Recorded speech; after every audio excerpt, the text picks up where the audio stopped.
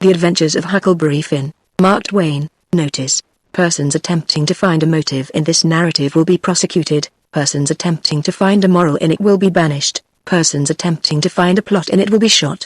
By order of the author, G.G., Chief of Ordnance.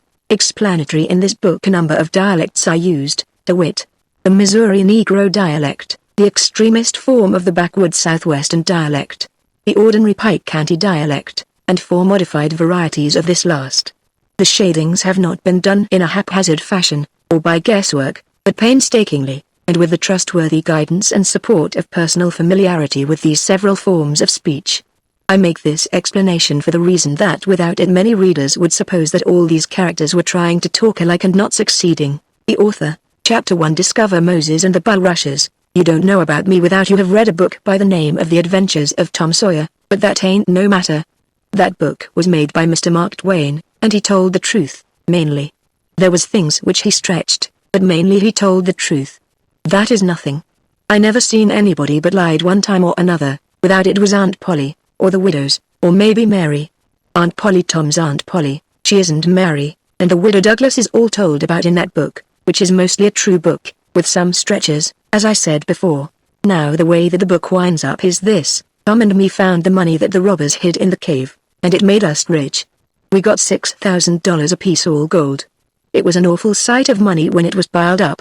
Well, Judge Thatcher he took it and put it out at interest, and it fetched us $1 a day apiece all the year round, more than a body could tell what to do with. The widow Douglas she took me for her son, and allowed she would civilize me, but it was rough living in the house all the time, considering how dismal, regular and decent the widow was in all her ways, and so when I couldn't stand it no longer I lit out. I got into my old rags and my sugar hogshead again, and was free and satisfied. But Tom Sawyer he hunted me up and said he was going to start a band of robbers, and I might join if I would go back to the widow and be respectable. So I went back.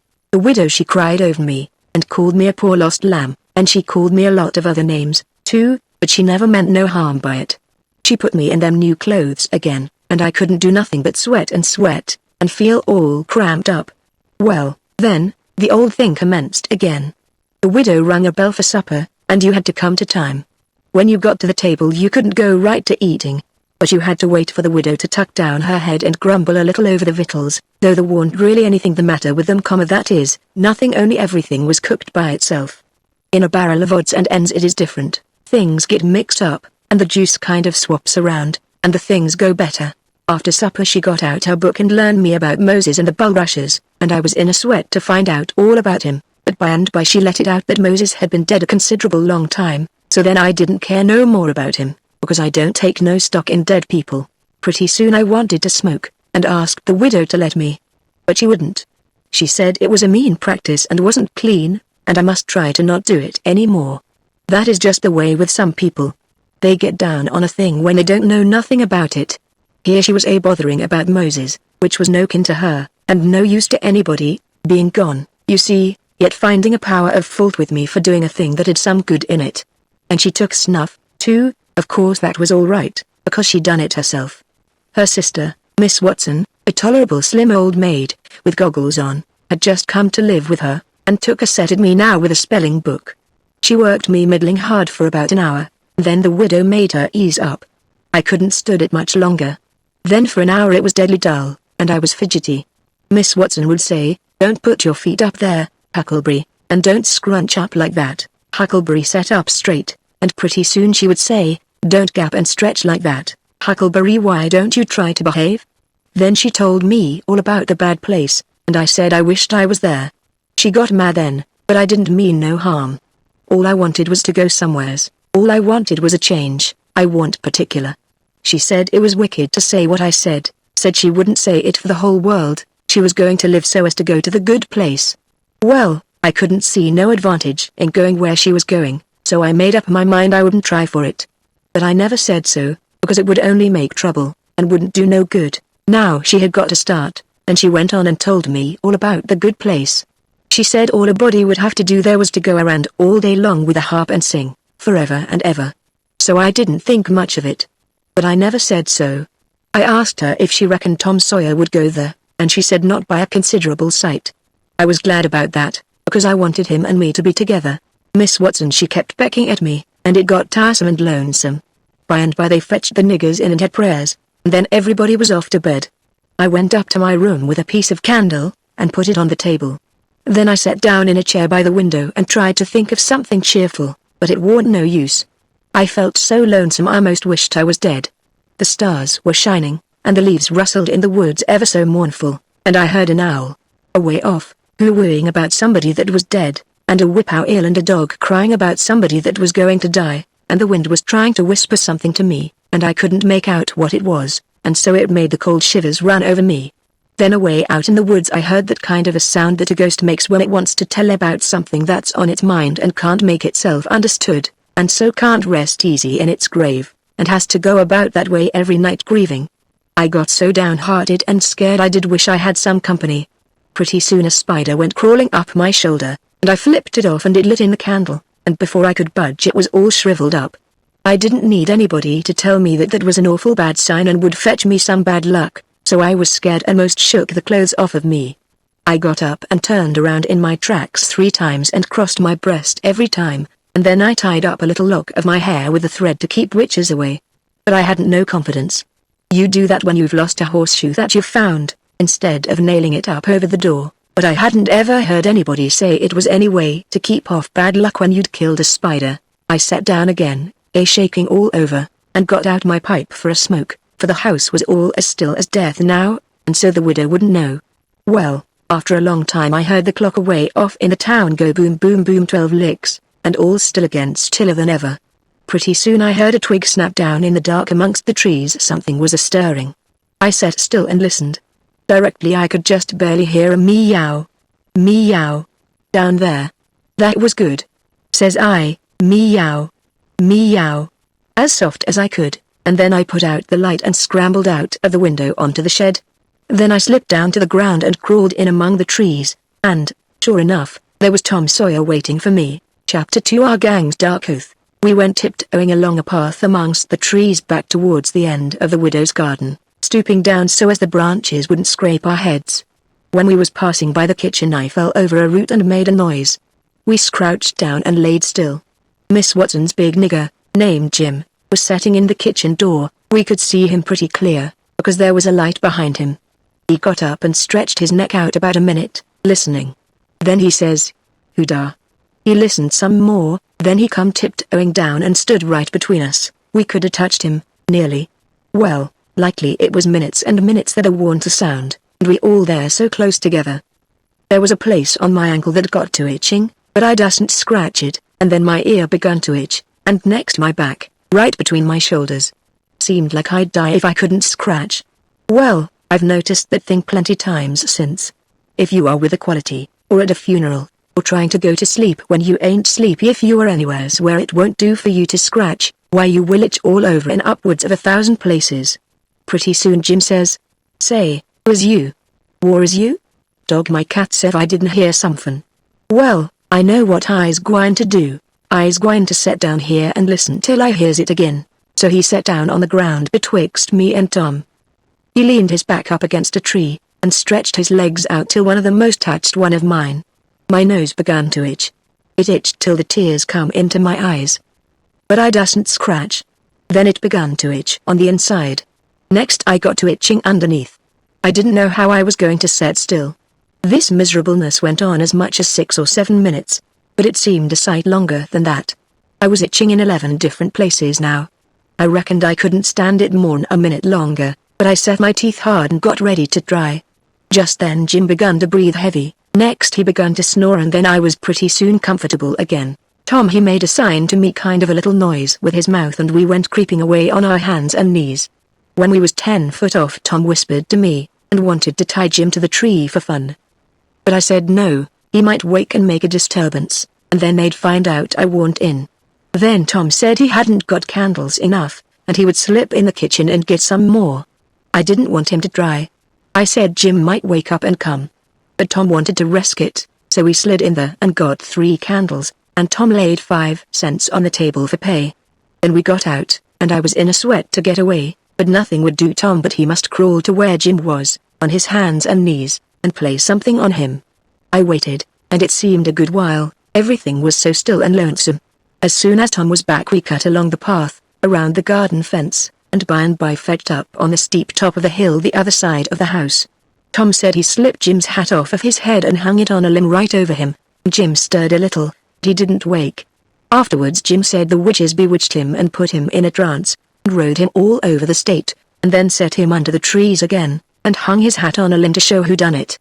And next time Jim told it he said they rode him down to New Orleans, and, after that, every time he told it he spread it more and more, till by and by he said they rode him all over the world, and tired him most to death, and his back was all over saddle boils. Jim was monstrous proud about it, and he got so he wouldn't hardly notice the other niggers. Niggers would come miles to hear Jim tell about it, and he was more looked up to than any nigger in that country. Strange niggers would stand with their mouths open and look him all over, same as if he was a wonder. Niggers is always talking about witches in the dark by the kitchen fire, but whenever one was talking and letting on to know all about such things, Jim would happen in and say, "What you know about witches?" And that nigger was corked up and had to take a back seat. Jim always kept that 5-cent piece round his neck with a string, and said it was a charm the devil give to him with his own hands, and told him he could cure anybody with it and fetch witches whenever he wanted to just by saying something to it, but he never told what it was he said to it. Niggers would come from all around there and give Jim anything they had, just for a sight of that 5-cent piece, but they wouldn't touch it, because the devil had had his hands on it. Jim was most ruined for a servant, because he got stuck up on account of having seen the devil and been rode by witches. Well, when Tom and me got to the edge of the hilltop we looked away down into the village and could see 3 or 4 lights twinkling, where there were sick folks, maybe, and the stars over us were sparkling ever so fine, and down by the village was the river, a whole mile broad, and awful still and grand. We went down the hill and found Joe Harper and Ben Rogers, and 2 or 3 more of the boys, hid in the old tan yard. So we unhitched a skiff and pulled down the river 2.5 miles, to the big scar on the hillside, and went ashore. We went to a clump of bushes, and Tom made everybody swear to keep the secret, and then showed them a hole in the hill, right in the thickest part of the bushes. Then we lit the candles, and crawled in on our hands and knees. We went about 200 yards, and then the cave opened up. Tom poked about amongst the passages, and pretty soon ducked under a wall where you wouldn't notice that there was a hole. We went along a narrow place and got into a kind of room, all damp and sweaty and cold, and there we stopped. Tom says, "Now, we'll start this band of robbers and call it Tom Sawyer's Gang. Everybody that wants to join has got to take an oath, and write his name in blood." Everybody was willing. So Tom got out a sheet of paper that he had wrote the oath on, and read it. It swore every boy to stick to the band, and never tell any of the secrets, and if anybody done anything to any boy in the band, whichever boy was ordered to kill that person and his family must do it, and he mustn't eat and he mustn't sleep till he had killed them and hacked a cross in their breasts, which was the sign of the band. And nobody that didn't belong to the band could use that mark, and if he did he must be sued, and if he done it again he must be killed. And if anybody that belonged to the band told the secrets, he must have his throat cut, and then have his carcass burned up and the ashes scattered all around, and his name blotted off of the list with blood and never mentioned again by the gang, but have a curse put on it and be forgot forever. Everybody said it was a real beautiful oath, and asked Tom if he got it out of his own head. He said, some of it, the rest was out of pirate books and robber books, and every gang that was high-toned had it. Some thought it would be a good to kill the families of boys that told the secrets. Tom said it was a good idea, so he took a pencil and wrote it in. Then Ben Rogers says, "Here's Huck Finn. He hain't got no family, what you going to do about him?" "Well, hain't he got a father?" says Tom Sawyer. "Yes, he's got a father, but you can't never find him these days. He used to lay drunk with the hogs in the tan yard, but he hain't been seen in these parts for a year or more." They talked it over, and they was going to rule me out, because they said every boy must have a family or somebody to kill, or else it wouldn't be fair and square for the others. Well, nobody could think of anything to do. Everybody was stumped, and sat still. I was most ready to cry, but all at once I thought of a way, and so I offered them Miss Watson they could kill her. Everybody said, "Oh, she'll do. That's all right. Huck can come in."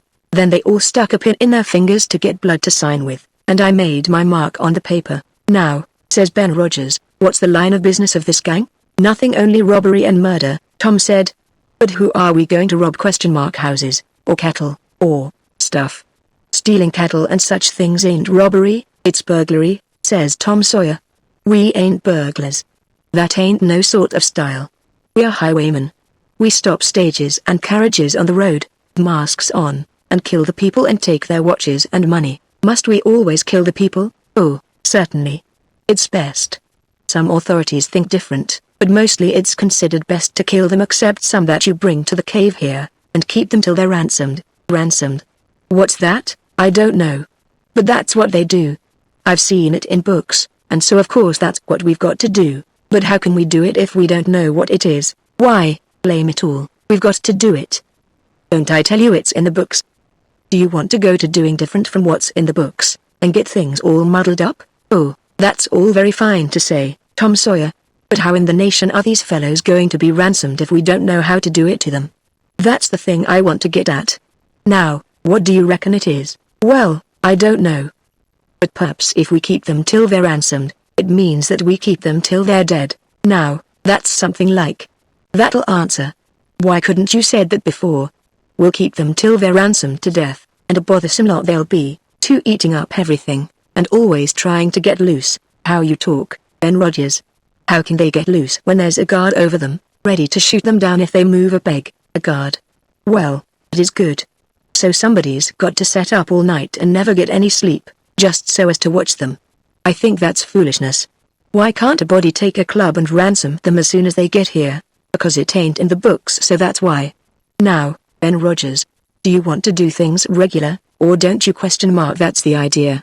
Don't you reckon that the people that made the books knows what's the correct thing to do? Do you reckon you can learn anything? Not by a good deal. No, sir, we'll just go on and ransom them in the regular way. All right. I don't mind, but I say it's a fool way, anyhow. Say, do we kill the women, too? Well, Ben Rogers, if I was as ignorant as you I wouldn't let on. Kill the women? No, nobody ever saw anything in the books like that. You fetch them to the cave, and you're always as polite as pie to them, and by they fall in love with you, and never want to go home anymore. Well, if that's the way I'm agreed, but I don't take no stock in it. Mighty soon we'll have the cave so cluttered up with women, and fellows waiting to be ransomed, there won't be no place for the robbers.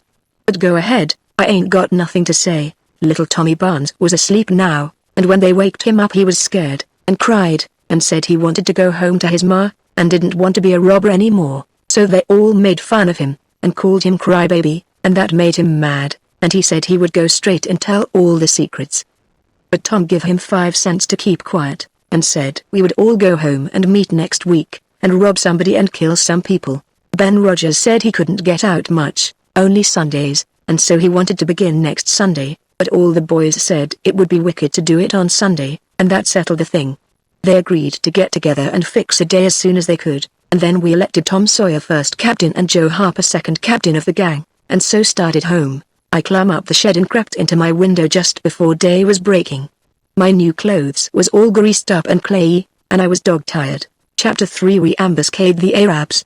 Well, I got a good going over in the morning from old Miss Watson on account of my clothes, but the widow she didn't scold, but only cleaned off the grease and clay, and looked so sorry that I thought I would behave a while if I could. Then Miss Watson she took me in the closet and prayed, but nothing come of it. She told me to pray every day, and whatever I asked for I would get it. But it warn't so. I tried it. Once I got a fish line, but no hooks. It warn't any good to me without hooks. I tried for the hooks 3 or 4 times, but somehow I couldn't make it work. By and by, one day, I asked Miss Watson to try for me, but she said I was a fool. She never told me why, and I couldn't make it out no way. I sat down one time back in the woods, and had a long think about it. I says to myself, if a body can get anything they pray for, why don't Deacon Wynne get back the money he lost on pork? Why can't the widow get back her silver snuff box that was stole? Why can't Miss Watson fat up? No, says I to myself, there ain't nothing in it. I went and told the widow about it, and she said the thing a body could get by praying for it was spiritual gifts. This was too many for me, but she told me what she meant. I must help other people, do everything I could for other people, and look out for them all the time, and never think about myself. This was including Miss Watson, as I took it. I went out in the woods and turned it over in my mind a long time, but I couldn't see no advantage about it except for the other people. So at last I reckoned I wouldn't worry about it anymore, but just let it go. Sometimes the widow would take me one side and talk about Providence in a way to make a body's mouth water, but maybe next day Miss Watson would take hold and knock it all down again. I judged I could see that there was 2 providences, and a poor chap would stand considerable show with the widow's providence, but if Miss Watson's got him there warn't no help for him any more. I thought it all out, and reckoned I would belong to the widow's if he wanted me, though I couldn't make out how he was going to be any better off then than what he was before, seeing I was so ignorant, and so kind of low down and ornery. Pap he hadn't been seen for more than a year, and that was comfortable for me. I didn't want to see him no more. He used to always whale me when he was sober and could get his hands on me, though I used to take to the woods most of the time when he was around. Well, about this time he was found in the river drowned, about 12 mile above town, so people said. They judged it was him, anyway, said this drowned man was just his size, and was ragged, and had uncommon long hair, which was all like Pap, but they couldn't make nothing out of the face, because it had been in the water so long it warn't much like a face at all. They said he was floating on his back in the water. They took him and buried him on the bank. But I warn't comfortable long, because I happened to think of something. I knowed mighty well that a drowned man don't float on his back, but on his face. So I knowed, then, that this warn't Pap, but a woman dressed up in a man's clothes. So I was uncomfortable again. I judged the old man would turn up again by and by, though I wished he wouldn't. We played robber now and then about a month, and then I resigned. All the boys did. We hadn't robbed nobody, hadn't killed any people, but only just pretended. We used to hop out of the woods and go charging down on hog drivers and women in carts taking garden stuff to market, but we never hived any of them. Tom Sawyer called the hogs ingots, and he called the turnips and stuffed jewelry, and we would go to the cave and powwow over what we had done, and how many people we had killed and marked. But I couldn't see no profit in it. One time Tom sent a boy to run about town with a blazing stick, which he called a slogan, which was the sign for the gang to get together, and then he said he had got secret news by his spies that next day a whole parcel of Spanish merchants and rich Arabs was going to camp in Cave Hollow with 200 elephants, and 600 camels, and over 1,000 sumpter mules, all loaded down with diamonds, and they didn't have only a guard of 400 soldiers, and so we would lay in ambuscade, as he called it, and kill the lot and scoop the things. He said we must slick up our swords and guns, and get ready. He never could go after even a turnip cart, but he must have the swords and guns all scoured up for it, though there was only lath and broomsticks, and you might scour at them till you rotted, and then they warn't worth a mouthful of ashes more than what they was before. I didn't believe we could lick such a crowd of Spaniards and Arabs, but I wanted to see the camels and elephants, so I was on hand next day, Saturday, in the ambuscade, and when we got the word we rushed out of the woods and down the hill. But there warn't no Spaniards and Arabs, and there warn't no camels nor no elephants. It warn't anything but a Sunday school picnic, and only a primer class at that. We busted it up, and chased the children up the hollow, but we never got anything but some donuts and jam, though Ben Rogers got a rag doll, and Joe Harper got a hymn book and a tract, and then the teacher charged in, and made us drop everything and cut. I didn't see no diamonds, and I told Tom Sawyer so. He said there was loads of them there, anyway, and he said there was Arabs there, too, and elephants and things. I said, why couldn't we see them, then? He said if I weren't so ignorant, but had read a book called Don Quixote, I would know without asking. He said it was all done by enchantment. He said there was hundreds of soldiers there, and elephants and treasure, and so on. But we had enemies which he called magicians, and they had turned the whole thing into an infant Sunday school, just out of spite. I said, all right, then the thing for us to do was to go for the magicians. Tom Sawyer said I was a numbskull. Why, said he, a magician could call up a lot of genies, and they would hash you up like nothing before you could say Jack Robinson. They are as tall as a tree and as big around as a church. Well, I says, suppose we got some genies to help us, can't we lick the other crowd then? How you going to get them? I don't know. How do they get them? Why, they rub an old tin lamp or an iron ring, and then the genies come tearing in, with the thunder and lightning ripping around and the smoke rolling, and everything they're told to do they up and do it. They don't think nothing of pulling a shot tower up by the roots, and belting a Sunday school superintendent over the head with it or any other man, who makes them tear around so. Why, whoever rubs the lamp or the ring. They belong to whoever rubs the lamp or the ring, and they've got to do whatever he says. If he tells them to build a palace 40 miles long out of diamonds, and fill it full of chewing gum, or whatever you want, and fetch an emperor's daughter from China for you to marry, they've got to do it, and they've got to do it before sunup next morning, too.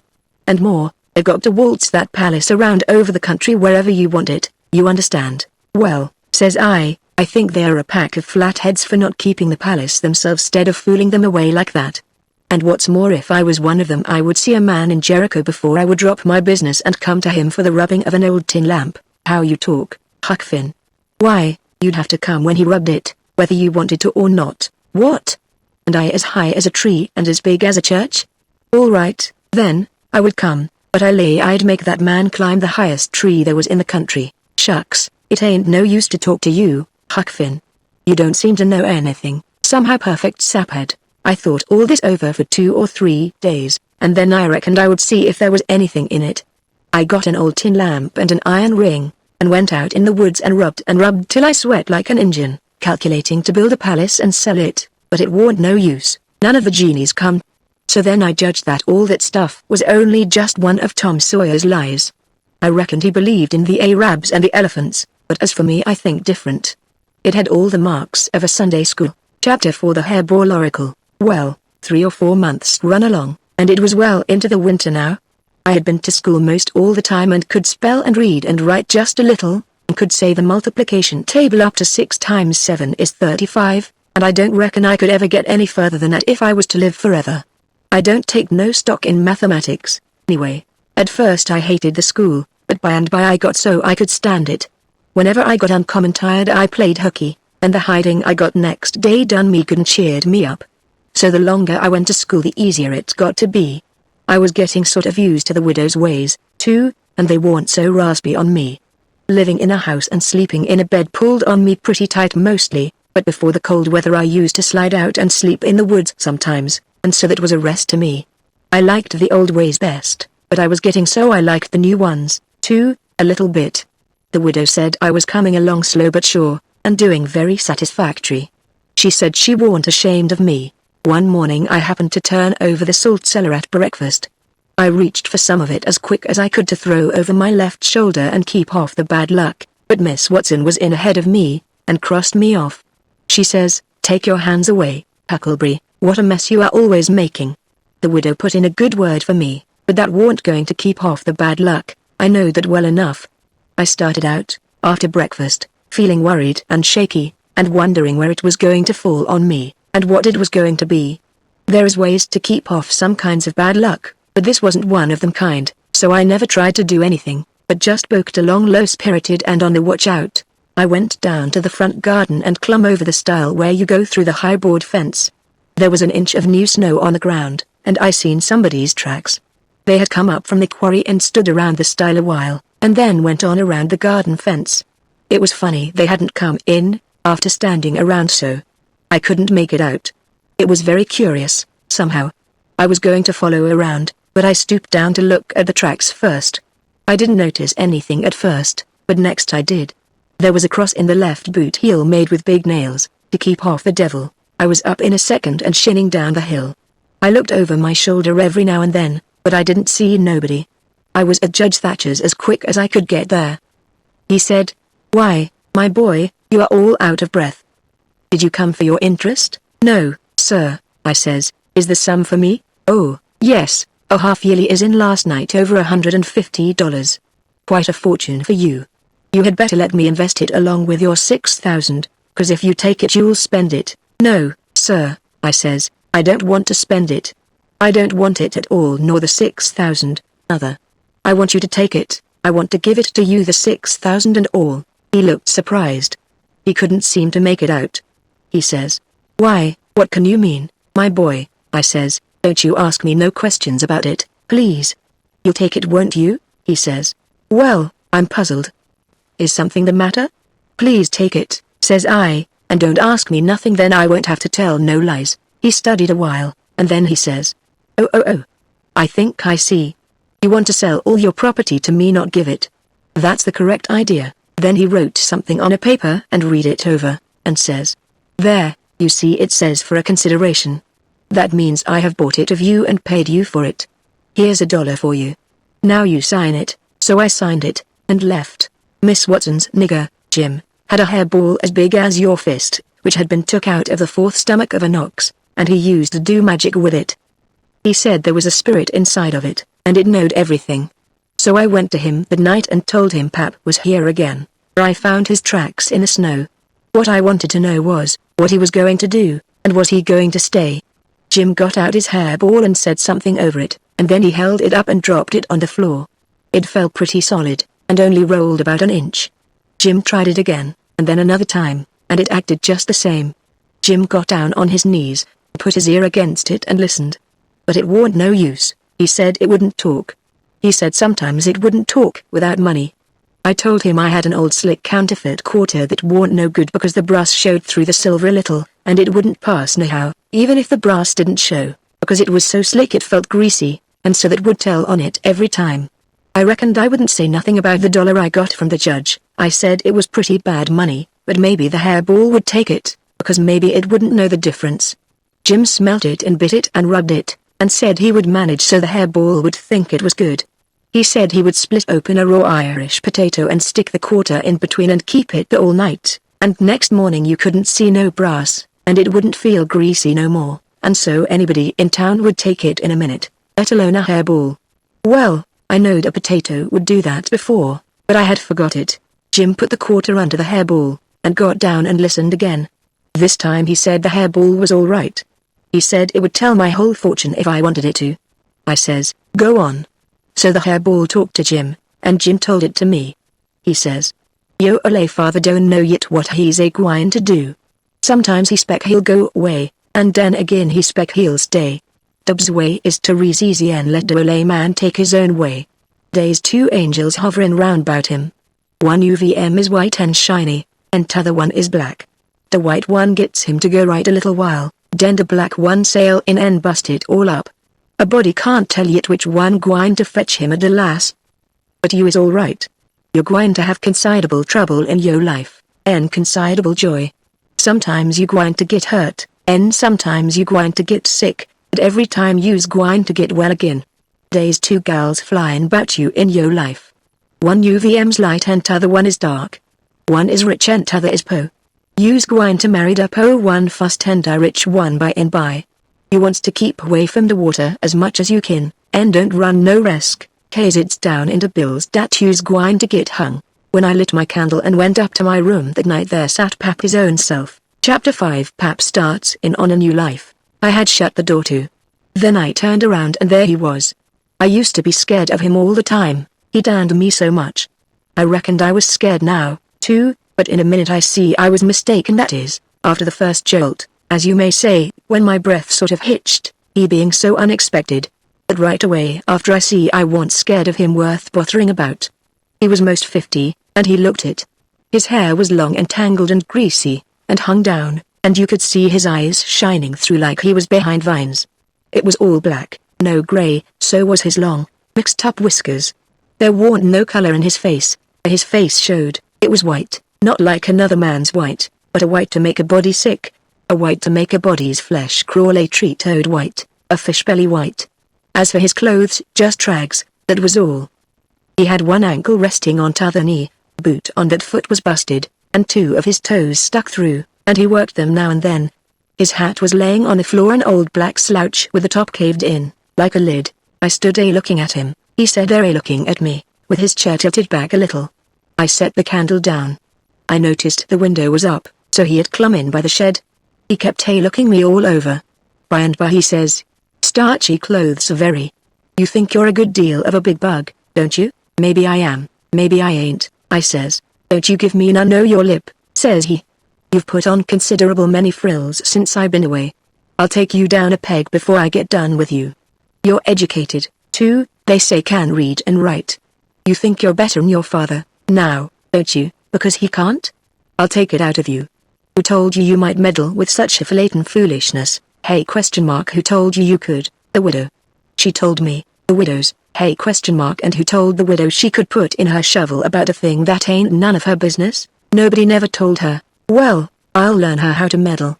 And looky here, you drop that school, you hear? I'll learn people to bring up a boy to put on airs over his own father and let on to be better'n what he is. You lemme catch you fooling around that school again, you hear? Your mother couldn't read, and she couldn't write, nother, before she died. None of the family couldn't before they died. I can't, and here you're swelling yourself up like this. I ain't the man to stand it, you hear? Say, lemme hear you read. I took up a book and begun something about General Washington in the wars. When I'd read about a half a minute, he fetched the book a whack with his hand and knocked it across the house. He says, "It's so. You can do it. I had my doubts when you told me. Now looky here, you stop that putting on frills. I won't have it. I'll lay for you, my smarty, and if I catch you about that school I'll tan you good. First you know you'll get religion, too. I never see such a son." He took up a little blue and yellow picture of some cows and a boy, and says, "What's this? It's something they give me for learning my lessons good." He tore it up, and says, "I'll give you something better, I'll give you a cowhide." He sat there mumbling and growling a minute, and then he says, "Ain't you a sweet-scented dandy, though? A bed, and bedclothes, and a looking glass, and a piece of carpet on the floor, and your own father got to sleep with the hogs in the tan yard. I never see such a son. I bet I'll take some o' these frills out o' you before I'm done with you. Why, there ain't no end to your as they say you're rich. Hey ? How's that? They lie, that's how. Looky here, mind how you talk to me. I'm standing about all I can stand now, so don't gimme no sass. I've been in town 2 days, and I hain't heard nothing but about you been rich. I heard about it away down the river, too. That's why I come. You get me that money tomorrow, I want it. I hain't got no money, it's a lie. Judge Thatcher's got it. You get it. I want it. I hain't got no money, I tell you. You ask Judge Thatcher. He'll tell you the same. All right. I'll ask him, and I'll make him pungle, too, or I'll know the reason why. Say, how much you got in your pocket? I want it. I hain't got only $1, and I want that too. It don't make no difference what you wanted, for you just shell it out." He took it and bit it to see if it was good, and then he said he was going downtown to get some whiskey, said he hadn't had a drink all day. When he had got out on the shed he put his head in again, and cussed me for putting on frills and trying to be better than him, and when I reckoned he was gone he come back and put his head in again, and told me to mind about that school, because he was going to lay for me and lick me if I didn't drop that. Next day he was drunk, and he went to Judge Thatcher's and bully-ragged him, and tried to make him give up the money, but he couldn't, and then he swore he'd make the law force him. The judge and the widow went to law to get the court to take me away from him and let one of them be my guardian, but it was a new judge that had just come, and he didn't know the old man. So he said courts mustn't interfere and separate families if they could help it, said he'd rather not take a child away from its father. So Judge Thatcher and the widow had to quit on the business. That pleased the old man till he couldn't rest. He said he'd cowhide me till I was black and blue if I didn't raise some money for him. I borrowed $3 from Judge Thatcher, and Pap took it and got drunk, and went blowing around and cussing and whooping and carrying on, and he kept it up all over town, the Tin Pan, till most midnight. Then they jailed him, and next day they had him before court, and jailed him again for a week. But he said he was satisfied, said he was boss of his son, and he'd make it warm for him. When he got out the new judge said he was going to make a man of him. So he took him to his own house, and dressed him up clean and nice, and had him to breakfast and dinner and supper with the family, and was just old pie to him, so to speak. And after supper he talked to him about temperance and such things till the old man cried, and said he'd been a fool, and fooled away his life, but now he was going to turn over a new leaf and be a man nobody wouldn't be ashamed of, and he hoped the judge would help him and not look down on him. The judge said he could hug him for them words, so he cried, and his wife she cried again. Pap said he'd been a man that had always been misunderstood before, and the judge said he believed it. The old man said that what a man wanted that was down was sympathy, and the judge said it was so they cried again. And when it was bedtime the old man rose up and held out his hand, and says, "Look at it, gentlemen and ladies all, take a hold of it, shake it.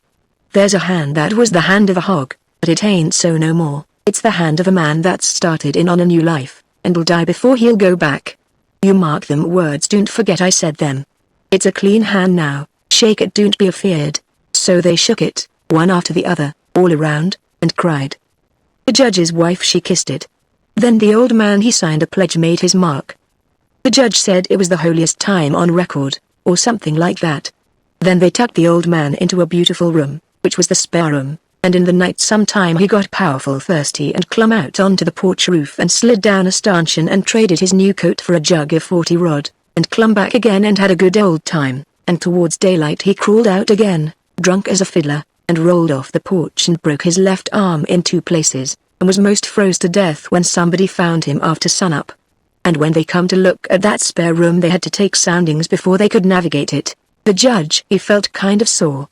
He said he reckoned a body could reform the old man with a shotgun, maybe.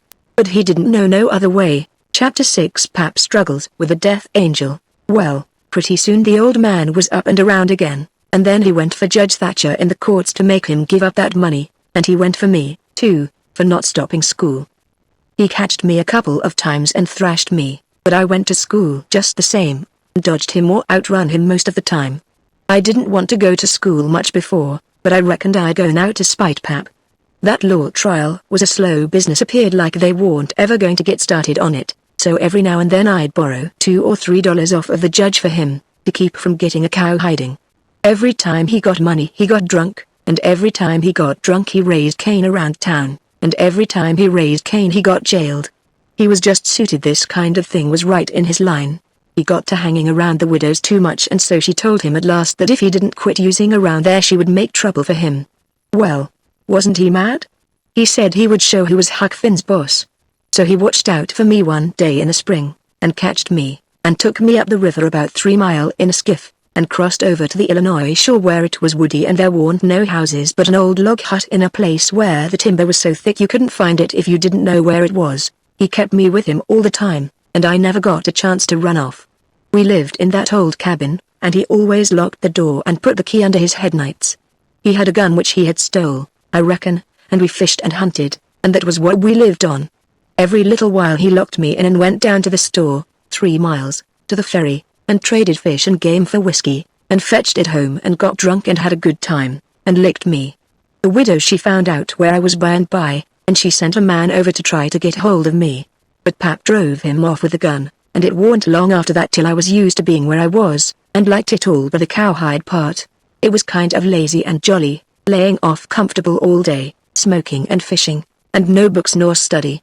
2 months or more run along, and my clothes got to be all rags and dirt, and I didn't see how I'd ever got to like it so well at the widow's, where you had to wash, and eat on a plate, and comb up, and go to bed and get up regular, and be forever bothering over a book, and have old Miss Watson pecking at you all the time.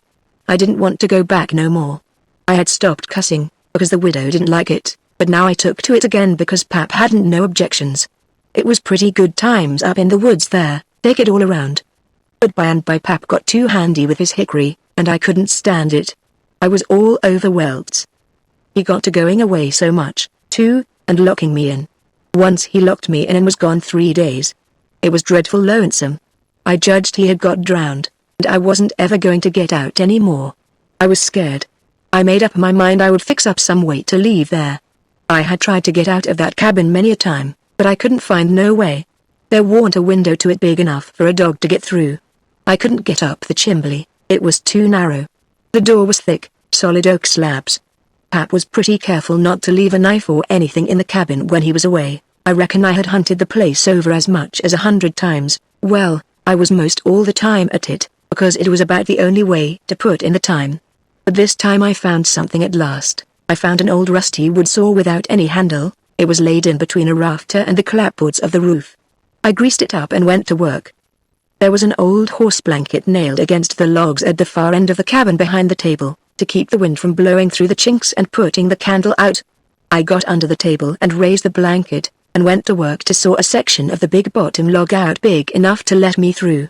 Well, it was a good long job, but I was getting towards the end of it when I heard Pap's gun in the woods. I got rid of the signs of my work, and dropped the blanket and hid my saw, and pretty soon Pap come in. Pap warn't in a good humor, so he was his natural self. He said he was downtown, and everything was going wrong. His lawyer said he reckoned he would win his lawsuit and get the money if they ever got started on the trial, but then there was ways to put it off a long time, and Judge Thatcher knowed how to do it. And he said people allowed there'd be another trial to get me away from him and give me to the widow for my guardian, and they guessed it would win this time. This shook me up considerable, because I didn't want to go back to the widow's anymore and be so cramped up and civilized, as they called it.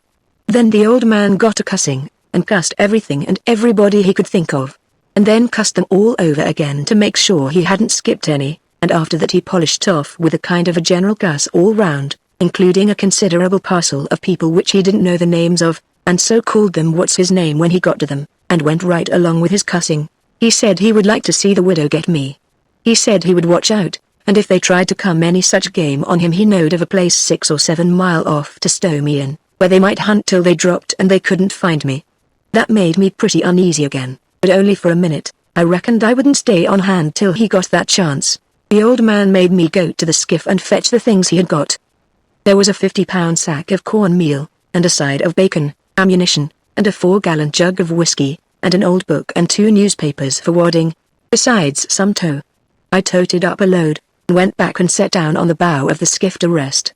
I thought it all over, and I reckoned I would walk off with a gun and some lines, and take to the woods when I run away. I guessed I wouldn't stay in one place, just tramp right across the country, mostly night times, and hunt and fish to keep alive, and so get so far away that the old man nor the widow couldn't ever find me any more. I judged I would soar out and leave that night if Pap got drunk enough, and I reckoned he would. I got so full of it I didn't notice how long I was staying till the old man hollered and asked me whether I was asleep or drowned. I got the things all up to the cabin, and then it was about dark. While I was cooking supper the old man took a swig or 2 and got sort of warmed up, and went dripping again. He had been drunk over in town, and laid in the gutter all night, and he was a sight to look at. A body would have thought he was Adam, he was just all mud. Whenever his liquor begun to work he most always went for the government. This time he says, "Call this a government? Why, just look at it and see what it's like. Here's the law standing ready to take a man's son away from him, a man's own son, which he has had all the trouble and all the anxiety and all the expense of raising. Yes, just as that man has got that son raised at last, and ready to go to work and begin to do soothing for him and give him a rest. A law up and goes for him. And they call that government. That ain't all, nother. The law backs that old Judge Thatcher up and helps him to keep me out o' my property. Here's what the law does. The law takes a man worth $6,000 and upwards, and jams him into an old trap of a cabin like this, and lets him go round in clothes that ain't fittin' for a hog. They call that government. A man can't get his rights in a government like this. Sometimes I've a mighty notion to just leave the country for good and all. Yes, and I told em so. I told old Thatcher so to his face. Lots of em heard me, and can tell what I said.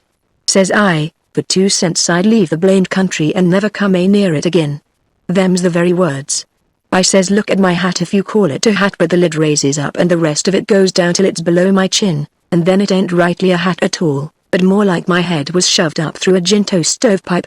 Look at it, says I, such a hat for me to wear, one of the wealthiest men in this town if I could get my rights. Oh, yes, this is a wonderful government, wonderful. Why, looky here. There was a free nigger from Ohio, a mulatter, most as white as a white man. He had the whitest shirt on you ever see, too, and the shiniest hat, and there ain't a man in that town that's got as fine clothes as what he had, and he had a gold watch and chain, and a silver-headed cane, the awfulest old grey-headed nabob in the state. And what do you think? They said he was a professor in a college, and could talk all kinds of languages, and knowed everything. And that ain't the worst. They said he could vote when he was at home. Well, that let me out. Thinks I, what is the country coming to? It was election day, and I was just about to go and vote myself if I want, too drunk to get there, but when they told me there was a state in this country where they'd let that nigger vote, I drawled out. I says I'll never vote again. Them's the very words I said. They all heard me, and the country may rot for all me, I'll never vote again as long as I live. And to see the cool way of that nigger, why, he wouldn't have give me the road if I hadn't shoved him out o' the way. I says to the people, why ain't this nigger put up at auction and sold? That's what I want to know. And what do you reckon they said? Why, they said he couldn't be sold till he'd been in the States 6 months, and he hadn't been there that long yet. There, now that's a specimen. They call that a government that can't sell a free nigger till he's been in the States 6 months.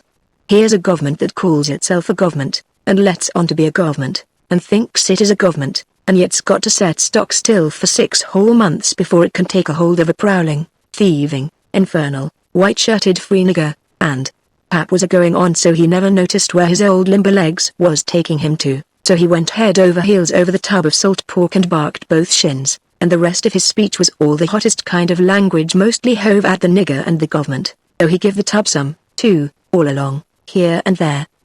He hopped around the cabin considerable, first on one leg and then on the other, holding first one shin and then the other one, and at last he let out with his left foot all of a sudden and fetched the tub rattling kick. But it warn't good judgment, because that was the boot that had a couple of his toes leaking out of the front end of it, So now he raised a howl that fairly made a body's hair raise, and down he went in the dirt, and rolled there, and held his toes, and the cussing he done then laid over anything he had ever done previous. He said so his own self afterwards. He had heard old Soberhagen in his best days, and he said it laid over him, too, but I reckon that was sort of piling it on, maybe. After supper Pap took the jug, and said he had enough whiskey there for 2 drunks and 1 delirium tremens. That was always his word. I judged he would be blind drunk in about an hour, and then I would steal the key, or saw myself out, one or t'other.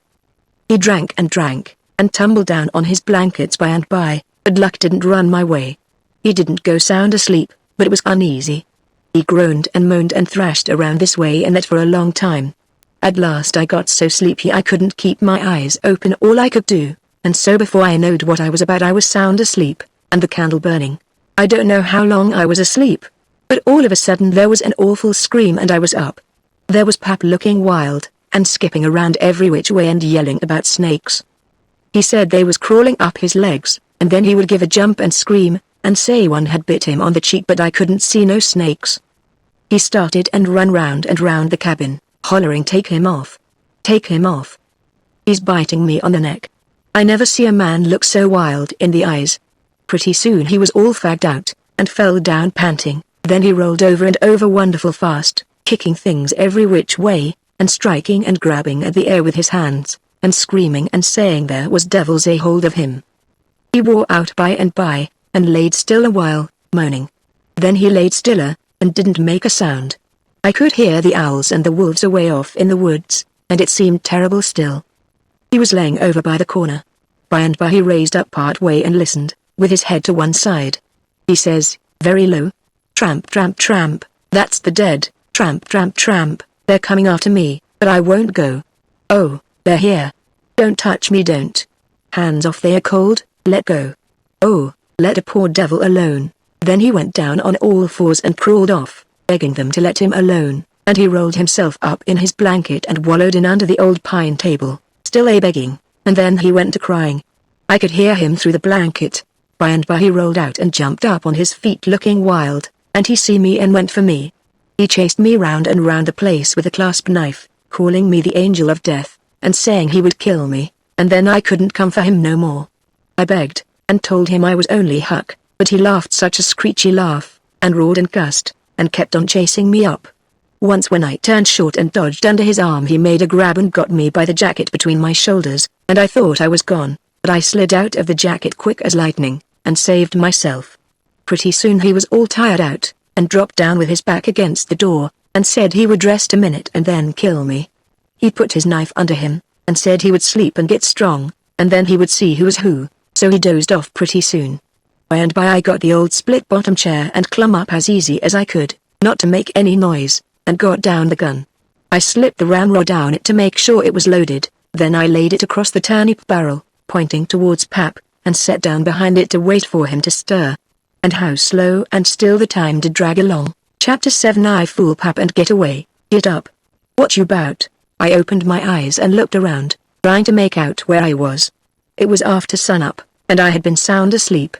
Pap was standing over me looking sour and sick, too. He says, "What you doing with this gun?" I judged he didn't know nothing about what he had been doing, so I says, "Somebody tried to get in, so I was laying for him. Why didn't you roust me out?" "Well, I tried to. But I couldn't budge you." "Well, all right. Don't stand there palavering all day, but out with you and see if there's a fish on the lines for breakfast. I'll be along in a minute." He unlocked the door, and I cleared out up the riverbank. I noticed some pieces of limbs and such things floating down, and a sprinkling of bark, so I knowed the river had begun to rise. I reckoned I would have great times now if I was over at the town. The June rise used to be always luck for me, because as soon as that rise begins here comes cordwood floating down, and pieces of log rafts, sometimes a dozen logs together, so all you have to do is to catch them and sell them to the wood yards and the sawmill. I went along up the bank with one eye out for Pap and t'other one out for what the rise might fetch along. Well, all at once here comes a canoe, just a beauty, too, about 13 or 14 foot long, riding high like a duck. I shot head first off of the bank like a frog, clothes and all on, and struck out for the canoe. I just expected there'd be somebody laying down in it, because people often done that to fool folks, and when a chap had pulled a skiff out most to it they'd raise up and laugh at him. But it warn't so this time. It was a drift canoe sure enough, and I clum in and paddled her ashore. Thinks I, the old man will be glad when he sees this, she's worth $10. But when I got to shore Pap wasn't in sight yet, and as I was running her into a little creek like a gully, all hung over with vines and willows, I struck another idea. I judged I'd hide her good.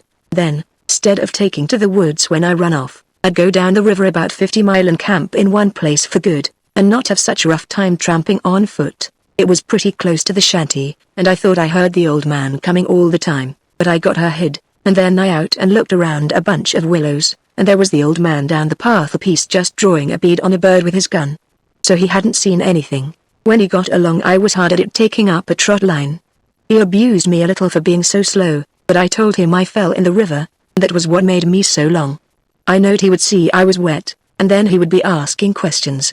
We got 5 catfish off the lines and went home, while we laid off after breakfast to sleep up, both of us being about wore out. I got to thinking that if I could fix up some way to keep Pap and the widow from trying to follow me, it would be a certainer thing than trusting to luck to get far enough off before they missed me. You see, all kinds of things might happen. Well, I didn't see no way for a while, but by and by Pap raised up a minute to drink another barrel of water, and he says, "Another time a man comes a prowling round here you roust me out, you hear? That man warn't here for no good. I'd a shot him. Next time you roust me out, you hear?" Then he dropped down and went to sleep again, but what he had been saying give me the very idea I wanted. I says to myself, I can fix it now so nobody won't think of following me. About 12 o'clock we turned out and went along up the bank. The river was coming up pretty fast, and lots of driftwood going by on the rise. By and by along comes part of a log raft 9 logs fast together. We went out with the skiff and towed it ashore. Then we had dinner. Anybody but Pap would have waited and seen the day through, so as to catch more stuff, but that warn't Pap's style. 9 logs was enough for one time. He must shove right over to town and sell. So he locked me in and took the skiff, and started off towing the raft about 3:30. I judged he wouldn't come back that night. I waited till I reckoned he had got a good start, then I out with my saw, and went to work on that log again. Before he was t'other side of the river I was out of the hole. Him and his raft was just a speck on the water away off yonder. I took the sack of cornmeal and took it to where the canoe was hid, and shoved the vines and branches apart and put it in. Then I done the same with the side of bacon, then the whiskey jug. I took all the coffee and sugar there was, and all the ammunition. I took the wadding, I took the bucket and cord, I took a dipper and a tin cup, and my old saw and 2 blankets, and the skillet and the coffee pot. I took fish lines and matches and other things, everything that was worth a cent. I cleaned out the place. I wanted an axe, but there wasn't any, only the one out at the woodpile, and I knowed why I was going to leave that. I fetched out the gun, and now I was done. I had wore the ground a good deal crawling out of the hole and dragging out so many things. So I fixed it as good as I could from the outside by scattering dust on the place, which covered up the smoothness and the sawdust. Then I fixed the piece of log back into its place, and put 2 rocks under it and one against it to hold it there, for it was bent up at that place and didn't quite touch ground. If you stood 4 or 5 foot away and didn't know it was sawed, you wouldn't never notice it, and besides, this was the back of the cabin, and it warn't likely anybody would go fooling around there. It was all grass clear to the canoe, so I hadn't left a track. I followed around to see. I stood on the bank and looked out over the river. All safe. So I took the gun and went up a piece into the woods, and was hunting around for some birds when I see a wild pig. Hogs soon went wild in them bottoms after they had got away from the prairie farms. I shot this fellow and took him into camp. I took the axe and smashed in the door. I beat it and hacked it considerably doing it. I fetched the pig in, and took him back nearly to the table and hacked into his throat with the axe, and laid him down on the ground to bleed. I say ground because it was ground hard packed, and no boards. Well, next I took an old sack and put a lot of big rocks in it all I could drag, and I started it from the pig, and dragged it to the door and through the woods down to the river and dumped it in, and down it sunk, out of sight. You could easy see that something had been dragged over the ground. I did wish Tom Sawyer was there. I knowed he would take an interest in this kind of business, and throw in the fancy touches. Nobody could spread himself like Tom Sawyer in such a thing as that. Well, last I pulled out some of my hair, and blooded the axe good, and stuck it on the back side, and slung the axe in the corner. Then I took up the pig and held him to my breast with my jacket, so he couldn't drip. till I got a good piece below the house and then dumped him into the river. Now I thought of something else. So I went and got the bag of meal and my old saw out of the canoe, and fetched them to the house. I took the bag to where it used to stand, and ripped a hole in the bottom of it with a saw. There weren't no knives and forks on the place. Bap done everything with his clasp knife about the cooking. Then I carried the sack about 100 yards across the grass and through the willows east of the house, to a shallow lake that was 5 miles wide and full of rushes and ducks too, you might say, in the season. There was a slough or a creek leading out of it on the other side that went miles away, I don't know where, but it didn't go to the river. The meal sifted out and made a little track all the way to the lake. I dropped Pap's whetstone too, so as to look like it had been done by accident. Then I tied up the rip in the meal sack with a string, so it wouldn't leak no more, and took it and my saw to the canoe again. It was about dark now, so I dropped the canoe down the river under some willows that hung over the bank, and waited for the moon to rise. I made fast to a willow, then I took a bite to eat, and by laid down in the canoe to smoke a pipe and lay out a plan. I says to myself, they'll follow the track of that sackful of rocks to the shore and then drag the river for me.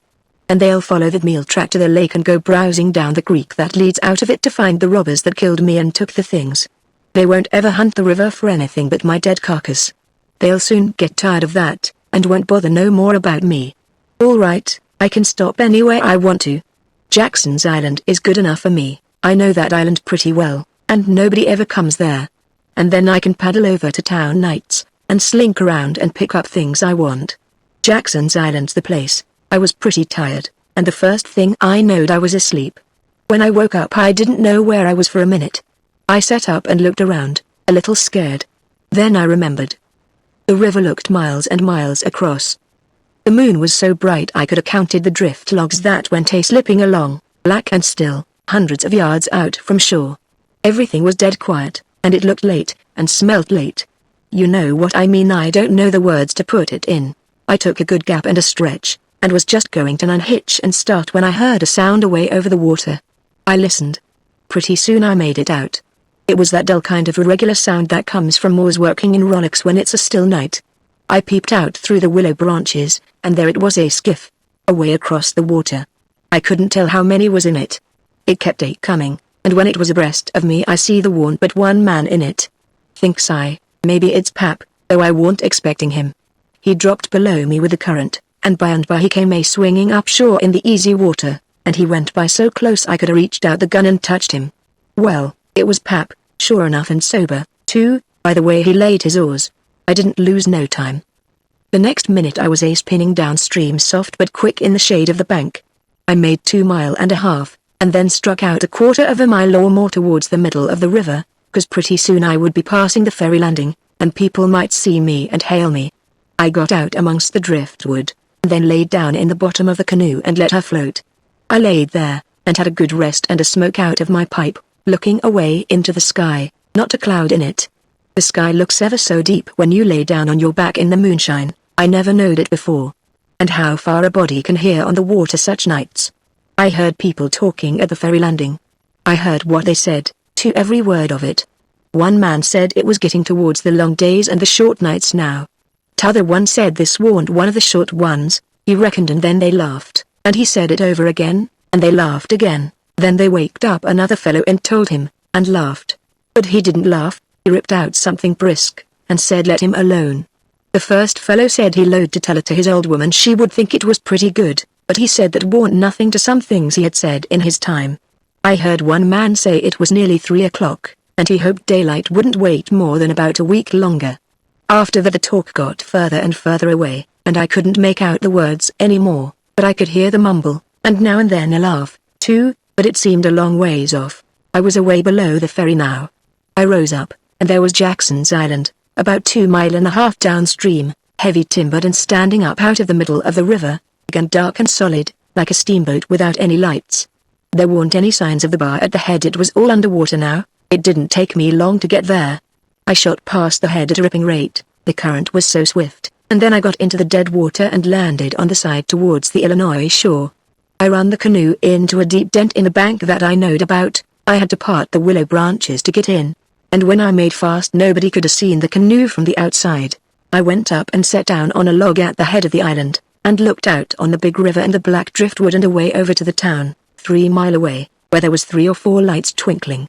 A monstrous big lumber raft was about a mile upstream, coming along down, with a lantern in the middle of it. I watched it come creeping down, and when it was most abreast of where I stood I heard a man say, "Stern oars, there. Heave her head to starboard." I heard that just as plain as if the man was by my side. There was a little grey in the sky now, so I stepped into the woods, and laid down for a nap, for breakfast. Chapter 8. I spare Miss Watson's gym. The sun was up so high when I waked that I judged it was after 8 o'clock. I laid there in the grass and the cool shade thinking about things, and feeling rested and rather comfortable and satisfied. I could see the sun out at 1 or 2 holes, but mostly it was big trees all about, and gloomy in there amongst them. There was freckled places on the ground where the light sifted down through the leaves, and the freckled places swapped about a little, showing there was a little breeze up there. A couple of squirrels sat on a limb and jabbered at me very friendly. I was powerful lazy and comfortable, didn't want to get up and cook's breakfast. Well, I was dozing off again when I thinks I hears a deep sound of boom. Away up the river. I rouses up, and rests on my elbow and listens. Pretty soon I hears it again. I hopped up, and went and looked out at a hole in the leaves, and I see a bunch of smoke laying on the water a long ways up about abreast the ferry. And there was the ferry boat full of people floating along down. I knowed what was the matter now. Boom. I see the white smoke squirt out of the ferry boat's side. You see, they was firing cannon over the water, trying to make my carcass come to the top. I was pretty hungry, but it weren't going to do for me to start a fire, because they might see the smoke. So I sat there and watched the cannon smoke and listened to the boom.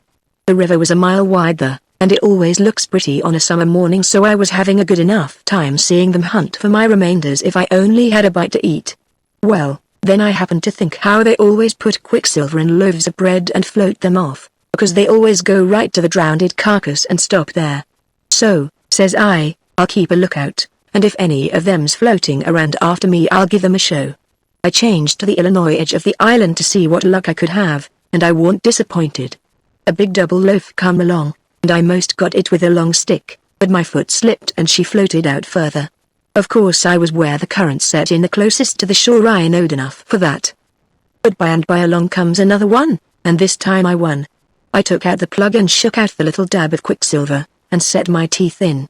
It was baker's bread, what the quality eat, none of your low-down corn pone. I got a good place amongst the leaves, and sat there on a log, munching the bread and watching the ferry boat, and very well satisfied. And then something struck me. I says, now I reckon the widow or the parson or somebody prayed that this bread would find me, and here it has gone and done it. So there ain't no doubt but there is something in that thing, that is, there's something in it when a body like the widow or the parson prays, but it don't work for me, and I reckon it don't work for only just the right kind. I lit a pipe and had a good long smoke, and went on watching. The ferry boat was floating with the current, and I allowed I'd have a chance to see who was aboard when she come along, 'cause she would come in close, where the bread did. When she got pretty well along down towards me, I put out my pipe and went to where I fished out the bread, and laid down behind a log on the bank in a little open place. Where the log forked I could peep through. By and by she come along, and she drifted in so close that they could have run out a plank and walked ashore. Most everybody was on the boat. Pap, and Judge Thatcher, and Bessie Thatcher, and Joe Harper, and Tom Sawyer, and his old Aunt Polly, and Sid and Mary, and plenty more. Everybody was talking about the murder, but the captain broke in and says, "Look sharp, now, the current sets in the closest here, and maybe he's washed ashore and got tangled amongst the brush at the water's edge." I hope so. Anyway, I didn't hope so. They all crowded up and leaned over the rails, nearly in my face, and kept still, watching with all their might. I could see them first rate, but they couldn't see me. Then the captain sung out, "Stand away." And the cannon let off such a blast right before me that it made me deaf with the noise and pretty near blind with the smoke, and I judged I was gone. If they'd had some bullets in, I reckon they'd have got the corpse they was after. Well, I see I wasn't hurt, thanks to goodness. The boat floated on and went out of sight around the shoulder of the island. I could hear the booming now and then, further and further off, and by, after an hour, I didn't hear it no more. The island was 3 miles long. I judged they had got to the foot, and was giving it up. But they didn't yet a while. They turned around the foot of the island and started up the channel on the Missouri side, under steam, and booming once in a while as they went. I crossed over to that side and watched them. When they got abreast the head of the island, they quit shooting and dropped over to the Missouri shore and went home to the town. I knowed I was all right now. Nobody else would come hunting after me. I got my traps out of the canoe and made me a nice camp in the thick woods. I made a kind of a tent out of my blankets to put my things under so the rain couldn't get at them. I catched a catfish and haggled him open with my saw, and towards sundown I started my campfire and had supper.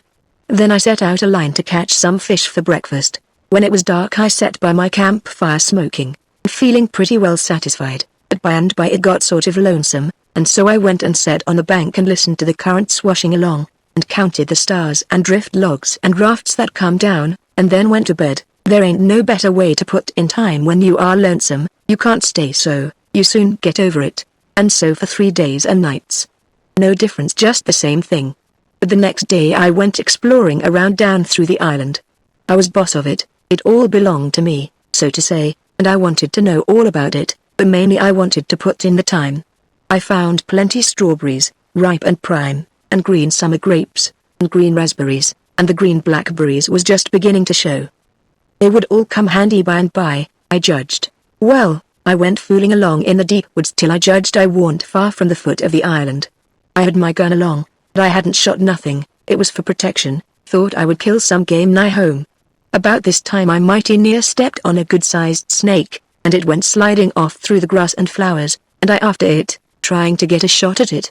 I clipped along, and all of a sudden I bounded right onto the ashes of a campfire that was still smoking. My heart jumped up amongst my lungs. I never waited for to look further, but uncocked my gun and went sneaking back on my tiptoes as fast as ever I could. Every now and then I stopped a second amongst the thick leaves and listened, but my breath came so hard I couldn't hear nothing else. I slunk along another piece further, then listened again, and so on, and so on. If I see a stump, I took it for a man. If I trod on a stick and broke it, it made me feel like a person had cut one of my breaths in two and I only got half, and the short half, too. When I got to camp I warn't feeling very brash, there warn't much sand in my craw, but I says, this ain't no time to be fooling around. So I got all my traps into my canoe again so as to have them out of sight, and I put out the fire and scattered the ashes around to look like an old last year's camp, and then clumb a tree. I reckon I was up in the tree 2 hours, but I didn't see nothing. I didn't hear nothing, I only thought I heard and seen as much as 1,000 things. Well, I couldn't stay up there forever, so at last I got down, but I kept in the thick woods and on the lookout all the time. All I could get to eat was berries and what was left over from breakfast. By the time it was night I was pretty hungry. So when it was good and dark I slid out from shore before moonrise and paddled over to the Illinois bank about 1/4 of a mile. I went out in the woods and cooked a supper, and I had about made up my mind I would stay there all that night when I hear a plunkety-plunk, plunkety-plunk, and says to myself, horses coming, and next I hear people's voices. I got everything into the canoe as quick as I could, and then went creeping through the woods to see what I could find out. I hadn't got far when I hear a man say, we better camp here if we can find a good place. The horses is about beat out. Let's look around. I didn't wait, but shoved out and paddled away easy. I tied up in the old place, and reckoned I would sleep in the canoe. I didn't sleep much. I couldn't, somehow, for thinking. And every time I waked up I thought somebody had me by the neck. So the sleep didn't do me no good. By and by I says to myself, I can't live this way, I'm going to find out who it is that's here on the island with me, I'll find it out or bust. Well, I felt better right off, so I took my paddle and slid out from shore just a step or two, then let the canoe drop along down amongst the shadows. The moon was shining, and outside of the shadows it made it most as light as day. I poked along well onto an hour, everything still as rocks and sound asleep. Well, by this time I was most down to the foot of the island. A little ripply, cool breeze begun to blow, and that was as good as saying the night was about done. I give her a turn with the paddle and brung her nose to shore, then I got my gun and slipped out and into the edge of the woods. I sat down there on a log, and looked out through the leaves. I see the moon go off watch, and the darkness begin to blanket the river. But in a little while I see a pale streak over the treetops, and knowed the day was coming. So I took my gun and slipped off towards where I had run across that campfire, stopping every minute or two to listen. But I hadn't no luck somehow, I couldn't seem to find the place. But by and by, sure enough, I catched a glimpse of fire away through the trees. I went for it, cautious and slow. By and by I was close enough to have a look, and the lady man on the ground. It most give me the fantods. He had a blanket around his head, and his head was nearly in the fire. I sat there behind a clump of bushes in about 6 foot of him, and kept my eyes on him steady. It was getting grey daylight now. Pretty soon he gapped and stretched himself and hove off the blanket, and it was Miss Watson's Jim. I bet I was glad to see him. I says, "Hello, Jim," and skipped out. He bounced up and stared at me wild. Then he drops down on his knees, and puts his hands together and says, "Don't hurt me, don't. I hain't ever done no harm to a ghost. I always liked dead people, and done all I could for 'em. You go and get in the river again, where you belongs, and don't do nothing to allay Jim. I'd usually use your friend." Well, I warn't long making him understand I warn't dead. I was ever so glad to see Jim. I warn't lonesome now. I told him I warn't afraid of him telling the people where I was. I talked along, but he only sat there and looked at me, never said nothing. Then I says, "It's good daylight. Let's get breakfast. Make up your campfire good. What's a user making up the campfire to cook strawberries and sich truck? But you got a gun, hain't you? Den we can get something better den strawberries and such truck," I says. "Is that what you live on?" "I couldn't get nothing else," he says. "Why, how long you been on the island, Jim?" "I come here the night after you's killed." "What, all that time?" "Yes indeedy. And ain't you had nothing but that kind of rubbish to eat?" "No, sir, nothing else." "Well, you must be most starved, ain't you?" "I reckon I could eat a horse." "I think I could." "How long you been on Doolin?" "Since the night I got killed." "No." "What has you lived on?" "But you got a gun." "Oh, yes, you got a gun. That's good. Now you kill something and I'll make up the fire." So we went over to where the canoe was, and while he built a fire in a grassy open place amongst the trees, I fetched meal and bacon and coffee pot and frying pan, and sugar and tin cups, and the nigger was set back considerable, because he reckoned it was all done with witchcraft. I catched a good big catfish, too, and Jim cleaned him with his knife, and fried him. When breakfast was ready we lolled on the grass and eat it smoking hot. Jim laid it in with all his might, for he was most about starved. Then when we had got pretty well stuffed, we laid off and lazied. By and by Jim says, "But looky here, Huck, use it dat you's killed in dat shanty if it warn't you." Then I told him the whole thing, and he said it was smart. He said Tom Sawyer couldn't get up no better plan than what I had. Then I says, "How do you come to be here, Jim, and how'd you get here?" He looked pretty uneasy, and didn't say nothing for a minute. Then he says, "Maybe I better not tell." "Why, Jim?" "Well, dey's reasons.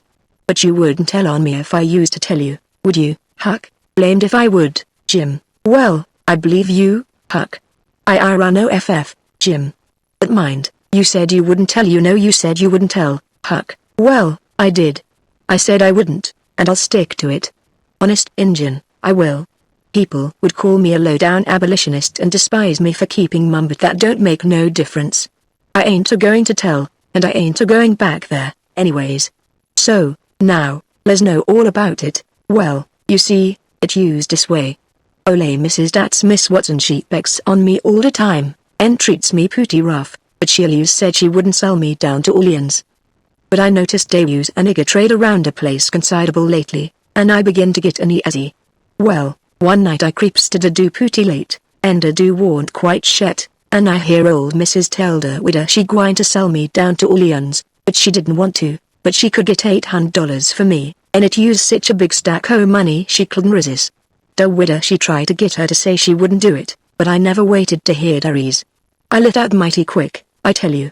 I tuck out and shin down the hill, and spec to steal a skiff long the show Somers boat to town. They use people a stirring yet, so I hid into a lay tumble down cooper shop on the bank to wait for everybody to go away.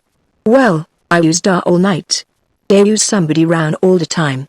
Long 'bout 6 in the morning skiffs begin to go by, and 'bout a turn on every skiff dat went along use talking 'bout how yo pap come over to the town and say you's killed.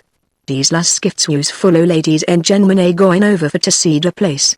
Sometimes they'd pull up at the show and take a reast before they started across, so by the talk I got to know all 'bout the killing. I use powerful sorry you's killed, Huck, but I ain't no mo now. I laid dar under the shavings all day. I use hungry, but I warn't afeared, 'case I knowed ole Mrs. and her widder was going to start to the camp meeting right after breakfast and be gone all day, and they knows I goes off with the cattle bout daylight, so they wouldn't expect to see me round the place, and so they wouldn't miss me till after dark in the evening. The other servants wouldn't miss me, case they'd shin out and take holiday soon as the lay folks use out and away. Well, when it come dark I tuck out up the river road, and went 'bout 2 mile or more to where they warn't no houses. I'd made up my mind 'bout what I is a-gwine to do. You see, if I kept on trying to get away afoot, the dogs you track me. If I stole a skift to cross over, they'd miss that skift, you see, and they'd know 'bout wide land on the other side, and where to pick up my track. So I says, haraff is what I is after, it don't make no track. I see a light comin' round a pint by and by, so I wade in and shove a log ahead o' me and swum more'n halfway across the river, and got in mongst the driftwood, and kept my head down low, and kinda swum agin the current till the raft come along. Den I swum to the stern UV it and tuck a holt. It clouded up and used pooty dark for a little while. So I clumb up and laid down on the planks. The men use all way yonder in the middle, where the lantern use. The river use a rise on, and they use a good current, so I reckoned it by 4 in the morning I'd be 25 mile down the river, and then I'd slip in jibs for daylight and swim ashore, and take to the woods on the Illinois side. But I didn't have no luck. When we use mows down to the head erdle and a man begin to come aft with the lantern, I see it warn't no use fur to wait, so I slid overboard and struck out further in. Well, I had a notion I could land Mas was, but I couldn't bank too bluff. I used most of the foot erdling before I found a good place. I went into the woods and judged I wouldn't fool with roughs no mo, long as they moved the lantern round so. I had my pipe and a plugger dog leg, and some matches in my cap, and they warn't wet, so I use all right. And so you ain't had no meat nor bread to eat all this time? Why didn't you get mud turkles? How you gwine to get 'em? You can't slip up on 'em and grab 'em, and how's a body gwine to hit 'em with a rock? How could a body do it in the night? And I want gwine to show myself on the bank in the daytime. Well, that's so. You've had to keep in the woods all the time, of course. Did you hear 'em shooting the cannon? Oh, yes. I know they was after you. I see 'em go by. He watched 'em to the bushes. Some young birds come along, flying a yard or two at a time and lighting. Jim said it was a sign it was going to rain. He said it was a sign when young chickens flew that way, and so he reckoned it was the same way when young birds done it. I was going to catch some of them, but Jim wouldn't let me. He said it was death. He said his father laid mighty sick once, and some of them catched a bird, and his old granny said his father would die, and he did. And Jim said you mustn't count the things you are going to cook for dinner, because that would bring bad luck. The same if you shook the tablecloth after sundown. And he said if a man owned a beehive and that man died, the bees must be told about it before sunup next morning, or else the bees would all weaken down and quit work and die. Jim said bees wouldn't sting idiots, but I didn't believe that, because I had tried them lots of times myself, and they wouldn't sting me. I had heard about some of these things before, but not all of them. Jim knowed all kinds of signs. He said he knowed most everything. I said it looked to me like all the signs was about bad luck, and so I asked him if there weren't any good luck signs. He says, mighty few and they ain't no use to a body. What you want to know when good luck's say comin' for? Want to keep it off? And he said, if you's got hairy arms and a hairy breeze, it's a sign dat you's a gwine to be rich. Well, they's some usin' a sign like dat, case it's so far ahead. You see, maybe you's got to be po a long time fust, and so you might get discouraged and kill yourself if you didn't know by the sign dat you gwine to be rich by'm by. Have you got hairy arms and a hairy breast, Jim? What's the use to ask dat question? Don't you see I has? Well, are you rich? No, but I been rich onct, and gwine to be rich again. Onct I had $14, but I tucked a speculatin', and got busted out. What did you speculate in, Jim? Well, fust I tackled stock. What kind of stock? Why, livestock cattle, you know. I put $10 in a cow. But I ain't gwine to risk no more money in stock. The cow up and died on my hands. So you lost the $10. No, I didn't lose it all. I only lost about 9 of it. I sold a hide-end taller for $1.10. You had $5.10 left. Did you speculate any more? Yes. You know that one-legged nigger dat belongs to old Mr. Bradish? Well, he sot up a bank, and say anybody dat put in $1 would get $4 more a year. Well, all the niggers went in, but they didn't have much. I used only one dat had much. So I stuck out for more than $4, and I said if I didn't get it I'd start a bank myself. Well, of course that nigger want to keep me out her the business, because he says they want business north for 2 banks, so he say I could put in my $5 and he pay me 35 a year, so I done it. Den I reckon I'd invest the $35 right off and keep things a moving. They use a nigger named Bob, that had catched a wood flat, and his master didn't know it, and I bought it offen him and told him to take the $35 when the end of year come, but somebody stole the wood flat that night, and next day the one-legged nigger say the bank's busted. So they did none of us get no money. What did you do with the 10 cents, Jim? Well, I used gwine to spin it, but I had a dream, and a dream told me to give it to a nigger named Ballums as they called him for short. He's one of them chuckleheads, you know. But he's lucky, they say, and I see I want lucky. The dream say let Ballum invest the 10 cents and he'd make a raise for me. Well, Ballum he took the money, and when he was in church he heard a preacher say that whoever give to the poor and to the Lord, and bound to get his money back 100 times. So Ballum he took and give the 10 cents to the poor, and laid low to see what was gwine to come of it. Well, what did come of it, Jim? Nothing never come of it. I couldn't manage to collect that money no way, and Ballum he killed. I ain't gwine to lend no more money doubt I see the security. Bound to get your money back 100 times, the preacher says. If I could get the 10 cents back, I'd call it square, and be glad I'd chanced. Well, it's all right anyway, Jim, long as you're going to be rich again sometime or other. Yes, and I's rich now, come to look at it. I owns myself, and I's worth $800. I wished I had the money, I wouldn't want no more. Chapter 9 The House of Death floats by. I wanted to go and look at a place right about the middle of the island that I'd found when I was exploring, so we started and soon got to it. Because the island was only 3 miles long and 1/4 of a mile wide, this place was a tolerable long, steep hill or ridge about 40 foot high. We had a rough time getting to the top, the sides was so steep and the bushes so thick. We tramped and clumb around all over it, and by found a good big cavern in the rock, most up to the top on the side towards Illinois. The cavern was as big as 2 or 3 rooms bunched together, and Jim could stand up straight in it. It was cool in there. Jim was for putting our traps in the right way, but I said we didn't want to be climbing up and down there all the time. Jim said if we had the canoe hid in a good place, and had all the traps in the cavern, we could rush there if anybody was to come to the island, and they would never find us without dogs. And, besides, he said them little birds had said it was going to rain, and did I want the things to get wet? So we went back and got the canoe, and paddled up abreast the cavern, and lugged all the traps up there. Then we hunted up a place close by to hide the canoe in, amongst the thick willows. We took some fish off of the lines and set them again, and begun to get ready for dinner. The door of the cavern was big enough to roll a hogshead in, and on one side of the door the floor stuck out a little bit, and was flat and a good place to build a fire on. So we built it there and cooked dinner. We spread the blankets inside for a carpet, and eat our dinner in there. We put all the other things handy at the back of the cavern. Pretty soon it darkened up, and begun to thunder and lighten, so the birds was right about it.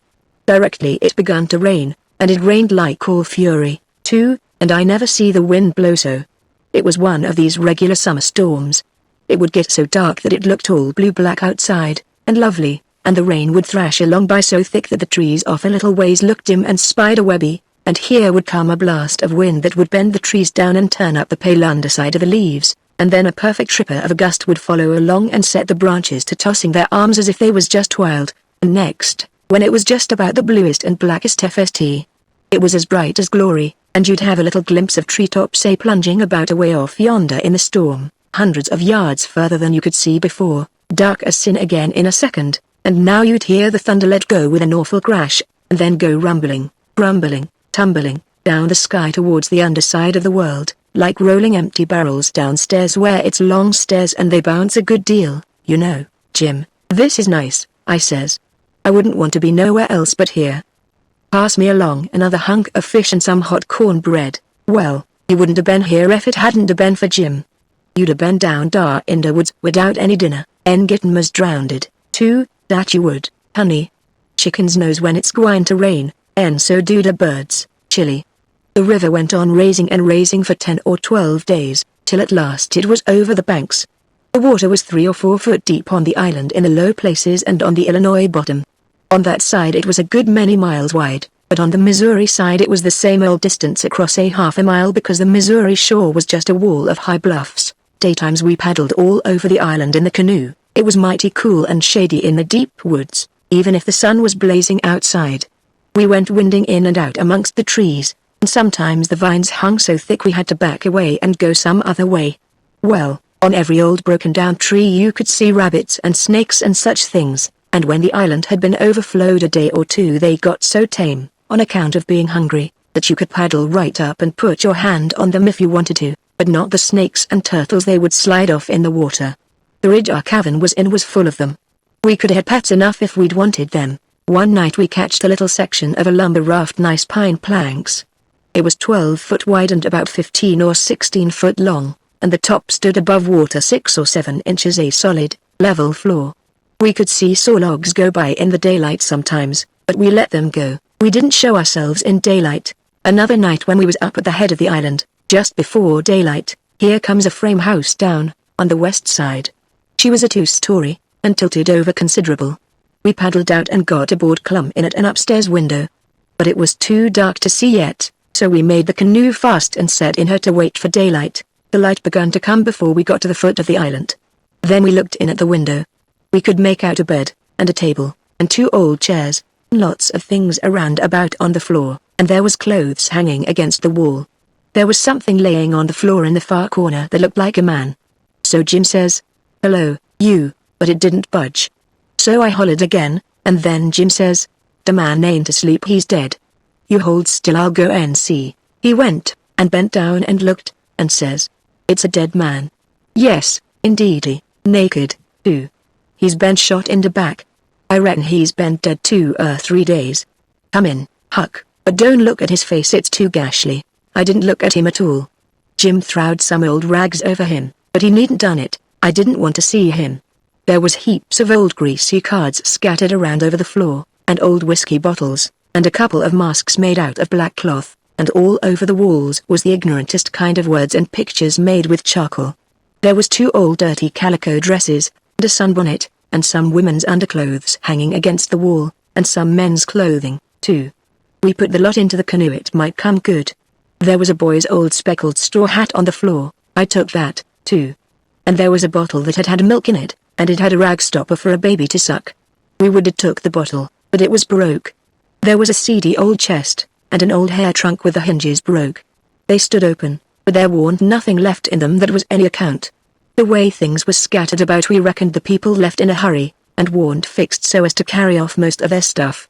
We got an old tin lantern, and a butcher knife without any handle, and a brand new Barlow knife worth 2 bits in any store, and a lot of tallow candles, and a tin candlestick, and a gourd, and a tin cup, and a ratty old bed quilt off the bed, and a reticule with needles and pins and beeswax and buttons and thread and all such struck in it, and a hatchet and some nails, and a fish line as thick as my little finger with some monstrous hooks on it, and a roll of buckskin, and a leather dog collar, and a horseshoe, and some vials of medicine that didn't have no label on them, and just as we was leaving I found a tolerable good curry comb, and Jim he found a ratty old fiddle bow, and a wooden leg. The straps was broke off of it, but, barring that, it was a good enough leg, though it was too long for me and not long enough for Jim, and we couldn't find the other one, though we hunted all around, and so, take it all around, we made a good haul. When we was ready to shove off we was a quarter of a mile below the island, and it was pretty broad day, so I made Jim lay down in the canoe and cover up with a quilt, because if he set up people could tell he was a nigger a good ways off. I paddled over to the Illinois shore, and drifted down most a half a mile doing it. I crept up the dead water under the bank, and hadn't no accidents and didn't see nobody. We got home all safe. Chapter 10 What Comes of Handling Snake's Skin. After breakfast I wanted to talk about the dead man and guess out how he come to be killed. But Jim didn't want to. He said it would fetch bad luck, and besides, he said, he might come and haunt us. He said a man that warn't buried was more likely to go a-hunting around than one that was planted and comfortable. That sounded pretty reasonable, so I didn't say no more, but I couldn't keep from studying over it and wishing I knowed who shot the man, and what they done it for. We rummaged the clothes we'd got, and found $8 in silver sewed up in the lining of an old blanket overcoat. Jim said he reckoned the people in that house stole the coat, because if they'd a knowed the money was there they wouldn't a left it. I said I reckoned they killed him, too. But Jim didn't want to talk about that. I says, "Now you think it's bad luck, But what did you say when I fetched in the snakeskin that I found on the top of the ridge day before yesterday? You said it was the worst bad luck in the world to touch a snakeskin with my hands. Well, here's your bad luck. We've raked in all this truck and $8 besides. I wish we could have some bad luck like this every day, Jim. Never you mind, honey, never you mind. Don't you get too pert. It's a comin'. Mind I tell you, it's a comin'. It did come, too. It was a Tuesday that we had that talk. Well, after dinner Friday we was laying around in the grass at the upper end of the ridge, and got out of tobacco. I went to the cavern to get some, and found a rattlesnake in there. I killed him, and curled him up on the foot of Jim's blanket, ever so natural, thinking there'd be some fun when Jim found him there. Well, by night I forgot all about the snake, and when Jim flung himself down on the blanket while I struck a light the snake's mate was there, and bit him. He jumped up yelling, and the first thing the light showed was the varmint curled up and ready for another spring. I laid him out in a second with a stick, and Jim grabbed Pap's whiskey jug and begun to pour it down. He was barefooted, and the snake bit him right on the heel. That all comes of my being such a fool as to not remember that wherever you leave a dead snake its mate always comes there and curls around it. Jim told me to chop off the snake's head and throw it away, and then skin the body and roast a piece of it. I done it, and he ate it and said it would help cure him. He made me take off the rattles and tie them around his wrist, too. He said that would help. Then I slid out quiet and throwed the snakes clear away amongst the bushes. For I warn't going to let Jim find out it was all my fault, not if I could help it. Jim sucked and sucked at the jug, and now and then he got out of his head and pitched around and yelled, but every time he come to himself he went to sucking at the jug again. His foot swelled up pretty big, and so did his leg, but by and by the drunk begun to come, and so I judged he was all right, but I'd rather been bit with a snake than Pap's whiskey. Jim was laid up for 4 days and nights. Then the swelling was all gone and he was around again. I made up my mind I wouldn't ever take a hold of a snakeskin again with my hands, now that I see what had come of it. Jim said he reckoned I would believe him next time. And he said that handling a snakeskin was such awful bad luck that maybe we hadn't got to the end of it yet. He said he'd rather see the new moon over his left shoulder as much as 1,000 times than take up a snakeskin in his hand. Well, I was getting to feel that way myself, though I've always reckoned that looking at the new moon over your left shoulder is one of the carelessest and foolishest things a body can do. Old Hank Bunker done it once, and bragged about it, and in less than 2 years he got drunk and fell off of the shot tower, and spread himself out so that he was just a kind of a layer, as you may say. They slid him edgeways between 2 barn doors for a coffin, and buried him so they say. I didn't see it. Pap told me. But anyway, it all come of looking at the moon that way, like a fool. Well, the days went along, and the river went down between its banks again, and about the first thing we done was to bait one of the big hooks with a skinned rabbit and set it and catch a catfish that was as big as a man, being 6 foot 2 inches long, and weighed over 200 pounds. We couldn't handle him, of course. He would have flung us into Illinois. We just sat there and watched him rip and tear around till he drowned. We found a brass button in his stomach and a round ball, and lots of rubbish. We split the ball open with the hatchet, and there was a spool in it. Jim said he'd had it there a long time, to coat it over so and make a ball of it. It was as big a fish as was ever catched in the Mississippi, I reckon. Jim said he hadn't ever seen a bigger one. He would have been worth a good deal over at the village. They peddle out such a fish as that by the pound in the market house there. Everybody buys some of him. His meat's as white as snow and makes a good fry. Next morning I said it was getting slow and dull, and I wanted to get a stirring up some way. I said I reckoned I would slip over the river and find out what was going on. Jim liked that notion, but he said I must go in the dark and look sharp. Then he studied it over and said, couldn't I put on some of them old things and dress up like a girl? That was a good notion, too. So we shortened up one of the calico gowns, and I turned up my trouser legs to my knees and got into it. Jim hitched it behind with the hooks, and it was a fair fit. I put on the sunbonnet and tied it under my chin, and then for a body to look in and see my face was like looking down a joint of stovepipe. Jim said nobody would know me, even in the daytime, hardly. I practiced around all day to get the hang of the things, and by I could do pretty well in them, only Jim said I didn't walk like a girl, and he said I must quit pulling up my gown to get at my breeches pocket. I took notice, and done better. I started up the Illinois shore in the canoe just after dark. I started across to the town from a little below the ferry landing, and the drift of the current fetched me in at the bottom of the town. I tied up and started along the bank. There was a light burning in a little shanty that hadn't been lived in for a long time, and I wondered who had took up quarters there. I slipped up and peeped in at the window. There was a woman about 40-year-old in the knitting by a candle that was on a pine table. I didn't know her face. She was a stranger, for you couldn't start a face in that town that I didn't know. Now this was lucky, because I was weakening. I was getting afraid I had come. People might know my voice and find me out. But if this woman had been in such a little town 2 days, she could tell me all I wanted to know. So I knocked at the door, and made up my mind I wouldn't forget I was a girl. Chapter 11. They're after us. Come in, says the woman, and I did. She says, take a chair. I done it. She looked me all over with her little shiny eyes, and says, what might your name be? Sarah Williams. Whereabouts do you live? In this neighborhood, Nom. In Huckleberry, 7 miles below. I've walked all the way and I'm all tired out. Hungry, too, I reckon. I'll find you something, Nom. I ain't hungry. I was so hungry I had to stop 2 miles below here at a farm, so I ain't hungry no more. It's what makes me so late. My mother's down sick, and out of money and everything, and I come to tell my Uncle Abner more. He lives at the upper end of the town, she says. I hain't ever been here before. Do you know him? No, but I don't know everybody yet. I haven't lived here quite 2 weeks. It's a considerable ways to the upper end of the town. You better stay here all night. Take off your bonnet. No, I says, I'll rest a while, I reckon, and go on. I ain't afeard of the dark. She said she wouldn't let me go by myself, but her husband would be in by and by, maybe in an hour and a half, and she'd send him along with me. Then she got to talking about her husband, and about her relations up the river, and her relations down the river, and about how much better off they used to was, and how they didn't know but they'd made a mistake coming to our town, instead of letting well alone, and so on, till I was afeard I had made a mistake coming to her to find out what was going on in the town, but by and by she dropped on to Pap and the murder, and then I was pretty willing to let her clatter right along. She told about me and Tom Sawyer finding the $6,000, only she got it 10, and all about Pap and what a hard lot he was, and what a hard lot I was, and at last she got down to where I was murdered. I says, who done it? We've heard considerable about these goings on down in Huckleberry, but we don't know who it was that killed Huck Finn. Well, I reckon there's a right smart chance of people here that'd like to know who killed him.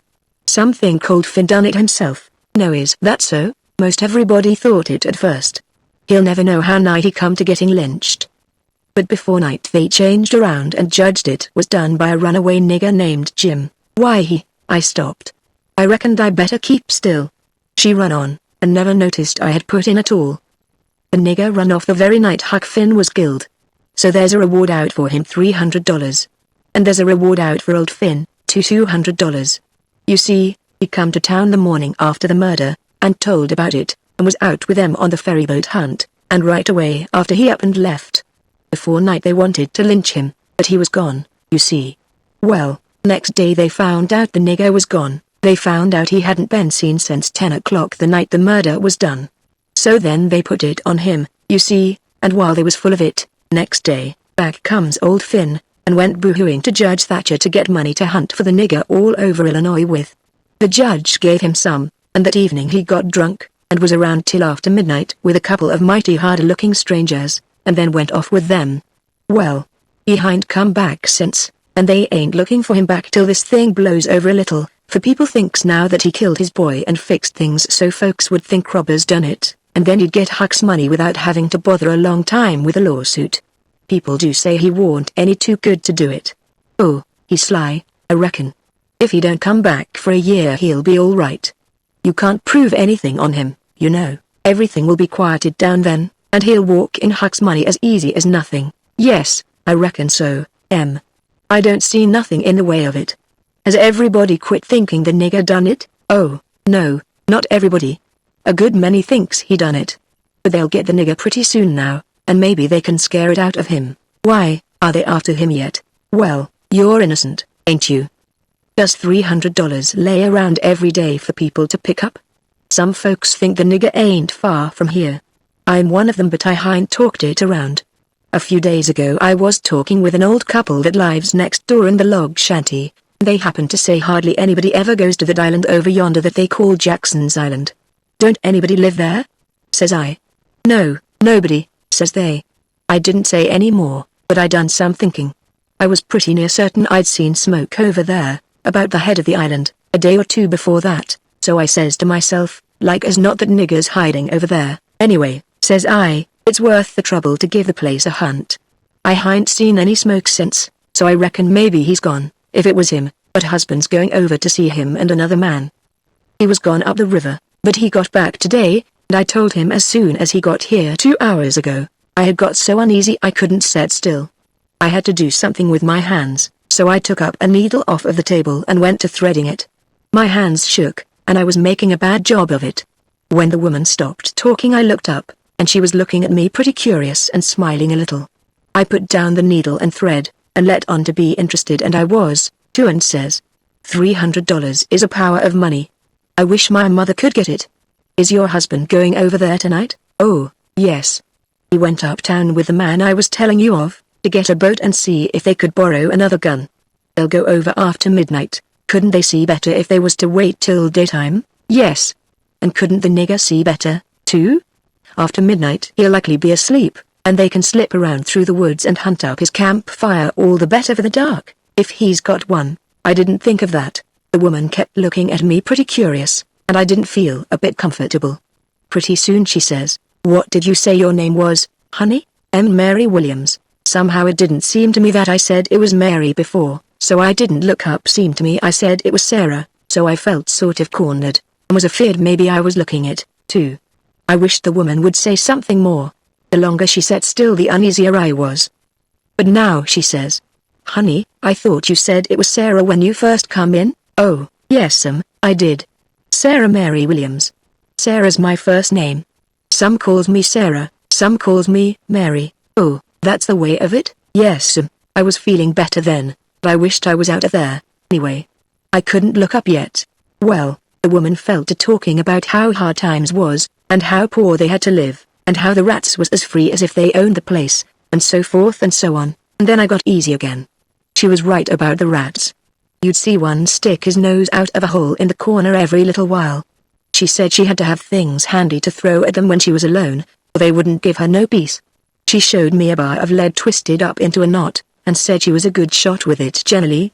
She drenched her arm a day or two ago, and didn't know whether she could throw true now. But she watched for a chance, and directly banged away at a rat, but she missed him wide, and said ouch. It hurt her arm so. Then she told me to try for the next one. I wanted to be getting away before the old man got back, but of course I didn't let on. I got the thing, and the first rat that showed his nose I let drive, and if he'd have stayed where he was he'd have been a tolerable sick rat. She said that was first rate, and she reckoned I would hive the next one. She went and got the lump of lead and fetched it back, and brought along a hank of yarn which she wanted me to help her with. I held up my 2 hands and she put the hank over them, and went on talking about her and her husband's matters. But she broke off to say, "Keep your eye on the rats. You better have the lead in your lap, handy." So she dropped the lump into my lap just at that moment, and I clapped my legs together on it and she went on talking. But only about a minute. Then she took off the hank and looked me straight in the face, and very pleasant, and says, "Come, now, what's your real name?" "WH what, Mum? What's your real name? Is it Bill, or Tom, or Bob ? Or what is it?" I reckon I shook like a leaf, and I didn't know hardly what to do. But I says, "Please don't poke fun at a poor girl like me, Mum. If I'm in the way here, I'll—" "No, you won't. Sit down and stay where you are. I ain't going to hurt you, and I ain't going to tell on you, nother. You just tell me your secret, and trust me. I'll keep it, and, what's more, I'll help you. Sold my old man if you want him to. You see, you're a runaway prentice, that's all. It ain't anything. There ain't no harm in it. You've been treated bad, and you made up your mind to cut. Bless you, child, I wouldn't tell on you. Tell me all about it now, that's a good boy." So I said it wouldn't be no use to try to play it any longer, and I would just make a clean breast and tell her everything, but she mustn't go back on her promise. Then I told her my father and mother was dead, and the law had bound me out to a mean old farmer in the country 30 miles back from the river, and he treated me so bad I couldn't stand it no longer. He went away to be gone a couple of days, and so I took my chance and stole some of his daughter's old clothes and cleared out, and I had been 3 nights coming the 30 miles. I traveled nights, and hid daytimes and slept, and the bag of bread and meat I carried from home lasted me all the way. and I had a plenty. I said I believed my Uncle Abnemore would take care of me, and so that was why I struck out for this town of Goshen. Goshen, child? This ain't Goshen. This is St. Petersburg. Goshen's 10 miles further up the river. Who told you this was Goshen? Why, a man I met at daybreak this morning, just as I was going to turn into the woods for my regular sleep. He told me when the roads forked I must take the right hand, and 5 mile would fetch me to Goshen. He was drunk, I reckon. He told you just exactly wrong. Well, he did act like he was drunk, but it ain't no matter now. I got to be moving along. I'll fetch Goshen before daylight. Hold on a minute. I'll put you up a snack to eat. You might want it. So she put me up a snack, and says, "Say, when a cow's laying down, which end of her gets up first?" Answer up prompt now, don't stop to study over it. Which end gets up first? The hind end, mum. Well, then, a horse, the forward end, mum. Which side of a tree does the moss grow on? North side. If 15 cows is browsing on a hillside, how many of them eats with their heads pointed the same direction? The whole 15, mum. Well, I reckon you have lived in the country. I thought maybe you was trying to hocus me again. What's your real name, now? George Peters, mum. Well, try to remember it, George. Don't forget and tell me it's Alexander before you go, and then get out by saying it's George Alexander when I catch you. And don't go about women in that old calico. You do a girl tolerable poor, but you might fool men, maybe. Bless you, child, when you set out to thread a needle don't hold the thread still and fetch the needle up to it. Hold the needle still and poke the thread at it. That's the way a woman most always does, but a man always does t'other way. And when you throw at a rat or anything, hitch yourself up a tiptoe and fetch your hand up over your head as awkward as you can, and miss your rat about 6 or 7 foot. Throw stiff-armed from the shoulder, like there was a pivot before it to turn on, like a girl, not from the wrist and elbow, with your arm out to one side, like a boy. And, mind you, when a girl tries to catch anything in her lap she throws her knees apart. She don't clap them together. The way you did when you catched the lump of lead. Why, I spotted you for a boy when you was threading the needle, and I contrived the other things just to make certain. Now trot along to your uncle, Sarah Mary Williams George Alexander Peters, and if you get into trouble you send word to Mrs. Judith Loftus, which is me, and I'll do what I can to get you out of it. Keep the river road all the way, and next time you tramp take shoes and socks with you. The river road's a rocky one, and your feet'll be in a condition when you get to Goshen, I reckon. I went up the bank about 50 yards, and then I doubled on my tracks and slipped back to where my canoe was, a good piece below the house. I jumped in, and was off in a hurry. I went upstream far enough to make the head of the island, and then started across. I took off the sunbonnet, for I didn't want no blinders on then. When I was about the middle I heard the clock begin to strike, so I stops and listens. The sound come faint over the water but clear 11. When I struck the head of the island I never waited to blow, though I was most winded, but I shoved right into the timber where my old camp used to be, and started a good farther on a high and dry spot. Then I jumped in the canoe and dug out for our place, 1.5 miles below, as hard as I could go. I landed, and slopped through the timber and up the ridge and into the cavern. The Jim laid, sound asleep on the ground. I roused him out and says, "Get up and hump yourself, Jim. There ain't a minute to lose.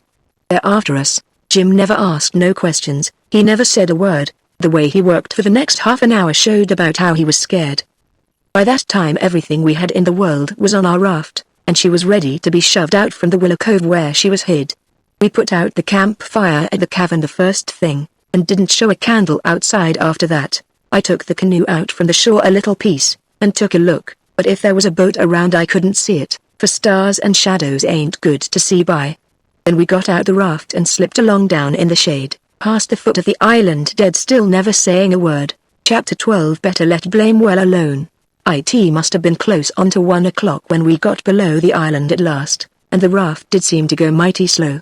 If a boat was to come along we was going to take to the canoe and break for the Illinois shore, and it was well a boat didn't come, for we hadn't ever thought to put the gun in the canoe, or a fishing line, or anything to eat. We was in rather too much of a sweat to think of so many things. It warn't good judgment to put everything on the raft. If the men went to the island I just expect they found the campfire I built, and watched it all night for Jim to come. Anyways, they stayed away from us, and if my building the fire never fooled them it warn't no fault of mine. I played it as low down on them as I could. When the first streak of day began to show, we tied up to a towhead in a big bend on the Illinois side, and hacked off cottonwood branches with a hatchet, and covered up the raft with them so she looked like there had been a cave-in in the bank there. A towhead is a sandbar that has cottonwoods on it as thick as harrow teeth. We had mountains on the Missouri shore and heavy timber on the Illinois side, and the channel was down the Missouri shore at that place, so we weren't afraid of anybody running across us. We laid there all day, and watched the rafts and steamboats spin down the Missouri shore, and upbound steamboats fight the big river in the middle. I told Jim all about the time I had jabbering with that woman, and Jim said she was a smart one, and if she was to start after us herself she wouldn't sit down and watch a campfire, no, sir, she'd fetch a dog. Well, then, I said, why couldn't she tell her husband to fetch a dog? Jim said he bet she did think of it by the time the men was ready to start, and he believed they must have gone uptown to get a dog and so they lost all that time, or else we wouldn't be here on a towhead 16 or 17 mile below the village, no, indeedy, we would be in that same old town again. So I said I didn't care what was the reason they didn't get us as long as they didn't. When it was beginning to come on dark we poked our heads out of the cottonwood thicket, and looked up and down and across, nothing in sight, so Jim took up some of the top planks of the raft and built a snug wigwam to get under in blazing weather and rainy, and to keep the things dry. Jim made a floor for the wigwam, and raised it a foot or more above the level of the raft, so now the blankets and all the traps was out of reach of steamboat waves. Right in the middle of the wigwam we made a layer of dirt about 5 or 6 inches deep with a frame around it for to hold it to its place. This was to build a fire on in sloppy weather or chilly. The wigwam would keep it from being seen. We made an extra steering oar, too, because one of the others might get broke on a snag or something. We fixed up a short forked stick to hang the old lantern on, because we must always light the lantern whenever we see a steamboat coming downstream, to keep from getting run over. But we wouldn't have to light it for upstream boats unless we see we was in what they call a crossing, for the river was pretty high yet, very low banks being still a little underwater, so upbound boats didn't always run the channel, but hunted easy water. This second night we run between 7 and 8 hours, with a current that was making over 4 mile an hour. We catched fish and talked, and we took a swim now and then to keep off sleepiness. It was kind of solemn, drifting down the big, still river, laying on our backs looking up at the stars, and we didn't ever feel like talking loud, and it warn't often that we laughed, only a little kind of a low chuckle. We had mighty good weather as a general thing, and nothing ever happened to us at all that night, nor the next, nor the next. Every night we passed towns, some of them away up on black hillsides, nothing but just a shiny bed of lights, not a house could you see. The 5th night we passed St. Louis, and it was like the whole world lit up. In St. Petersburg they used to say there was 20 or 30,000 people in St. Louis, but I never believed it till I see that wonderful spread of lights at 2 o'clock that still night. There warn't a sound there, everybody was asleep. Every night now I used to slip ashore towards 10 o'clock at some little village, and bite 10 or 15 cents worth of meal or bacon or other stuff to eat, and sometimes I lifted a chicken that warn't roosting comfortable, and took him along.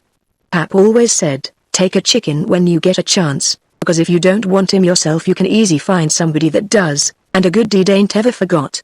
I never see Pap when he didn't want the chicken himself, that is what he used to say. Anyway, mornings before daylight I slipped into cornfields and borrowed a watermelon, or a mushmelon, or a pumpkin, or some new corn, or things of that kind. Pap always said it warn't no harm to borrow things if you was meaning to pay them back sometime, but the widow said it warn't anything but a soft name for stealing, and no decent body would do it.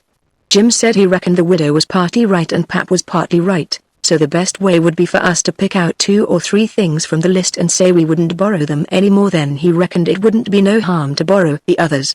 So we talked it over all one night, drifting along down the river, trying to make up our minds whether to drop the watermelons, or the cantaloupes, or the mushmelons, or what. But towards daylight we got it all settled satisfactory, and concluded to drop crab apples and persimmons. We weren't feeling just right before that, but it was all comfortable now. I was glad the way it come out, too, because crab apples ain't ever good, and the persimmons wouldn't be ripe for 2 or 3 months yet. We shot a waterfowl now and then that got up too early in the morning or didn't go to bed early enough in the evening. Take it all round, we lived pretty high. The 5th night below St. Louis we had a big storm after midnight, with the power of thunder and lightning, and the rain poured down in a solid sheet. We stayed in the wigwam and let the raft take care of itself. When the lightning glared out we could see a big straight river ahead, and high, rocky bluffs on both sides. By and by says I, "Lo, Jim, looky yonder." It was a steamboat that had killed herself on a rock. We was drifting straight down for her. The lightning showed her very distinct. She was leaning over, with part of her upper deck above water, and you could see every little chimbley guy clean and clear, and a chair by the big bell, with an old slouch hat hanging on the back of it, when the flashes come. Well, it being away in the night and stormy, and all so mysterious-like, I felt just the way any other boy would have felt when I see that wreck laying there so mournful and lonesome in the middle of the river. I wanted to get aboard of her and slink around a little, and see what there was there. So I says, "Let's land on her, Jim," but Jim was dead against it at first. He says, "I don't want to go foon long no wrack. We's doin' blame well, and we better let blame well alone, as the good book says. Like as not days a watchman on dat track. Watchman your grandmother," I says, "there ain't nothing to watch but the Texas and the pilot house, and you reckon anybody's going to risk his life for a Texas and a pilot house such a night as this, when it's likely to break up and wash off down the river any minute?" Jim couldn't say nothing to that, so he didn't try. "And besides," I says, "we might borrow something worth having out of the captain's stateroom. Seegers, I bet you earned cost 5 cents apiece, solid cash. Steamboat captains is always rich, and get $60 a month, and they don't care a cent what a thing costs, you know, long as they want it. Stick a candle in your pocket, I can't rest, Jim, till we give her a rummaging." Do you reckon Tom Sawyer would ever go by this thing? Not for pie. He wouldn't. He'd call it an adventure, that's what he'd call it, and he'd land on that wreck if it was his last act. And wouldn't he throw style into it? Wouldn't he spread himself, nor nothing? Why, you'd think it was Christopher Columbus discovering Kingdom Come.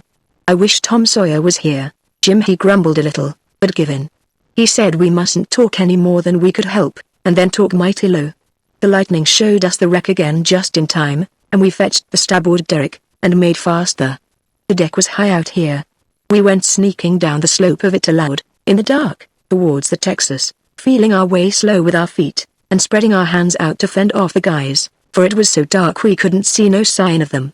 Pretty soon we struck the forward end of the skylight, and clumb onto it, and the next step fetched us in front of the captain's door, which was open, and by Jiminy, away down through the Texas hall we see a light. And all in the same second we seemed to hear low voices in yonder. Jim whispered and said he was feeling powerful sick, and told me to come along. I says, "All right," and was going to start for the raft, but just then I heard a voice wail out and say, "Oh, please don't, boys, I swear I won't ever tell." Another voice said, pretty loud, "It's a lie, Jim Turner. You've acted this way before. You always want more'n your share of the truck, and you've always got it, too, because you've swore if you didn't you'd tell. But this time you've said it just one time too many. You're the meanest, treacherousest hound in this country." By this time Jim was gone for the raft. I was just a-biling with curiosity, and I says to myself, Tom Sawyer wouldn't back out now, and so I won't either. I'm a-going to see what's going on here. So I dropped on my hands and knees in the little passage, and crept aft in the dark till there warn't but one stateroom betwixt me and the cross hall of the Texas. Then in there I see a man stretched on the floor and tied hand and foot, and 2 men standing over him, and one of them had a dim lantern in his hand, and the other one had a pistol. This one kept pointing the pistol at the man's head on the floor, and saying, "I'd like to. And I oughta, to a mean skunk." The man on the floor would shrivel up and say, "Oh, please don't, Bill, I ain't ever going to tell," and every time he said that the man with the lantern would laugh and say, "Deed you ain't. You never said no truer thing and that, you bet you." And once he said, "Hear him beg. And yet if we hadn't got the best of him and tied him he'd a killed us both. And what for? Just for nothing. Just because we stood on our rights, that's what for. But I lay you ain't a-going to threaten nobody any more, Jim Turner. Put out that pistol, Bill." Bill says, "I don't want to, Jake Packard. I'm for killing him, and didn't he kill old Hatfield just the same way, and don't he deserve it? But I don't want him killed, and I've got my reasons for it. Bless your heart for them words, Jake Packard. I'll never forget you long's I live," says the man on the floor, sort of blubbering. Packard didn't take no notice of that, but hung up his lantern on a nail and started towards where I was there in the dark, and motioned Bill to come. I crawfished as fast as I could about 2 yards, but the boat slanted so that I couldn't make very good time, so to keep from getting run over and catched I crawled into a stateroom on the upper side. The man came a-pawing along in the dark, and when Packard got to my stateroom, he says, "Here, come in here," and in he come, and Bill after him. But before they got in I was up in the upper berth, cornered, and sorry I come. Then they stood there, with their hands on the ledge of the berth, and talked. I couldn't see them, but I could tell where they was by the whiskey they'd been having. I was glad I didn't drink whiskey, but it wouldn't made much difference anyway, because most of the time they couldn't treat me because I didn't breathe. I was too scared. And, besides, a body couldn't breathe and hear such talk. They talked low and earnest. Bill wanted to kill Turner. He says. He's said he'll tell, and he will. If we was to give both our shares to him now it wouldn't make no difference after the row and the way we've served him. Sure's you're born, he'll turn state's evidence, now you hear me. I'm for putting him out of his troubles, some I, says Packard, very quiet. Blame it, I'd sort of begun to think you wasn't. Well, then, that's all right. Let's go and do it. Hold on a minute, I hain't had my say yet. You listen to me. Shooting's good, but there's quieter ways if the thing's got to be done. But what I say is this, it ain't good sense to go courtin' around after a halter if you can get at what you're up to in some way that's just as good and at the same time don't bring you into no risks. Ain't that so? You bet it is. But how you going to manage it this time? Well, my idea is this, we'll rustle around and gather up whatever pickings we've overlooked in the staterooms, and shove for shore and hide the truck. Then we'll wait. Now I say it ain't going to be more'n 2 hours before this wreck breaks up and washes off down the river. See? He'll be drowned, and won't have nobody to blame for it but his own self. I reckon that's a considerable sight better than killing of him. I'm unfavorable to killing a man as long as you can get around it. It ain't good sense, it ain't good morals. Ain't I right? Yes, I reckon you are. But suppose she don't break up and wash off? Well, we can wait the 2 hours anyway and see, can't we? All right, then, come along. So they started, and I lit out, all in a cold sweat, and scrambled forward. It was dark as pitch there, but I said, in a kind of a coarse whisper, "Jim." And he answered up, right at my elbow, with a sort of a moan, and I says, "Quick, Jim, it ain't no time for fooling around and moaning. There's a gang of murderers in yonder, and if we don't hunt up their boat and set her drifting down the river so these fellows can't get away from the wreck there's one of 'em going to be in a bad fix. But if we find their boat we can put all of them in a bad fix for the sheriff I'll get 'em. Quick hurry. I'll hunt the larboard side, you hunt the starboard. You start at the raft, and, oh, my lordy, raft. Dey ain't no raft no mo, she done broke loose and gone and here we is. Chapter 13 Honest Loot from the Walter Scott. Well, I catched my breath and almost fainted. Shut up on a wreck with such a gang as that. But it warn't no time to be sentimentering. We got to find that boat now had to have it for ourselves. So we went quaking and shaking down the starboard side, and slow work it was, too seemed a week before we got to the stern. No sign of a boat. Jim said he didn't believe he could go any further so scared he hadn't hardly any strength left, he said. But I said, come on, if we get left on this wreck we are in a fix, sure. So on we prowled again. We struck for the stern of the Texas, and found it, and then scrabbled along forwards on the skylight, hanging on from shutter to shutter, for the edge of the skylight was in the water. When we got pretty close to the cross-hall door there was the skiff, sure enough. I could just barely see her. I felt ever so thankful. In another second I would have been aboard of her, but just then the door opened. One of the men stuck his head out only about a couple of foot from me, and I thought I was gone, but he jerked it in again, and says, "Heave that blame lantern out o' sight, Bill." He flung a bag of something into the boat, and then got in himself and sat down. It was Packard. Then Bill he come out and got in. Packard says, in a low voice, "All ready, shove off." I couldn't hardly hang on to the shutters, I was so weak. But Bill says, "Hold on, do you go through him?" "No." "Didn't you?" "No." "So he's got his share o' the cash yet? Well, then, come along. No use to take truck and leave money. Say, won't he suspicion what we're up to?" "Maybe he won't. But we got to have it anyway. Come along." So they got out and went in. The door slammed because it was on the Korean side, and in a half-second I was in the boat, and Jim come tumbling after me. I out with my knife and cut the rope, and away we went. We didn't touch an oar, and we didn't speak nor whisper, nor hardly even breathe. We went gliding swift along, dead silent, past the tip of the paddle box, and past the stern, then in a second or two more we was 100 yards below the wreck, and the darkness soaked her up, every last sign of her, and we was safe, and knowed it. When we was 300 or 400 yards downstream we see the lantern show like a little spark at the Texas door for a second, and we knowed by that the rascals had missed their boat, and was beginning to understand that they was in just as much trouble now as Jim Turner was. Then Jim manned the oars, and we took out after our raft. Now was the first time that I begun to worry about the men. I reckon I hadn't had time to before. I begun to think how dreadful it was, even for murderers, to be in such a fix. I says to myself, there ain't no telling but I might come to be a murderer myself yet, and then how would I like it? So says I to Jim, the first light we see will land 100 yards below it or above it, in a place where it's a good hiding place for you and the skiff, and then I'll go and fix up some kind of a yarn, and get somebody to go for that gang and get them out of their scrape, so they can be hung when their time comes. But that idea was a failure, for pretty soon it begun to storm again, and this time worse than ever. The rain poured down, and never a light showed, everybody in bed, I reckon. We boomed along down the river, watching for lights and watching for our raft. After a long time the rain let up, but the clouds stayed, and the lightning kept whimpering, and by a flash showed us a black thing ahead, floating, and we made for it. It was the raft, and mighty glad was we to get aboard of it again. We seen a light now away down to the right, on shore. So I said I would go for it. The skiff was half full of plunder which that gang had stole there on the wreck. We hustled it onto the raft in a pile, and I told Jim to float along down, and show a light when he judged he had gone about 2 miles, and keep it burning till I come. Then I manned my oars and shoved for the light. As I got down towards it 3 or 4 more showed up on a hillside. It was a village. I closed in above the shore light, laid on my oars and floated. As I went by I see it was a lantern hanging on the jackstaff of a double-hull ferry boat. I skimmed around for the watchman, wondering whereabouts he slept, and by I found him roosting on the bitts forward, with his head down between his knees.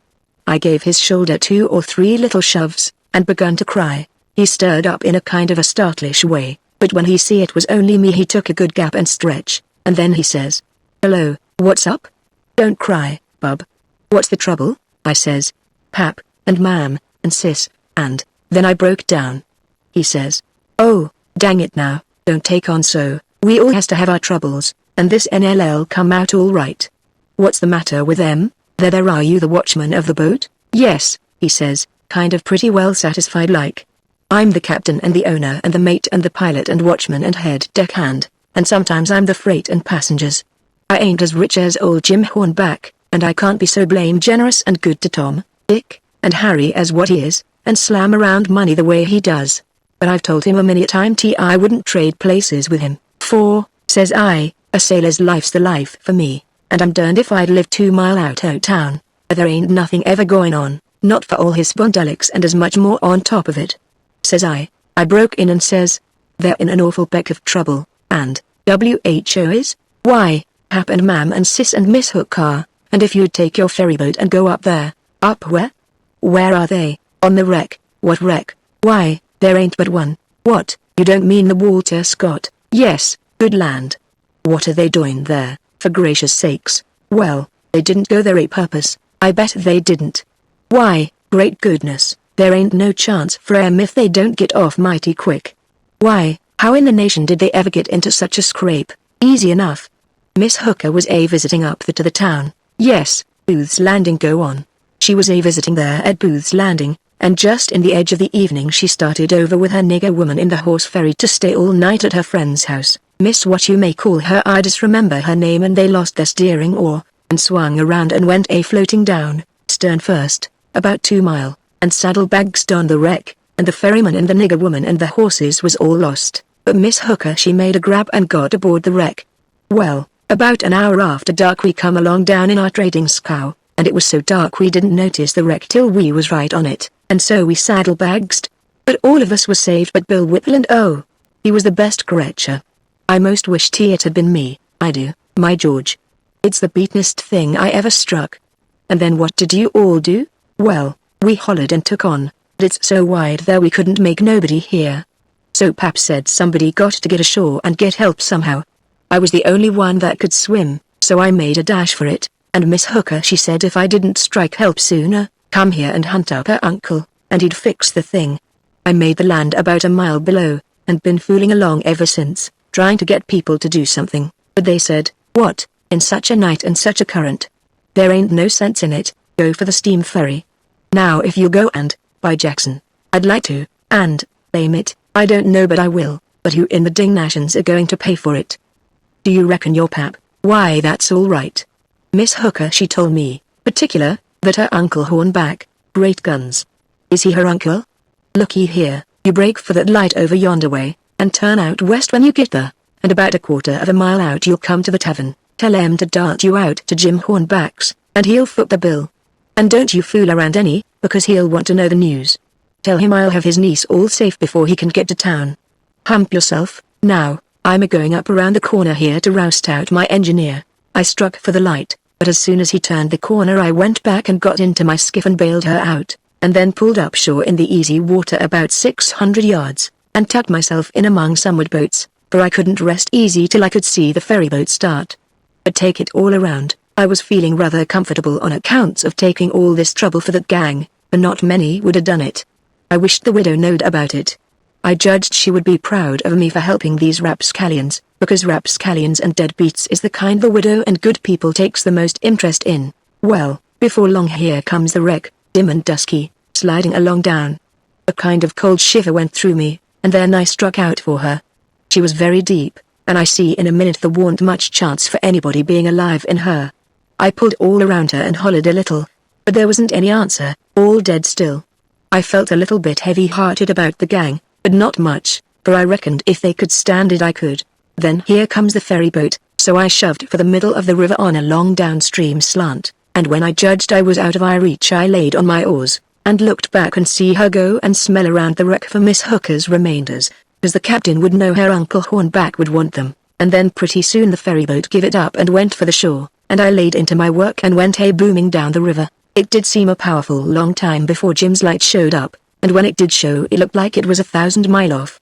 By the time I got there the sky was beginning to get a little grey in the east, so we struck for an island, and hid the raft, and sunk the skiff, and turned in and slept like dead people. Chapter 14 Was Solomon wise? By and by, when we got up, we turned over the truck the gang had stole off of the wreck, and found boots, and blankets, and clothes, and all sorts of other things, and a lot of books, and a spyglass, and 3 boxes of cigars.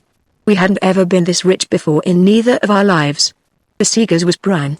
We laid off all the afternoon in the woods talking, and me reading the books, and having a general good time. I told Jim all about what happened inside the wreck and at the ferry boat, and I said these kinds of things was adventures, but he said he didn't want no more adventures. He said that when I went in the Texas and he crawled back to get on the raft and found her gone he nearly died, because he judged it was all up with him anyway it could be fixed, for if he didn't get saved he would get drowned, and if he did get saved, whoever saved him would send him back home so as to get the reward, and then Miss Watson would sell him south, sure. Well, he was right. He was most always right. He had an uncommon level head for a nigger. I read considerable to Jim about kings and dukes and earls and such, and how gaudy they dressed, and how much style they put on, and called each other your majesty, and your grace, and your lordship, and so on, instead of Mr., and Jim's eyes bugged out, and he was interested. He says, I didn't know day was so many I hind hearn bout none scarcely, but ole King Solomon, unless you count stem kings that's in a pack cards. How much do a king get? I says, why, they get $1,000 a month if they want it, they can have just as much as they want, everything belongs to them, ain't that gay? What they got to do, Huck? They don't do nothing. Why, how you talk? They just sit around. No, is that so? Of course it is. They just sit around except, maybe, when there's a war, then they go to the war. But other times they just lazy around, or go hawking just hawking and SPSH! Do you hear a noise? We skipped out and looked, but it warn't nothing but the flutter of a steamboat's wheel away down, coming around the point. So we come back, yes, says I, and other times, when things is dull, they fuss with the parliament, and if everybody don't go just so he whacks their heads off. But mostly they hang round the harem. Round a which? Harem? What's the harem? The place where he keeps his wives. Don't you know about the harem? Solomon had one. He had about 1 million wives. Why, yes, that's so, I done forgot it. A harem's a boarding house, I reckon. Most likely day has rackety times in the nursery. And I reckon the wives quarrels considerable, and dat crease da racket. Yet they say Solomon the wisest man dat ever live. I don't take no stock in dat. The case why, the wise man want to live in the midst such a blim blam in all the time? No deed he wouldn't. A wise man you'd take and build a biler factory, and then he could shut down the biler factory when he want to rease. Well, but he was the wisest man, anyway, because the widow she told me so, her own self. I don't care what the widow say, he warn't no wise man nother. He had some dat fetched ways I ever see. Does you know about dat chili dat he use gwine to chop in two? Yes. The widow told me all about it. Well, den.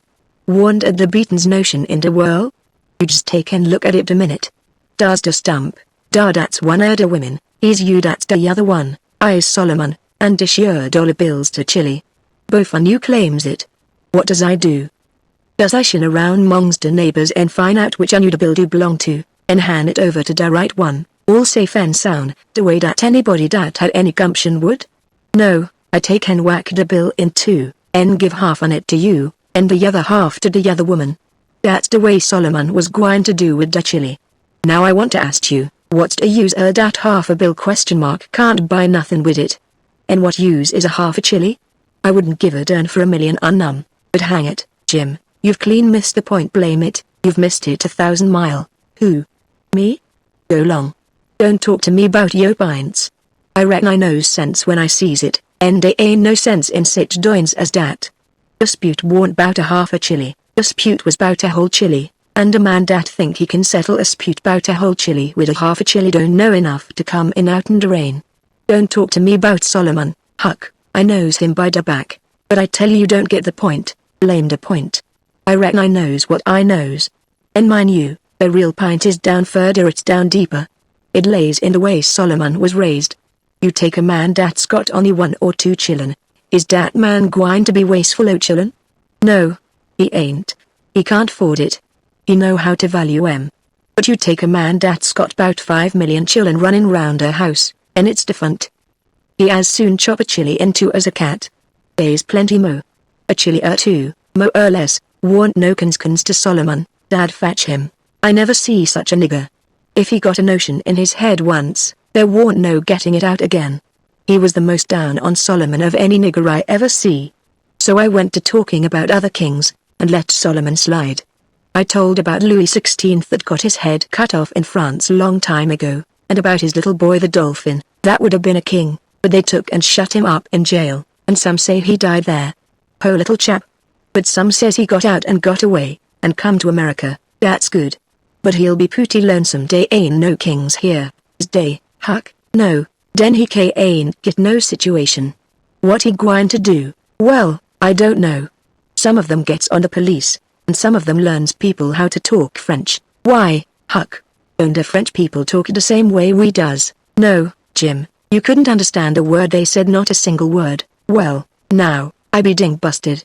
How do dat come? I don't know, but it's so. I got some of their jabber out of a book. S'pose a man was to come to you and say "Parlez-vous Francie," what would you think? I wouldn't think nothing. I'd take and bust him over the head, dat is, if he warn't white. I wouldn't low no nigger to call me dat. Shucks, it ain't calling you anything. It's only saying, do you know how to talk French? Well, then, why couldn't he say it? Why, he is saying it. That's a Frenchman's way of saying it. Well, it's a blame ridiculous way, and I don't want to hear no mo about it.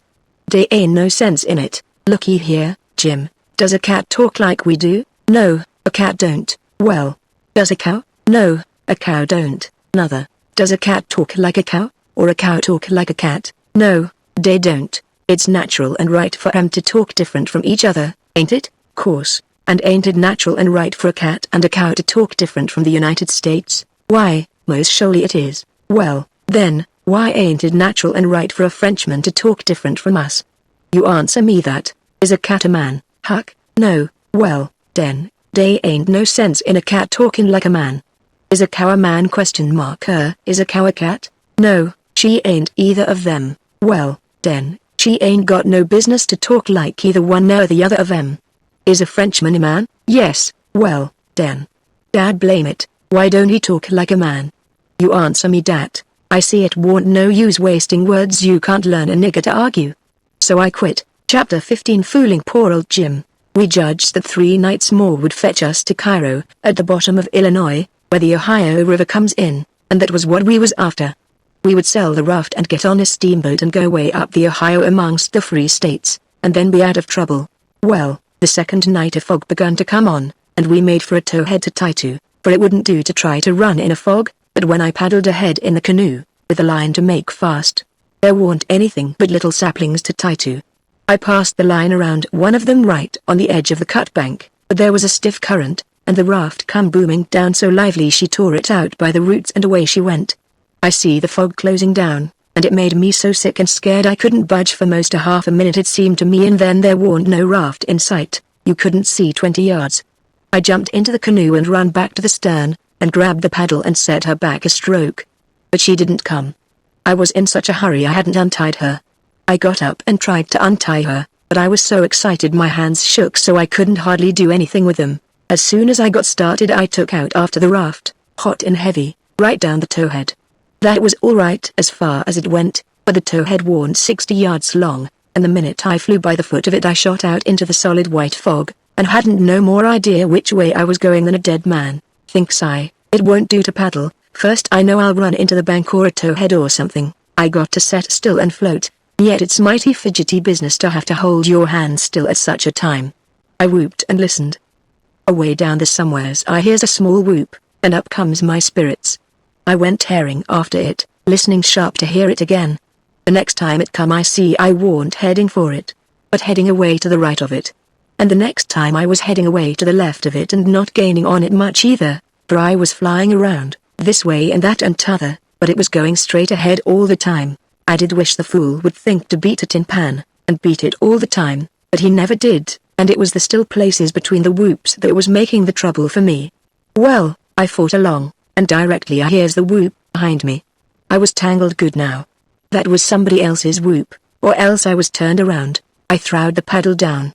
I heard the whoop again. It was behind me yet, but in a different place. It kept coming, and kept changing its place, and I kept answering, till by and by it was in front of me again, and I knowed the current had swung the canoe's head downstream, and I was all right if that was Jim and not some other raftsman hollering.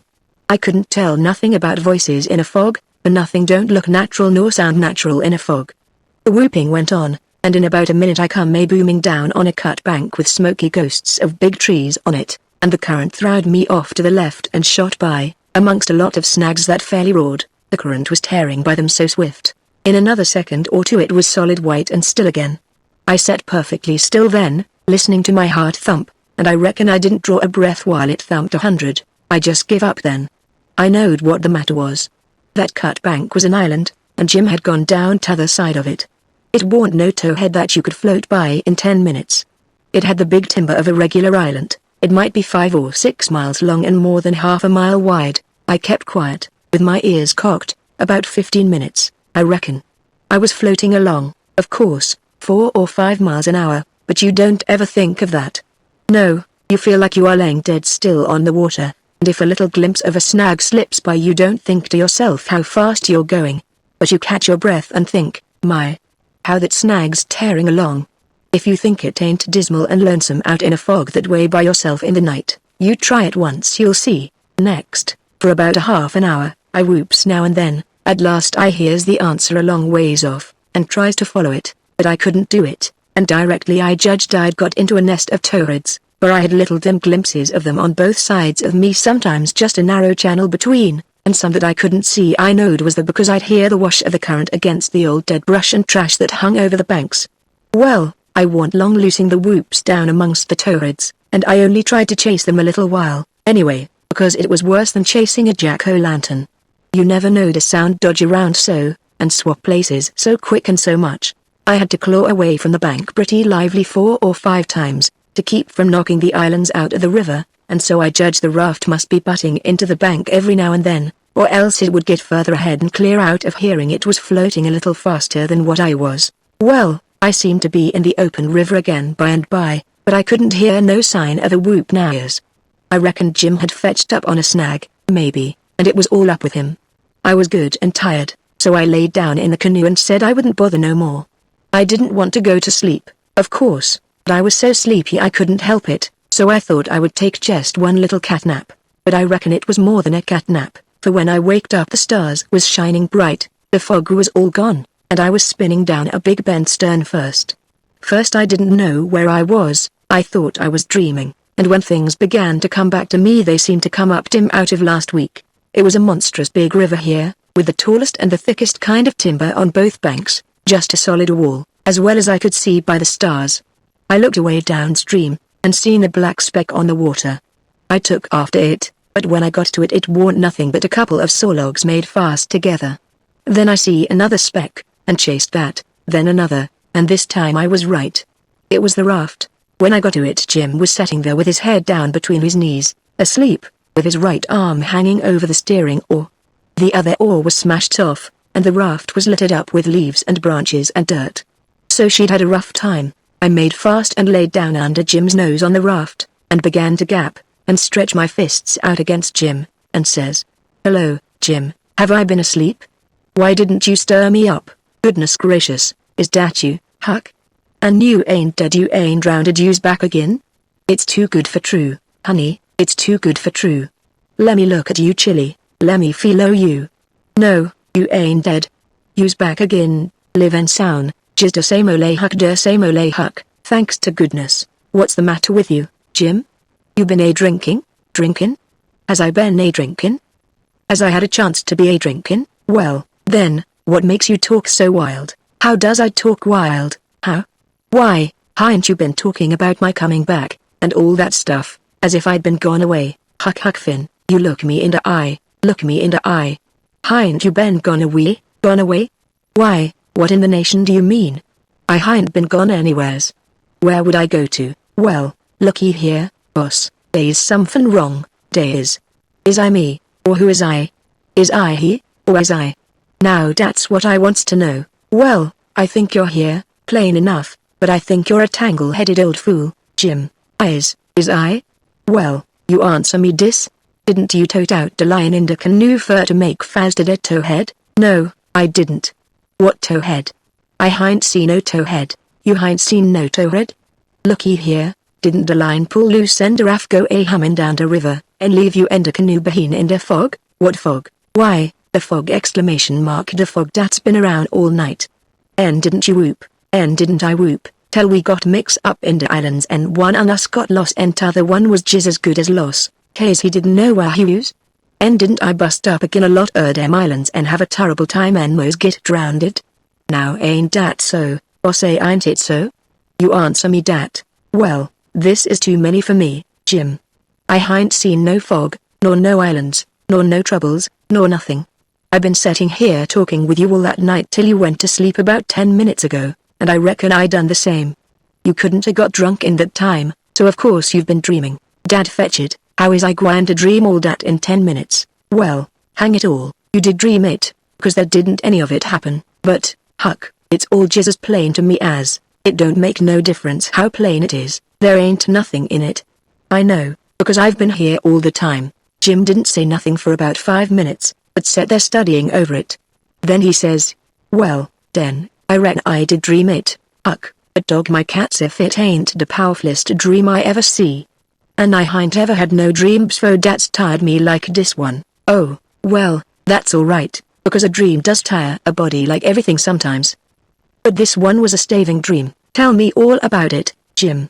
So Jim went to work and told me the whole thing right through, just as it happened, only he painted it up considerable.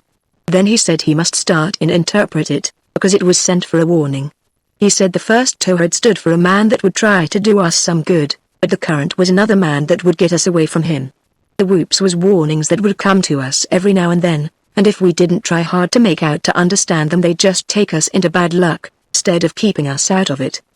The lot of towheads was troubles we was going to get into with quarrelsome people and all kinds of mean folks, but if we minded our business and didn't talk back and aggravate them, we would pull through and get out of the fog and into the big clear river, which was the Free States, and wouldn't have no more trouble. It had clouded up pretty dark just after I got onto the raft, but it was clearing up again now. Oh, well, that's all interpreted well enough as far as it goes, Jim, I says, but what does these things stand for? It was the leaves and rubbish on the raft and the smashed oar. You could see them first rate now. Jim looked at the trash, and then looked at me, and back at the trash again. He had got the dream fixed so strong in his head that he couldn't seem to shake it loose and get the facts back into its place again right away. But when he did get the thing straightened around, he looked at me steady without ever smiling, and says, "What do they stand for? "'S gwine to tell you. When I got all wore out wid work, and wid dickering for you, and went to sleep, my heart was mos broke because you was lost, and I didn't no mo what become me and a rough. And when I wake up and find you back again, all safe and sound, the tears come, and I could have got down on my knees and kiss your foot. I is so thankful. And all you was thinking about was how you could make a fool of your Jim with a lie. Dat truck da is trash, and trash is what people is dat puts dirt on their head a day friends and makes 'em ashamed." Then he got up slow and walked to the wigwam, and went in there without saying anything but that. But that was enough. It made me feel so mean I could almost kissed his foot to get him to take it back. It was 15 minutes before I could work myself up to go and humble myself to a nigger, but I done it, and I warn't ever sorry for it afterwards, neither. I didn't do him no more mean tricks, and I wouldn't done that one if I'd knowed it would make him feel that way. Chapter 16. The rattlesnake skin does its work. We slept most all day, and started out at night, a little ways behind a monstrous long raft that was as long going by as a procession. She had 4 long sweeps at each end, so we judged she carried as many as 30 men, likely. She had 5 big wigwams aboard, wide apart, and an open campfire in the middle, and a tall flagpole at each end. There was a power of style about her. It amounted to something being a raftsman on such a craft as that. We went drifting down into a big bend, and the night clouded up and got hot. The river was very wide, and was walled with solid timber on both sides. You couldn't see a break in it hardly ever, or a light. We talked about Cairo, and wondered whether we would know it when we got to it. I said likely we wouldn't, because I had heard say there weren't but about a dozen houses there, and if they didn't happen to have them lit up, how was we going to know we was passing a town? Jim said if the 2 big rivers joined together there, it would show. But I said maybe we might think we was passing the foot of an island and coming into the same old river again. That disturbed Jim and me too. So the question was, what to do? I said, paddle ashore the first time a light showed, and tell them Pap was behind, coming along with a trading scow, and was a green hand at the business, and wanted to know how far it was to Cairo. Jim thought it was a good idea, so we took a smoke on it and waited. There warn't nothing to do now but to look out sharp for the town, and not pass it without seeing it. He said he'd be mighty sure to see it, because he'd be a free man the minute he seen it, but if he missed it he'd be in a slave country again and no more show for freedom. Every little while he jumps up and says, "Dar she is," but it warn't. It was jack-o'-lanterns, or lightning bugs, so he sat down again, and went to watching, same as before.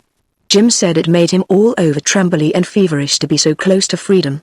Well, I can tell you it made me all over trembly and feverish, too, to hear him, because I begun to get it through my head that he was most free and who was to blame for it? Why, me. I couldn't get that out of my conscience, no how nor no way. It got to troubling me so I couldn't rest, I couldn't stay still in one place. It hadn't ever come home to me before, what this thing was that I was doing. But now it did, and it stayed with me, and scorched me more and more. I tried to make out to myself that I warn't to blame, because I didn't run Jim off from his rightful owner, but it warn't no use. Conscience up and says, every time, but you knowed he was running for his freedom, and you could have paddled ashore and told somebody. That was so I couldn't get around that now way. That was where it pinched. Conscience says to me, what had poor Miss Watson done to you that you could see her nigger go off right under your eyes and never say one single word? What did that poor old woman do to you that you could treat her so mean? Why, she tried to learn you your book, she tried to learn you your manners, she tried to be good to you every way she knowed how. That's what she done. I got to feeling so mean and so miserable I most wished I was dead.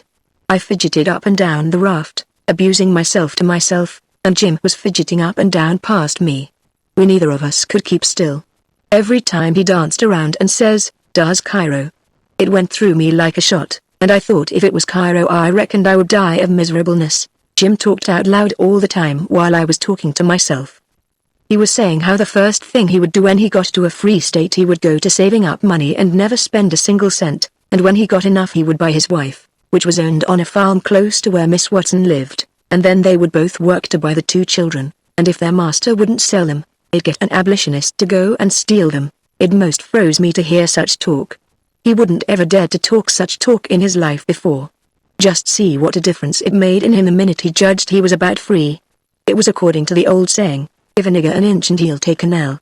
Thinks I, this is what comes of my not thinking.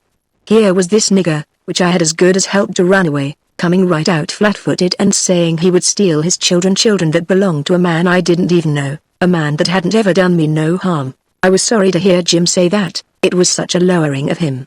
My conscience got to stirring me up hotter than ever, until at last I says to it, let up on me, it ain't too late yet, I'll paddle ashore at the first light and tell.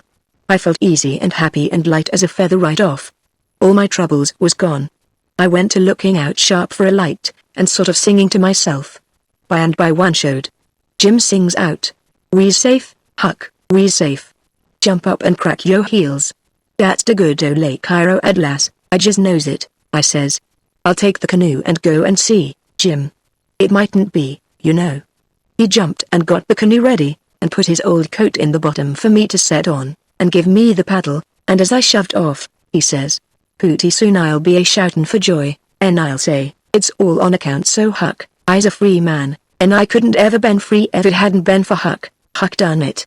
Jim won't ever forget you, Huck, you's the best friend Jim's ever had, and you's the only friend Jim's got now. I was paddling off, all in a sweat to tell on him, but when he says this, it seemed to kind of take the tuck all out of me. I went along slow then, and I warn't right down certain whether I was glad I started or whether I warn't. When I was 50 yards off, Jim says, "Dar you goes, the ole true Huck, an only white gentleman dat ever kept his promise to ole Jim." Well, I just felt sick. But I says, I got to do it, I can't get out of it. Right then along comes a skiff with 2 men in it with guns, and they stopped and I stopped. One of them says, "What's that yonder?" "A piece of a raft," I says. "Do you belong on it?" "Yes, sir." "Any men on it?" "Only one, sir." "Well, there's 5 niggers run off tonight up yonder, above the head of the bend." "Is your man white or black?" I didn't answer up prompt. I tried to, but the words wouldn't come. I tried for a second or two to brace up and out with it, but I warn't man enough, hadn't the spunk of a rabbit. I see I was weakening, so I just give up trying, and up and says, "He's white. I reckon we'll go and see for ourselves." "I wish you would," says I, "because it's Pap that's there, and maybe you'd help me tow the raft ashore where the light is." He's sick and so is Mam and Marianne. Oh, the devil. We're in a hurry, boy. But I suppose we've got to.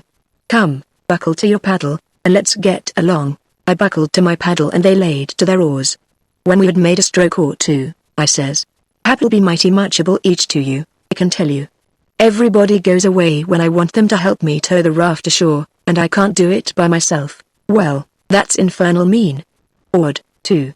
Say, boy, what's the matter with your father? It's the well, it ain't anything much. They stopped pulling. It warn't but a mighty little ways to the raft now. One says, "Boy, that's a lie. What is the matter with your pap? Answer up square now, and it'll be the better for you." "I will, sir, I will, honest, but don't leave us. Please. It's the gentleman, if you'll only pull ahead, and let me heave you the headline, you won't have to come near the raft, please do. Set her back, John, set her back," says one. They backed water. "Keep away, boy, keep to leeward." Confound it, I just expect the wind has blowed it to us. Your pap's got the smallpox, and you know it precious well. Why didn't you come out and say so?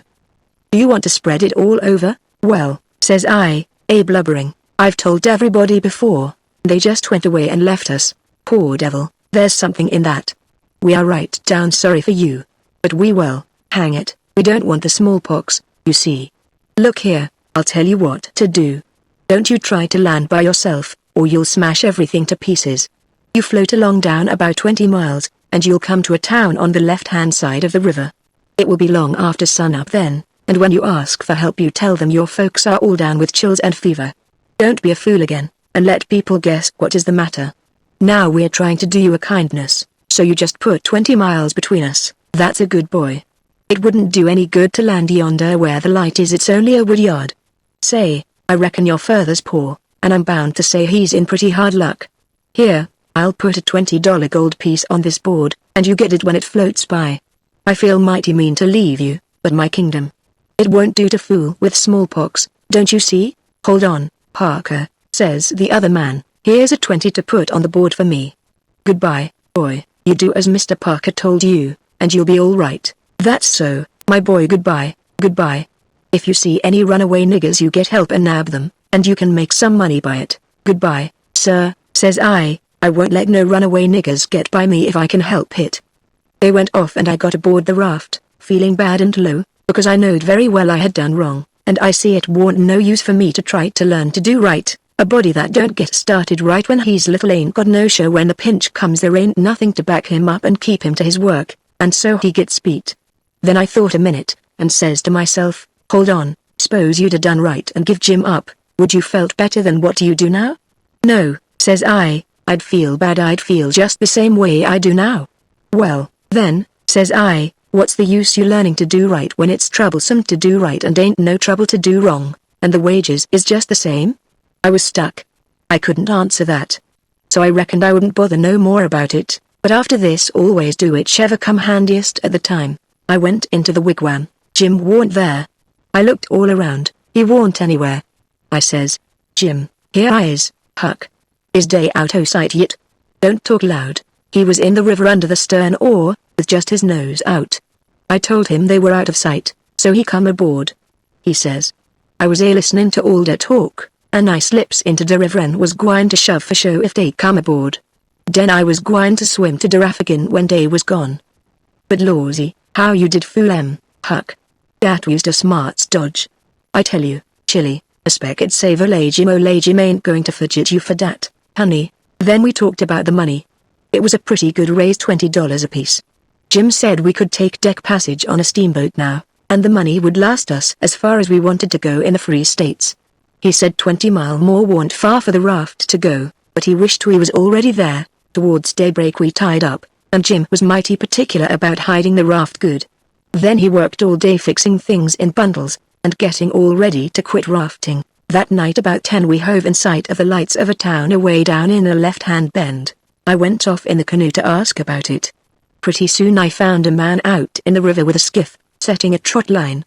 I ranged up and says, Mister, is that town Cairo? Cairo? No. You must be a blame fool. What town is it, mister? If you want to know, go and find out. If you stay here bothering around me for about a half a minute longer you'll get something you won't want. I paddled to the raft. Jim was awful disappointed, but I said never mind, Cairo would be the next place, I reckoned. We passed another town before daylight, and I was going out again, but it was high ground, so I didn't go. No high ground about Cairo, Jim said. I had forgot it. We laid up for the day on a towhead tolerable close to the left-hand bank. I begun to suspicion something. So did Jim. I says, maybe we went by Cairo in the fog that night. He says, don't let's talk about it, Huck. Bo niggers can't have no luck. I suspected dat rattlesnake skin warn't done with its work. I wish I'd never seen that snake skin, Jim. I do wish I'd never laid eyes on it. It ain't your fault, Huck, you didn't know. Don't you blame yourself bout it. When it was daylight, here was the clear Ohio water inshore, sure enough, and outside was the old regular muddy. So it was all up with Cairo. We talked it all over. It wouldn't do to take to the shore. We couldn't take the raft up the stream, of course. There warn't no way but to wait for dark, and start back in the canoe and take the chances. So we slept all day amongst the cottonwood thicket, so as to be fresh for the work, and when we went back to the raft about dark the canoe was gone. We didn't say a word for a good while. There warn't anything to say. We both knowed well enough it was some more work of the rattlesnake skin, so what was the use to talk about it?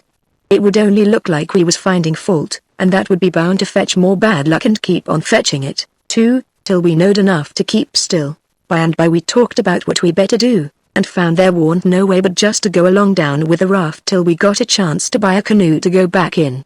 We warn't going to borrow it when there warn't anybody around. The way Pap would do, for that might set people after us, so we shoved out after dark on the raft. Anybody that don't believe yet that it's foolishness to handle a snake's skin, after all that snake's skin done for us, will believe it now if they read on and see what more it done for us. The place to buy canoes is off of rafts laying up at shore. We didn't see no rafts laying up, so we went along during 3 hours and more. Well, the night got grey and rather thick, which is the next meanest thing to fog. You can't tell the shape of the river, and you can't see no distance. It got to be very late and still, and then along comes a steamboat up the river. We lit the lantern, and judged she would see it. Upstream boats didn't generally come close to us, they go out and follow the bars and hunt for easy water under the reefs, but nights like this they bull right up the channel against the whole river. We could hear her pounding along. We didn't see her good till she was close. She aimed right for us.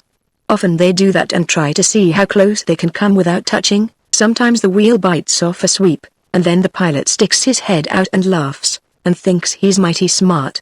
Well, here she comes, and we said she was going to try and shave us, but she didn't seem to be shearing off a bit. She was a big one, and she was coming in a hurry, too, looking like a black cloud with rows of glowworms around it. But all of a sudden she bulged out, big and scary, with a long row of wide-open furnace doors shining like red-hot teeth, and her monstrous bows and guards hanging right over us. There was a yell at us, and a jingling of bells to stop the engines, a powwow of cussing, and whistling of steam, and as Jim went overboard on one side and I on the other, she come smashing straight through the raft. I dived and I aimed to find the bottom, too, for a 30-foot wheel had got to go over me, and I wanted it to have plenty of room. I could always stay underwater a minute. This time I reckon I stayed under a minute and a half. Then I bounced for the top in a hurry, for I was nearly busting. I popped out to my armpits and blowed the water out of my nose, and puffed a bit. Of course there was a booming current, and of course that boat started her engines again 10 seconds after she stopped them, but they never cared much for raftsmen, so now she was churning along up the river, out of sight in the thick weather. Though I could hear her, I sung out for Jim about a dozen times. I didn't get any answer, so I grabbed a plank that touched me while I was treading water, and struck out for shore, shoving it ahead of me. But I made out to see that the drift of the current was towards the left-hand shore, which meant that I was in a crossing, so I changed off and went that way. It was one of these long, slanting, 2-mile crossings, so I was a good long time in getting over. I made a safe landing, and climbed up the bank.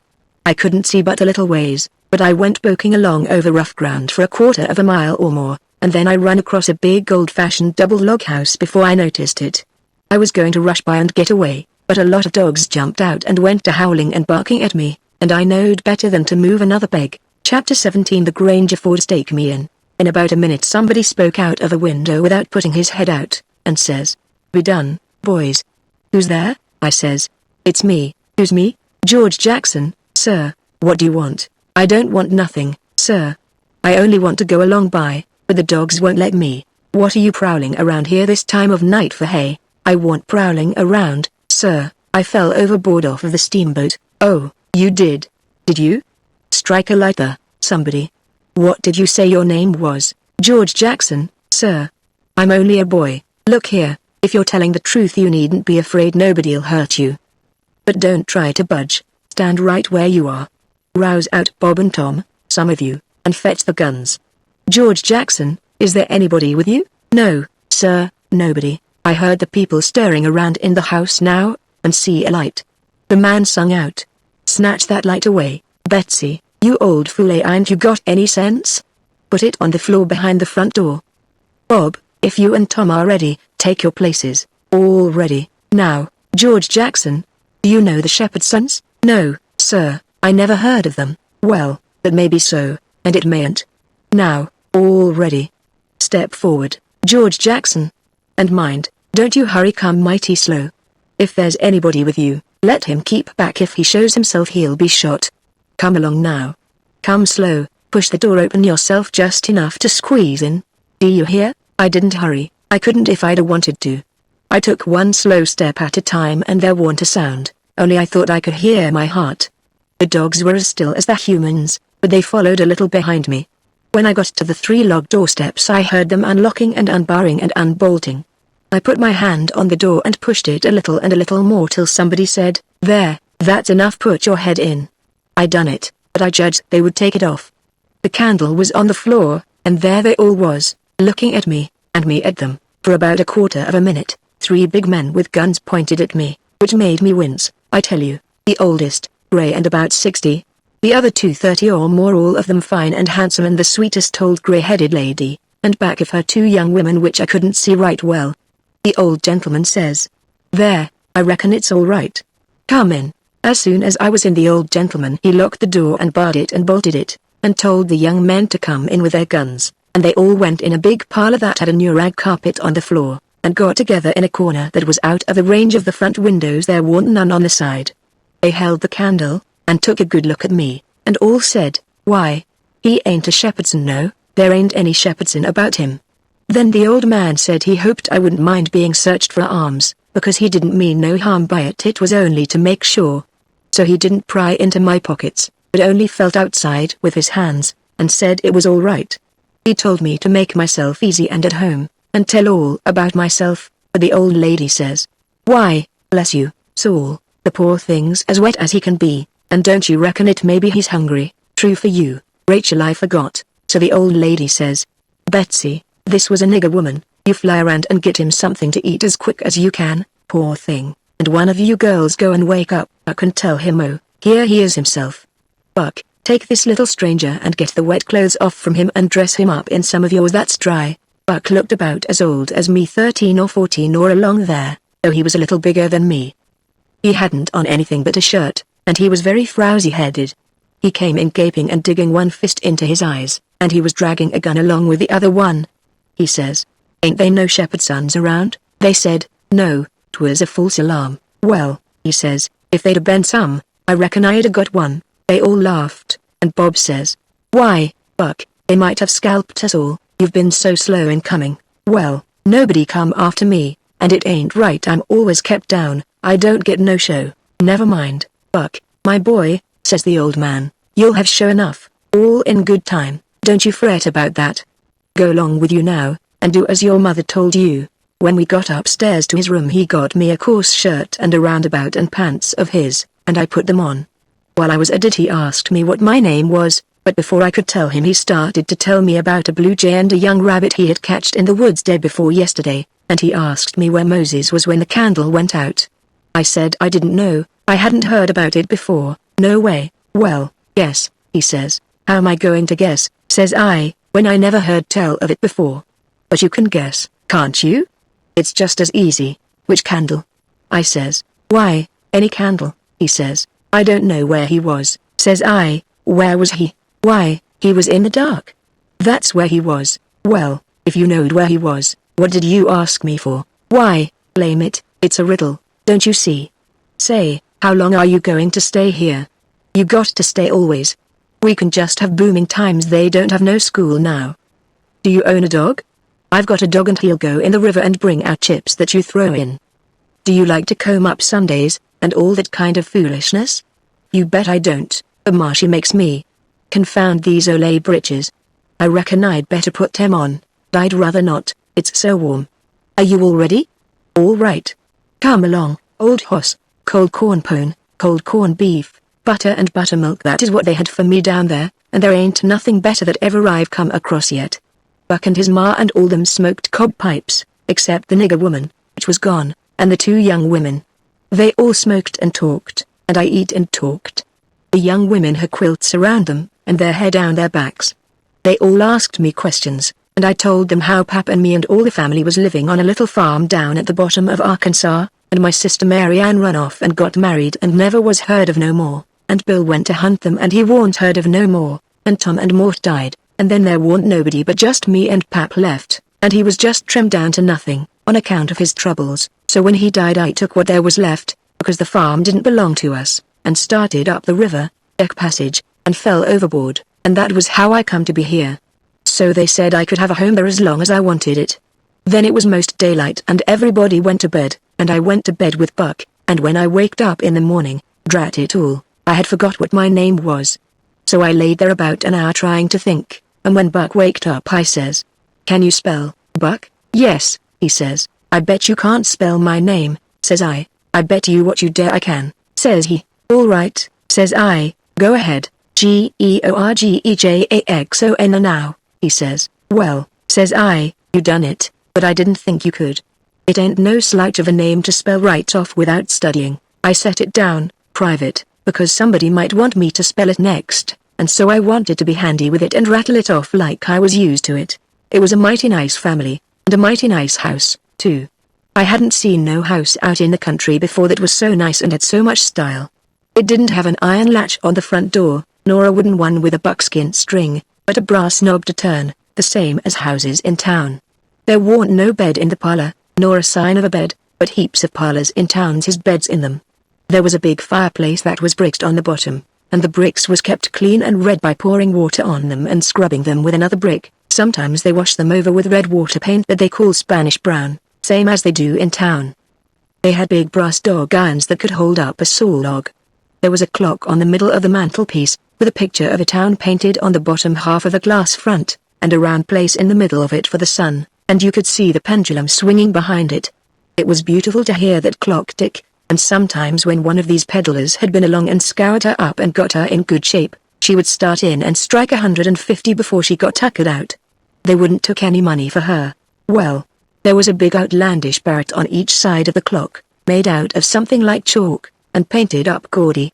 By one of the parrots was a cat made of crockery, and a crockery dog by the other, and when you pressed down on them they squeaked, but didn't open their mouths nor look different nor interested.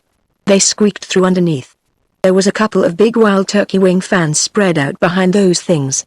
On the table in the middle of the room was a kind of a lovely crockery basket that had apples and oranges and peaches and grapes piled up in it, which was much redder and yellower and prettier than real ones is, but they weren't real because you could see where pieces had got chipped off and showed the white chalk, or whatever it was, underneath. This table had a cover made out of beautiful oilcloth, with a red and blue spread eagle painted on it, and a painted border all around.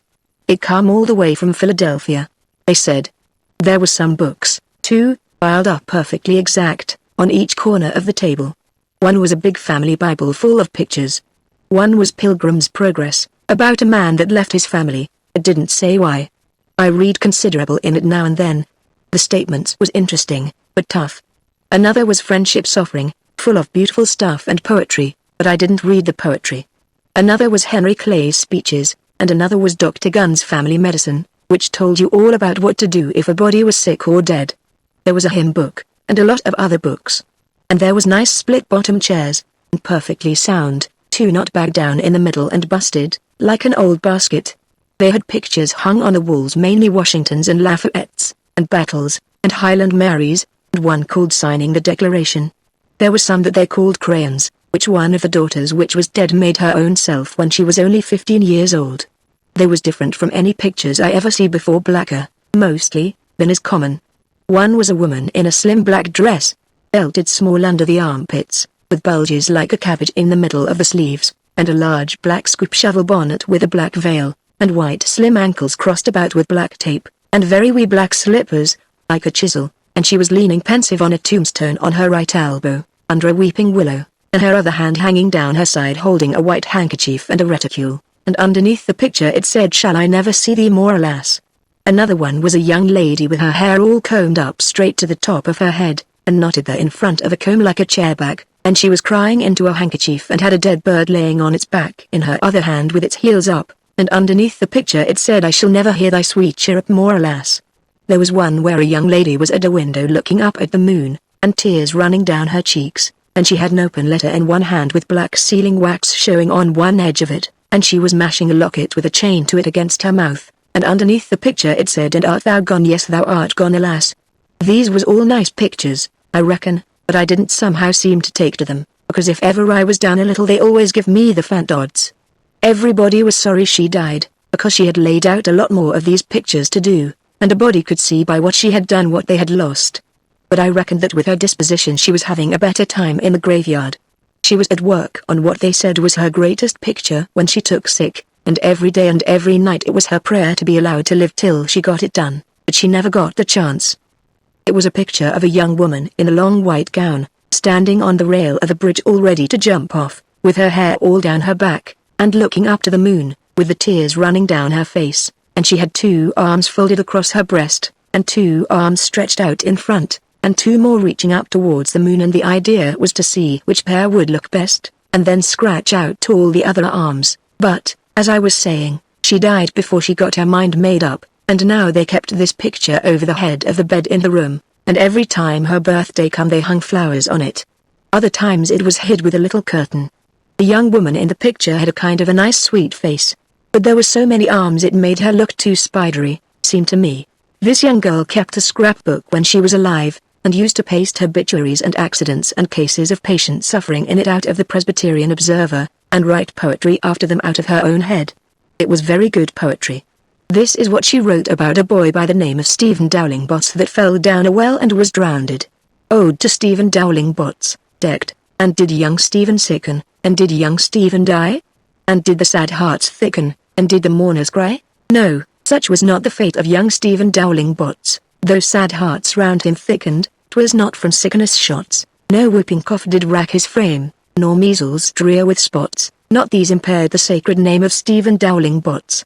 Despised love struck not with woe that head of curly knots, nor stomach troubles laid him low, young Stephen Dowling Botts, oh no. Then list with tearful eye, whilst I his fate do tell. His soul did from this cold world fly by falling down a well. They got him out and emptied him, alas it was too late, his spirit was gone for to sport aloft in the realms of the good and great. If Emmeline Grangerford could make poetry like that before she was 14, there ain't no telling what she could have done by and by. Buck said she could rattle off poetry like nothing. She didn't ever have to stop to think. He said she would slap down a line, and if she couldn't find anything to rhyme with it would just scratch it out and slap down another one. Go ahead. She warn't particular, she could write about anything you choose to give her to write about just so it was saidful. Every time a man died, or a woman died, or a child died, she would be on hand with her tribute before he was called. She called them tributes. The neighbors said it was the doctor first, then Emmeline, then the undertaker. The undertaker never got in ahead of Emmeline but once, and then she hung fire on a rhyme for the dead person's name, which was Whistler. She warn't ever the same after that. She never complained, but she kinda pined away and did not live long. Poor thing, many's the time I made myself go up to the little room that used to be hers and get out her poor old scrapbook and read in it when her pictures had been aggravating me and I had soured on her a little. I liked all that family, dead ones and all, and warn't going to let anything come between us. Poor Emmeline made poetry about all the dead people when she was alive, and it didn't seem right that there warn't nobody to make some about her now she was gone, so I tried to sweat out a verse or two myself, but I couldn't seem to make it go somehow. They kept Emmeline's room trim and nice, and all the things fixed in it just the way she liked to have them when she was alive, and nobody ever slept there. The old lady took care of the room herself, though there was plenty of niggers, and she sewed there a good deal and read her Bible the mostly. Well, as I was saying about the parlor, there was beautiful curtains on the windows, white, with pictures painted on them of castles with vines all down the walls, and cattle coming down to drink. There was a little old piano, too, that had tin pans in it, I reckon, and nothing was ever so lovely as to hear the young ladies sing The Last Link is Broken and play the Battle of Prague on it. The walls of all the rooms was plastered, and most had carpets on the floors, and the whole house was whitewashed on the outside. It was a double house, and the big open place betwixt them was roofed and floored, and sometimes the table was set there in the middle of the day, and it was a cool, comfortable place. Nothing couldn't be better. And warn't the cooking good, and just bushels of it too. Chapter 18. Why Harney rode away for his hat. Cole Grangerford was a gentleman, you see. He was a gentleman all over, and so was his family. He was well born, as the saying is, and that's worth as much in a man as it is in a horse, so the widow Douglas said, and nobody ever denied that she was of the first aristocracy in our town, and Pappy always said it, too, though he warn't no more quality than a mudcat himself. Cole Grangerford was very tall and very slim, and had a darkish bally complexion, not a sign of red in it anywheres. He was clean-shaved every morning all over his thin face, and he had the thinnest kind of lips, and the thinnest kind of nostrils, and a high nose, and heavy eyebrows, and the blackest kind of eyes, sunk so deep back that they seemed like they was looking out of caverns at you, as you may say. His forehead was high, and his hair was black and straight and hung to his shoulders. His hands was long and thin, and every day of his life he put on a clean shirt and a full suit from head to foot made out of linen so white it hurt your eyes to look at it, and on Sundays he wore a blue tailcoat with brass buttons on it. He carried a mahogany cane with a silver head to it. There warn't no frivolishness about him, not a bit, and he warn't ever loud. He was as kind as he could be. You could feel that, you know, and so you had confidence. Sometimes he smiled, and it was good to see, but when he straightened himself up like a liberty pole, and the lightning begun to flicker out from under his eyebrows, you wanted to climb a tree first, and find out what the matter was afterwards. He didn't ever have to tell anybody to mind their manners. Everybody was always good-mannered where he was. Everybody loved to have him around, too. He was sunshine most always. I mean, he made it seem like good weather. When he turned into a cloud bank it was awful dark for half a minute, and that was enough. There wouldn't nothing go wrong again for a week. When him and the old lady come down in the morning, all the family got up out of their chairs and give them good day, and didn't sit down again till they had sat down. Then Tom and Bob went to the sideboard where the decanter was, and mixed a glass of bitters and handed it to him, and he held it in his hand and waited till Tom's and Bob's was mixed, and then they bowed and said, "Our duty to you, sir, and madam," and they bowed the least bit in the world and said thank you, and so they drank, all three, and Bob and Tom poured a spoonful of water on the sugar and the mite of whiskey or apple brandy in the bottom of their tumblers, and give it to me and Buck, and we drank to the old people too. Bob was the oldest and Tom next tall, beautiful men with very broad shoulders and brown faces, and long black hair and black eyes. They dressed in white linen from head to foot, like the old gentleman, and wore broad Panama hats. Then there was Miss Charlotte. She was 25, and tall and proud and grand, but as good as she could be when she wasn't stirred up, but when she had a look that would make you wilt in your tracks, like her father. She was beautiful, so was her sister, Miss Sophia, but it was a different kind. She was gentle and sweet like a dove, and she was only 20. Each person had their own nigger to wait on them. Buck too. My nigger had a monstrous easy time, because I wasn't used to having anybody do anything for me, but Buck's was on the jump most of the time. This was all there was of the family now. But there used to be more 3 sons. They got killed, and Emmeline that died. The old gentleman owned a lot of farms and over 100 niggers.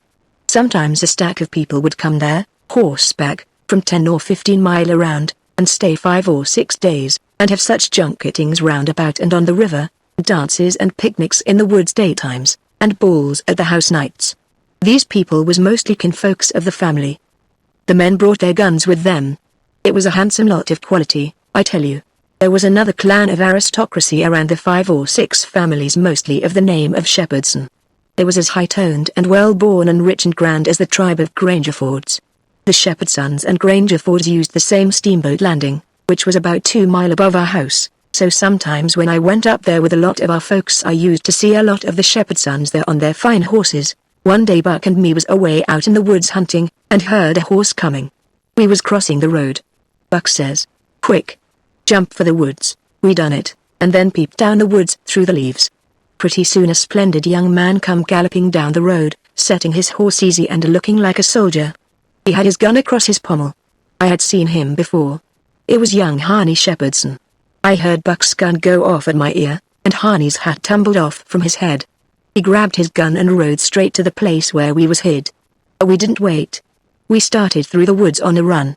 The woods warn't thick, so I looked over my shoulder to dodge the bullet, and twice I seen Harney cover Buck with his gun, and then he rode away the way he come to get his hat, I reckon, but I couldn't see. We never stopped running till we got home. The old gentleman's eyes blazed a minute with pleasure, mainly, I judge, then his face sort of smoothed down, and he says, kind of gentle, "I don't like that shooting from behind a bush. Why didn't you step into the road, my boy?" "The Shepherdsons don't, father. They always take advantage." Miss Charlotte, she held her head up like a queen while Buck was telling his tale, and her nostrils spread and her eyes snapped. The 2 young men looked dark, never said nothing. Miss Sophia, she turned pale, but the color come back when she found the man warn't hurt. "Soon as I could get Buck down by the corn cribs under the trees by ourselves," I says. "Did you want to kill him, Buck?" "Well, I bet I did." "What did he do to you, him?" "He never done nothing to me." "Well, then, what did you want to kill him for?" "Why, nothing, only it's on account of the feud." "What's a feud?" "Why, where was you raised? Don't you know what a feud is?" "Never heard of it before, tell me about it." "Well," says Buck, "a feud is this way. A man has a quarrel with another man, and kills him, then the other man's brother kills him, then the other brothers, on both sides, goes for one another, then the cousins chip in and by everybody's killed off, and there ain't no more feud.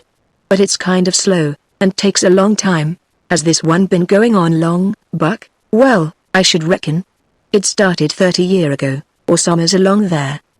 There was trouble about something, and then a lawsuit to settle it, and the suit went agin one of the men, and so he up and shot the man that won the suit, which he would naturally do, of course. Anybody would. What was the trouble about, Buck? Land. I reckon maybe, I don't know." "Well, who done the shooting? Was it a Grangerford or a Shepherdson?" "Laws, how do I know? It was so long ago." "Don't anybody know?" "Oh, yes, Pa knows, I reckon, and some of the other old people, but they don't know now what the row was about in the first place." "Has there been many killed, Buck?" "Yes, right smart chance of funerals. but they don't always kill. Pa's got a few buckshot in him, but he don't mind it 'cause he don't weigh much, anyway. Bob's been carved up some with a bowie, and Tom's been hurt once or twice. Has anybody been killed this year, Buck? Yes, we got one and they got one. About 3 months ago my cousin Bud, 14-year-old, was riding through the woods on t'other side of the river, and didn't have no weapon with him, which was blame foolishness, and in a lonesome place he hears a horse coming behind him, and sees old Baldy Shepherdson linking after him with his gun in his hand and his white hair flying in the wind. Instead of jumping off and taking to the brush, Bud knowed he could outrun him, so they had it, nip and tuck, for 5 mile or more. The old man gaining all the time, so at last Bud seen it warn't any use, so he stopped and faced around so as to have the bullet holes in front, you know, and the old man he rode up and shot him down. But he didn't get much chance to enjoy his luck, for inside of a week our folks laid him out. I reckon that old man was a coward, Buck. I reckon he warn't a coward. Not by a blame sight. There ain't a coward amongst them Shepherdsons, not a one. And there ain't no cowards amongst the Grangerfords either. Why, that old man kept up his end in a fight one day for half an hour against 3 Grangerfords, and come out winner. They was all horseback. He lit off of his horse and got behind the little woodpile, and kept his horse before him to stop the bullets, but the Grangerfords stayed on their horses and capered around the old man, and peppered away at him, and he peppered away at them. Him and his horse both went home pretty leaky and crippled, but the Grangerfords had to be fetched home and one of 'em was dead, and another died the next day. No, sir, if a body's out hunting for cowards, you don't want to fool away any time amongst them Shepherdsons, because they don't breed any of that kind. Next Sunday we all went to church, about 3 mile, everybody horseback. The men took their guns along, so did Buck, and kept them between their knees or stood them handy against the wall. The Shepherdsons done the same. It was pretty ornery preaching all about brotherly love, and such like tiresomeness, but everybody said it was a good sermon, and they all talked it over going home, and had such a powerful lot to say about faith and good works and free grace and pray for ordination, and I don't know what all, that it did seem to me to be one of the roughest Sundays I had run across yet. About an hour after dinner everybody was dozing around, some in their chairs and some in their rooms, and it got to be pretty dull. Buck and a dog who was stretched out on the grass in the sun sound asleep. I went up to our room, and judged I would take a nap myself. I found that sweet Miss Sophia standing in her door, which was next to ours, and she took me in her room and shut the door very soft, and asked me if I liked her, and I said I did, and she asked me if I would do something for her and not tell anybody, and I said I would. Then she said she forgot her testament, and left it in a seat at church between 2 other books, and would I slip out quiet and go there and fetch it to her, and not say nothing to nobody. I said I would. So I slid out and slipped off up the road, and there warn't anybody at the church, except maybe a hog or two, for there warn't any lock on the door, and hogs likes a punchin' floor in summer time because it's cool. If you notice, most folks don't go to church only when they've got to, but a hog is different. Says I to myself, something's up, it ain't natural for a girl to be in such a sweat about a testament. So I give it a shake, and out drops a little piece of paper with 2:30 wrote on it with a pencil. I ransacked it, but couldn't find anything else. I couldn't make anything out of that, so I put the paper in the book again, and when I got home and upstairs there was Miss Sophia in her door waiting for me. She pulled me in and shut the door, then she looked in the testament till she found the paper, and as soon as she read it she looked glad, and before a body could think she grabbed me and give me a squeeze, and said I was the best boy in the world, and not to tell anybody. She was mighty red in the face for a minute, and her eyes lighted up, and it made her powerful pretty. I was a good deal astonished, but when I got my breath I asked her what the paper was about, and she asked me if I had read it, and I said no, and she asked me if I could read writing, and I told her no, only coarse hand, and then she said the paper warn't anything but a bookmark to keep her place, and I might go and play now. I went off down to the river, studying over this thing, and pretty soon I noticed that my nigger was following along behind. When we was out of sight of the house he looked back and around a second, and then comes running, and says, "Mars George, if you'll come down into the swamp I'll show you a whole stack o' water moccasins." Thinks I, that's mighty curious, he said that yesterday. He ought to know a body don't love water moccasins enough to go around hunting for them. What is he up to, anyway? So I says, all right, trot ahead. I followed a 1/2 mile, then he struck out over the swamp, and waded ankle deep as much as another 1/2 mile. We come to a little flat piece of land which was dry and very thick with trees and bushes and vines, and he says, You shove right in dar just a few steps, Mars George, does what day is.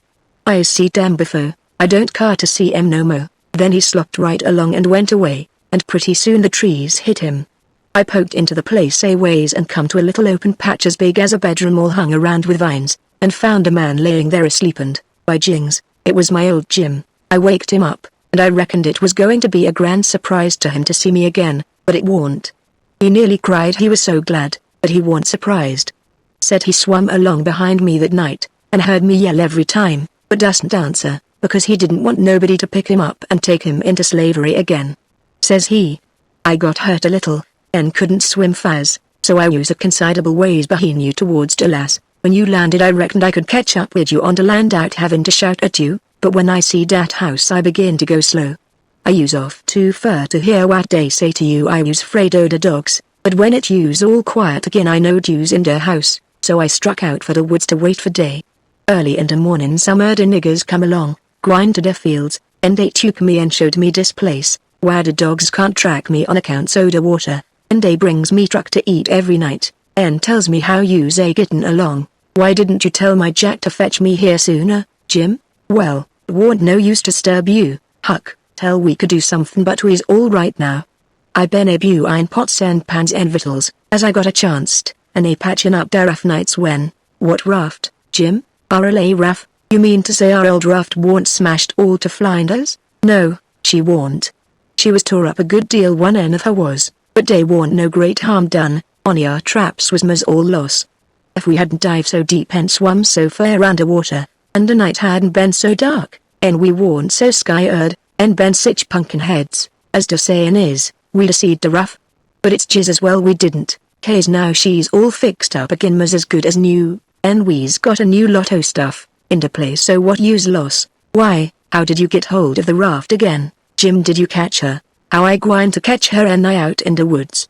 No, some of the niggers found her catched on a snag along here in the ben, and they hid her in a creek mongst the willows, and they was so much jawin' about which she belonged to them as dat I come to hear about it pooty soon, so I ups and settles the trouble by tellin' she don't belong to none of 'em, but to you and me, and I asked 'em if they gwine to grab a young white gentleman's property, and get a hidden for it. Den I gin 'em 10 cents apiece, and they was mighty well satisfied, and wished some more roughs you'd come along and make 'em rich again. They's mighty good to me, these niggers is, and whatever I wants 'em to do for me I don't have to ask 'em twice, honey. Dat Jack's a good nigger, and pooty smart, yes, he is. He ain't ever told me you was here, told me to come, and he'd show me a lot of water moccasins. If anything happens he ain't mixed up in it. He can say he never seen us together, and it'll be the truth. I don't want to talk much about the next day. I reckon I'll cut it pretty short. I waked up about dawn, and was a-going to turn over and go to sleep again when I noticed how still it was. Didn't seem to be anybody stirring. That warn't usual. Next I noticed that Buck was up and gone. Well, I gets up, wondering, and goes downstairs. Nobody around, everything as still as a mouse. Just the same outside. Thinks I, what does it mean? Down by the woodpile I comes across my Jack, and says, "What's it all about?" Says he. "Don't you know, Mars George?" "No," says I don't. "Well, den, Miss Sophia's run off." "'Deed she has. She run off in the night sometime, nobody don't know just when, run off to get married to dat young Harney Shepherdson, you know, leastways, so dey spec. The family found it out 'bout half an hour ago, maybe a little more, and I tell you they warn't no time loss. Sich another hurryin' up guns and hosses you never see. The women folks has gone for to stir up their relations, and ole Mars saw and the boys tucked they guns and rode up the river road for to try to catch that young man and kill him 'fore he can get across the river with Miss Sophia. I reckon they's gwine to be mighty rough times." Buck went off without waking me up. "Well, I reckon he did. They warn't gwine to mix you up in it. Mars Buck he loaded up his gun and load he's gwine to fetch home a Shepherdson or bust. Well, they'll be plenty on 'em dar, I reckon, and you bet you he'll fetch one if he gets a chanced." I took up the river road as hard as I could put. By and by I began to hear guns a good ways off. When I came in sight of the log store and the woodpile where the steamboats lands, I worked along under the trees and brush till I got to a good place, and then I clumb up into the forks of a cottonwood that was out of reach, and watched. There was a wood rank 4 foot high a little ways in front of the tree, and first I was going to hide behind that, but maybe it was luckier I didn't. There was 4 or 5 men cavorting around on their horses in the open place before the log store, cussing and yelling, and trying to get at a couple of young chaps that was behind the wood rank alongside of the steamboat landing, but they couldn't commit. Every time one of them showed himself on the riverside of the wood pile he got shot at. The 2 boys were squatting back to back behind the pile, so they could watch both ways, and by the men stopped cavorting around and yelling. They started riding towards the store, then up gets one of the boys, draws a steady bead over the wood rank, and drops one of them out of his saddle. All the men jumped off of their horses and grabbed the hurt one and started to carry him to the store, and that minute the 2 boys started on the run. They got halfway to the tree I was in before the men noticed. Then the men see them, and jumped on their horses and took out after them. They gained on the boys, but it didn't do no good. The boys had too good a start. They got to the wood pile that was in front of my tree, and slipped in behind it, and so they had the bulge on the men again. One of the boys was Buck, and the other was a slim young chap about 19 years old. The men ripped around a while, and then rode away. As soon as they was out of sight I sung out to Buck and told him. He didn't know what to make of my voice coming out of the tree at first. He was awful surprised. He told me to watch out sharp and let him know when the men come in sight again, said they was up to some devilment or other wouldn't be gone long. I wished I was out of that tree, but I dustn't come down. Buck begun to cry and rip, and lowed that him and his cousin Joe, that was the other young chap, would make up for this day yet. He said his father and his 2 brothers was killed, and 2 or 3 of the enemy. Said the shepherd's sons laid for them in ambush. Buck said his father and brothers ought to waited for their relations, their shepherd's sons was too strong for them. I asked him what was become of young Harney and Miss Sophia. He said they'd got across the river and was safe. I was glad of that, but the way Buck did take on because he didn't manage to kill Harney that day he shot at him I ain't ever heard anything like it. All of a sudden, bang, bang, bang. Those 3 or 4 guns the men had slipped around through the woods and come in from behind without their horses. The boys jumped for the river, both of them hurt, and as they swam down the current the men ran along the bank shooting at them and singing out, "Kill them, kill them." It made me so sick I most fell out of the tree. I ain't a-going to tell all that happened, it would make me sick again if I was to do that. I wished I hadn't ever come ashore that night to see such things. I ain't ever going to get shut of them, lots of times I dream about them. I stayed in the tree till it begun to get dark, afraid to come down. Sometimes I heard guns away off in the woods, and twice I seen little gangs of men gallop past the log store with guns, so I reckoned the trouble was still a-going on. I was mighty downhearted, so I made up my mind I wouldn't ever go near that house again, because I reckoned I was to blame, somehow. I judged that that piece of paper meant that Miss Sophia was to meet Harney somewheres at 2:30 and run off, and I judged I ought to told her father about that paper and the curious way she acted, and then maybe he would have locked her up, and this awful mess wouldn't ever happened. When I got down out of the tree I crept along down the river bank a piece, and found the 2 bodies laying in the edge of the water, and tugged at them till I got them ashore. Then I covered up their faces, and got away as quick as I could. I cried a little when I was covering up Buck's face, but he was mighty good to me. It was just dark now. I never went near the house, but struck through the woods and made for the swamp. Jim warned on his island, so I tramped off in a hurry for the creek, and crowded through the willows, red hot to jump aboard and get out of that awful country. The raft was gone. My souls, but I was scared. I couldn't get my breath for most a minute. Then I raised a yell. A voice not 25 foot from me says, "Good lan. Is dat you, honey? Don't make no noise." It was Jim's voice. Nothing ever sounded so good before. I ran along the bank a piece and got aboard, and Jim he grabbed me and hugged me. He was so glad to see me. He says, "Laws bless you, Chilly, I use right down show you's dead again. Jack's been he say he reckon you's been shot, case you didn't come home no mo, so I's just this minute to start and draft down towards to move further creek, so's to be all ready for to shove out and leave soon as Jack comes again and tells me for certain you is dead. Lawsy, I's mighty glad to get you back again, honey," I says. "All right, that's mighty good, they won't find me, and they'll think I've been killed, and floated down the river. There's something up that'll help them think so don't you lose no time, Jim, but just shove off for the big water as fast as ever you can." I never felt easy till the raft was 2 miles below there and out in the middle of the Mississippi. Then we hung up our signal lantern, and judged that we was free and safe once more. I hadn't had a bite to eat since yesterday, so Jim he got out some corn dodgers and buttermilk, pork and cabbage and greens. There ain't nothing in the world so good when it's cooked right, and whilst I eat my supper we talked and had a good time. I was powerful glad to get away from the feuds, and so was Jim to get away from the swamp. We said there warn't no home like a raft, after all. Other places do seem so cramped up and smothery, but a raft don't. You feel mighty free and easy and comfortable on a raft. Chapter 19. The Duke and the Dolphin come aboard. 2 or 3 days and nights went by. I reckon I might say they swam by. They slid along so quiet and smooth and lovely. Here is the way we put in the time. It was a monstrous big river down there, sometimes a mile and a half wide. We run nights, and laid up and hid daytimes. Soon as night was most gone we stopped navigating and tied up nearly always in the dead water under a towhead, and then cut young cottonwoods and willows, and hid the raft with them. Then we set out the lines. Next we slid into the river and had a swim, so as to freshen up and cool off. Then we sat down on the sandy bottom where the water was about knee-deep, and watched the daylight come. Not a sound anywheres, perfectly still, just like the whole world was asleep, only sometimes the bullfrogs cluttering, maybe.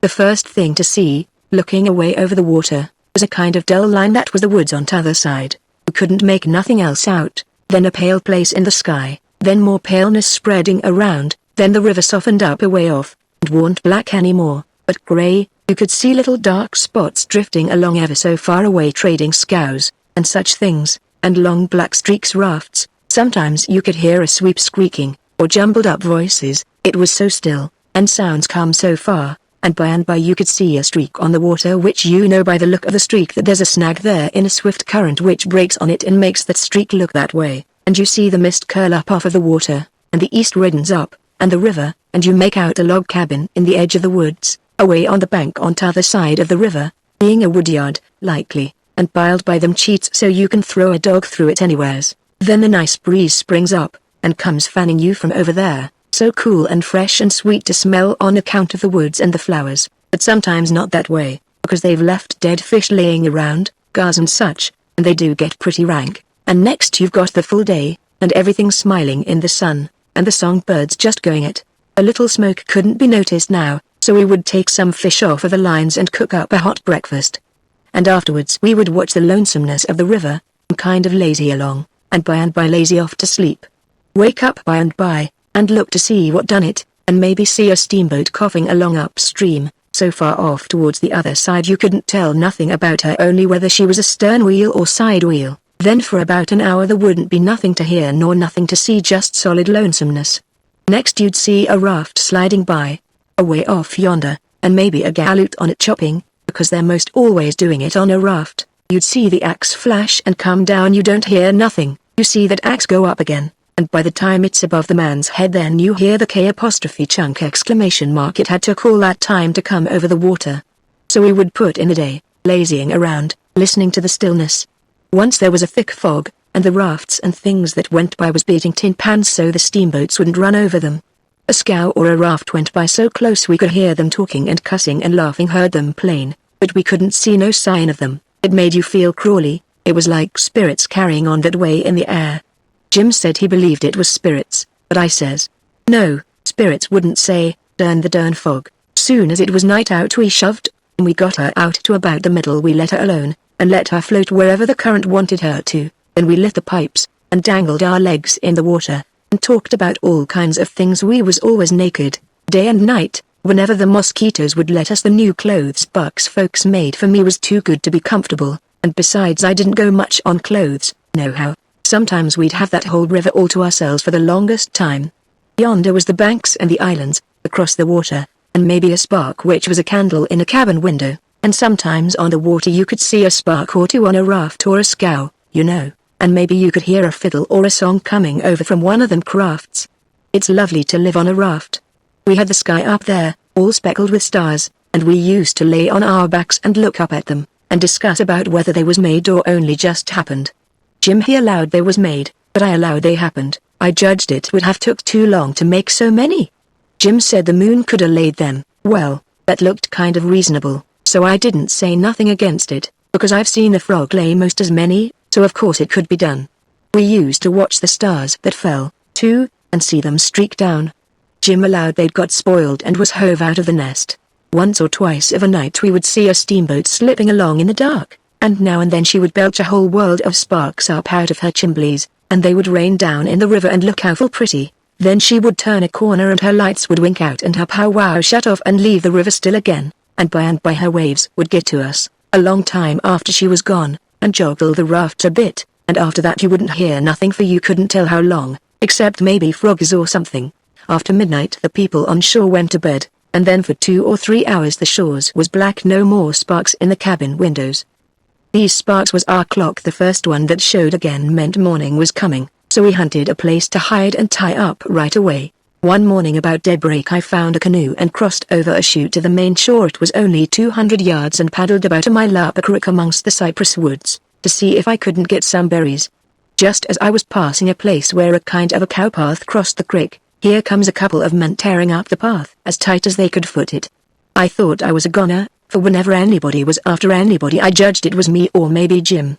I was about to dig out from there in a hurry, but they was pretty close to me then, and sung out and begged me to save their lives. Said they hadn't been doing nothing, and was being chased for it. Said there was men and dogs they coming. They wanted to jump right in, but I says, "Don't you do it. I don't hear the dogs and horses yet. You've got time to crowd through the brush and get up the creek a little ways, then you take to the water and wade down to me and get in. That'll throw the dogs off the scent." They done it, and soon as they was aboard I lit out for our towhead, and in about 5 or 10 minutes we heard the dogs and the men away off, shouting. We heard them come along towards the creek, but couldn't see them. They seemed to stop and fool around a while, then, as we got further and further away all the time, we couldn't hardly hear them at all. By the time we had left a mile of woods behind us and struck the river, everything was quiet, and we paddled over to the towhead and hid in the cottonwoods and was safe. One of these fellows was about 70 or upwards, and had a bald head and very grey whiskers. He had an old battered-up slouch hat on, and a greasy blue woolen shirt, and ragged old blue jeans breeches stuffed into his boot tops, and home-knit galluses. No, he only had one.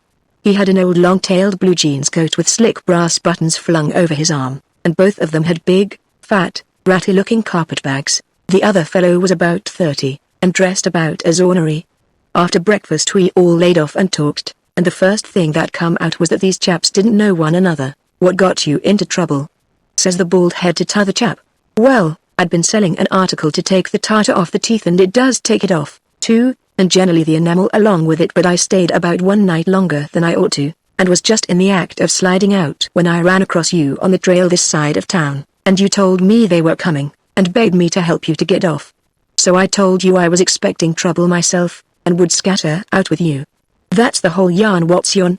Well, I'd been running a little temperance revival for about a week, and was the pet of the women folks, big and little. I was making it mighty warm for the rummies, I tell you, and talking as much as $5 or $6 a night, 10 cents a head, children and niggers free and business growing all the time, when somehow or another a little report got around last night that I had a way of putting in my time with a private jug on the sly.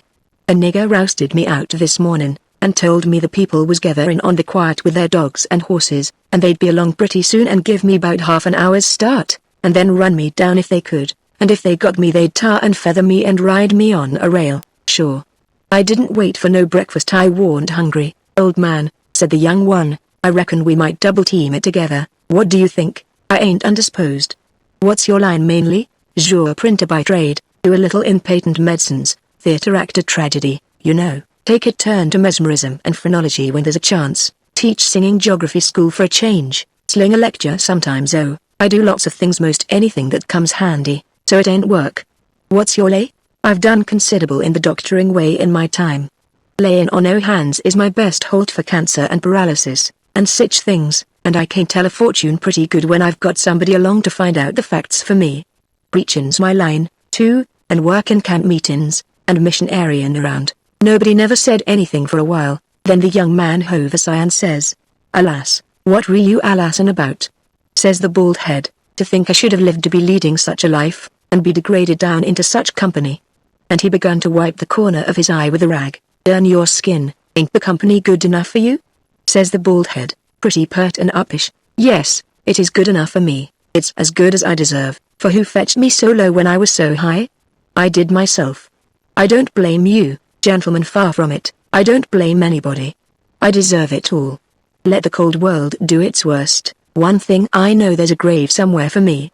The world may go on just as it's always done, and take everything from me, loved ones, property, everything, but it can't take that. Someday I'll lie down in it and forget it all, and my poor broken heart will be at rest." He went on wiping. "Drot your poor broken heart," says the bald head. "What are you heaving your poor broken heart at the United States for? We hain't done nothing." "No, I know you haven't. I ain't blaming you, gentlemen. I brought myself down. Yes, I did it myself. It's right I should suffer, perfectly right. I don't make any moan. Brought you down from war? War was you brought down from? Ah, you would not believe me. The world never believes. Let it pass. 'Tis no matter. The secret of my birth, the secret of your birth." "Do you mean to say, gentlemen," says the young man, very solemn, "I will reveal it to you, for I feel I may have confidence in you. By rights I am a duke." Jim's eyes bugged out when he heard that, and I reckon mine did, too. Then the bald head says, "No. You can't mean it." "Yes. My great-grandfather, eldest son of the Duke of Bridgewater, fled to this country about the end of the last century, to breathe the pure air of freedom, married here, and died, leaving a son, his own father dying about the same time. The second son of the late Duke seized the titles and estates. The infant real Duke was ignored. I am the lineal descendant of that infant. I am the rightful Duke of Bridgewater, and here am I, forlorn, torn from my high state, hunted of men, despised by the cold world, ragged, worn, heartbroken, and degraded to the companionship of felons on a raft." Jim pitied him ever so much, and so did I. We tried to comfort him, but he said it warn't much use. He couldn't be much comforted, said if we was a mind to acknowledge him, that would do him more good than most anything else, so we said we would, if he would tell us how. He said we ought to bow when we spoke to him, and say "Your Grace," or "My Lord," or "Your Lordship," and he wouldn't mind it if we called him plain Bridgewater, which, he said, was a title anyway, and not a name, and one of us ought to wait on him at dinner, and do any little thing for him he wanted done. Well, it was all easy, so we done it. All through dinner Jim stood around and waited on him, and says, "Will your Grace have some o' this or some o' dat?" and so on, and a body could see it was mighty pleasing to him. But the old man he got pretty silent by and by, didn't have much to say, and didn't look pretty comfortable over all that petting that was going on around the Duke. He seemed to have something on his mind. So, along in the afternoon, he says, "Looky here, Bridgewater," he says, "I'm nation sorry for you. But you ain't the only person that's had troubles like that. No, no you ain't. You ain't the only person that's been snaked down wrongfully out in a high place, alas. No, you ain't the only person that's had a secret of his birth. And, by jings," he begins to cry. "Hold. What do you mean, Bridgewater? Can I trust you?"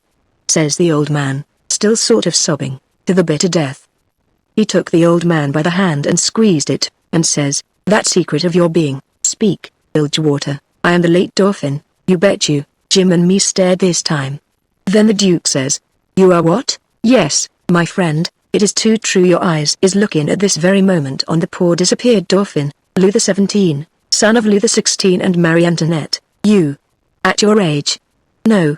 You mean you're the late Charlemagne? You must be 600 or 700 years old, at the very least. Trouble has done it, Bridgewater. Trouble has done it. Trouble has brung these grey hairs and this premature balditude. Yes, gentlemen, you see before you, in blue jeans and misery, the wandering, exiled, trampled on, and suffering rightful King of France. Well, he cried and took on so that me and Jim didn't know hardly what to do. We were so sorry and so glad and proud we'd got him with us, too. So we set in, like we done before with the Duke, and tried to comfort him. But he said it warn't no use, nothing but to be dead and done with it all could do him any good, though he said it often made him feel easier and better for a while if people treated him according to his rights, and got down on one knee to speak to him, and always called him Your Majesty, and waited on him first at meals, and didn't set down in his presence till he asked them. So Jim and me set to majestying him, and doing this and that and t'other for him, and standing up till he told us we might set down. This done him heaps of good, and so he got cheerful and comfortable. But the Duke kind of soured on him, and didn't look a bit satisfied with the way things was going. Still, the king acted real friendly towards him, and said the Duke's great-grandfather and all the other Dukes of Bridgewater was a good deal thought of by his father, and was allowed to come to the palace considerable. But the Duke stayed huffy a good while, till by and by the king says, "Like as not we got to be together a blamed long time on this year aft, Bridgewater, and so what's the use so you're been sour? It'll only make things uncomfortable. It ain't my fault I warn't born a duke, it ain't your fault you warn't born a king, so what's the use to worry?" Make the best o' things the way you find them, says I. That's my motto. This ain't no bad thing that we've struck here. Plenty grub and an easy life. Come, give us your hand, Duke, and let's all be friends. The Duke done it, and Jim and me was pretty glad to see it. It took away all the uncomfortableness and we felt mighty good over it, because it would have been a miserable business to have any unfriendliness on the raft. For what you want, above all things, on a raft, is for everybody to be satisfied, and feel right and kind towards the others. It didn't take me long to make up my mind that these liars weren't no kings nor dukes at all, but just low-down humbugs and frauds. But I never said nothing, never let on, kept it to myself. It's the best way, then you don't have no quarrels, and don't get into no trouble. If they wanted us to call them kings and dukes, I hadn't no objections, long as it would keep peace in the family, and it weren't no use to tell Jim, so I didn't tell him. If I never learned nothing else out of Pap, I learned that the best way to get along with his kind of people is to let them have their own way. Chapter 20. What royalty did to Parkville. They asked us considerable many questions, wanted to know what we covered up the raft that way for, and laid by in the daytime instead of running. Was Jim a runaway nigger? Says I. Goodness sakes. Would a runaway nigger run south? No, they allowed he wouldn't. I had to account for things some way, so I says.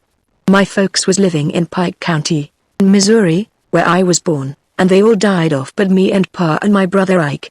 Pa, he lowed he'd break up and go down and live with Uncle Ben, who's got a little one-horse place on the river, 44 mile below Orleans. Pa was pretty poor, and had some debts, so when he'd squared up there warn't nothing left but $16 and I nigger, Jim. That warn't enough to take us 1,400 mile, deck passage nor no other way. Well, when the river rose, Pa had a streak of luck one day. He catched this piece of a raft, so he reckoned we'd go down to Orleans on it. Pa's luck didn't hold out. A steamboat run over the for'ard corner of the raft one night, and we all went overboard and dove under the wheel. Jim and me come up all right, but Pa was drunk, and Ike was only 4 years old, so they never come up no more. Well, for the next day or two we had considerable trouble, because people was always coming out in skiffs and trying to take Jim away from me, saying they believed he was a runaway nigger. We don't run daytimes no more now, nights they don't bother us. The Duke says, leave me alone to cipher out a way so we can run in the daytime if we want to. I'll think the thing over. I'll invent a plan that'll fix it. We'll let it alone for today, 'cause of course we don't want to go by that town yonder in daylight. It mightn't be healthy. Towards night it begun to darken up and look like rain. The heat lightning was squirting around low down in the sky, and the leaves was beginning to shiver. It was going to be pretty ugly. It was easy to see that. So the Duke and the King went to overhauling our wigwam, to see what the beds was like. My bed was a straw tick better than Jim's, which was a corn shuck tick. There's always cobs around about in a shuck tick, and they poke into you and hurt, and when you roll over the dry shucks sound like you was rolling over in a pile of dead leaves. It makes such a rustling that you wake up.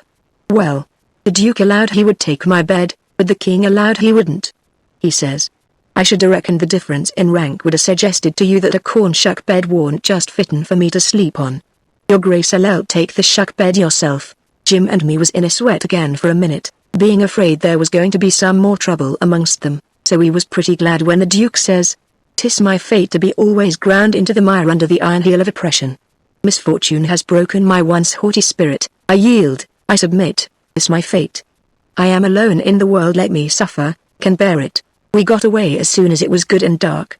The King told us to stand well out towards the middle of the river, and not show a light till we got a long ways below the town. We come in sight of the little bunch of lights by and by. That was the town, you know, and slid by, about a half a mile out, all right. When we was 3/4 of a mile below we hoisted up our signal lantern, and about 10 o'clock it come on to rain and blow and thunder and lighten like everything, so the King told us to both stay on watch till the weather got better. Then him and the Duke crawled into the wigwam and turned in for the night. It was my watch below till 12, but I wouldn't have turned in anyway if I'd had a bed, because a body don't see such a storm as that every day in the week, not by a long sight. My souls, how the wind did scream along. And every second or two there'd come a glare that lit up the white caps for a half a mile around, and you'd see the islands looking dusty through the rain, and the trees thrashing around in the wind. Then comes whack exclamation mark bum. Bum. Bum blum blum bum bum bum bum, and the thunder would go rumbling and grumbling away, and quittin'. Then RIP comes another flash and another sock delager. The waves most washed me off the raft sometimes, but I hadn't any clothes on, and didn't mind. We didn't have no trouble about snags, The lightning was glaring and flittering around so constant that we could see them plenty soon enough to throw her head this way or that and miss them. I had the middle watch, you know, but I was pretty sleepy by that time, so he said he would stand the first half of it for me. He was always mighty good that way, Jim was. I crawled into the wigwam, but the king and the duke had their legs sprawled around so there warn't no show for me, so I laid outside. I didn't mind the rain, because it was warm, and the waves warn't running so high now. About 2 they come up again, though, and Jim was going to call me, but he changed his mind, because he reckoned they weren't high enough yet to do any harm, but he was mistaken about that, for pretty soon all of a sudden along comes a regular ripper and washed me overboard. It most killed Jim laughing. He was the easiest nigger to laugh that ever was. Anyway, I took the watch, and Jim he laid down and snored away, and by the storm let up for good and all, and the first cabin light that showed I rousted him out, and we slid the raft into hiding quarters for the day. The king got out an old ratty deck of cards after breakfast, and him and the duke played 7-up a while, 5 cents a game. Then they got tired of it, and allowed they would lay out a campaign, as they called it. The duke went down into his carpetbag, and fetched up a lot of little printed bills and read them out loud. One bill said, "The celebrated Dr. Armand de Montalban, of Paris, lecture on the science of phrenology at such and such a place, on the blank day of blank, at 10 cents admission, and furnish charts of character at 25 cents apiece." The duke said that was him. In another bill he was the world-renowned Shakespearean tragedian, Garrick the Younger, of Drury Lane, London. In other bills he had a lot of other names and done other wonderful things, like finding water and gold with a divining rod, dissipating witch spells, and so on. By and by he says, "But the histrionic muse is the darling. Have you ever trod the boards, royalty?" "No," says the king. "You shall, then, before you're 3 days older, fall in grandeur," says the duke. The first good town we come to we'll hire a hall and do the sword fight in Richard III.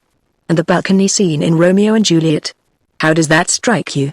I'm in, up to the hub, for anything that will pay, Bilgewater. But, you see, I don't know nothing about play actin', and hain't ever seen much of it. I was too small when Pap used to have 'em at the palace. Do you reckon you can learn me? Easy, all right. I'm just a freezin' for something fresh, anyway. Let's commence right away. So the duke he told him all about who Romeo was and who Juliet was, and said he was used to being Romeo, so the king could be Juliet, but if Juliet's such a young gal, Duke, my peeled head and my white whiskers is going to look uncommon odd on her, maybe. No, don't you worry, these country jakes won't ever think of that.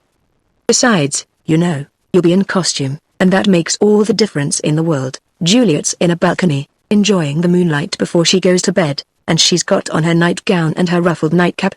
Here are the costumes for the parts. He got out 2 or 3 curtain calico suits, which he said was medieval armor for Richard III. And t'other chap, and a long white cotton nightshirt and a ruffled nightcap to match. The king was satisfied, so the duke got out his book and read the part over in the most splendid spread-eagle way, prancing around and acting at the same time, to show how it had got to be done. Then he gave the book to the king and told him to get his part by heart. There was a little one-horse town about 3 miles down the bend, and after dinner the duke said he had ciphered out his idea about how to run in daylight without it being dangersome for Jim, so he allowed he would go down to the town and fix the thing. The king allowed he would go, too, and see if he couldn't strike something. We was out of coffee, so Jim said I better go along with him in the canoe and get some. When we got there warn't nobody stirring, streets empty, and perfectly dead and still, like Sunday. We found a sick nigger sunning himself in a backyard, and he said everybody that warn't too young or too sick or too old was gone to camp meeting, about 2 miles back in the woods. The king got the directions, and allowed he'd go and work that camp meeting for all it was worth, and I might go, too. The duke said what he was after was a printing office. We found it, a little bit of a concern, up over a carpenter shop, carpenters and printers all gone to the meeting, and no doors locked. It was a dirty, littered up place, and had ink marks, and handbills with pictures of horses and runaway niggers on them, all over the walls. The duke shed his coat and said he was all right now. So me and the king lit out for the camp meeting. We got there in about a half an hour fairly dripping, for it was a most awful hot day. There was as much as 1,000 people there from 20 mile around. The woods was full of teams and wagons, hitched everywheres, feeding out of the wagon troughs and stumping to keep off the flies. There was sheds made out of poles and roofed over with branches, where they had lemonade and gingerbread to sell, and piles of watermelons and green corn and such like truck. The preaching was going on under the same kinds of sheds, only they was bigger and held crowds of people. The benches was made out of outside slabs of logs, with holes bored in the round side to drive sticks into for legs. They didn't have no backs. The preachers had high platforms to stand on at one end of the sheds. The women had on sunbonnets, and some had linsey-woolsey frocks, some gingham ones, and a few of the young ones had on calico. Some of the young men was barefooted, and some of the children didn't have on any clothes but just a tall linen shirt. Some of the old women was knitting, and some of the young folks was courting on the sly. The first shed we come to the preacher was lining out a hymn. He lined out 2 lines, everybody sung it, and it was kind of grand to hear it, there were so many of them and they done it in such a rousing way, then he lined out 2 more for them to sing and so on. The people woke up more, and sung louder and louder, and towards the end some begun to groan, and some begun to shout. Then the preacher begun to preach, and begun in earnest, too, and went weaving first to one side of the platform and then the other, and then leaning down over the front of it, with his arms and his body going all the time, and shouting his words out with all his might, and every now and then he would hold up his Bible and spread it open, and kind of pass it around this way and that, shouting, "It's the brazen serpent in the wilderness. Look upon it and live." And people would shout out, "Glory!" Amen. And so he went on, and the people groaning and crying and saying Amen. Oh, come to the mourner's bench. Come, black with sin. Amen. Come, sick and sore. Amen. Come, lame and halt and blind. Amen. Come, poor and needy, sunk in shame. Amen. Come, all that's worn and soiled and suffering! Come with a broken spirit. Come with a contrite heart. Come in your rags and sin and dirt. The waters that cleanse is free, the door of heaven stands open. Oh, enter in and be at rest. Amen. Glory, glory, hallelujah, and so on. You couldn't make out what the preacher said anymore, on account of the shouting and crying. Folks got up everywheres in the crowd, and worked their way just by main strength to the mourner's bench, with the tears running down their faces. When all the mourners had got up to the front benches in a crowd, they sung and shouted and flung themselves down on the straw, just crazy and wild. Well, first I know the king got a-going, and you could hear him over everybody, and next he went charging up onto the platform, and the preacher he begged him to speak to the people, and he done it. He told them he was a pirate, been a pirate for 30 years out in the Indian Ocean, and his crew was thinned out considerable last spring in the fight, and he was home now to take out some fresh men, and thanks to goodness he'd been robbed last night and put ashore off of a steamboat without a cent, and he was glad of it. It was the blessedest thing that ever happened to him, because he was a changed man now, and happy for the first time in his life, and, poor as he was going to start right off and work his way back to the Indian Ocean, and put in the rest of his life trying to turn the pirates into the true path, for he could do it better than anybody else, being acquainted with all pirate crews in that ocean, and though it would take him a long time to get there without money, he would get there anyway, and every time he convinced a pirate he would say to him, "Don't you thank me, don't you give me no credit, it all belongs to them dear people in Pokeville camp meeting, natural brothers and benefactors of the race, and that dear preacher there, the truest friend a pirate ever had." And then he busted into tears, and so did everybody. Then somebody sings out, "Take up a collection for him, take up a collection." Well, a half a dozen made a jump to do it, but somebody sings out, "Let him pass the hat around." Then everybody said it, the preacher too.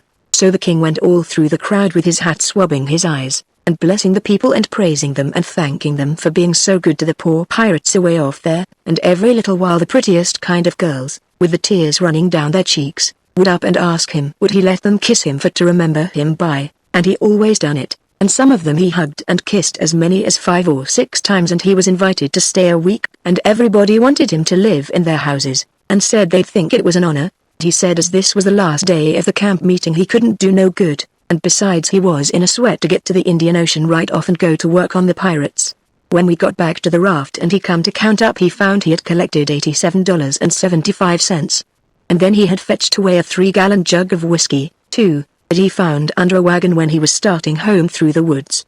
The king said, "Take it all around, it laid over any day he'd ever put in the missionarying line."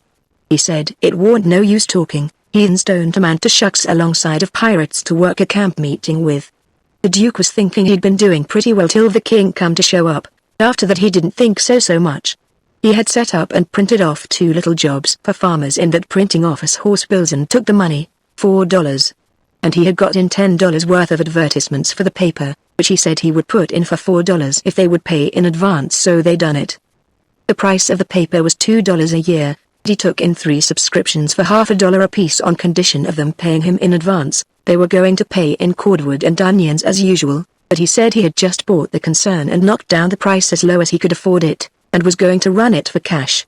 He set up a little piece of poetry, which he made, himself, out of his own head. 3 verses, kind of sweet and saddish. The name of it was, Yes, Crush, Old World, This Breaking Heart, and he left that all set up and ready to print in the paper, and didn't charge nothing for it. Well, he took in $9.50, and said he'd done a pretty square day's work for it. Then he showed us another little job he'd printed and hadn't charged for, because it was for us. It had a picture of a runaway nigger with a bundle on a stick over his shoulder, and $200 reward under it. The reading was all about Jim, and just described him to a dot. It said he ran away from Street Jack Plantation, 40 miles below New Orleans, last winter, and luckily went north, and whoever would catch him and send him back, he could have the reward and expenses. Now, says the Duke, after tonight we can run in the daytime if we want to. Whenever we see anybody coming, we can tie Jim hand and foot with a rope, and lay him in the wigwam and show this handbill and say we captured him up the river, and were too poor to travel on a steamboat, so we got this little raft on credit from our friends and are going down to get the reward. Handcuffs and chains would look still better on Jim, but it wouldn't go well with the story of us being so poor. Too much like jewelry. Ropes are the correct thing. We must preserve the unities, as we say on the boards. We all said the Duke was pretty smart, and there couldn't be no trouble about running daytimes. We judged we could make miles enough at night to get out of the reach of the power we reckoned the Duke's work in the printing office was going to make in that little town, and we could boom right along if we wanted to. We laid low and kept still, and never shoved out till nearly 10 o'clock, and we slid by, pretty wide away from the town, and didn't hoist our lantern till we was clear out of sight of it. When Jim called me to take the watch at 4 in the morning, he says, "Huck, does you reckon we gwine to run across any mo kings on dis trip?" "No," I says, "I reckon not." "Well," says he, "that's all right, den. I don't mind 1 or 2 kings, but that's enough. This one's powerful drunk, and the Duke ain't much better." I found Jim had been trying to get him to talk French, so he could hear what it was like, but he said he had been in this country so long, and had so much trouble, he'd forgot it. Chapter 21. An Arkansas Difficulty. It was after sunup now, but we went right on and didn't tie up. The king and the Duke turned out by and by looking pretty rusty, but after they jumped overboard and took a swim it chippered them up a good deal. After breakfast the king he took a seat on the corner of the raft, and pulled off his boots and rolled up his breeches, and let his legs dangle in the water, so as to be comfortable, and lit his pipe, and went to getting his Romeo and Juliet by heart. When he had got it pretty good, him and the Duke begun to practice it together. The Duke had to learn him over and over again how to say every speech, and he made him sigh, and put his hand on his heart, and after a while he said he done it pretty well, only, he says, you mustn't bellow out Romeo. That way, like a bull you must say it soft and sick and languishy, so Romeo. That is the idea, but Juliet's a dear sweet mere child of a girl, you know, and she doesn't bray like a jackass. Well, next they got out a couple of long swords that the Duke made out of oak cloths, and begun to practice the sword fight. The Duke called himself Richard III, and the way they laid on and pranced around the raft was grand to see. But by and by the king tripped and fell overboard, and after that they took a rest, and had a talk about all kinds of adventures they'd had in other times along the river. After dinner the Duke says, "Well, Capet, we'll want to make this a first-class show, you know, so I guess we'll add a little more to it. We want a little something to answer encores with. Anyway, what's encores, Bilgewater?" The Duke told him, and then says, "I'll answer by doing the Highland fling or the sailor's hornpipe, and you, well, let me see, oh, I've got it, you can do Hamlet's soliloquy." "Hamlet's which?" "Hamlet's soliloquy, you know, the most celebrated thing in Shakespeare. It's sublime, sublime. Always fetches the house. I haven't got it in the book, I've only got 1 volume, but I reckon I can piece it out from memory. I'll just walk up and down a minute, and see if I can call it back from recollection's vaults." So he went to marching up and down, thinking, and frowning horrible every now and then he would hoist up his eyebrows, next he would squeeze his hand on his forehead and stagger back and kind of moan, next he would sigh, and next he'd let on to drop a tear. It was beautiful to see him. By and by he got it. He told us to give attention. Then he strikes a most noble attitude, with one leg shoved forwards, and his arms stretched away up. and his head tilted back, looking up at the sky, and then he begins to rip and rave and grit his teeth, and after that, all through his speech, he howled, and spread round, and swelled up his chest, and just knocked the spots out of any acting ever I see before. This is the speech I learned it, easy enough, while he was learning it to the king. To be, or not to be, that is the bare bodkin that makes calamity of so long life, for who would fardels bear, till Burnham would do come to Dunsinane, but that the fear of something after death murders the innocent sleep, great nature's second course, and makes us rather sling the arrows of outrageous fortune than fly to others that we know not of. There's the respect must give us pause, wake Duncan with thy knocking. I would thou couldst, for who would bear the whips and scorns of time, the oppressor's wrong, the proud man's contumely, law's delay, and the quietus which his pangs might take, in the dead waste and middle of the night, when churchyards yawn in customary suits of solemn black, but that the undiscovered country from whose bourne no traveller returns, breathes forth contagion on the world, and thus the native hue of resolution, like the poor cat I the adage, is sickle-eyed or with care, and all the clouds that lowered o'er our housetops, with this regard their currents turn awry, and lose the name of action. 'Tis a consummation devoutly to be wished. But soft you, the fair Ophelia, ope not thy ponderous and marble jaws, but get thee to a nunnery go. Well, the old man he liked that speech, and he mighty soon got it so he could do it first rate. It seemed like he was just born for it, and when he had his hand in and was excited, it was perfectly lovely the way he would rip and tear and rear up behind when he was getting it off. The first chance we got the Duke he had some showbills printed, and after that, for 2 or 3 days as we floated along, the raft was a most uncommon lively place, there warn't nothing but sword fighting and rehearsing as the Duke called it going on all the time. One morning, when we was pretty well down the state of Arkansas, we come in sight of a little one-horse town in a big bend, so we tied up about 3/4 of a mile above it, in the mouth of a creek which was shut in like a tunnel by the cypress trees, and all of us but Jim took the canoe and went down there to see if there was any chance in that place for our show. We struck it mighty lucky, there was going to be a circus there that afternoon, and the country people was already beginning to come in all kinds of old shackly wagons, and on horses. The circus would leave before night, so our show would have a pretty good chance. The Duke he hired the courthouse, and we went around and stuck up our bills. They read like this: Shakespearean Revival. Wonderful attraction. For one night only. The world-renowned tragedians, David Garrick the Younger, of Drury Lane Theatre London, and Edmund Kean the Elder, of the Royal Haymarket Theatre, Whitechapel, Pudding Lane, Piccadilly, London, and the Royal Continental Theatres, in their sublime Shakespearean spectacle entitled The Balcony Scene in Romeo and Juliet. Romeo. Mr. Garrick Juliet. Mr. Kean assisted by the whole strength of the company. New costumes, new scenes, new appointments. Also, the thrilling, masterly, and blood-curdling broadsword conflict in Richard III. Richard III. Mr. Garrick Richmond. Mr. Kean also, by special request, Hamlet's immortal soliloquy. By the illustrious Kean. Done by him 300 consecutive nights in Paris. For one night only, on account of imperative European engagements. Admission 25 cents, children and servants, 10 cents. Then we went loafing around town. The stores and houses was most all old, shackly, dried-up frame concerns that hadn't ever been painted. They were set up 3 or 4 foot above ground on stilts, so as to be out of reach of the water when the river was overflowed. The houses had little gardens around them. They didn't seem to raise hardly anything in them but Jimson weeds, and sunflowers, and ash piles, and old curled-up boots and shoes, and pieces of bottles, and rags, and played-out tinware. The fences was made of different kinds of boards, nailed on at different times, and they leaned every which way, and had gates that didn't generally have but one hinge, a leather one.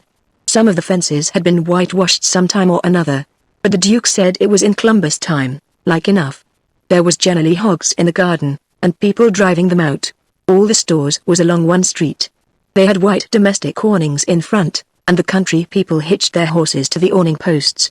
There was empty dry goods boxes under the awnings, and loafers roosting on them all day long, whittling them with their barlow knives, and chawing tobacco, gaping and yawning and stretching a mighty ornery lot. They generally had on yellow straw hats most as wide as an umbrella, but didn't wear no coats nor waistcoats. They called one another Bill, and Buck, and Hank, and Joe, and Andy, and talked lazy and drawly, and used considerable many cuss words. There was as many as one loafer leaning up against every awning post, and he most always had his hands in his breeches pockets. except when he fetched them out to lend a chaw of tobacco or scratch. What a body was hearing amongst them all the time was, "Gimme a chaw v tobacco, Hank, I hain't got but one chaw left." Ask Bill, maybe Bill he gives him a chaw, maybe he lies and says he ain't got none. Some of them kinds of loafers never has a cent in the world, nor a chaw of tobacco of their own. They get all their chawing by borrowing. They say to a fellow, "I wished you'd lend me a chaw, Jack. I just this minute give Ben Thompson the last chaw I had," which is a lie pretty much every time. It don't fool nobody but a stranger. But Jack ain't no stranger, so he says, "You give him a chaw, did you? So did your sister's cat's grandmother.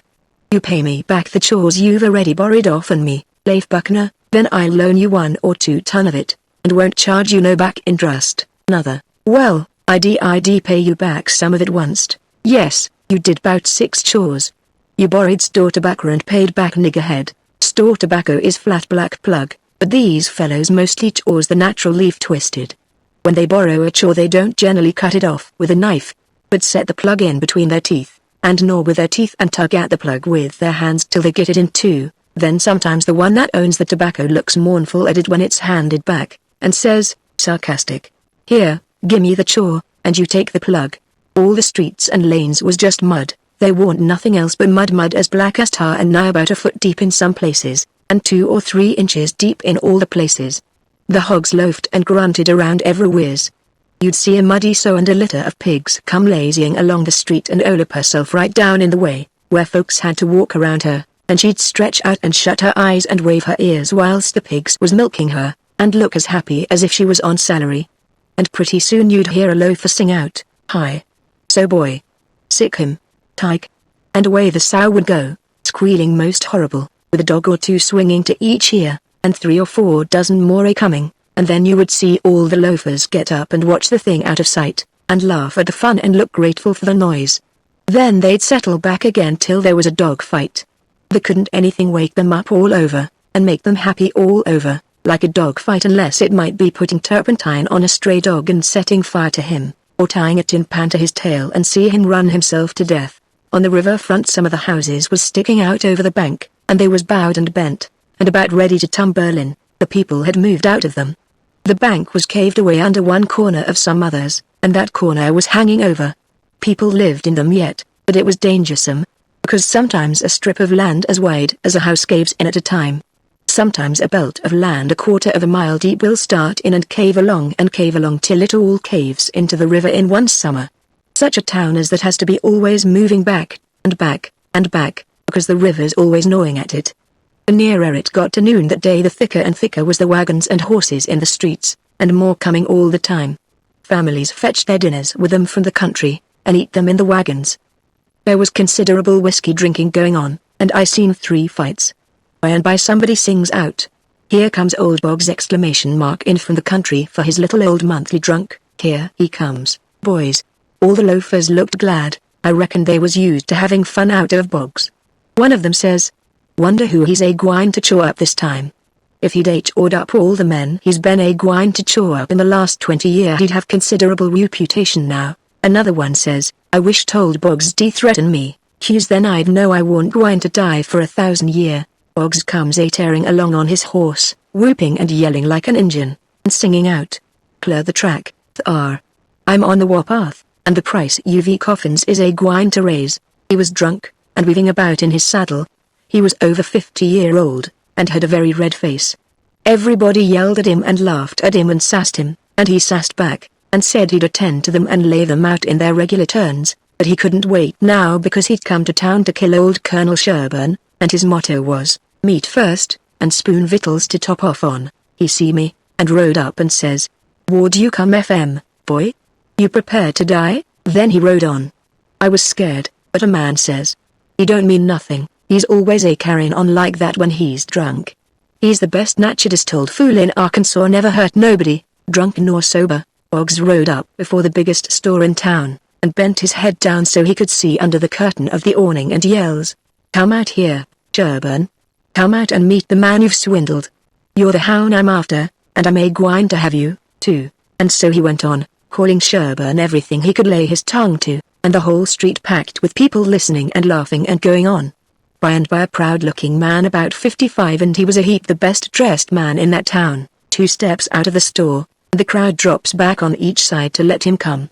He says to Boggs, "Mighty calm and slow," he says. "I'm tired of this, but I'll endure it till 1 o'clock. Till 1 o'clock, mind no longer. If you open your mouth against me only once after that time you can't travel so far, but I will find you." Then he turns and goes in. The crowd looked mighty sober, nobody stirred, and there warn't no more laughing. Boggs rode off blackguarding Sherburne as loud as he could yell, all down the street, and pretty soon back he comes and stops before the store, still keeping it up. Some men crowded around him and tried to get him to shut up, but he wouldn't. They told him it would be 1 o'clock in about 15 minutes, and so he must go home, he must go right away. But it didn't do no good. He cussed away with all his might, and throwed his hat down in the mud and rode over it, and pretty soon away he went raging down the street again, with his grey hair flying. Everybody that could get a chance at him tried their best to coax him off of his horse so they could lock him up and get him sober, but it warn't no use. Up the street he would tear again, and give Sherburne another cussing. By and by somebody says, "Go for his daughter!" Quick, go for his daughter, sometimes he'll listen to her. If anybody can persuade him, she can. So somebody started on a run. I walked down street a ways and stopped. In about 5 or 10 minutes here comes Boggs again, not on his horse.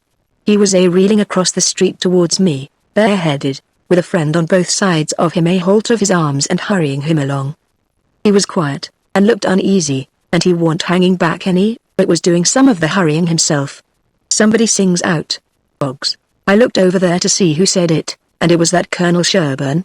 He was standing perfectly still in the street, and had a pistol raised in his right hand, not aiming it, but holding it out with the barrel tilted up towards the sky. The same second I see a young girl coming on the run, and 2 men with her. Boggs and the men turned round to see who called him, and when they see the pistol the men jump to one side, and the pistol barrel come down slow and steady to a level, both barrels cocked. Boggs throws up both of his hands and says, "Oh Lord, don't shoot." Bang! Goes the first shot, and he staggers back, clawing at the air. Bang! Goes the second one, and he tumbles backwards onto the ground, heavy and solid, with his arms spread out.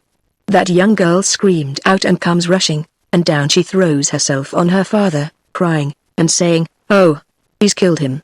He's killed him." The crowd closed up around them, and shouldered and jammed one another, with their necks stretched, trying to see, and people on the inside trying to shove them back and shouting, "Back, back. Give him air, give him air." Colonel Sherburne, he tossed his pistol onto the ground, and turned around on his heels and walked off. They took Boggs to a little drugstore, the crowd pressing around just the same, and the whole town following, and I rushed and got a good place at the window, where I was close to him and could see in. They laid him on the floor and put one large Bible under his head, and opened another one and spread it on his breast, but they tore open his shirt first, and I seen where one of the bullets went in. He made about a dozen long gasps, his breast lifting the Bible up when he drawed in his breath, and letting it down again when he breathed it out, and after that he laid still. He was dead. Then they pulled his daughter away from him, screaming and crying, and took her off. She was about 16, and very sweet and gentle looking, but awful pale and scared. Well, pretty soon the whole town was there, squirming and scrooching and pushing and shoving to get at the window and have a look, but people that had the places wouldn't give them up, and folks behind them was saying all the time, "Say, now, you've looked enough, you fellows, tin't right and tin't fair for you to stay there all the time, and never give nobody a chance. Other folks has their rights as well as you." There was considerable jawing back, so I slid out, thinking maybe there was going to be trouble. The streets was full, and everybody was excited.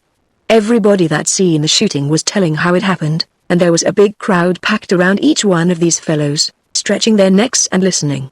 One long, lanky man, with long hair and a big white fur stovepipe hat on the back of his head, and a crooked-handled cane, marked out the places on the ground where Boggs stood and where Sherburne stood, and the people following him around from one place to t'other and watching everything he done, and bobbing their heads to show they understood, and stooping a little and resting their hands on their thighs to watch him mark the places on the ground with his cane, and then he stood up straight and stiff where Sherburne had stood, frowning and having his hat brimmed down over his eyes, and sung out, "Boggs," and then fetched his cane down slow to a level, and says bang.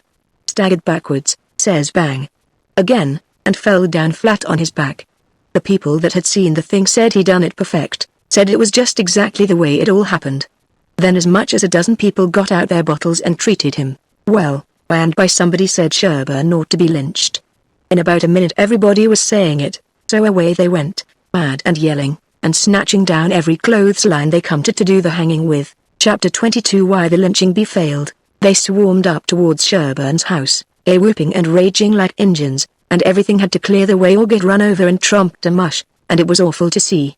Children was heeling it ahead of the mob, screaming and trying to get out of the way, and every window along the road was full of women's heads, and there was nigger boys in every tree, and bucks and wenches looking over every fence, and as soon as the mob would get nearly to them they would break and scaddle back out of reach. Lots of the women and girls was crying and taking on, scared most to death. They swarmed up in front of Sherburne's palings as thick as they could jam together, and you couldn't hear yourself think for the noise. It was a little 20-foot yard. Some sung out, "Tear down the fence! Tear down the fence!" Then there was a racket of ripping and tearing and smashing, and down she goes. The front wall of the crowd begins to roll in like a wave. Just then Sherburne steps out onto the roof of his little front porch, with a double-barrel gun in his hand, and takes his stand, perfectly calm and deliberate, not saying a word. The racket stopped, and the wave sucked back. Sherburne never said a word, just stood there, looking down. The stillness was awful creepy and uncomfortable. Sherburne ran his eye slow along the crowd, and wherever it struck the people tried a little to outgaze him, but they couldn't. They dropped their eyes and looked sneaky. Then pretty soon Sherburne sort of laughed, not the pleasant kind, but the kind that makes you feel like when you are eating bread that's got sand in it. Then he says, slow and scornful, "The idea of you lynching anybody. It's amusing. The idea of you thinking you had pluck enough to lynch a man. Because you're brave enough to tar and feather poor friendless cast-out women that come along here, did that make you think you had grit enough to lay your hands on a man? Why, a man's safe in the hands of 10,000 of your kind as long as it's daytime and you're not behind him. Do I know you? I know you clear through. Was born and raised in the South, and I've lived in the North, so I know the average all around. The average man's a coward. In the North he lets anybody walk over him that wants to, and goes home and prays for a humble spirit to bear it. In the South one man all by himself has stopped a stage full of men in the daytime, and robbed the lot. Your newspapers call you a brave people so much that you think you are braver than any other people, whereas you're just as brave, and no braver. Why don't your juries hang murderers? Because they're afraid the man's friends will shoot them in the back, in the dark, and it's just what they would do. So they always acquit, and then a man goes in the night, with 100 masked cowards at his back and lynches the rascal. Your mistake is that you didn't bring a man with you. That's one mistake, and the other is that you didn't come in the dark and fetch your masks. You brought part of a man, Buck Harkness, and if you hadn't had him to start you, you'd have taken it out in blowing. You didn't want to come. The average man don't like trouble and danger. You don't like trouble and danger. But if only half a man like Buck Harkness, shouts lynch him. Lynch him. You're afraid to back down, afraid you'll be found out to be what you are, cowards, and so you raise a yell, and hang yourselves onto that half a man's coat-tail, and come raging up here, swearing what big things you're going to do. The pitifulest thing out is a mob. That's what an army is, a mob. They don't fight with courage that's born in them, but with courage that's borrowed from their mass, and from their officers. But a mob without any man at the head of it is beneath pitifulness. Now the thing for you to do is to droop your tails and go home and crawl in a hole. If any real lynching's going to be done, it will be done in the dark, Southern fashion, and when they come they'll bring their masks, and fetch a man along. Now leave and take your half a man with you, tossing his gun up across his left arm and cocking it when he says this.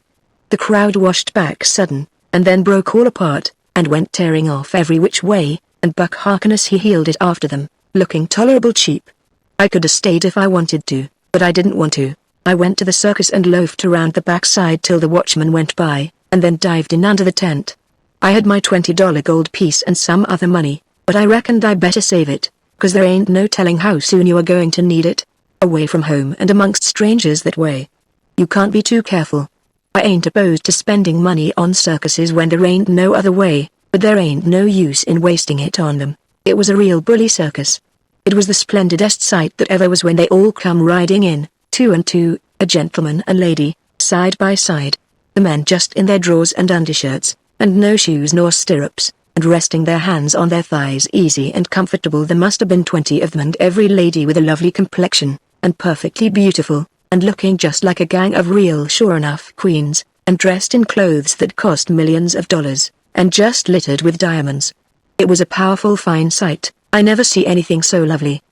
And then one by one they got up and stood, and went weaving around the ring, so gentle and wavy and graceful. The men looking ever so tall and airy and straight, with their heads bobbing and skimming along. Away up there under the tent roof, and every lady's rose-leafy dress flapping soft and silky around her hips, and she looking like the most loveliest parasol. And then faster and faster they went, all of them dancing, first one foot out in the air and then the other, the horses leaning more and more, and the ringmaster going round and round the center pole, cracking his whip and shouting high! And the clown cracking jokes behind him, and by all hands dropped the reins, and every lady put her knuckles on her hips and every gentleman folded his arms, and then how the horses did lean over and hump themselves. And so one after the other they all skipped off into the ring, and made the sweetest bow I ever see, and then scampered out, and everybody clapped their hands and went just about wild. Well, all through the circus they done the most astonishing things, and all the time that clown carried on so it most killed the people. The ringmaster couldn't ever say a word to him, but he was back at him quick as a wink with the funniest things a body ever said, and how he ever could think of so many of them, and so sudden and so pat, was what I couldn't now understand. Why, I couldn't have thought of them in a year. And by a drunk man tried to get into the ring, said he wanted to ride, said he could ride as well as anybody that ever was. They argued and tried to keep him out, but he wouldn't listen, and the whole show come to a standstill. Then the people begun to holler at him and make fun of him, and that made him mad, and he begun to rip and tear, so that stirred up the people, and a lot of men begun to pile down off of the benches and swarm towards the ring, saying, "Knock him down. Throw him out." And one or two women begun to scream.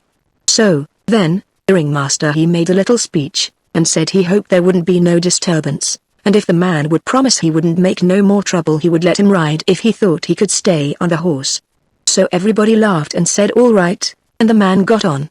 The minute he was on, the horse began to rip and tear and jump and cavort around, with two circus men hanging on to his bridle trying to hold him, and the drunk man hanging on to his neck, and his heels flying in the air every jump, and the whole crowd of people standing up shouting and laughing till tears rolled down.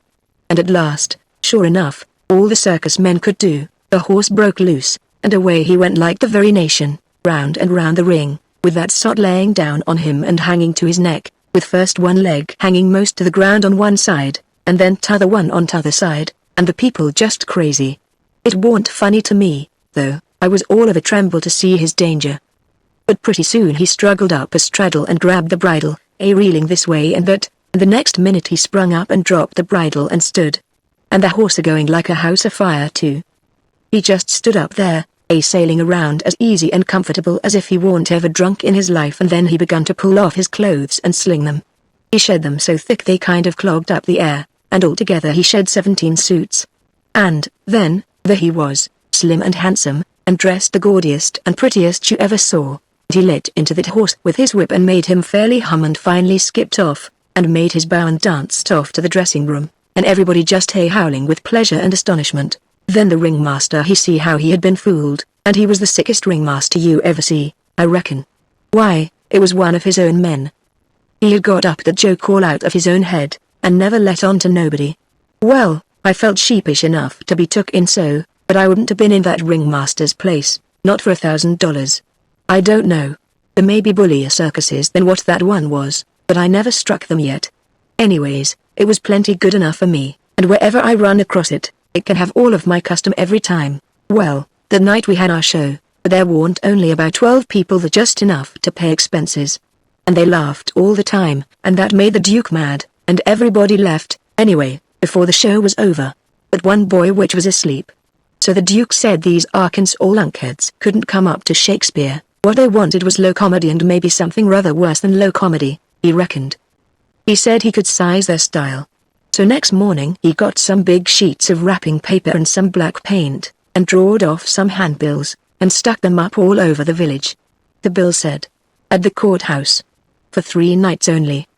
The world-renowned tragedians David Garrick the Younger, and Edmund Kean the Elder, of the London and Continental theatres, in their thrilling tragedy of the King's Camelopardy, or the Royal Nonsuch.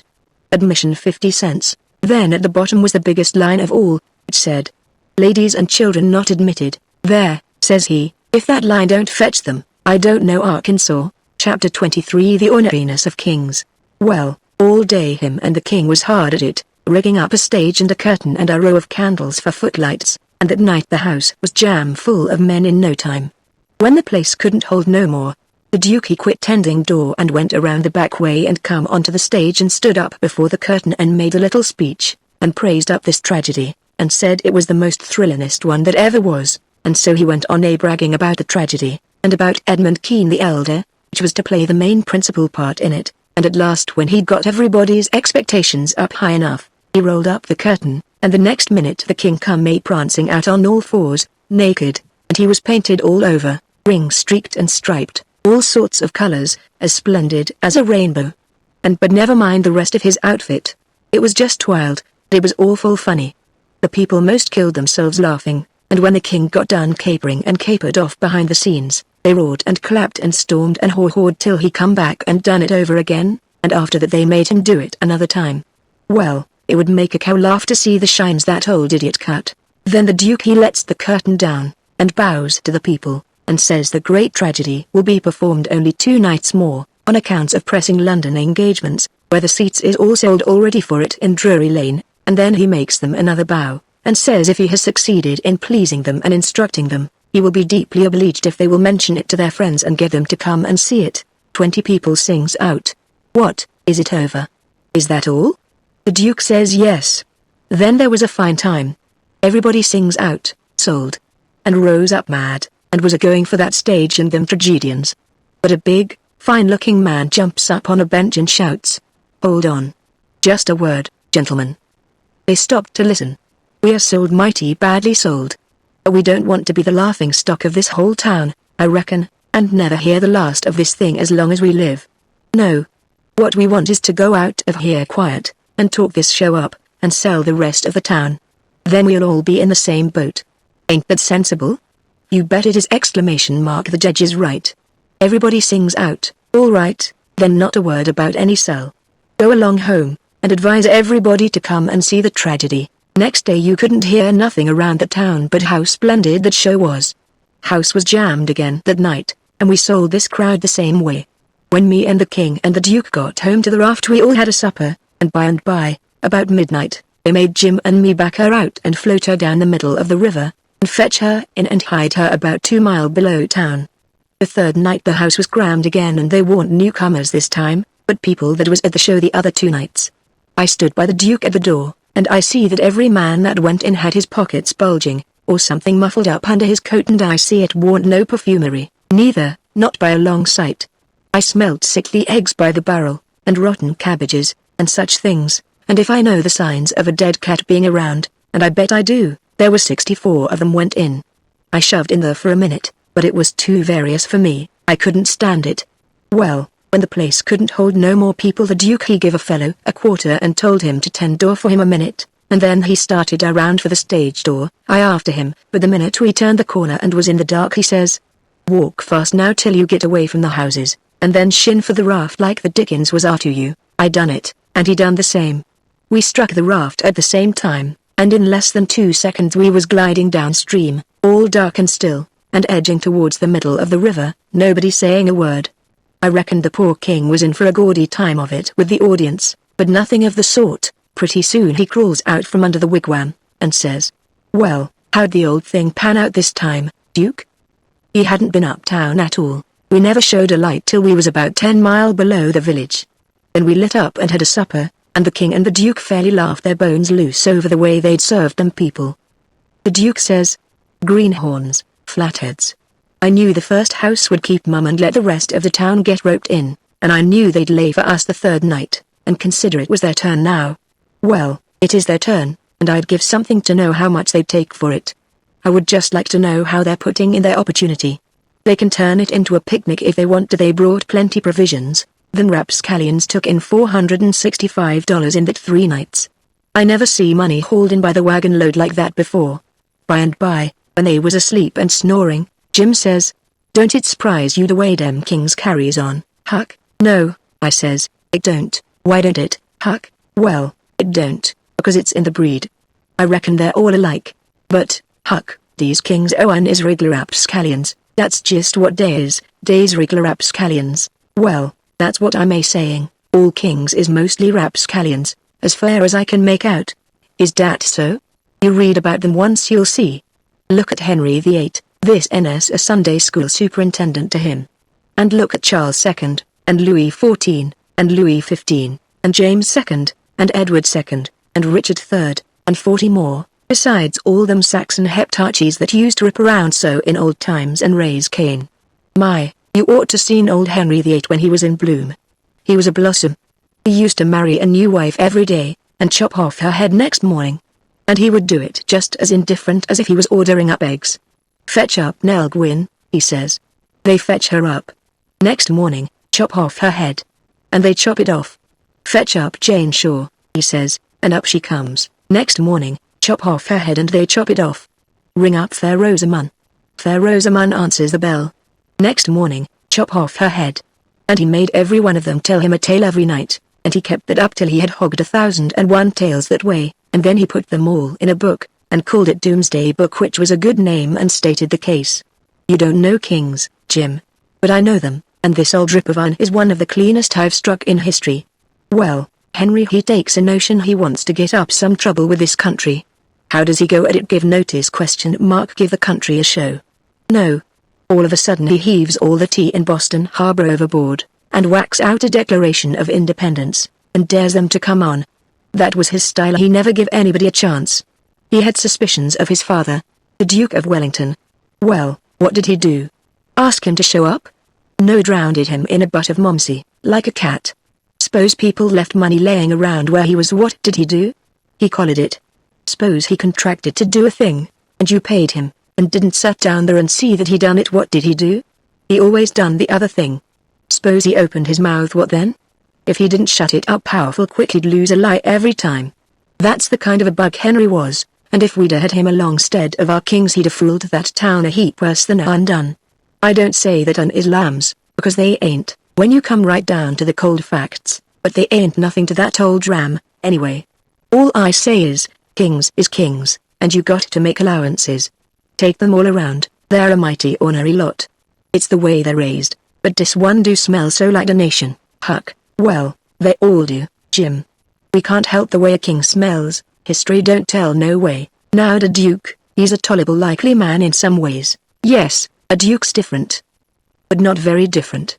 This one's a middling hard lot for a Duke. When he's drunk there ain't no near-sighted man could tell him from a king. Well, anyways, I don't hanker for no more Huck. These is all I can stand. It's the way I feel, too, Jim. But we've got them on our hands, and we got to remember what they are, and make allowances. Sometimes I wish we could hear of a country that's out of kings. What was the use to tell Jim these weren't real kings and dukes? It wouldn't have done no good, and, besides, it was just as I said, you couldn't tell them from the real kind. I went to sleep, and Jim didn't call me when it was my turn. He often done that. When I waked up just at daybreak he was sitting there with his head down betwixt his knees, moaning and mourning to himself. I didn't take notice nor let on. I knowed what it was about. He was thinking about his wife and his children, away up yonder, and he was low and homesick, because he hadn't ever been away from home before in his life, and I do believe he cared just as much for his people as white folks does for their. It don't seem natural, but I reckon it's so. He was often moaning and mourning that way nights, when he judged I was asleep, and saying, "Oh little Elizabeth. Oh little Johnny. It's mighty hard, I spec I ain't ever gwine to see you no mo, no mo." He was a mighty good nigger, Jim was, but this time I somehow got to talking to him about his wife and young ones, and by he says, "What makes me feel so bad this time you's because I hear somethin' over yonder on the bank like a whack, a slam, while ago, and it mind me the time I treat my little Elizabeth so ornery.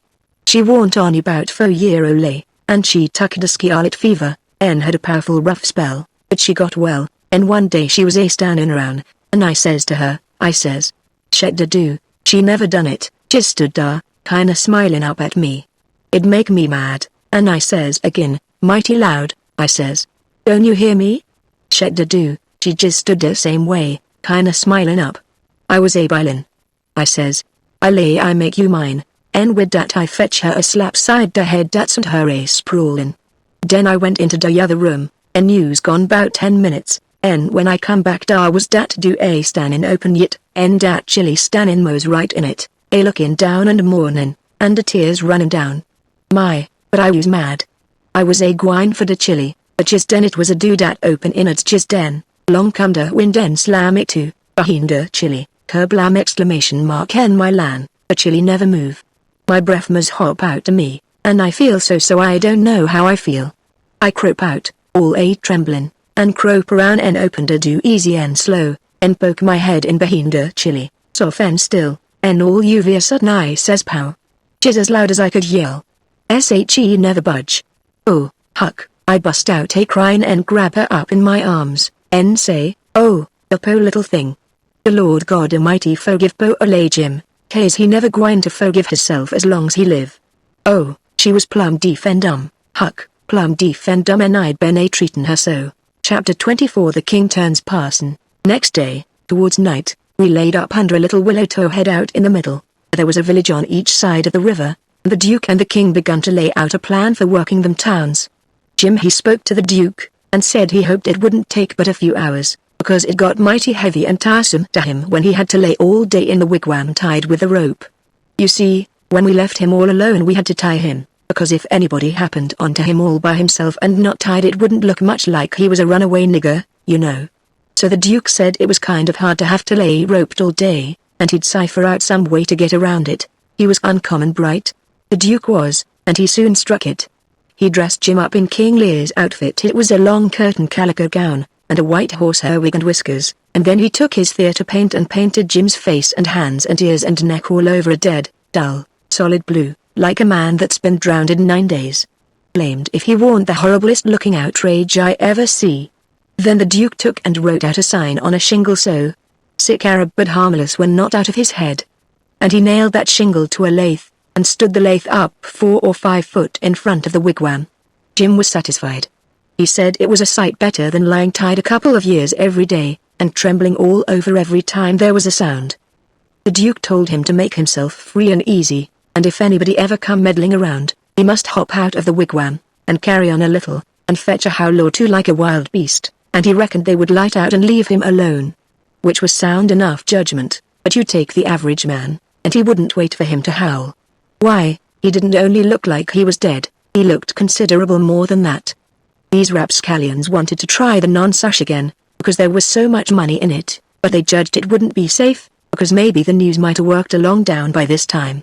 They couldn't hit no project that suited exactly, so at last the Duke said he reckoned he'd lay off and work his brains an hour or two and see if he couldn't put up something on the Arkansas village, and the King he allowed he would drop over to t'other village without any plan, but just trust in Providence to lead him the profitable way, meaning the devil, I reckon. We had all bought store clothes where we stopped last. Now the King put his'n on, and he told me to put mine on. I done it, of course. The King's duds was all black, and he did look real swell and starchy. I never knowed how clothes could change a body before. Why, before, he looked like the orneriest old rip that ever was, but now, when he'd take off his new white beaver and make a bow and do a smile, he looked that grand and good and pious that you'd say he had walked right out of the ark, and maybe was old Leviticus himself. Jim cleaned up the canoe, and I got my paddle ready. There was a big steamboat laying at the shore away up under the point, about 3 miles above the town. Been there a couple of hours, taking on freight. Says the King. Seen how I'm dressed, I reckon maybe I better arrive down from St. Louis or Cincinnati, or some other big place. Go for the steamboat, Huckleberry, we'll come down to the village on her. I didn't have to be ordered twice to go and take a steamboat ride. I fetched the shore a half a mile above the village, and then went scooting along the bluff bank in the easy water. Pretty soon he come to a nice innocent-looking young country Jake sitting on a log swabbing the sweat off of his face, for it was powerful warm weather, and he had a couple of big carpet bags by him. Run her nose inshore, says the King. I done it. Were you bound for, young man? For the steamboat, going to Orleans. Get aboard, says the King. Hold on a minute, my servant I'll help you with them bags. Jump out and help the gentleman, Adolphus meaning me. I see. I done so, and then we all 3 started on again. The young chap was mighty thankful, said it was tough work toting his baggage such weather. He asked the King where he was going, and the King told him he'd come down the river and landed at the other village this morning, and now he was going up a few miles to see an old friend on a farm up there. The young fellow says, When I first see you I says to myself, it's Mr. Wilkes, sure, and he come mighty near getting here in time. But then I says again, no, I reckon it ain't him, or else he wouldn't be paddling up the river. You ain't him, are you? No, my name's Blodgett, Alexander Blodgett, Reverend Alexander Blodgett, I suppose I must say, as I'm one o' the Lord's poor servants. But still I'm just as able to be sorry for Mr. Wilkes for not arriving in time, all the same, if he's missed anything by it, which I hope he hasn't. Well, he don't miss any property by it, because he'll get that all right, but he's missed seeing his brother Peter die, which he mayn't mind. Nobody can tell as to that, but his brother would give anything in this world to see him before he died. Never talked about nothing else all these 3 weeks. Hadn't seen him since they was boys together, and hadn't ever seen his brother William at all. That's the deaf and dumb one. William ain't more than 30 or 35. Peter and George were the only ones that come out here. George was the married brother. Him and his wife both died last year. Harvey and William's the only ones that's left now, and, as I was saying, they haven't got here in time. Did anybody send word? Oh, yes, a month or 2 ago, when Peter was first took, because Peter said then that he sorta felt like he warn't going to get well this time. You see, he was pretty old, and George's guy Earls was too young to be much company for him, except Mary Jane, the red-headed one, and so he was kinda lonesome after George and his wife died, and didn't seem to care much to live. He most desperately wanted to see Harvey and William, too, for that matter, because he was one of them kind that can't bear to make a will. He left a letter behind for Harvey, and said he'd told in it where his money was hid, and how he wanted the rest of the property divided up so George's guy Earls would be all right, for George didn't leave nothing. And that letter was all they could get him to put a pen to. Why do you reckon Harvey don't come? Where does he live? Oh, he lives in England, Sheffield Breeches. There hasn't ever been in this country. He hasn't had any too much time, and besides he mightn't have got the letter at all, you know. Too bad he couldn't live to see his brothers, poor soul. You're going to Orleans, you say? Yes, but that ain't only a part of it. I'm going in a ship, next Wednesday, for Rio de Janeiro, where my uncle lives. It's a pretty long journey. But it'll be lovely. Wished I was a-going. Is Mary Jane the oldest? How old is the others? Mary Jane's 19, Susan's 15, and Joanna's about 14. That's the one that gives herself to good works and has a hare lip, poor things. To be left alone in the cold world so, well, they could be worse off.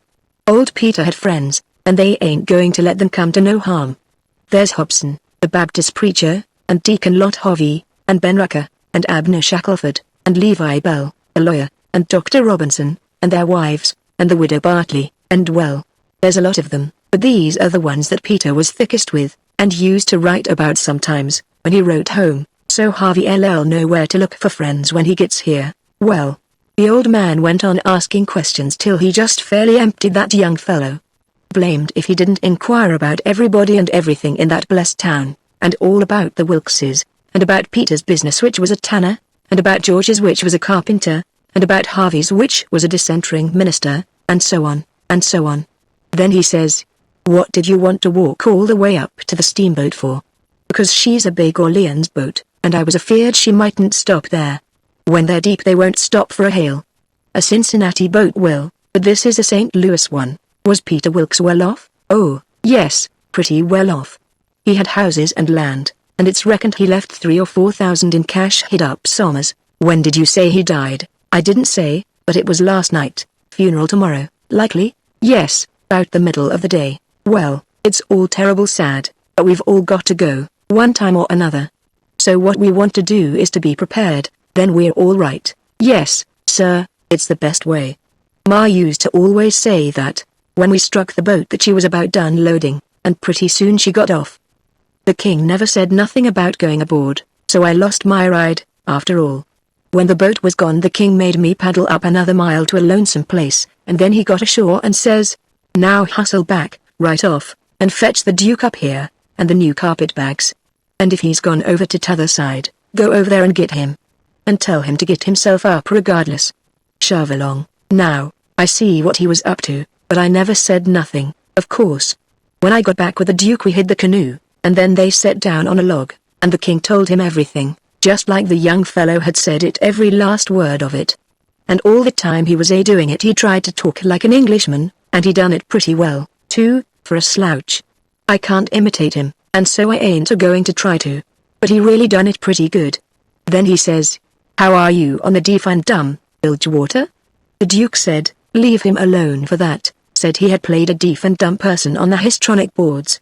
So then they waited for a steamboat. About the middle of the afternoon a couple of little boats come along. They didn't come from high enough up the river. At last there was a big one, and they hailed her. She sent out her yawl, and we went aboard, and she was from Cincinnati, and when they found we only wanted to go 4 or 5 miles they was booming mad, and gave us a cussing, and said they wouldn't land us. But the king was calm.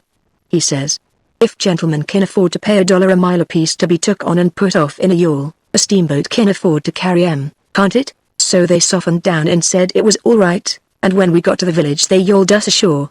About 2 dozen men flocked down when they see the yawl coming, and when the king says, "Can any of you gentlemen tell me where Mr. Peter Wilkes lives?"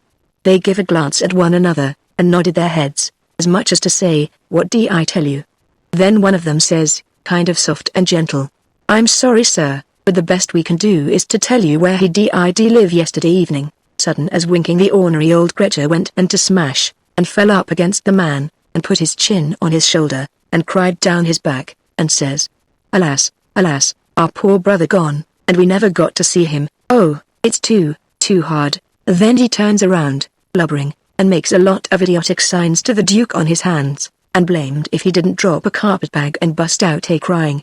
If they weren't the beatenest lot, them 2 frauds, that ever I struck. Well, the men gathered around and sympathized with them, and said all sorts of kind things to them, and carried their carpetbags up the hill for them, and let them lean on them and cry, and told the king all about his brother's last moments, and the king he told it all over again on his hands to the Duke, and both of them took on about that dead tanner like they'd lost the 12 disciples. Well, if ever I struck anything like it, I'm a nigger. It was enough to make a body ashamed of the human race. Chapter 25 all full of tears and flapdoodle.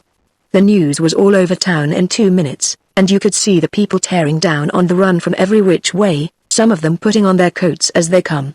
Pretty soon we was in the middle of a crowd, and the noise of the tramping was like a soldier march. The windows and dooryards was full, and every minute somebody would say, over a fence, "Is it them?" And somebody trotting along with a gang would answer back and say, "You bet it is." When we got to the house the street in front of it was packed, and the 3 girls was standing in the door. Mary Jane was red-headed, but that don't make no difference. She was most awful beautiful, and her face and her eyes was all lit up like glory. She was so glad her uncles was come. The king he spread his arms, and Marcy Jane she jumped for them, and the harelip jumped for the Duke. And there they had it. Everybody leastways women, cried for joy to see them meet again at last and have such good times.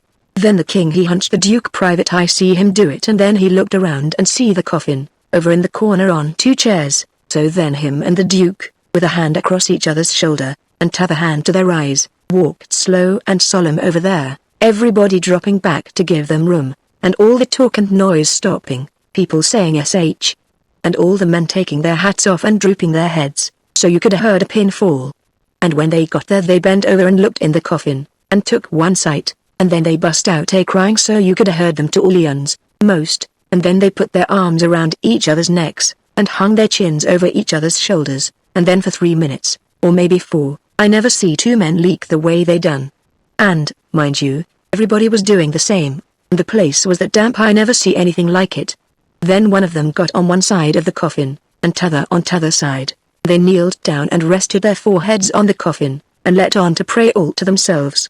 Well, when it come to that it worked the crowd like you never see anything like it, and everybody broke down and went to sobbing right out loud. The poor girls, too, and every woman, nearly, went up to the girls, without saying a word, and kissed them, solemn, on the forehead, and then put their hand on their head, and looked up towards the sky, with the tears running down, and then busted out and went off sobbing and swabbing, and give the next woman a show.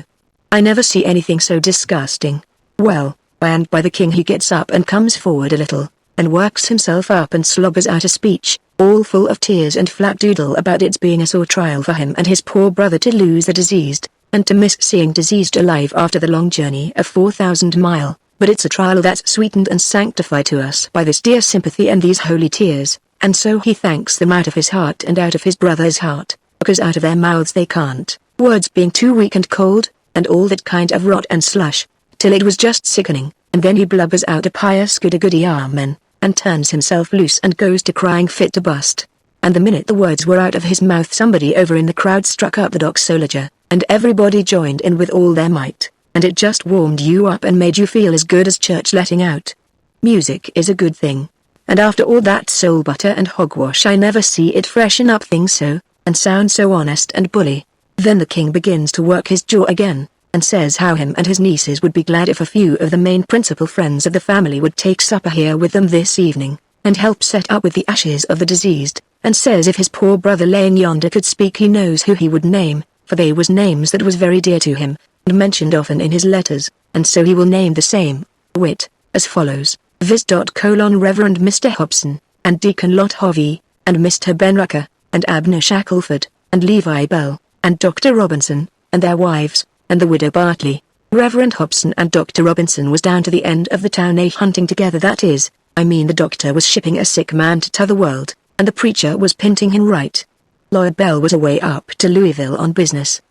But the rest was on hand, and so they all come and shook hands with the king and thanked him and talked to him, and then they shook hands with the duke and didn't say nothing, but just kept smiling and bobbing their heads like a parcel of sapheads whilst he made all sorts of signs with his hands and said goo goo goo goo goo all the time, like a baby that can't talk.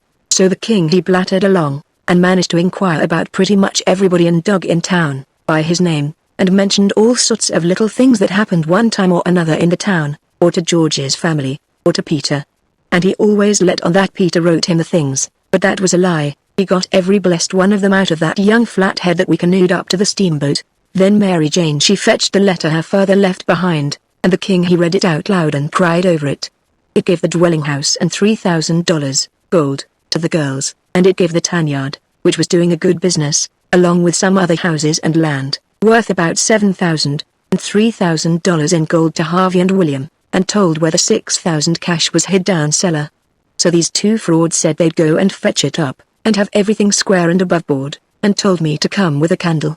We shut the cellar door behind us, and when they found the bag they spilt it out on the floor, and it was a lovely sight, all them yaller boys. My, the way the king's eyes did shine. He slaps the duke on the shoulder and says, "Oh, this ain't bullying nor nothing." "Oh, no, I reckon not." "Why, Billy, it beats the nonsuch, don't it?" The duke allowed it did. They poured the yaller boys, and sifted them through their fingers and let them jingle down on the floor, and the king says, "It ain't no use talking, been brothers to a rich dead man and representatives of foreigners that's got left is the line for you and me, Bilge. The sure comes of trustin' to Providence. It's the best way, in the long run. I've tried 'em all, and there ain't no better way. Most everybody would have been satisfied with the pile, and took it on trust, but no, they must count it. So they counts it, and it comes out $415 short," says the king. "Darn him, I wonder what he done with that $415, they worried over that a while, and ransacked all around for it." Then the duke says, "Well, he was a pretty sick man, and likely he made a mistake. I reckon that's the way of it. The best way is to let it go, and keep still about it. We can spare it, oh, shucks, yes, we can spare it. I don't care nothing about that, it's the count I'm thinking about. We want to be awful square and open and above board here, you know. We want to lug this here money upstairs and count it before everybody, then there ain't nothing suspicious. But when the dead man says there's $6,000, you know, we don't want to, hold on," says the duke. "Let's make up a visit," and he begun to haul out yaller boys out of his pocket. "It's a most Matson good idea, Duke, you have got a rattlin' clever head on you," says the king. "Blessed if the old nonsuch ain't a heppin' us out again," and he begun to haul out yaller jackets and stack them up. It most busted them, but they made up the $6,000 clean and clear. "Say," says the duke, "I got another idea. Let's go upstairs and count this money, and then take and give it to the girls." Good land, Duke, lemme hug you. It's the most dazzling idea at ever a man struck. You have certainly got the most astonishing head I ever see. Oh, this is the boss dodge, there ain't no mistake about it. Let 'em fetch along their suspicions now if they want to, this I'll lay 'em out." When we got upstairs everybody gathered around the table, and the king he counted it and stacked it up, $300 in a pile, 20 elegant little piles. Everybody looked hungry at it, and licked their chops.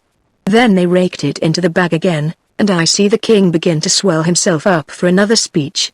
He says, "Friends all, My poor brother that lays yonder has done generous by them that's left behind in a vale of sorrows. He has done generous by these here poor little lambs that he loved and sheltered, and that's left fatherless and motherless. Yes, and we that knowed him knows that he would have done more generous by 'em if he hadn't been afeard o' wound than his dear William and me. Now, wouldn't he? There ain't no question about it in my mind.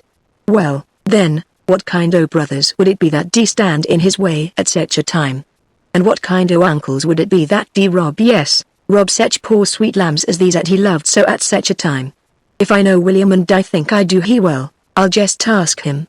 He turns around and begins to make a lot of signs to the Duke with his hands, and the Duke he looks at him stupid and leather-headed a while, then all of a sudden he seems to catch his meaning, and jumps for the king, goo-gooing with all his might for joy, and hugs him about 15 times before he lets up. Then the king says, I knowed it, I reckon that he'll convince anybody the way he feels about it. Here, Mary Jane, Susan, Joanna, take the money, take it all. It's the gift of him that lays yonder, cold but joyful. Mary Jane she went for him, Susan and the hare lip went for the Duke, and then such another hugging and kissing I never see yet. And everybody crowded up with the tears in their eyes, and most shook the hands off of them frauds, saying all the time, you dear good souls! How lovely! How could you? Well, then, pretty soon all hands got to talking about the deceased again, and how good he was, and what a loss he was, and all that, and before long a big iron-jawed man worked himself in the from outside, and stood listening and looking, and not saying anything, and nobody saying anything to him either, because the king was talking and they was all busy listening. The king was saying in the middle of something he'd started in on. They've been particular friends o' the deceased. That's why they're invited here this evening. But tomorrow we want all to come, everybody, for he respected everybody, he liked everybody, and so it's fitting that his funeral orgies sh'd be public. And so he went mooning on, liking to hear himself talk, and every little while he fetched in his funeral orgies again, till the Duke he couldn't stand it no more, so he writes on a little scrap of paper, obsequies, you old fool, and folds it up, and goes to goo-gooing and reaching it over people's heads to him. The king he reads it and puts it in his pocket, and says, poor William, afflicted as he is, his heart slits right. Asks me to invite everybody to come to the funeral, wants me to make 'em all welcome. But he needn't have worried, it was just what I was at. Then he weaves along again, perfectly calm, and goes to dropping in his funeral orgies again every now and then, just like he done before. And when he done it the third time he says, I say orgies, not because it's the common term, because it ain't obsequies been the common term, but because orgies is the right term. Obsequies ain't used in England no more now, it's gone out. We say orgies now in England. Orgies is better, because it means the thing you're after more exact. It's a word that's made up out in the Greek orgo, outside, open, abroad, and the Hebrew geism, to plant, cover up, hands and So, you see, funeral orgies is an open-air public funeral. He was the worst I ever struck. Well, the iron-jawed man he laughed right in his face. Everybody was shocked. Everybody says, why, doctor? And Abner Shackelford says, why, Robinson, hain't you heard the news? This is Harvey Wilkes. The king he smiled eager, and shoved out his flapper, and says, is it my poor brother's dear good friend and physician? Aye, keep your hands off of me. Says the doctor. You talk like an Englishman, don't you? It's the worst imitation I ever heard. You Peter Wilkes's brother. You're a fraud, that's what you are. Well, how they all took on. They crowded around the doctor and tried to quiet him down, and tried to explain to him and tell him how Harvey D showed in 40 ways that he was Harvey, and knowed everybody by name, and the names of the very dogs, and begged him not to hurt Harvey's feelings and the poor girl's feelings, and all that. But it warn't no use.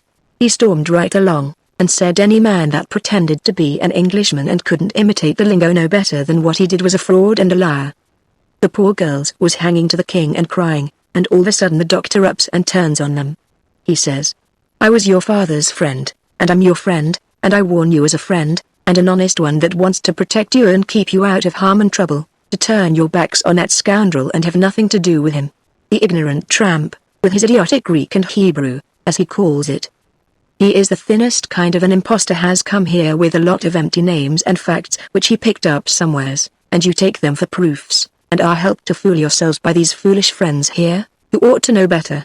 Mary Jane Wilkes, you know me for your friend, and for your unselfish friend, too. Now listen to me, turn this pitiful rascal out. I beg you to do it. Will you? Mary Jane straightened herself up, but she was handsome. She says, here is my answer. She hove up the bag of money and put it in the king's hands, and says, take this $6,000, and invest for me and my sisters any way you want to, and don't give us no receipt for it. Then she put her arm round the king on one side, and Susan and the harlot done the same on the other. Everybody clapped their hands and stomped on the floor like a perfect storm, whilst the king held up his head and smiled proud. The doctor says, all right, I wash my hands of the matter. But I warn you all that a time's coming when you're going to feel sick whenever you think of this day. And away he went. All right, doctor, says the king, kinda mocking him, we'll try and get 'em to send for you, which made them all laugh, and they said it was a prime good hit. Chapter 26 I Steal the King's Plunder. Well, when they was all gone the king he asks Mary Jane how they was off for spare rooms, and she said she had one spare room, which would do for Uncle William, and she'd give her own room to Uncle Harvey, which was a little bigger, and she would turn into the room with her sisters and sleep on a cot, and up garret was a little cubby, with a pallet in it. The king said the cubby would do for his valley, meaning me, so Mary Jane took us up, and she showed them their rooms, which was plain but nice. She said she'd have her frocks and a lot of other traps took out of her room if they was in Uncle Harvey's way, but he said they warn't. The frocks was hung along the wall, and before them was a curtain made out of calico that hung down to the floor. There was an old hair trunk in one corner, and a guitar box in another, and all sorts of little knickknacks and gimcracks around, like girls brisken up a room with. The king said it was all the more homely and more pleasanter for these fixings, and so don't disturb them. The duke's room was pretty small, but plenty good enough, and so was my cubby. That night they had a big supper, and all the men and women was there, and I stood behind the king and the duke's chairs and waited on them, and the niggers waited on the rest. Mary Jane she sat at the head of the table, with Susan alongside of her, and said how bad the biscuits was, and how mean the preserves was, and how ornery and tough the fried chickens was and all that kind of rot, the way women always do for to force out compliments, and the people all knowed everything was tip-top, and said how do you get biscuits to brown so nice? And where, for the land's sake, do you get these amounts and pickles? And all that kind of humbug talky talk, just the way people always does at a supper, you know. And when it was all done me and the harlot had supper in the kitchen off of the leavings, whilst the others was helping the niggers clean up the things. The harlot she got to pumping me about England, and blessed if I didn't think the ice was getting mighty thin sometimes. She says, did you ever see the king? Who? William IV. Well, I bet I have. He goes to our church. I knowed he was dead years ago, but I never let on. So when I says he goes to our church, she says, what, regular? Yes, regular. His pew's right over opposite and on t'other side the pulpit. I thought he lived in London. Well, he does. Where would he live? But I thought you lived in Sheffield. I see. I was up a stump. I had to let on to get choked with a chicken bone, so as to get time to think how to get down again. Then I says, I mean he goes to our church regular when he's in Sheffield. That's only in the summertime, when he comes there to take the sea baths. Why, how you talk, Sheffield ain't on the sea. Well, who said it was? Why, you did. I didn't. Other. You did. I didn't. You did. I never said nothing of the kind. Well, what did you say, then? Said he come to take the sea baths. That's what I said. Well, then, how's he going to take the sea baths if it ain't on the sea? Looky here, I says, did you ever see any Congress water? Yes. Well, did you have to go to Congress to get it? Why, no. Well, neither does William IV have to go to the sea to get a sea bath. How does he get it, then? Gets it the way people down here gets Congress water in barrels. They're in the palace at Sheffield. They've got furnaces, and he wants his water hot. They can't boil that amount of water away off there at the sea. They haven't got no conveniences for it. Oh, I see, now.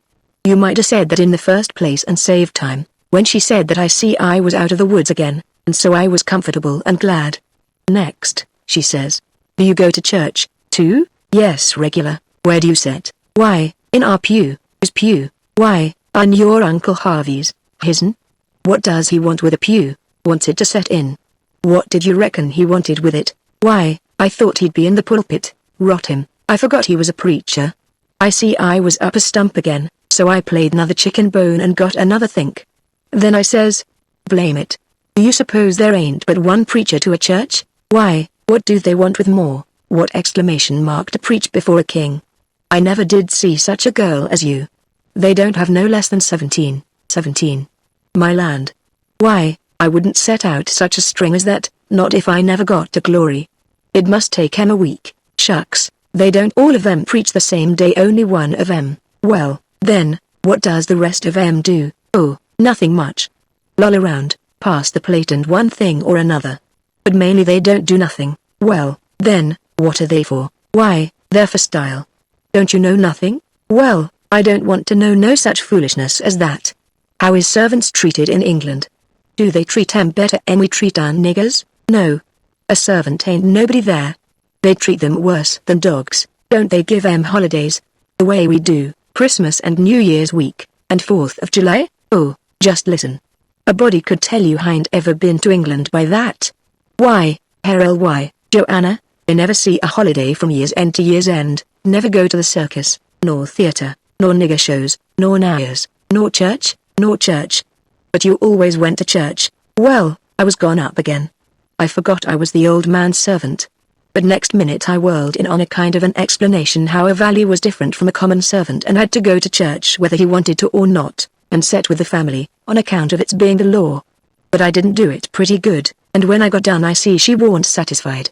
She says, "Honest Injun, now, hain't you been telling me a lot of lies?" "Honest Injun," says I, "none of it at all, none of it at all." "Not a lie in it," says I, "lay your hand on this book and say it." I see it warn't nothing but a dictionary, so I laid my hand on it and said it.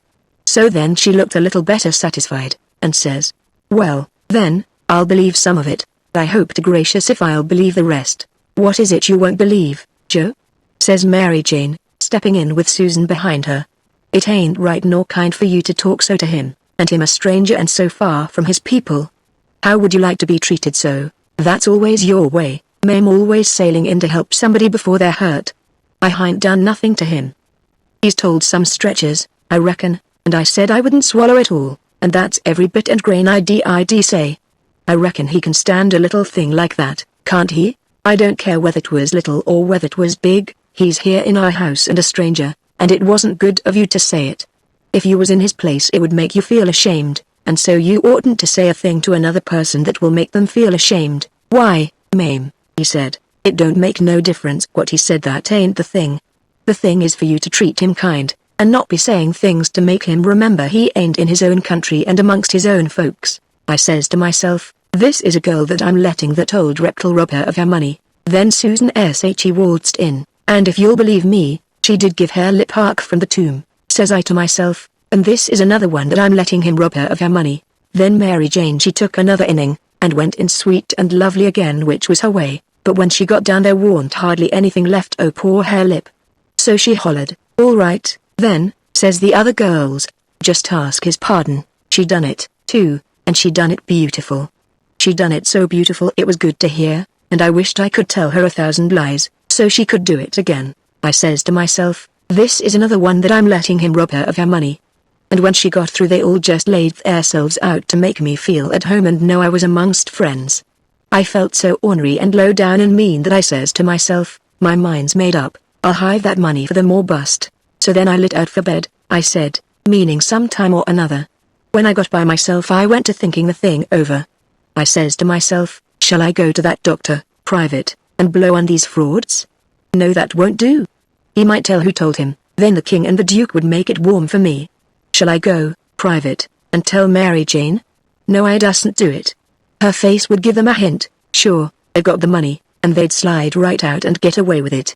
If she was to fetch in help I'd get mixed up in the business before it was done with, I judge. No, there ain't no good way but one. I got to steal that money, somehow, and I got to steal some way that they won't suspicion that I done it. They've got a good thing here, and they ain't going to leave till they've played this family and this town for all they're worth, so I'll find a chance time enough. I'll steal it and hide it, and by, when I'm away down the river, I'll write a letter and tell Mary Jane where it's hid. But I better hide it tonight if I can, because the doctor maybe hasn't let up as much as he lets on he has. He might scare them out of here yet. So, thinks I, I'll go and search them rooms. Upstairs the hall was dark, but I found the Duke's room, and started to paw around it with my hands, but I recollected it wouldn't be much like the king to let anybody else take care of the money but his own self, So then I went to his room and begun to pour around there. But I see I couldn't do nothing without a candle, and I doesn't light one, of course. So I judged I'd got to do the other thing, lay for them and eavesdrop. About that time I hears their footsteps coming, and was going to skip under the bed. I reached for it, but it wasn't where I thought it would be. I touched the curtain that hid Mary Jane's frocks, so I jumped in behind that and snuggled in amongst the gowns, and stood there perfectly still. They come in and shut the door, and the first thing the Duke done was to get down and look under the bed. Then I was glad I hadn't found the bed when I wanted it. And yet, you know, it's kind of natural to hide under the bed when you are up to anything private. They sat down then, and the king says, "Well, what is it?" And cut it middlin' short, because it's better for us to be down there a-whoopin' up the morning than up here giving Em a chance to talk us over. "Well, this is it, Capit. I ain't easy, I ain't comfortable. That doctor lays on my mind. I wanted to know your plans. I've got a notion, and I think it's a sound one." "What is it, Duke?" "That we better glide out of this before 3 in the morning, and clip it down the river with what we've got. Especially, seeing we got it so easy given back to us, flung at our heads, as you may say. Of course we allowed to have to steal it back. I'm for knocking off and lighting out. That made me feel pretty bad. About an hour or two ago it would have been a little different. But now it made me feel bad and disappointed." The king rips out and says, "What? And not sell out the rest o' the property? March off like a parcel of fools and leave $8,000 or $9,000 worth o' property laying around just sufferin' to be scooped in ? And all good, saleable stuff, too." The Duke, he grumbled, said the bag of gold was enough, and he didn't want to go no deeper, didn't want to rob a lot of orphans of everything they had. "Why, how you talk," says the king. "We shan't rob 'em of nothing at all but just this money. The people that buys the property is the sufferers, because as soon as it's found out that we didn't own it, which won't be long after we've slid, the sale won't be valid, and it'll all go back to the estate. These here orphans will get their house back again, and that's enough for them. They're young and spry, and can easy earn a living. They ain't a-going to suffer. Why, just think, there's thousands and thousands that ain't nigh so well off. Bless you, they ain't got nothing to complain of." Well, the king, he talked him blind, so at last he give in, and said all right, but said he believed it was blamed foolishness to stay, and that doctor hanging over them. But the king says, "Cuss the doctor. What do we care for him? Hain't we got all the fools in town on our side? And ain't that a big enough majority in any town?" So they got ready to go downstairs again. The Duke says, "I don't think we put that money in a good place." That cheered me up. I'd begun to think I warn't going to get a hint of no kind to help me.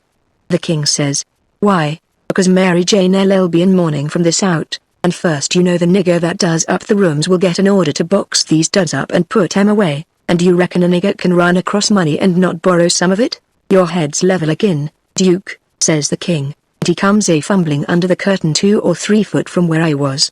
I stuck tight to the wall and kept mighty still, though quivery, and I wondered what them fellows would say to me if they catched me, and I tried to think what I'd better do if they did catch me.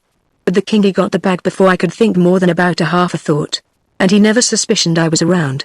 They took and shoved the bag through a rip in the straw tick that was under the feather bed, and crammed it in a foot or two amongst the straw, and said it was all right now, because a nigger only makes up the feather bed, and don't turn over the straw tick only about twice a year, and so it warn't in no danger of getting stole now. But I knowed better. I had it out of there before they was halfway downstairs.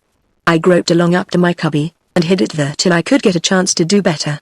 I judged I better hide it outside of the house somewheres, because if they missed it they would give the house a good ransacking. I knowed that very well. Then I turned in, with my clothes all on, but I couldn't have gone to sleep if I'd a wanted to. I was in such a sweat to get through with the business. By and by I heard the king and the Duke come up, so I rolled off my pallet and laid with my chin at the top of my ladder, and waited to see if anything was going to happen. But nothing did, so I held on till all the late sounds had quit and the early ones hadn't begun yet, and then I slipped down the ladder. Chapter 27. Dead Peter Has His Gold. I crept to their doors and listened. They were snoring. So I tiptoed along, and got downstairs all right. There warn't a sound anywheres. I peeped through a crack of the dining room door, and see the men that was watching the corpse all sound asleep on their chairs. The door was open into the parlor, where the corpse was laying, and there was a candle in both rooms. I passed along, and the parlor door was open, but I see there warn't nobody in there but the remainders of Peter, so I shoved on by. But the front door was locked, and the key wasn't there. Just then I heard somebody coming down the stairs, back behind me. I run in the parlor and took a swift look around, and the only place I see to hide the bag was in the coffin. The lid was shoved along about a foot, showing the dead man's face down in there, with a wet cloth over it, and his shroud on. I tucked the money bag in under the lid, just down beyond where his hands was crossed, which made me creep, they was so cold, and then I run back across the room and in behind the door. The person coming was Mary Jane. She went to the coffin, very soft, and kneeled down and looked in, then she put up her handkerchief, and I see she begun to cry, though I couldn't hear her, and her back was to me. I slid out, and as I passed the dining room I thought I'd make sure them watchers hadn't seen me, so I looked through the crack, and everything was all right. They hadn't stirred. I slipped up to bed, feeling rather blue, on account of the thing playing out that way after I had took so much trouble and run so much risk about it. Says I, if it could stay where it is, all right, because when we get down the river 100 mile or two I could write back to Mary Jane, and she could dig him up again and get it, but that ain't the thing that's going to happen. The thing that's going to happen is, the money LL be found when they come to screw on the lid. Then the king LL get it again, and it'll be a long day before he gives anybody another chance to smouch it from him. Of course I wanted to slide down and get it out of there, but I dasn't try it. Every minute it was getting earlier now, and pretty soon some of them watchers would begin to stir, and I might get catched with $6,000 in my hands that nobody hadn't hired me to take care of. I don't wish to be mixed up in no such business as that, I says to myself. When I got downstairs in the morning the parlor was shut up, and the watchers was gone. There warn't nobody around but the family and the widow Bartley and our tribe. I watched their faces to see if anything had been happening, but I couldn't tell. Towards the middle of the day the undertaker come with his man, and they set the coffin in the middle of the room on a couple of chairs, and then set all our chairs in rows, and borrowed more from the neighbors till the hall and the parlor and the dining room was full. I see the coffin lid was the way it was before, but I dasn't go to look in under it, with folks around. Then the people begun to flock in, and the beats and the girls took seats in the front row at the head of the coffin, and for a half an hour the people filed around slow, in single rank, and looked down at the dead man's face a minute, and some dropped in a tear, and it was all very still and solemn, only the girls and the beats holding handkerchiefs to their eyes and keeping their heads bent, and sobbing a little. There warn't no other sound but the scraping of the feet on the floor and blowing noses, because people always blows them more at a funeral than they do at other places except church. When the place was packed full the undertaker he slid around in his black gloves with his softy soothing ways, putting on the last touches, and getting people and things all shipshape and comfortable, and making no more sound than a cat. He never spoke. He moved people around. He squeezed in late ones, he opened up passageways, and done it with nods, and signs with his hands. Then he took his place over against the wall. He was the softest, glidingest, stealthiest man I ever see, and there warn't no more smile to him than there is to a ham. They had borrowed a melodeon sick one, and when everything was ready a young woman sat down and worked it, and it was pretty squeaky and colicky, and everybody joined in and sung, and Peter was the only one that had a good thing, according to my notion. Then the Reverend Hobson opened up, slow and solemn, and begun to talk, and straight off the most outrageous row busted out in the cellar a body ever heard. It was only one dog, but he made a most powerful racket, and he kept it up right along. The parson he had to stand there, over the coffin, and wait you couldn't hear yourself think. It was right down awkward, and nobody didn't seem to know what to do. But pretty soon they see that long-legged undertaker make a sign to the preacher as much as to say, "Don't you worry, just depend on me." Then he stooped down and begun to glide along the wall, just his shoulders showing over the people's heads. So he glided along, and the powwow and racket getting more and more outrageous all the time, and at last, when he had gone around two sides of the room, he disappears down cellar. Then in about 2 seconds we heard a whack, and the dog he finished up with a most amazing howl or two, and then everything was dead still, and the parson begun his solemn talk where he left off. In a minute or two here comes this undertaker's back and shoulders gliding along the wall again, and so he glided and glided around 3 sides of the room, and then rose up, and shaded his mouth with his hands, and stretched his neck out towards the preacher, over the people's heads, and says, in a kind of a coarse whisper, he had a rat. Then he drooped down and glided along the wall again to his place. You could see it was a great satisfaction to the people, because naturally they wanted to know. A little thing like that don't cost nothing, and it's just the little things that makes a man to be looked up to and liked. There warn't no more popular man in town than what that undertaker was.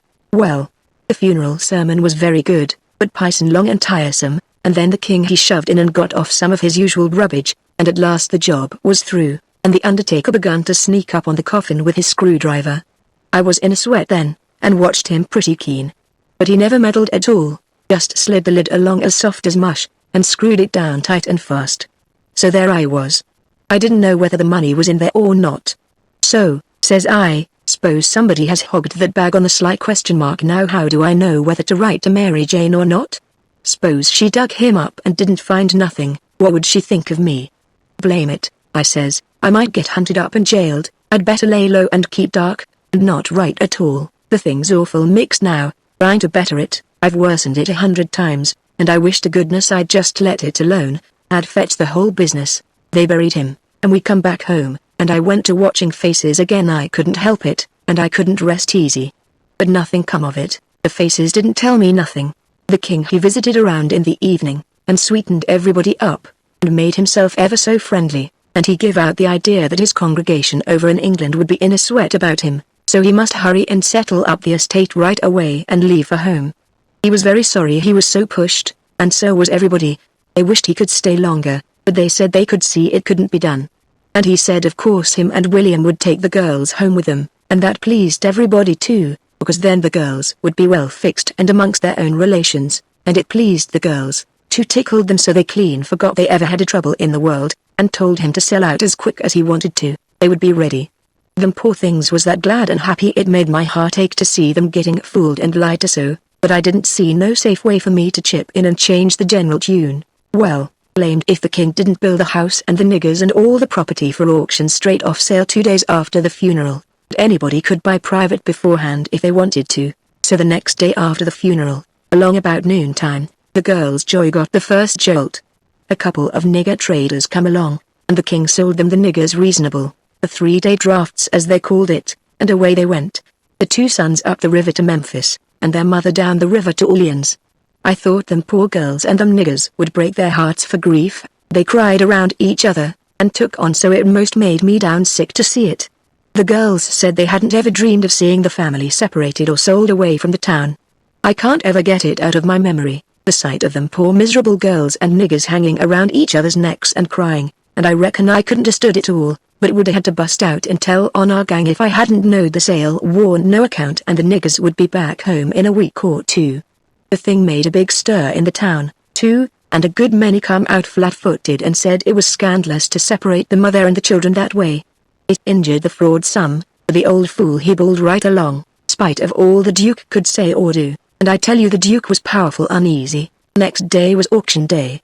About broad day in the morning the king and the Duke come up in the garret and woke me up, and I see by their look that there was trouble.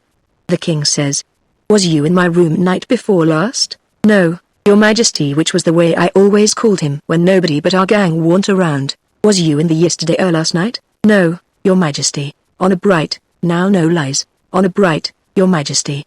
I'm telling you the truth. I hain't been near your room since Miss Mary Jane took you and the Duke and showed it to you." The Duke says, "Have you seen anybody else go in there?" "No, Your Grace, not as I remember, I believe." Stop and think. I studied a while and see my chance, then I says, "Well, I see the niggers go in there several times." Both of them gave a little jump, and looked like they hadn't ever expected it, and then like they had. Then the Duke says, "What, all of them?" "No, leastways, not all at once, that is. I don't think I ever see them all come out at once but just one time." "Hello. When was that?" "It was the day we had the funeral. In the morning. It warn't early, because I overslept.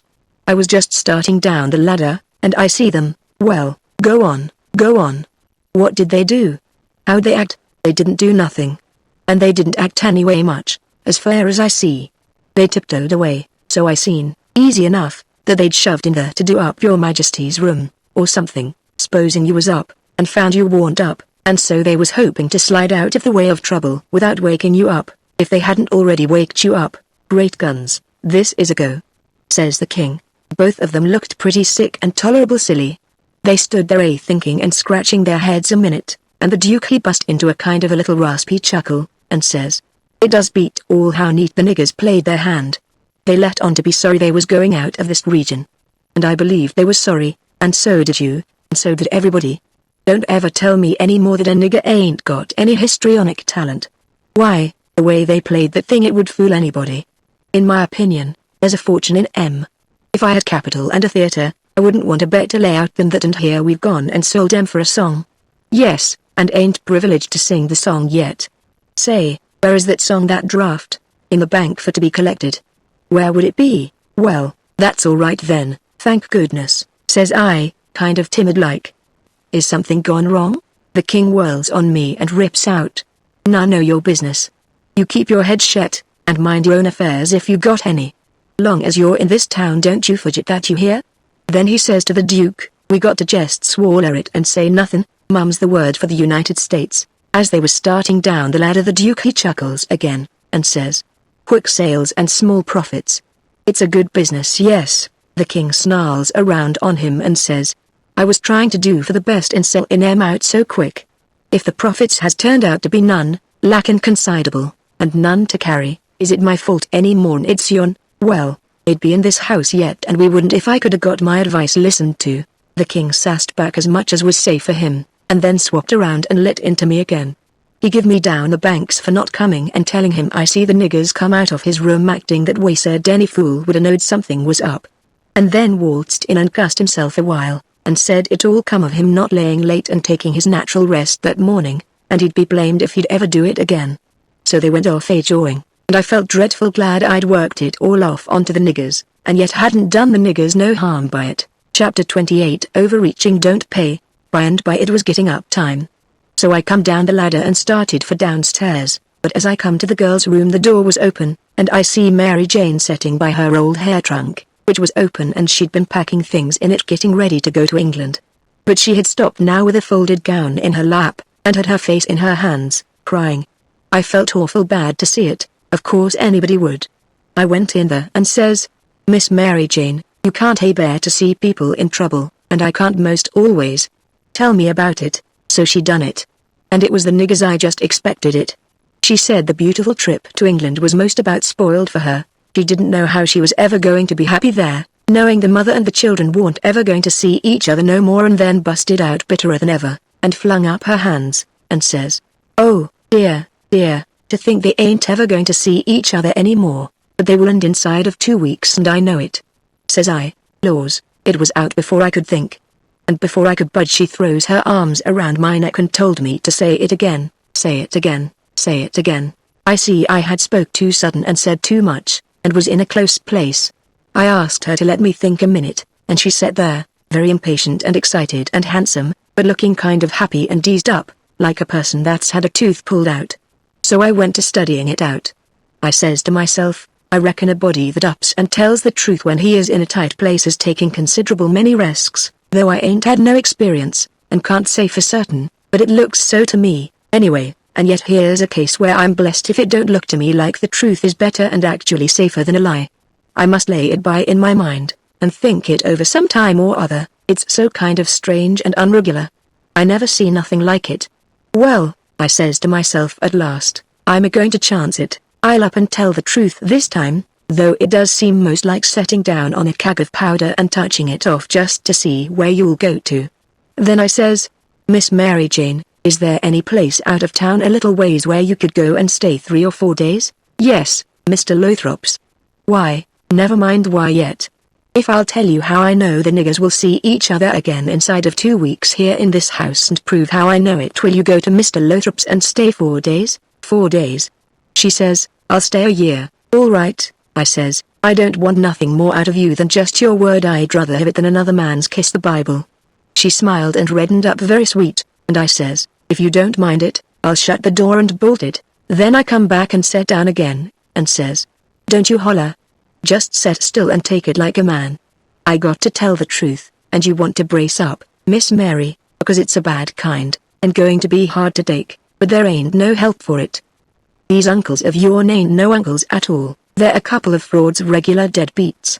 There, now we're over the worst of it, you can stand the rest middling easy. It jolted her up like everything, of course, but I was over the shoal water now, so I went right along, her eyes blazing higher and higher all the time, and told her every blame thing, from where we first struck that young fool going up to the steamboat, clear through to where she flung herself onto the king's breast at the front door, and he kissed her 16 or 17 times, and then up she jumps, with her face afire like sunset, and says, "The brute.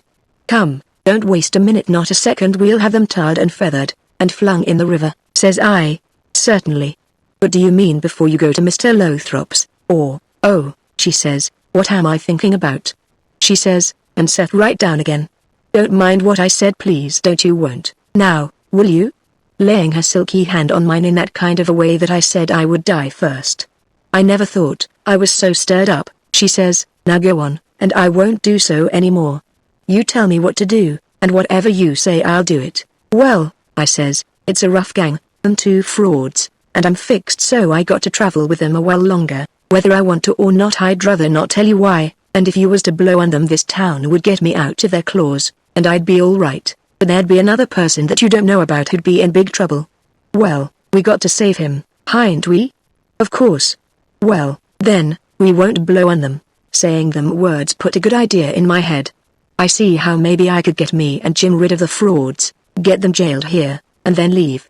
But I didn't want to run the raft in the daytime without anybody aboard to answer questions but me, so I didn't want the plan to begin working till pretty late tonight. I says, "Miss Mary Jane, I'll tell you what we'll do, and you won't have to stay at Mr. Lothrop's so long, nother." "How far is it?" "A little short of 4 miles right out in the country, back here." "Well, but he'll answer. Now you go along out there, and lay low till 9 or half past tonight, and then get them to fetch you home again. Tell them you've thought of something. If you get here before 11, put a candle in this window, and if I don't turn up, wait till 11, and then if I don't turn up it means I'm gone, and out of the way, and safe. Then you come out and spread the news around, and get these beats jailed." "Good," she says, "I'll do it, and if it just happens so that I don't get away, but get took up along with them, you must up and say I told you the whole thing beforehand, and you must stand by me all you can." "Stand by you?" "Indeed I will. They shan't touch a hair of your head," she says, and I see her nostrils spread and her eyes snap when she said it, too. "If I get away I shan't be here," I says, "to prove these rapscallions ain't your uncles, and I couldn't do it if I was here. I could swear they was beats and bummers, that's all." "Oh, that's worth something." "Well, there's others can do that better than what I can, and they're people that ain't going to be doubted as quick as I'd be. I'll tell you how to find them. Gimme a pencil and a piece of paper. They're Royal Nonsuch, Bricksville. Put it away, and don't lose it. When the court wants to find out something about these 2, let them send up to Bricksville and say they've got the men that played the Royal Nonsuch, and ask for some witnesses. Why, you'll have that entire town down here before you can hardly wink, Miss Mary. And they'll come a-biling, too." I judged we had got everything fixed about right now. So I says, "Just let the auction go right along, and don't worry. Nobody don't have to pay for the things they buy till a whole day after the auction on accounts of the short notice, and they ain't going out of this till they get that money, and the way we've fixed it the sale ain't going to count, and they ain't going to get no money. It's just like the way it was with the niggers, it's worn no sale, and the niggers will be back before long. Why, they can't collect the money for the niggers yet, they're in the worst kind of a fix, Miss Mary." "Well," she says, "I'll run down to breakfast now, and then I'll start straight for Mr. Lothrop's." "Deed, that ain't the ticket, Miss Mary Jane," I says, "by no manner of means. Go before breakfast." "Why, what did you reckon I wanted you to go at all for, Miss Mary?" "Well, I never thought, and come to think, I don't know." "What was it?" "Why, it's because you ain't one of these leather-faced people. I don't want no better book than what your face is. A body can set down and read it off like coarse print. Do you reckon you can go and face your uncles when they come to kiss you good morning, and never, there, don't?" "Yes, I'll go before breakfast, I'll be glad to." "And leave my sisters with them?" "Yes, never mind about them. They've got to stand it yet a while. There might suspicion something if all of you was to go. I don't want you to see them, nor your sisters, nor nobody in this town. If a neighbor was to ask how is your uncles this morning, your face would tell something. No, you go right along, Miss Mary Jane, and I'll fix it with all of them. I'll tell Miss Susan to give your love to your uncles and say you've went away for a few hours for to get a little rest and change, or to see a friend, and you'll be back tonight or early in the morning. Gone to see a friend is all right, but I won't have my love given to them." "Well, then, it shan't be." It was well enough to tell her so, no harm in it. It was only a little thing to do, and no trouble. and it's the little things that smooths people's roads the most. Down here below, it would make Mary Jane comfortable, and it wouldn't cost nothing. Then I says, there's one more thing, that bag of money. Well, I got that, and it makes me feel pretty silly to think how they got it. No, you're out, there. I ain't got it. Why, who's got it? I wish I knowed, but I don't. I had it, because I stole it from them, and I stole it to give to you, and I know where I hid it, but I'm afraid it ain't there no more. I'm awful sorry, Miss Mary Jane, I'm just as sorry as I can be, but I done the best I could, I did honest. I come nigh getting caught, and I had to shove it into the first place I come to, and run, and it warn't a good place. Oh, stop blaming yourself, it's too bad to do it, and I won't allow it, you couldn't help it, it wasn't your fault. Where did you hide it? I didn't want to set her to thinking about her troubles again, and I couldn't seem to get my mouth to tell her what would make her see the corpse laying in the coffin with that bag of money on his stomach. So for a minute I didn't say nothing, then I says, I'd rather not tell you where I put it, Miss Mary Jane, if you don't mind letting me off, but I'll write it for you on a piece of paper, and you can read it along the road to Mr. Lothrop's, if you want to. Do you reckon that I'll do? Oh, yes, so I wrote, I put it in the coffin. It was in there when you was crying there, away in the night. I was behind the door, and I was mighty sorry for you, Miss Mary Jane. It made my eyes water a little to remember her crying there all by herself in the night, and them devils laying the right under her own roof, shaming her and robbing her. And when I folded it up and give it to her, I see the water come into her eyes, too, and she shook me by the hand, hard, and says, Goodbye. I'm going to do everything just as you've told me, and if I don't ever see you again, I shan't ever forget you, and I'll think of you a many a time, and I'll pray for you, too. And she was gone. Pray for me. I reckoned if she knowed me she'd take a job that was more nearer her size. But I bet she done it, just the same, she was just that kind. She had the grit to pray for Judas if she took the notion there warn't no back down to her, I judge. You may say what you want to, but in my opinion she had more sand in her than any girl I ever see. In my opinion she was just full of sand. It sounds like flattery, but it ain't no flattery. And when it comes to beauty and goodness, too, she lays over them all. I hain't ever seen her since that time that I see her go out of that door. No, I hain't ever seen her since. I reckon I've thought of her a many a million times, and of her saying she would pray for me, and if ever I'd a thought it would do any good for me to pray for her, blamed if I wouldn't a done it or bust. Well, Mary Jane she lit out the back way, I reckon, because nobody see her go. When I struck Susan and the harelip, I says, What's the name of them people over on t'other side of the river that you all goes to see sometimes? They says, There's several, but it's the Proctors, mainly. That's the name, I says, I most forgot it. Well, Miss Mary Jane she told me to tell you she's gone over there in a dreadful hurry. One of them's sick. Which one? I don't know, leastways, I kinda forget, but I thinks it's, sakes alive, I hope it ain't Hannah. I'm sorry to say it, I says, but Hannah's the very one, my goodness. And she's so well only last week. Is she took bad? It ain't no name for it. They set up with her all night, Miss Mary Jane said, and they don't think she'll last many hours. Only think of that, now. What's the matter with her? I couldn't think of anything reasonable, right off that way, so I says, Mumps your granny. They don't set up with people that's got the mumps, they don't they? You better bet they do with these mumps. These mumps is different. It's a new kind. Miss Mary Jane said. How's it a new kind? Because it's mixed up with other things. What other things? Well, measles, and whooping cough, and erysipelas, and consumption, and yaloganders, and brain fever, and I don't know what all, my land. And they call it the mumps? That's what Miss Mary Jane said. Well, what in the nation do they call it the mumps for? Why, because it is the mumps. That's what it starts with. Well, there ain't no sense in it. A body might stump his toe, and take pison, and fall down the well, and break his neck, and bust his brains out, and somebody come along and ask what killed him, and some numbskull up and say, why, he stumped his toe. Would there be any sense in that? No. And there ain't no sense in this, nother. Is it catching? Is it catching? Why, how you talk. Is a harrow catching in the dark? If you don't hitch onto one tooth, you're bound on another, ain't you? And you can't get away with that tooth without fetching the whole harrow along, can you? Well, these kind of mumps is a kind of a harrow, as you may say, and it ain't no slouch of a harrow, nother. You come to get it hitched on good. Well, it's awful, I think, says the harelip. I'll go to Uncle Harvey and, oh, yes, I says, I would. Of course I would. I wouldn't lose no time. Well, why wouldn't you? Just look at it a minute, and maybe you can see. Hain't your uncles a beleagued to get along home to England as fast as they can? And do you reckon they'd be mean enough to go off and leave you to go all that journey by yourselves? You know they'll wait for you. So far, so good. Your Uncle Harvey's a preacher, ain't he?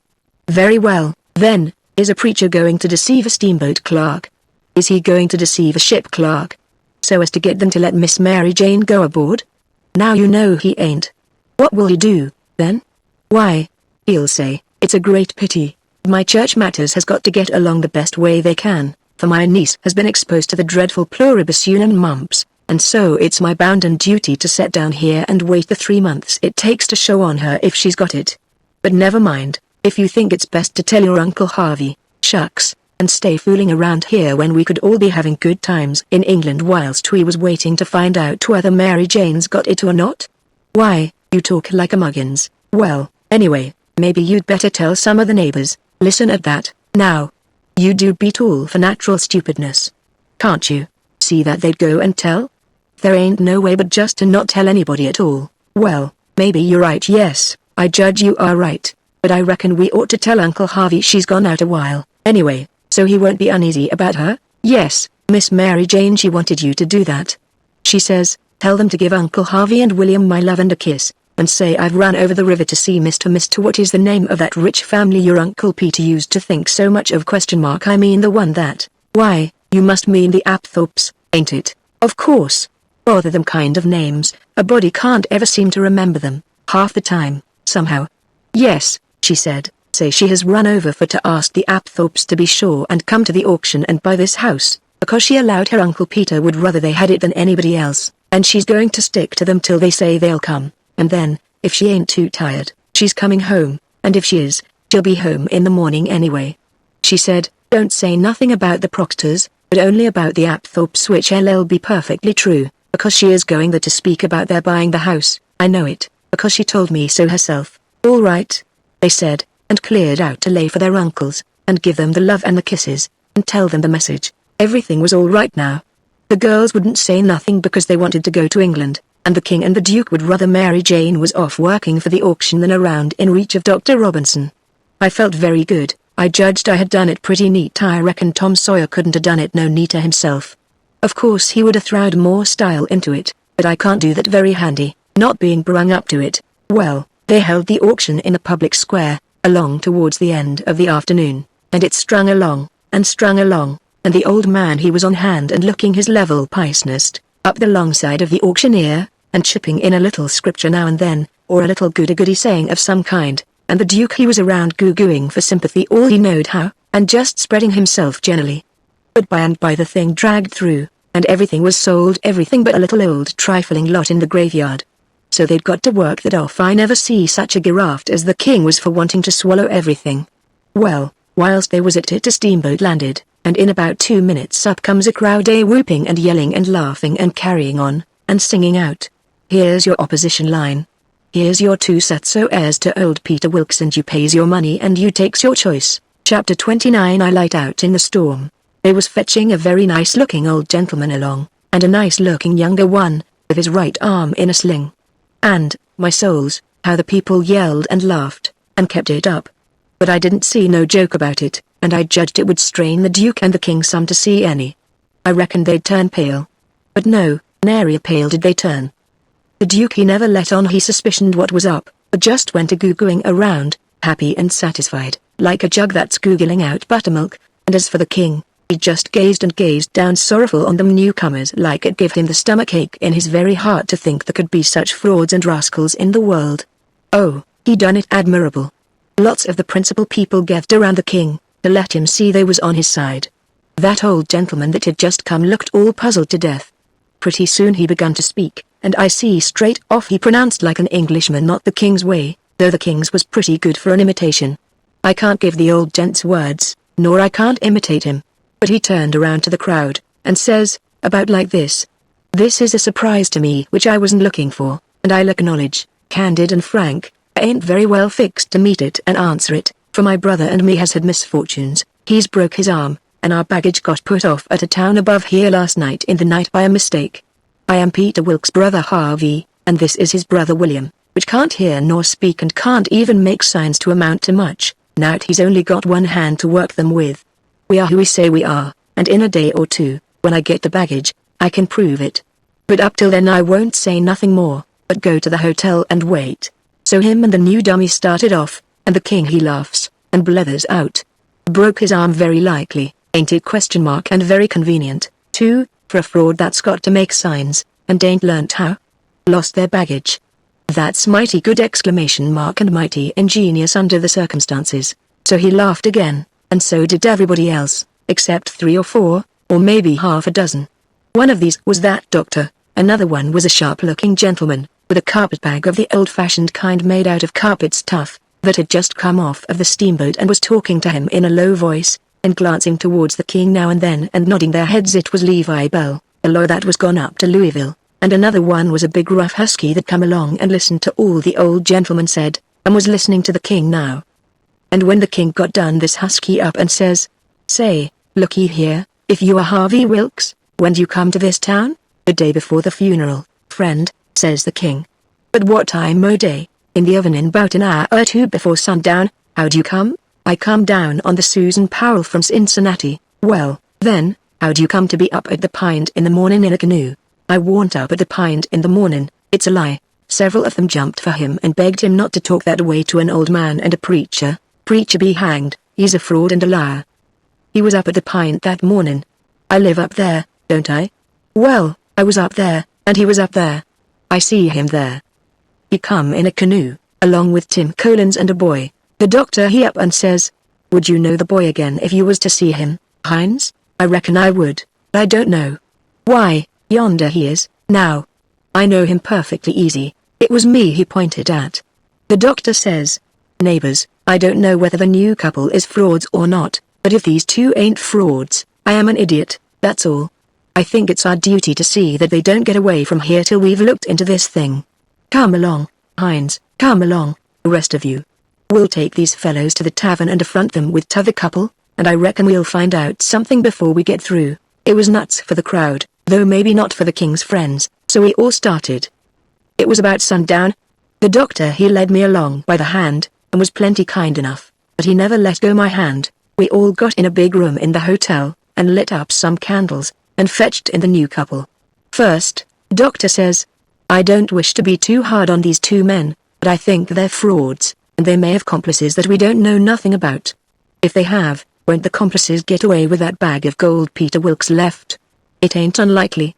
If these men ain't frauds, they won't object to sending for that money and letting us keep it till they prove they're all right, ain't that so?" Everybody agreed to that. So I judged they had our gang in a pretty tight place right at the outstart. But the king he only looked sorrowful, and says, "Gentlemen, I wish the money was there, for I ain't got no disposition to throw anything in the way of a fair, open, out-and-out investigation o' this missable business, but, alas, the money ain't there. You can't send and see, if you want to." "Where is it, then?" "Well, when my niece give it to me to keep for her, I took and hid it inside o' the straw tick o' my bed, not wishing to bank it for the few days we'd be here, and considerin' the bed a safe place. We not been used to niggers, and supposin' 'em honest, like servants in England. The niggers stole it the very next morning after I had went downstairs, and when I sold 'em I hadn't missed the money yet, so they got clean away with it. My servant here can't tell you about it, gentlemen." The doctor and several said shucks. And I see nobody didn't altogether believe him. One man asked me if I see the niggers steal it. I said no, but I see them sneaking out of the room and hustling away, and I never thought nothing, only I reckon they was afraid they had waked up my master and was trying to get away before he made trouble with them. That was all they asked me. Then the doctor whirls on me and says, "Are you English, too?" I says yes, and him and some others laughed, and said, "Stuff." Well, then they sailed in on the general investigation, and there we had it, up and down, hour in, hour out, and nobody never said a word about supper, nor ever seemed to think about it, and so they kept it up, and kept it up, and it was the worst mixed up thing you ever see. They made the king tell his yarn, they made the old gentleman tell his'n, and anybody but a lot of prejudiced chuckleheads would have seen that the old gentleman was spinning truth and t'other one lies. And by they had me up to tell what I knowed. The king he give me a left-handed look out of the corner of his eye, and so I knowed enough to talk on the right side. I begun to tell about Sheffield, and how we lived there, and all about the English Wilkses, and so on, but I didn't get pretty far till the doctor begun to laugh, and Levi Bell, a lawyer, says, "Set down, my boy, I wouldn't strain myself if I was you. I reckon you ain't used to lying, it don't seem to come handy, what you want is practice. You do it pretty awkward." I didn't care nothing for the compliment, but I was glad to be let off. Anyway, the doctor he started to say something, and turns and says, "If you'd been in town at first, Levi Bell the king broke in and reached out his hand, and says, 'Why, is this my poor dead brother's old friend that he's wrote so often about?' The lawyer and him shook hands, and the lawyer smiled and looked pleased, and they talked right along a while, and then got to one side and talked low, and at last the lawyer speaks up and says, 'That hell'll fix it. I'll take the order and send it, along with your brothers, and then they'll know it's all right.' So they got some paper and a pen, and the king he sat down and twisted his head to one side, and chawed his tongue, and scrawled off something, and then they give the pen to the duke, and then for the first time the duke looked sick. But he took the pen and wrote. So then the lawyer turns to the new old gentleman and says, 'You and your brother please write a line or two and sign your names.' The old gentleman wrote, but nobody couldn't read it. The lawyer looked powerful astonished, and says, 'Well, it beats me,' and snaked a lot of old letters out of his pocket, and examined them, then examined the old man's writing, and then them again, and then says, 'These old letters is from Harvey Wilkes, and here's these two handwritings, and anybody can see they didn't write them.' The king and the duke looked sold and foolish, I tell you, to see how the lawyer had took them in, and here's this old gentleman's handwriting, and anybody can tell, easy enough, he didn't write them. Fact is, the scratches he makes ain't properly writing at all. Now, here's some letters from." The new old gentleman says, "If you please, let me explain. Nobody can read my hand but my brother, so he copies for me. It's his hand you've got there, not mine." "Well," says the lawyer, "this is a state of things. I've got some of William's letters, too, so if you'll get him to write a line or so we can come." "He can't write with his left hand," says the old gentleman. "If he could use his right hand, you would see that he wrote his own letters and mine too. Look at both, please, they are by the same hand." The lawyer done it, and says, "I believe it's so, and if it ain't so, there's a heap stronger resemblance than I'd noticed before, anyway. Well, I thought we was right on the track of a solution, but it's gone to grass, partly. But anyway, one thing is proved, these two ain't either of them Wilkses," and he wagged his head towards the king and the duke. "Well, what do you think? That mule-headed old fool wouldn't give in then." "Indeed he wouldn't. Said it warn't no fair test. Said his brother William was the cussedest joker in the world, and hadn't tried to write. You see, William was going to play one of his jokes the minute he put the pen to paper. And so he warmed up and went warbling right along till he was actually beginning to believe what he was saying himself. But pretty soon the new gentleman broke in, and says, "I've thought of something. Is there anybody here that helped to lay out my BR helped to lay out the late Peter Wilkes for burying?" "Yes," says somebody, "me and Ab Turner done it. We're both here." Then the old man turns towards the king, and says, "Perhaps this gentleman can tell me what was tattooed on his breast?" Blamed if the king didn't have to brace up mighty quick, or he'd have squished down like a bluff bank that the river has cut under. It took him so sudden, and, mind you, it was a thing that was calculated to make most anybody squish to get fetched such a solid one as that without any notice, because how was he going to know what was tattooed on the man? He whitened a little, he couldn't help it, and it was mighty still in there, and everybody bending a little forwards and gazing at him. Says I to myself, now he'll throw up the sponge, there ain't no more use. Well, did he? A body can't hardly believe it, but he didn't. I reckon he thought he'd keep the thing up till he tired them people out, so they'd thin out, and him and the Duke could break loose and get away. Anyway, he sat there, and pretty soon he begun to smile, and says, "MF. It's a very tough question, ain't it?" "Yes, sir, I can't tell you what's tattooed on his breast. It's just a small, thin, blue arrow, that's what it is, and if you don't look close, you can't see it. Now what do you say, hey?" "Well, I never see anything like that old blister for clean out and out cheek." The new old gentleman turns brisk towards Ab Turner and his pard, and his eye lights up like he judged he'd got the king this time, and says, "You've heard what he said. Was there any such mark on Peter Wilkes' breast?" Both of them spoke up and says, "We didn't see no such mark." "Good," says the old gentleman. "Now, what you did see on his breast was a small dim P, and a B, which is an initial he dropped when he was young, and a W, with dashes between them, so, PBW, and he marked them that way on a piece of paper. Come, ain't that what you saw?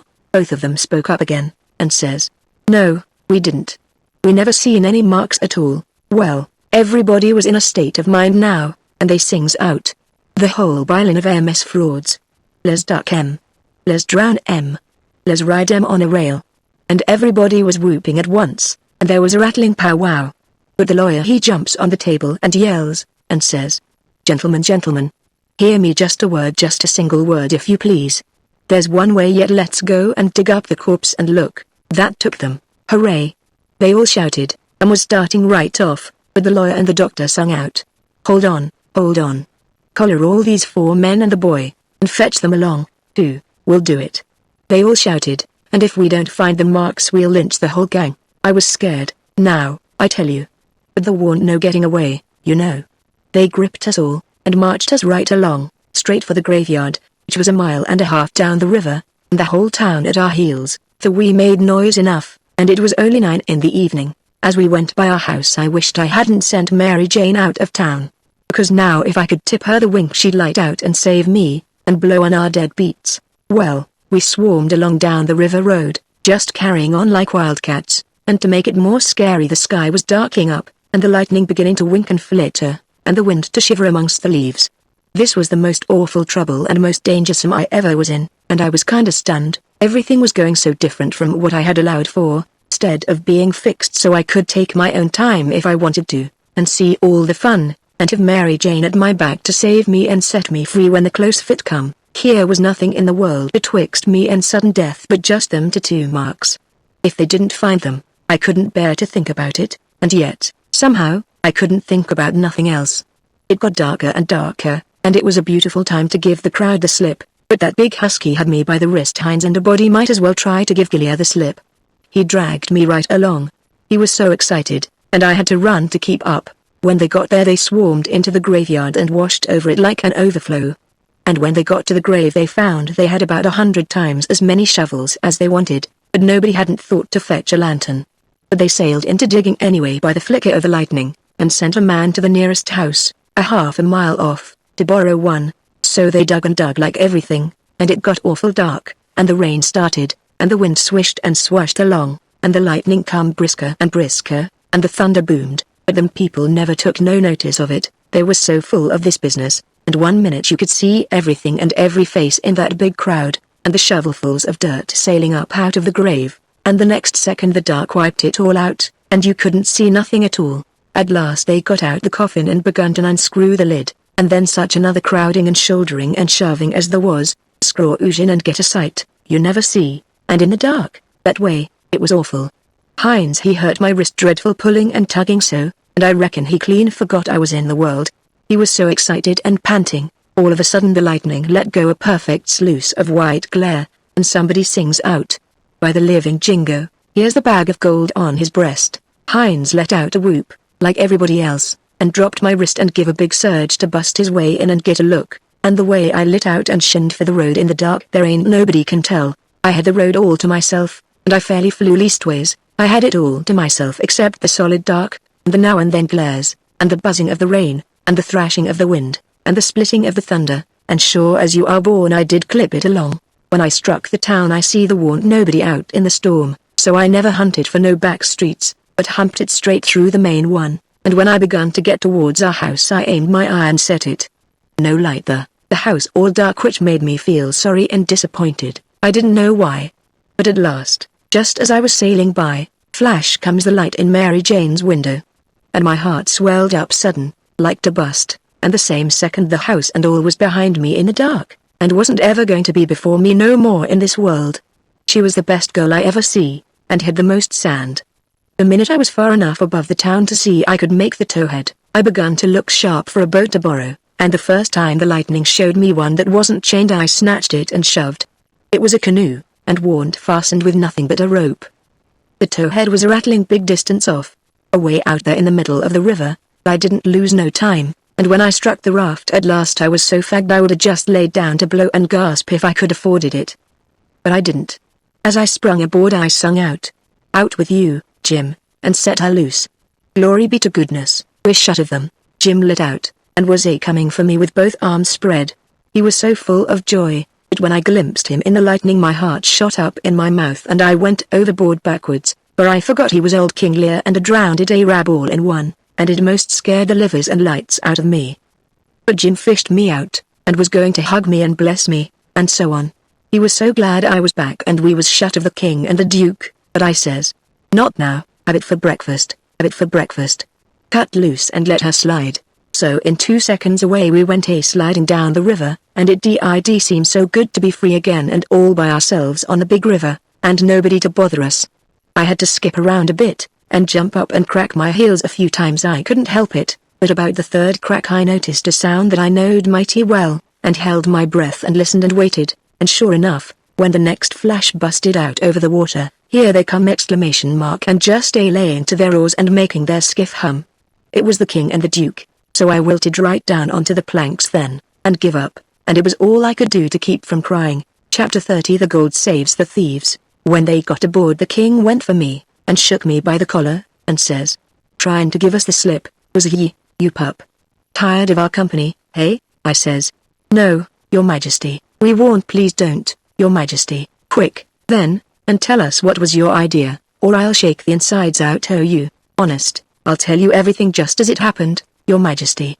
The man that had a hold of me was very good to me, and kept saying he had a boy about as big as me that died last year, and he was sorry to see a boy in such a dangerous fix, and when they was all took by surprise by finding the gold, he made a rush for the coffin. He lets go of me and whispers, "Heal it now, or they'll hang ye, sure." And I lit out. It didn't seem no good for me to stay. I couldn't do nothing, and I didn't want to be hung if I could get away. So I never stopped running till I found the canoe. And when I got here I told Jim to hurry, or they'd catch me and hang me yet, and said I was afeard you and the Duke wasn't alive now, and I was awful sorry, and so was Jim, and was awful glad when we see you coming. You may ask Jim if I didn't. Jim said it was so, and the king told him to shut up, and said, "Oh, yes, it's mighty likely," and shook me up again, and said he reckoned he'd drowned me. But the Duke says, "Let go the boy, you old idiot. Would you have done any different?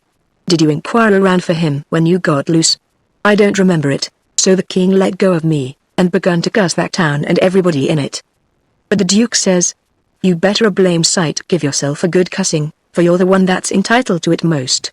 You hain't done a thing from the start that had any sense in it, except coming out so cool and cheeky with that imaginary blue arrow mark. That was bright, it was right down bully, and it was the thing that saved us. For if it hadn't been for that they'd have jailed us till the Englishman's baggage come and then the penitentiary, you bet. But that trick took him to the graveyard, and the gold done us a still bigger kindness, for if the excited fools hadn't let go all holts and made that rush to get a look we'd have slept in our cravats tonight. Cravats warranted to wear, too longer than we'd need 'em. There was still a minute thinking, then the king says, kind of absent-minded like, "MF. And we reckon the niggers stole it." That made me squirm. "Yes," says the Duke, kinda slow and deliberate and sarcastic, "we did." After about a half a minute the king drawls out, "Leastways, I did." The Duke says, "The same way." "On the contrary, I did." The king kind of ruffles up, and says, "Looky here, Bilgewater, what you referring to?" The Duke says, pretty brisk, "When it comes to that, maybe you'll let me ask, what was you referring to?" "Shucks," says the king, very sarcastic, "but I don't know, maybe you was asleep, and didn't know what you was about." The Duke bristles up now, and says, "Oh, let up on this cussed nonsense. Do you take me for a blame fool? Don't you reckon I know who hid the money in that coffin?" "Yes, sir." "I know you do know, because you done it yourself. It's a lie." And the Duke went for him. The king sings out, "Take your hands off!" Let go my throat! I take it all back. The Duke says, "Well, you just own up, first, that you did hide that money there, intending to give me the slip one of these days, and come back and dig it up, and have it all to yourself.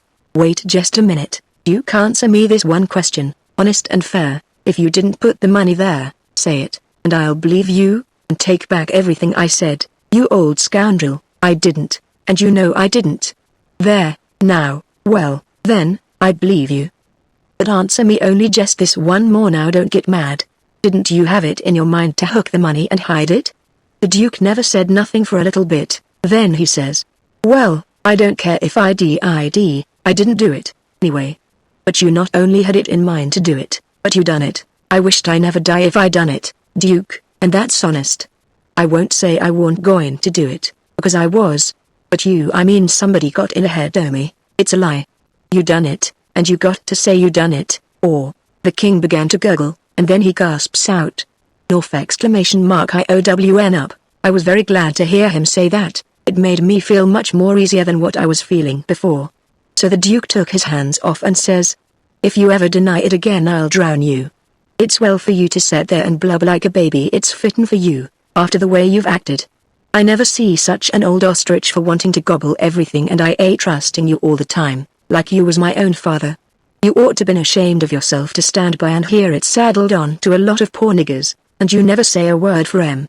It makes me feel ridiculous to think I was soft enough to believe that rubbish. Cuss you, I can see now why you were so anxious to make up the deficit. You wanted to get what money I'd got out of the nonsuch and one thing or another, and scoop it all, the king says, timid, and still a snuffling. Why, Duke, it was you that said make up the deficit. It warned me, dry up. I don't want to hear no more out of you, says the Duke. And now you see what you got by it. They've got all their own money back, and all of un but a shekel or two besides. Long to bed, and don't you deficit me no more deficits, long as you live. So the king sneaked into the wigwam and took to his bottle for comfort, and before long the Duke tackled his bottle, and so, in about a half an hour they was as thick as thieves again, and the tighter they got the lovinger they got, and went off snoring in each other's arms.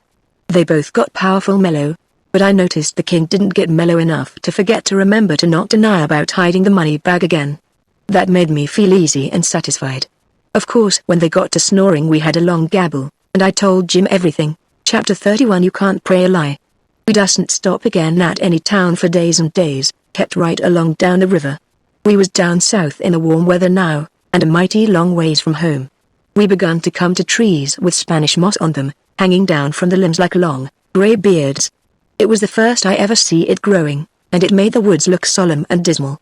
So now the frauds reckoned they was out of danger, and they begun to work the villages again. First they done a lecture on temperance, but they didn't make enough for them both to get drunk on. Then in another village they started a dancing school, but they didn't know no more how to dance than a kangaroo does, so the first prance they made the general public jumped in and pranced them out of town. Another time they tried to go at yellocution, but they didn't yellocute long till the audience got up and give them a solid good cursing, and made them skip out. They tackled missionarying, and mesmerizing, and doctoring, and telling fortunes, and a little of everything, but they couldn't seem to have no luck. So at last they got just about dead broke, and laid around the raft as she floated along, thinking, and never saying nothing, by the half a day at a time, and dreadful blue and desperate. And at last they took a change and begun to lay their heads together in the wigwam and talk low and confidential 2 or 3 hours at a time. Jim and me got uneasy. We didn't like the look of it. We judged they was studying up some kind of worse deviltry than ever. We turned it over and over, and at last we made up our minds they was going to break into somebody's house or store, or was going into the counterfeit money business, or something. So then we was pretty scared, and made up an agreement that we wouldn't have nothing in the world to do with such actions, and if we ever got the least show we would give them the cold shake and clear out and leave them behind. Well, early one morning we hid the raft in a good, safe place about 2 miles below a little bit of a shabby village named Pikesville, and the king he went ashore and told us all to stay hid whilst he went up to town and smelt around to see if anybody had got any wind of the royal nonsuch the yet. House to rob, you mean, says I to myself, and when you get through robbing it you'll come back here and wonder what has become of me and Jim and the raft, and you'll have to take it out in wondering. And he said if he weren't back by midday the Duke and me would know it was all right, and we was to come along. So we stayed where we was. The Duke he fretted and sweated around, and was in a mighty sour way. He scolded us for everything, and we couldn't seem to do nothing right. He found fault with every little thing. Something was brewing, sure. I was good and glad when midday come and no king. We could have a change, anyway, and maybe a chance for the chance on top of it. So me and the Duke went up to the village, and hunted around there for the king, and by we found him in the back room of a little low doggery, very tight, and a lot of loafers bully-ragging him for sport, and he cussing and threatening with all his might, and so tight he couldn't walk, and couldn't do nothing to them.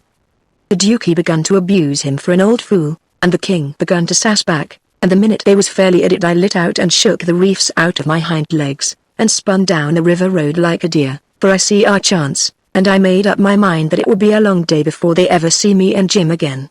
I got down the roll out of breath but loaded up with joy, and sung out, "Set her loose, Jim. We're all right now," but there warn't no answer, and nobody come out of the wigwam. Jim was gone. I set up a shout and then another one, and run this way and that in the woods, whooping and screeching, but it warn't no use, old Jim was gone. Then I sat down and cried. I couldn't help it. But I couldn't sit still long.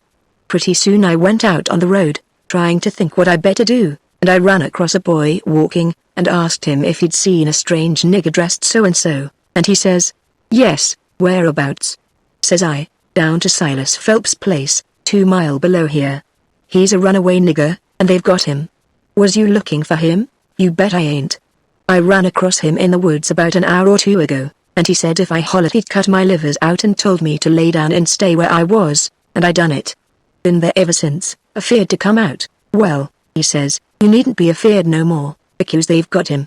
He run off FM down south, Somers. It's a good job they got him." "Well, I reckon there's $200 reward on him. It's like picking up money out in the road." "Yes, it is, and I could have had it if I'd been big enough." "I see him first." "Who nailed him?" "It was an old fellow, a stranger, and he sold out his chance in him for $40, because he's got to go up the river and can't wait." "Think o' that, now." "You bet I'd wait. If it was 7 year, that's me, every time," says I. "But maybe his chance ain't worth no more than that, if he'll sell it so cheap. Maybe there's something ain't straight about it. But it is, though straight as a string.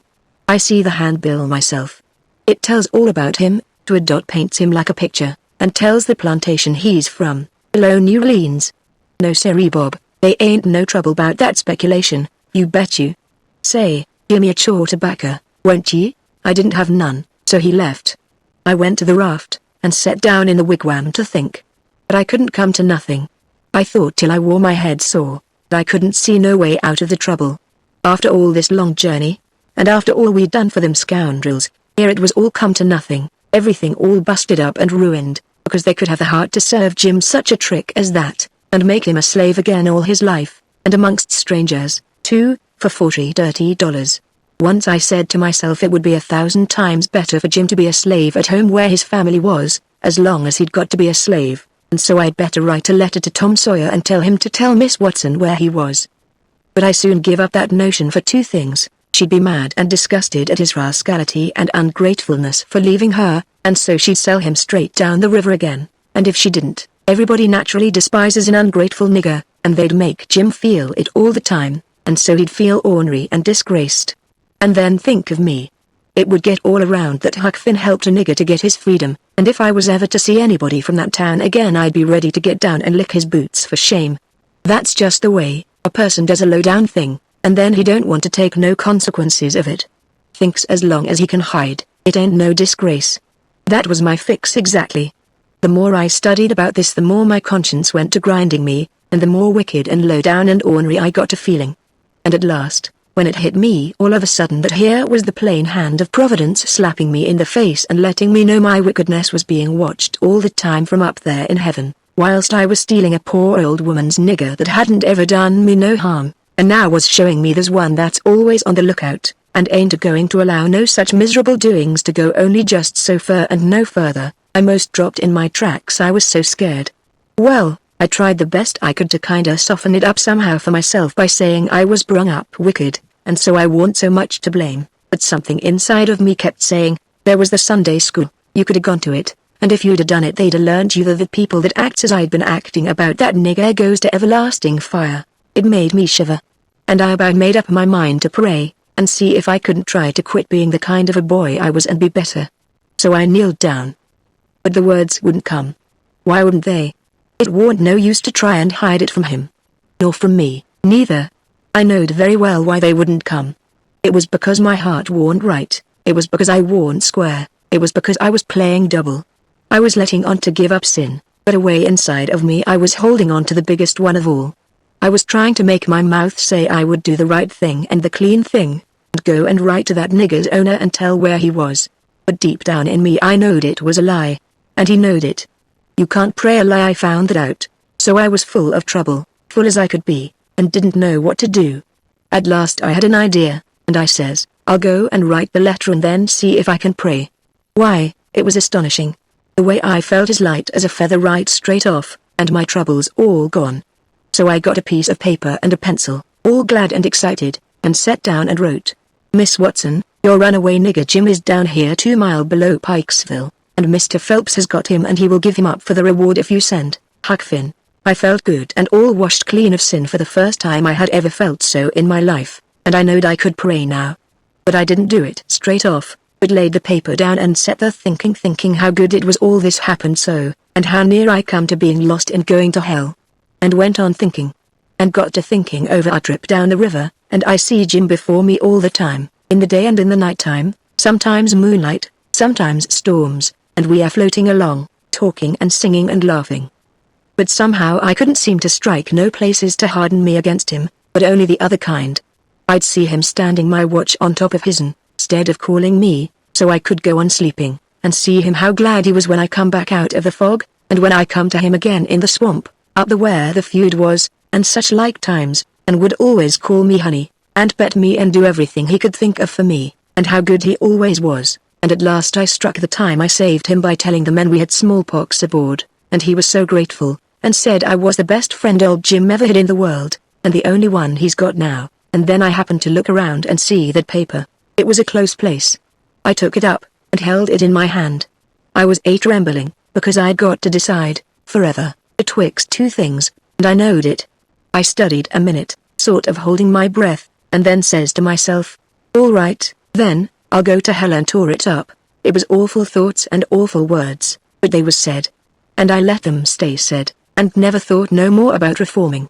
I shoved the whole thing out of my head, and said I would take up wickedness again, which was in my line, being brung up to it, and the other warn't. And for a starter I would go to work and steal Jim out of slavery again, and if I could think up anything worse, I would do that, too, because as long as I was in, and in for good, I might as well go the whole hog. Then I set to thinking over how to get at it, and turned over some considerable many ways in my mind, and at last fixed up a plan that suited me. So then I took the bearings of a woody island that was down the river a piece, and as soon as it was fairly dark I crept out with my raft and went for it, and hid it there, and then turned in.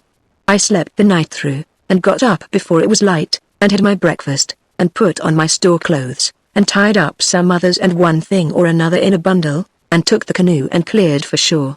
I landed below where I judged was Phelps's place, and hid my bundle in the woods, and then filled up the canoe with water, and loaded rocks into her and sunk her where I could find her again when I wanted her, about 1/4 of a mile below a little steam sawmill that was on the bank. Then I struck up the road, and when I passed the mill I see a sign on it, Phelps's sawmill, and when I come to the farmhouses, 200 or 300 yards further along, I kept my eyes peeled, but didn't see nobody around, though it was good daylight now.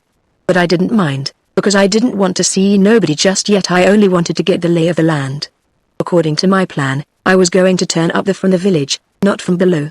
So I just took a look, and shoved along, straight for town. Well, the very first man I see when I got there was the Duke. He was sticking up a bill for the Royal Nonsuch 3-night performance like that other time. They had the cheek, them frauds. I was right on him before I could shirk. He looked astonished, and says, "Hello. Where'd you come from?" Then he says, kind of glad and eager, "Where's the raft?" Got her in a good place? I says. "Why, that's just what I was going to ask your grace." Then he didn't look so joyful, and says, "What was your idea for asking me?" He says, "Well," I says, "when I see the king in that doggery yesterday I says to myself, we can't get him home for hours, till he's soberer, so I went loafing around town to put in the time and wait. A man up and offered me 10 cents to help him pull a skiff over the river and back to fetch a sheep, and so I went along, but when we was dragging him to the boat, and the man left me a hold of the rope and went behind him to shove him along, he was too strong for me and jerked loose and run, and we after him. We didn't have no dog, and so we had to chase him all over the country till we tired him out. We never got him till dark, then we fetched him over, and I started down for the raft.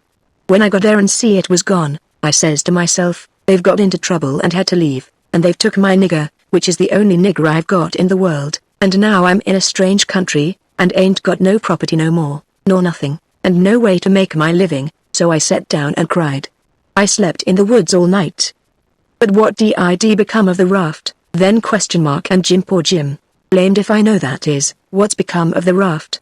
That old fool had made a trade and got $40, and when we found him in the doggery the loafers had matched $half with him and got every cent but what he'd spent for whiskey, and when I got him home late last night and found the raft gone, we said, that little rascal has stole our raft and shook us, and run off down the river. I wouldn't shake my nigger, would I? The only nigger I had in the world, and the only property. We never thought of that.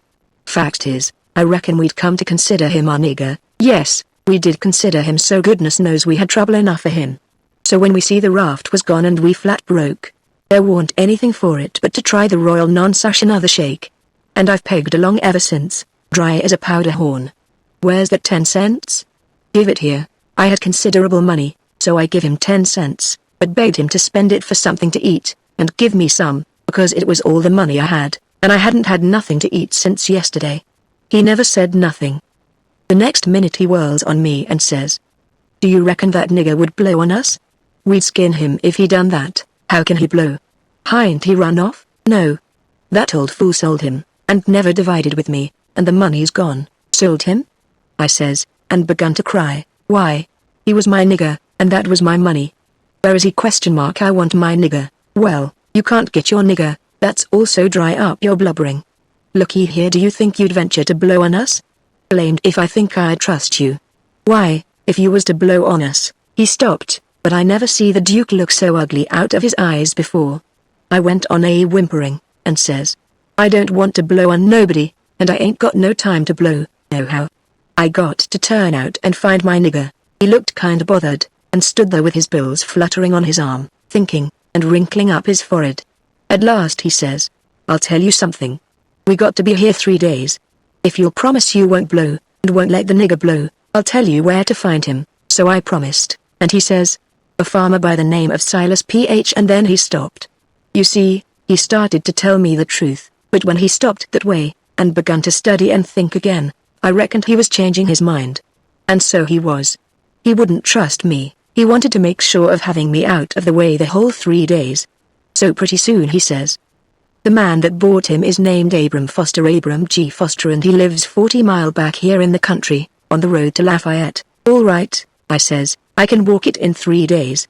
And I'll start this very afternoon." "No you won't, you'll start now, and don't you lose any time about it, neither, nor do any gabbling by the way. Just keep a tight tongue in your head and move right along, and then you won't get into trouble with the United States, d'ye hear?" That was the order I wanted, and that was the one I played for. I wanted to be left free to work my plans, so clear out, he says, and you can tell Mr. Foster whatever you want to. Maybe you can get him to believe that Jim is your nigger. Some idiots don't require documents, leastways I've heard there's such down south here. And when you tell him the handbill and the reward's bogus, maybe he'll believe you when you explain to him what the idea was for getting em out. Go along now, and tell him anything you want to, but mind you don't work your jaw any between here and there. So I left, and struck for the back country. I didn't look around, but I kinda felt like he was watching me. But I knowed I could tire him out at that. I went straight out in the country as much as a mile before I stopped, then I doubled back through the woods towards Phelps.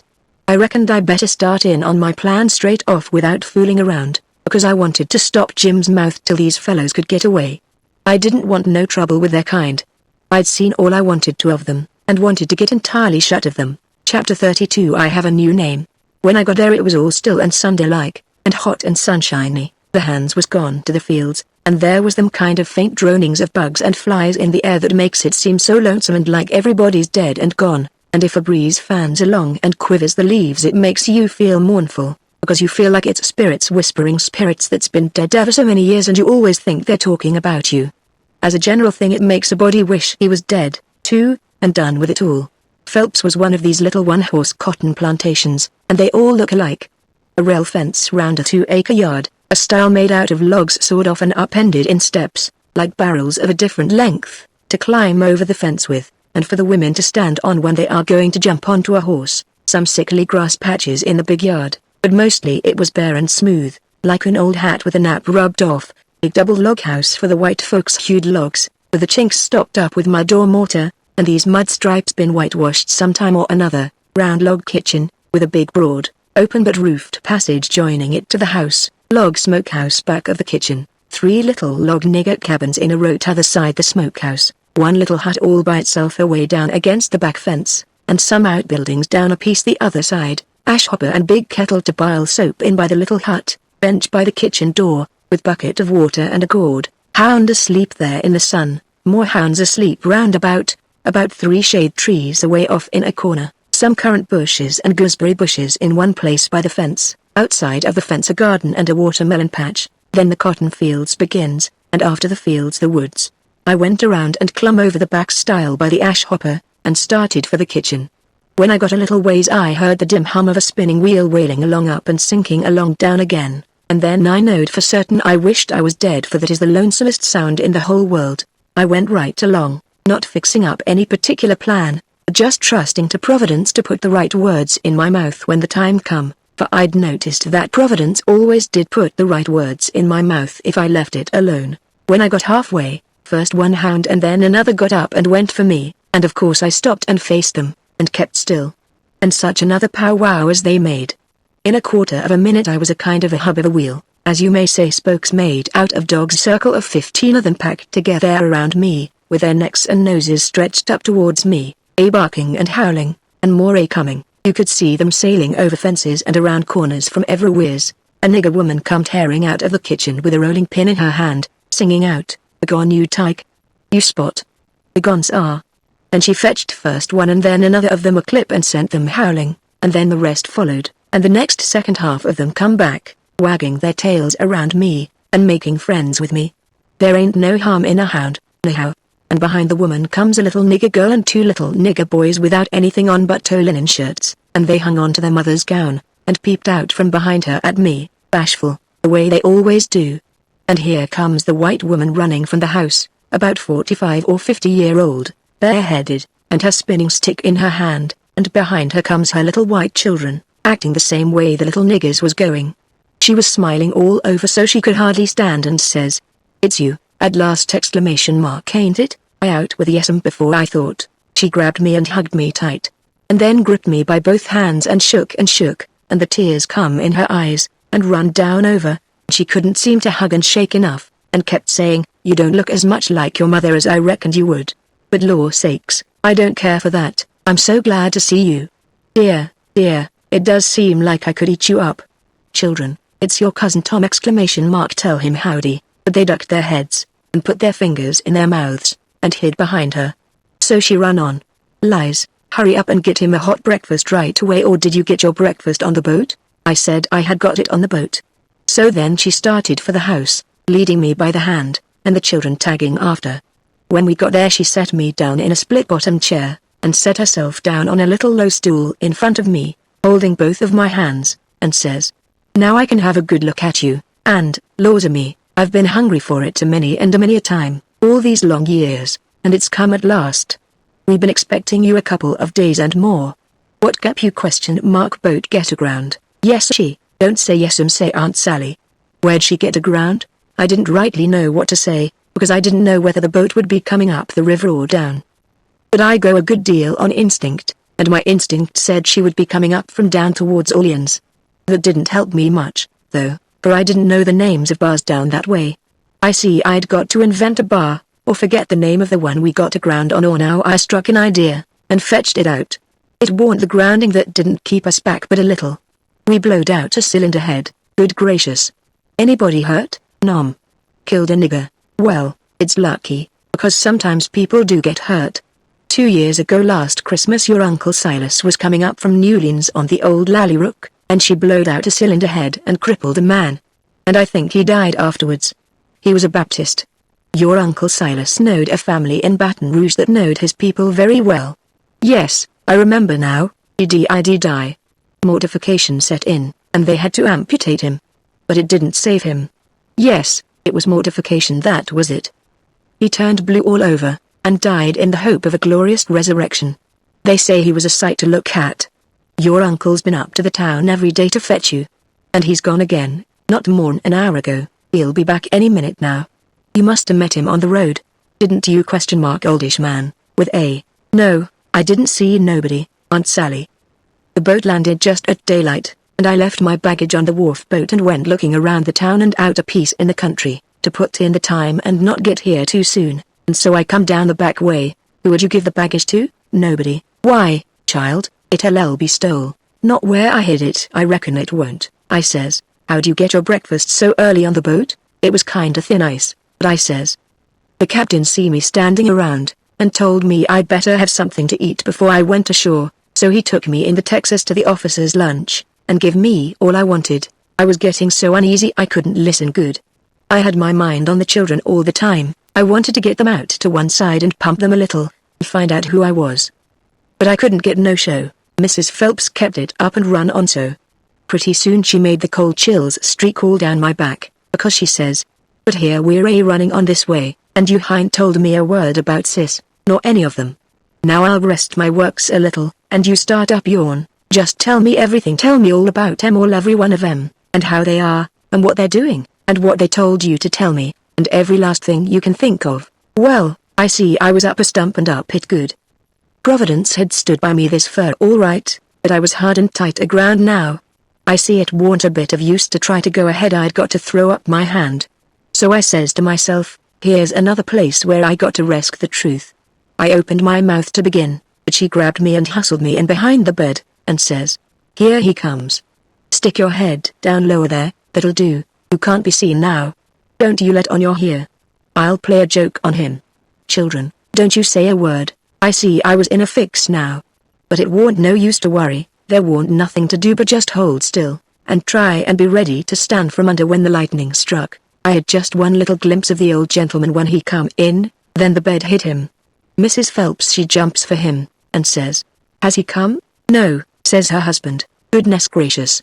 She says, what in the world can have become of him? I can't imagine, says the old gentleman, and I must say it makes me dreadful uneasy. She says, I'm ready to go distracted. He must have come, and you've missed him along the road. I know it's so, something tells me so. Why, Sally, I couldn't miss him along the road, do you know that? But oh, dear, what will sis say? He must have come. You must have missed him. Oh, don't distress me any more, I'm already distressed. I don't know what in the world to make of it. I'm at my wit's end, and I don't mind acknowledging I'm right down scared. But there's no hope that he's come, for he couldn't come and me miss him. Sally, it's terrible, just terrible, something's happened to the boat, sure. Why, Silas? Look yonder! Exclamation mark, up the road! Exclamation mark, ain't that somebody coming? He sprung to the window at the head of the bed, and that give Mrs. Phelps the chance she wanted. She stooped down quick at the foot of the bed and give me a pull, and out I come, and when he turned back from the window there she stood, a beaming and a smiling like a house afire, and I standing pretty meek and sweaty alongside. The old gentleman stared, and says, why, who's that? Who do you reckon 'tis? I hain't no idea. Who is it? It's Tom Sawyer. By jings, I most slumped through the floor. But there warn't no time to swap knives. The old man grabbed me by the hand and shook, and kept on shaking, and all the time how the woman did dance around and laugh and cry, and then how they both did fire off questions about Sid, and Mary, and the rest of the tribe. But if they was joyful, it warn't nothing to what I was, for it was like being born again. I was so glad to find out who I was. Well, they froze to me for 2 hours, and at last, when my chin was so tired it couldn't hardly go any more, I had told them more about my family, I mean the Sawyer family, than ever happened to any 6 Sawyer families. And I explained all about how we blowed out a cylinder head at the mouth of White River, and it took us 3 days to fix it. Which was all right, and worked first rate, because they didn't know but what it would take 3 days to fix it. If I'd called it a bolthead it would have done just as well. Now I was feeling pretty comfortable all down one side, and pretty uncomfortable all up the other. Being Tom Sawyer was easy and comfortable, and it stayed easy and comfortable till by and by I hear a steamboat coughing along down the river. Then I says to myself, s'pose Tom Sawyer comes down on that boat? And s'pose he steps in here any minute, and sings out my name before I can throw him a wink to keep quiet? Well, I couldn't have it that way, it wouldn't do at all. I must go up the road and waylay him.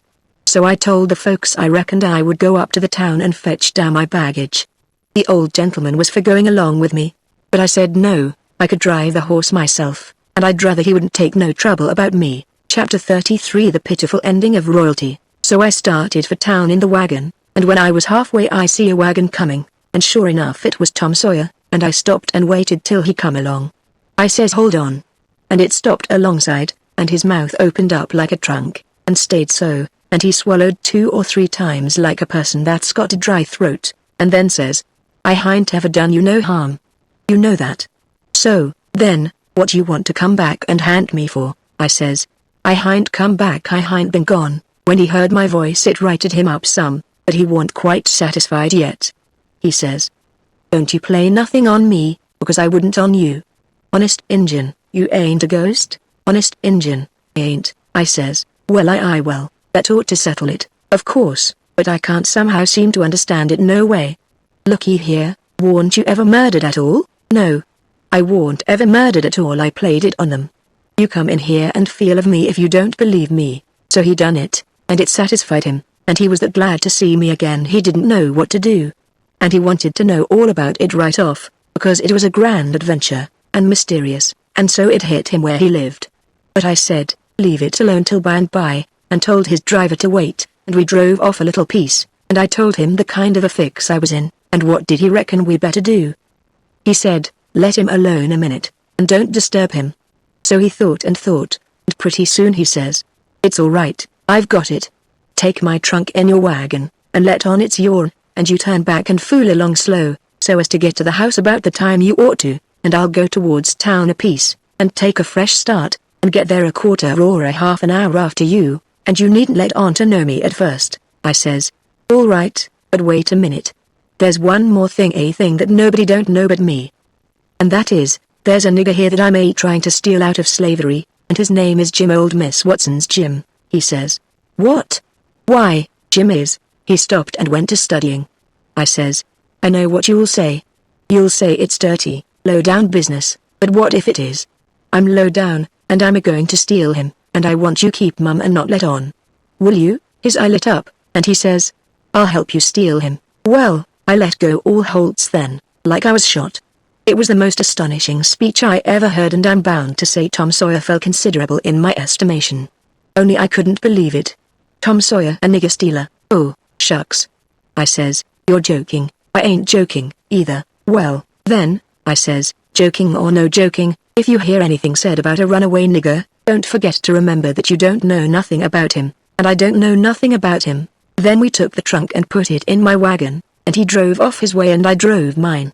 But of course I forgot all about driving slow on accounts of being glad and full of thinking, so I got home a heap too quick for that length of a trip. The old gentleman was at the door, and he says, why, this is wonderful. Whoever would have thought it was in that mare to do it? I wish we'd have timed her. And she hain't sweated a hair, not a hair. It's wonderful. Why, I wouldn't take $100 for that horse now, I wouldn't, honest, and yet I'd have sold her for 15 before, and thought was all she was worth. That's all he said. He was the innocentest, best old soul I ever see. But it warn't surprising, because he warn't only just a farmer, he was a preacher, too, and had a little one-horse log church down back of the plantation, which he built it himself at his own expense, for a church and schoolhouse, and never charged nothing for his preaching, and it was worth it, too. There was plenty other farmer preachers like that, and done the same way, down south. In about half an hour Tom's wagon drove up to the front stile, and Aunt Sally she see it through the window, because it was only about 50 yards, and says, why, there's somebody come. I wonder who 'tis? Why, I do believe it's a stranger. Jimmy, that's one of the children. Run and tell Liz to put on another plate for dinner. Everybody made a rush for the front door, because, of course, a stranger don't come every year, and so he lays over the yellow fever, for interest, when he does come. Tom was over the stile and starting for the house. The wagon was spinning up the road for the village, and we was all bunched in the front door. Tom had his store clothes on, and an audience, and that was always nuts for Tom Sawyer. In them circumstances it warn't no trouble to him to throw in an amount of style that was suitable. He warn't a boy to meek along up that yard like a sheep, no. He come calm and important, like the ram. When he got a front of us he lifts his hat ever so gracious and dainty, like it was the lid of a box that had butterflies asleep in it and he didn't want to disturb them, and says, Mr. Archibald Nichols, I presume? No, my boy, says the old gentleman, I'm sorry to say your driver has deceived you. Nichols's place is down a matter of 3 miles more.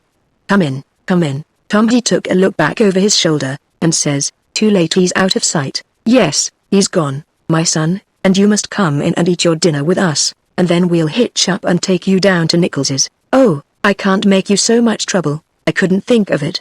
I'll walk, I don't mind the distance, but we won't let you walk, it wouldn't be Southern hospitality to do it. Come right in. Oh, do, says Aunt Sally, it ain't a bit of trouble to us, not a bit in the world. You must stay. It's a long, dusty 3 mile, and we can't let you walk.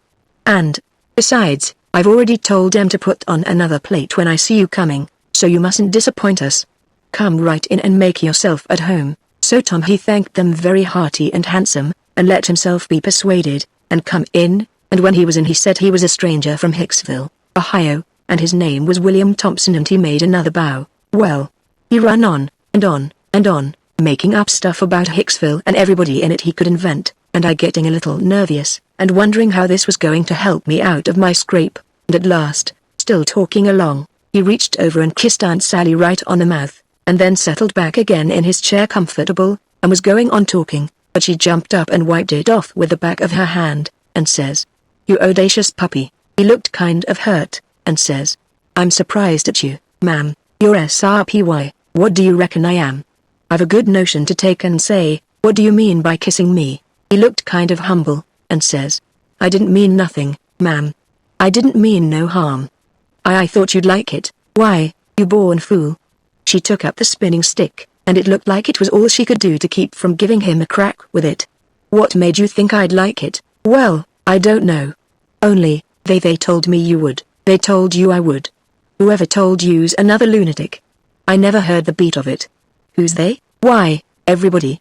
They all said so, ma'am." It was all she could do to hold in, and her eyes snapped, and her fingers worked like she wanted to scratch him, and she says, "Who's everybody?" "Out with their names, or'll be an idiot short." He got up and looked distressed, and fumbled his hat, and says, "I'm sorry, and I wasn't expecting it. They told me to. They all told me to. They all said, kiss her, and said she'd like it. They all said it, every one of them. But I'm sorry, ma'am, and I won't do it no more, I won't, honest." "You won't you?" "Well, I reckon you won't, Nom, I'm honest about it, I won't ever do it again till you ask me, till I ask you." "Well, I never see the beat of it in my born days. I lay you'll be the Methusalem numbskull of creation before ever I ask you or the likes of you." "Well," he says, "it does surprise me so. I can't make it out, somehow. They said you would, and I thought you would."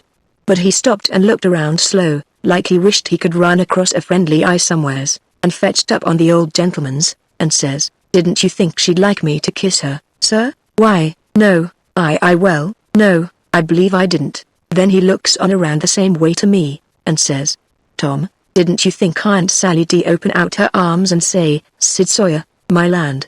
She says, breaking in and jumping for him, "You impudent young rascal, to fool a body so," and was going to hug him, but he fended her off, and says, "No, not till you've asked me first." So she didn't lose no time, but asked him, hugged him and kissed him over and over again, and then turned him over to the old man, and he took what was left. And after they got a little quiet again she says, "Why, dear me, I never see such a surprise. We weren't looking for you at all, but only Tom. Sis never wrote to me about anybody coming but him. It's because it weren't intended for any of us to come but Tom," he says, "but I begged, and at the last minute she let me come, too, so, coming down the river, me and Tom thought it would be a first-rate surprise for him to come here to the house first, and for me to by and by tag along and drop in, and let on to be a stranger. But it was a mistake, Aunt Sally. This ain't no healthy place for a stranger to come, no not impudent whelps, Sid. You ought to had your jaws boxed. I hain't been so put out since I don't know when. But I don't care, I don't mind the terms, I'd be willing to stand 1,000 such jokes to have you here." Well, to think of that performance. I don't deny it, I was most putrefied with astonishment when you give me that smack. We had dinner out in that broad open passage betwixt the house and the kitchen, and there was things enough on that table for 7 families and all hot, too, none of your flabby, tough meat that's laid in a cupboard in a damp cellar all that night and tastes like a hunk of old cold cannibal in the morning. Uncle Silas he asked a pretty long blessing over it, but it was worth it, and it didn't cool it a bit, neither, the way I've seen them kind of interruptions do lots of times. There was a considerable good deal of talk all the afternoon, and me and Tom was on the lookout all the time, but it warn't no use. They didn't happen to say nothing about any runaway nigger, and we was afraid to try to work up to it. But at supper, at night, one of the little boys says, Pa, mayn't Tom and Sid and me go to the show? No, says the old man. I reckon there ain't going to be any, and you couldn't go if there was, 'cause the runaway nigger told Burton and me all about that scandalous show, and Burton said he would tell the people, so I reckon they drove the audacious loafers out of town before this time. So there it was ! But I couldn't help it. Tom and me was to sleep in the same room and bed, so, being tired, we bid good night and went up to bed right after supper, and clumb out of the window and down the lightning rod, and shoved for the town, for I didn't believe anybody was going to give the king and the duke a hint, and so if I didn't hurry up and give them one they'd get into trouble sure. On the road Tom he told me all about how it was reckoned I was murdered, and how Pap disappeared pretty soon, and didn't come back no more, and what a stir there was when Jim ran away, and I told Tom all about our royal non-such rapscallions, and as much of the raft voyage as I had time to, and as we struck into the town and up through the here comes a raging rush of people with torches, and an awful whooping and yelling, and banging tin pans and blowing horns, and we jumped to one side to let them go by, and as they went by I see they had the king and the duke astraddle of the rail, that is, I knowed it was the king and the duke, though they was all over tar and feathers, and didn't look like nothing in the world that was human, just looked like a couple of monstrous big soldier blooms. Well, it made me sick to see it, and I was sorry for them poor pitiful rascals. It seemed like I couldn't ever feel any hardness against them any more in the world. It was a dreadful thing to see. Human beings can be awful cruel to one another. We see we was too late, couldn't do no good. We asked some stragglers about it, and they said everybody went to the show looking very innocent, and laid low and kept dark till the poor old king was in the middle of his cavortings on the stage. Then somebody gave a signal, and the house rose up and went for them. So we poked along back home, and I warn't feeling so brash as I was before, but kind of ornery, and humble, and to blame, somehow, though I hadn't done nothing. But that's always the way, it don't make no difference whether you do right or wrong, a person's conscience ain't got no sense, and just goes for him anyway. If I had a yaller dog that didn't know no more than a person's conscience does, I would pison him. It takes up more room than all the rest of a person's insides, and yet ain't no good, nohow. Tom Sawyer he says the same. Chapter 34. We cheer up Jim. We stopped talking, and got to thinking. By and by Tom says, "Looky here, Huck, what fools we are to not think of it before.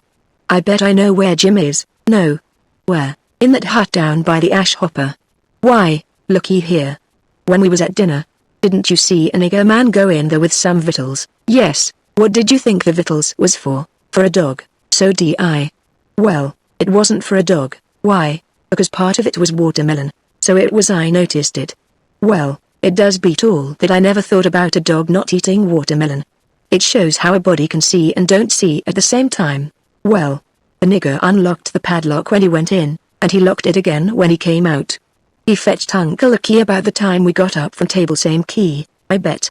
Watermelon shows man, lock shows prisoner, and it ain't likely there's two prisoners on such a little plantation, and where the people's all so kind and good. Jim's the prisoner.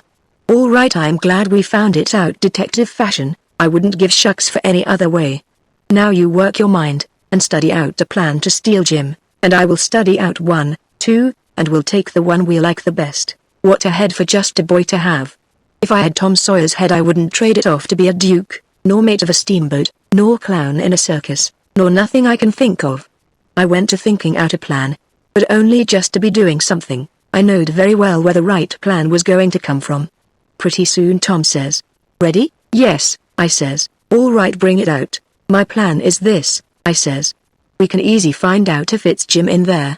Then get up my canoe tomorrow night, and fetch my raft over from the island. Then the first dark night that comes steal the key out of the old man's breeches after he goes to bed, and shove off down the river on the raft with Jim, hiding daytimes and running nights, the way me and Jim used to do before.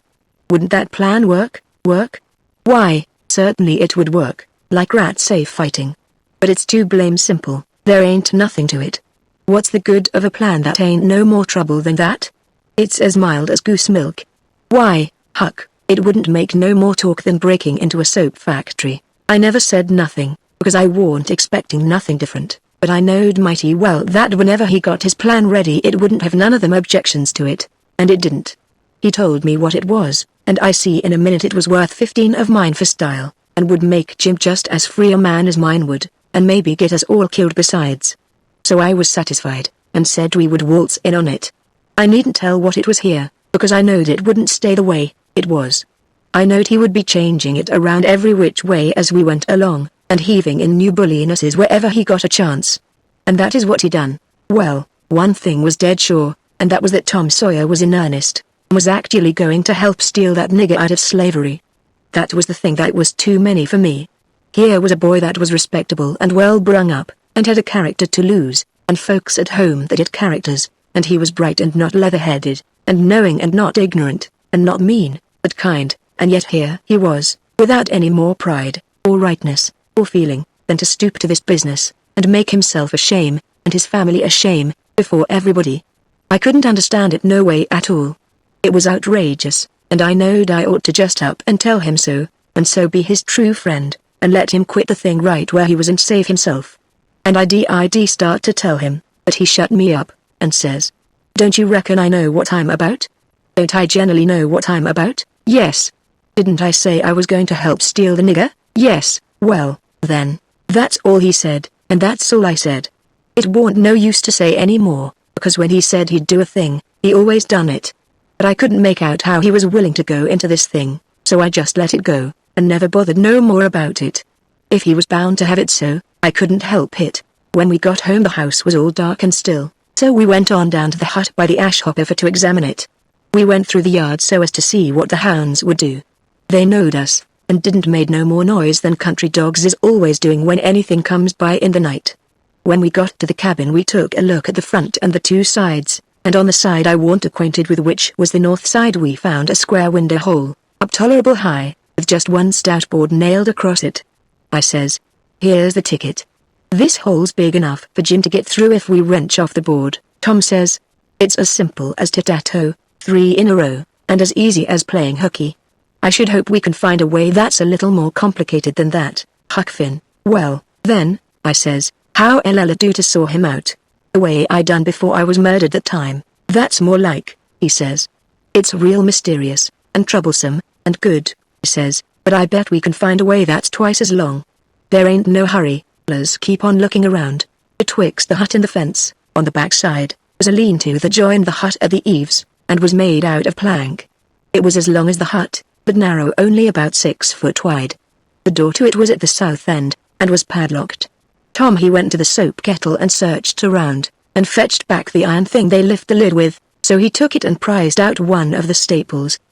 The chain fell down, and we opened the door and went in, and shut it, and struck a match, and see the shed was only built against a cabin and hadn't no connection with it, and there warn't no floor to the shed, nor nothing in it but some old rusty played-out hoes and spades and picks and a crippled plough.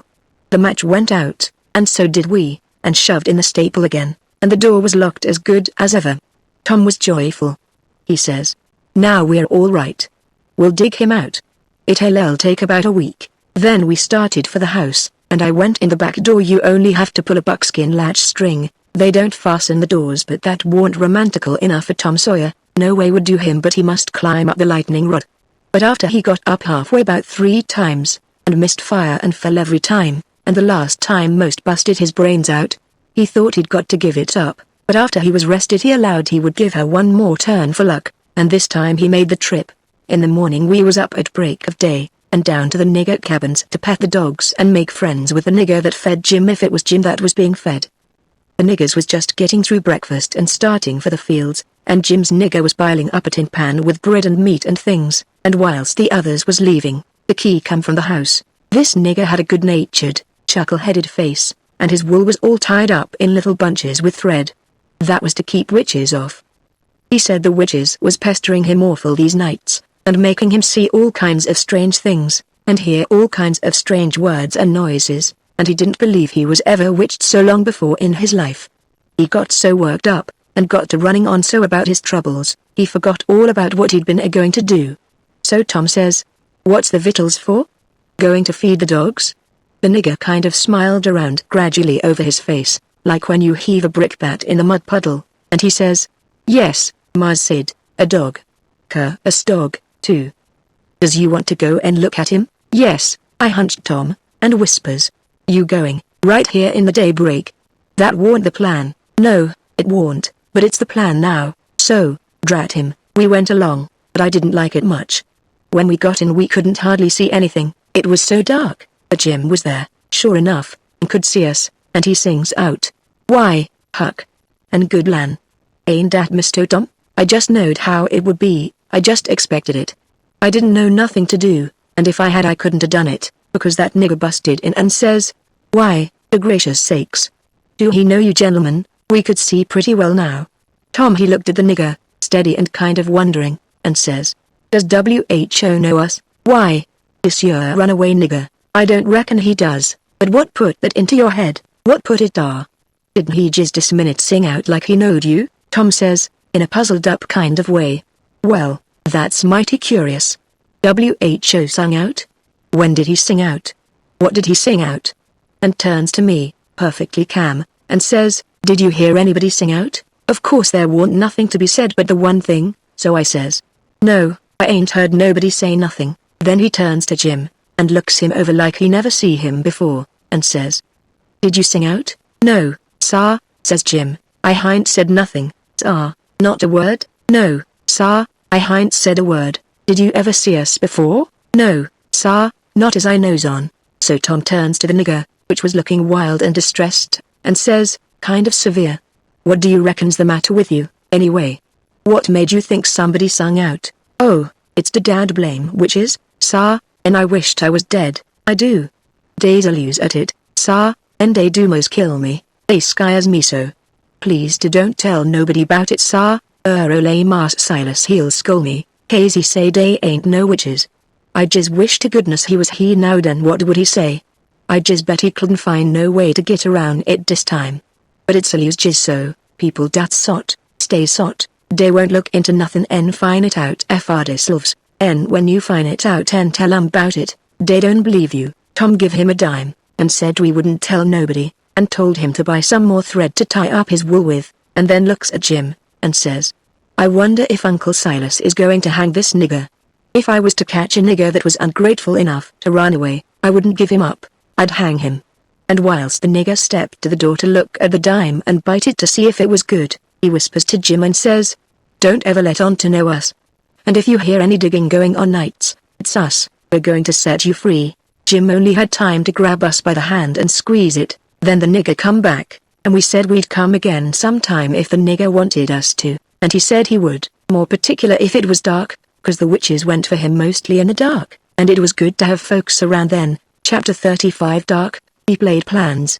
It would be most an hour yet till breakfast, so we left and struck down into the woods, because Tom said we got to have some light to see how to dig by, and a lantern makes too much, and might get us into trouble. What we must have was a lot of them rotten chunks that's called foxfire, and just makes a soft kind of a glow when you lay them in a dark place. We fetched an armful and hid it in the weeds, and sat down to rest, and Tom says, kind of dissatisfied, "Blame it, this whole thing is just as easy and awkward as it can be. And so it makes it so rotten difficult to get up a difficult plan. There ain't no watchman to be drugged now, there ought to be a watchman.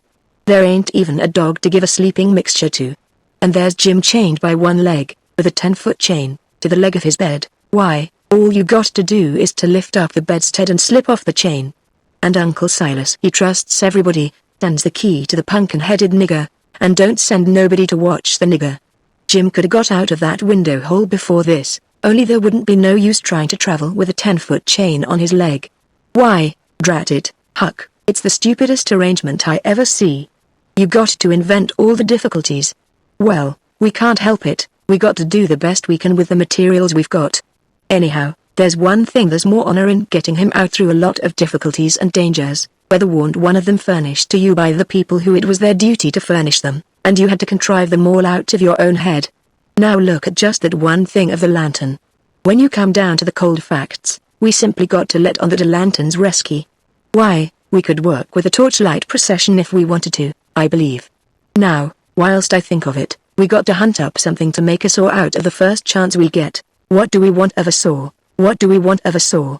Hind we got to saw the leg of Jim's bed off, so as to get the chain loose? Why, you just said a body could lift up the bedstead and slip the chain off. Well, if that ain't just like you, Huck Finn. You can get up the infant's coolest ways of going at a thing. Why, hain't you ever read any books at all? Baron Trenck, nor Casanova, nor Benvenuto Cellini, nor Henri IV, nor none of them heroes. Whoever heard of getting a prisoner loose in such an old-maidy way as that? No, the way all the best authorities does is to saw the bed leg in two, and leave it just so, and swallow the sawdust, so it can't be found, and put some dirt and grease around the sawed place so the very keenest senescal can't see no sign of its being sawed, and thinks the bed leg is perfectly sound. Then, the night you're ready, fetch the leg a kick, down she goes, slip off your chain, and there you are. Nothing to do but hitch your rope ladder to the battlements, shin down it, break your leg in the moat because a rope ladder is 19 foot too short, you know, and there's your horses and your trusty vassals, and they scoop you up and fling you across a saddle, and away you go to your native Languedoc, or Navarre, or wherever it is. It's gaudy, Huck. I wish there was a moat to this cabin. If we get time, the night of the escape, we'll dig one, I says. What do we want of a moat when we're going to snake him out from under the cabin? But he never heard me. He had forgot me and everything else. He had his chin in his hand, thinking.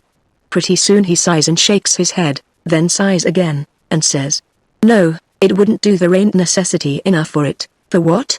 I says. "Why, to saw Jim's leg off," he says. "Good land." I says, "Why, there ain't no necessity for it." "And what would you want to saw his leg off for, anyway?" "Well, some of the best authorities has done it. They couldn't get the chain off, so they just cut their hand off and shoved. And a leg would be better still.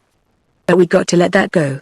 There ain't necessity enough in this case, and, besides, Jim's a nigger, and wouldn't understand the reasons for it, and how it's the custom in Europe, so we'll let it go. But there's one thing, he can have a rope ladder, we can tear up our sheets and make him a rope ladder easy enough. And we can send it to him in a pie, it's mostly done that way. And I've ate worse pies." "Why, Tom Sawyer, how you talk," I says. "Jim ain't got no use for a rope ladder, he has got use for it." "How you talk, you better say, you don't know nothing about it. He's got to have a rope ladder, they all do. What in the nation can he do with it?" "Do with it? He can hide it in his bed, can't he?" "That's what they all do, and he's got to, too." "Huck, you don't ever seem to want to do anything that's regular, you want to be starting something fresh all the time. S'pose he don't do nothing with it?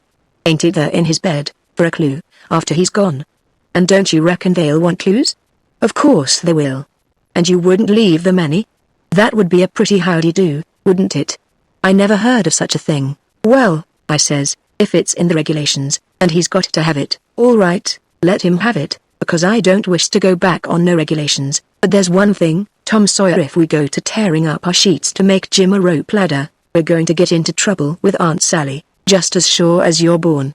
Now, the way I look at it, a hickory bark ladder don't cost nothing, and don't waste nothing, and is just as good to load up a pie with, and hide in a straw tick, as any rag ladder you can start. And as for Jim, he ain't had no experience, and so he don't care what kind of oh, shucks, Huck Finn, if I was as ignorant as you I'd keep still, that's what I'd do. Whoever heard of a state prisoner escaping by a hickory bark ladder? Why, it's perfectly ridiculous." "Well, all right, Tom, fix it your own way, but if you'll take my advice, you'll let me borrow a sheet off of the clothesline." He said that would do. And that gave him another idea, and he says, "Borrow a shirt, too." "What do we want of a shirt, Tom?" "Want it for Jim to keep a journal on." "Journal your granny, Jim can't write." "S'pose he can't write, he can make marks on the shirt, can't he, if we make him a pen out of an old pewter spoon or a piece of an old iron barrel hoop?" "Why, Tom, we can pull a feather out of a goose and make him a better one, and quicker, too. Prisoners don't have geese running around the donjon keep to pull pens out of, you muggins. They always make their pens out of the hardest, toughest, troublesomest piece of old brass candlestick or something like that they can get their hands on, and it takes them weeks and weeks and months to file it out, too, because they've got to do it by rubbing it on the wall. They wouldn't use a goose quill if they had it. It ain't regular. Well, then, what'll we make in the ink out of? Many makes it out of iron rust and tears, but that's the common sort, and women, the best authorities, uses their own blood. Jim can do that, and when he wants to send any little common ordinary mysterious message to let the world know where he's captivated, he can write it on the bottom of a tin plate with a fork and throw it out of the window.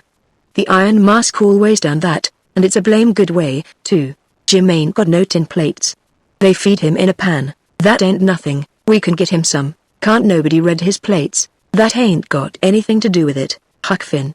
All he's got to do is to write on a plate and throw it out. You don't have to be able to read it.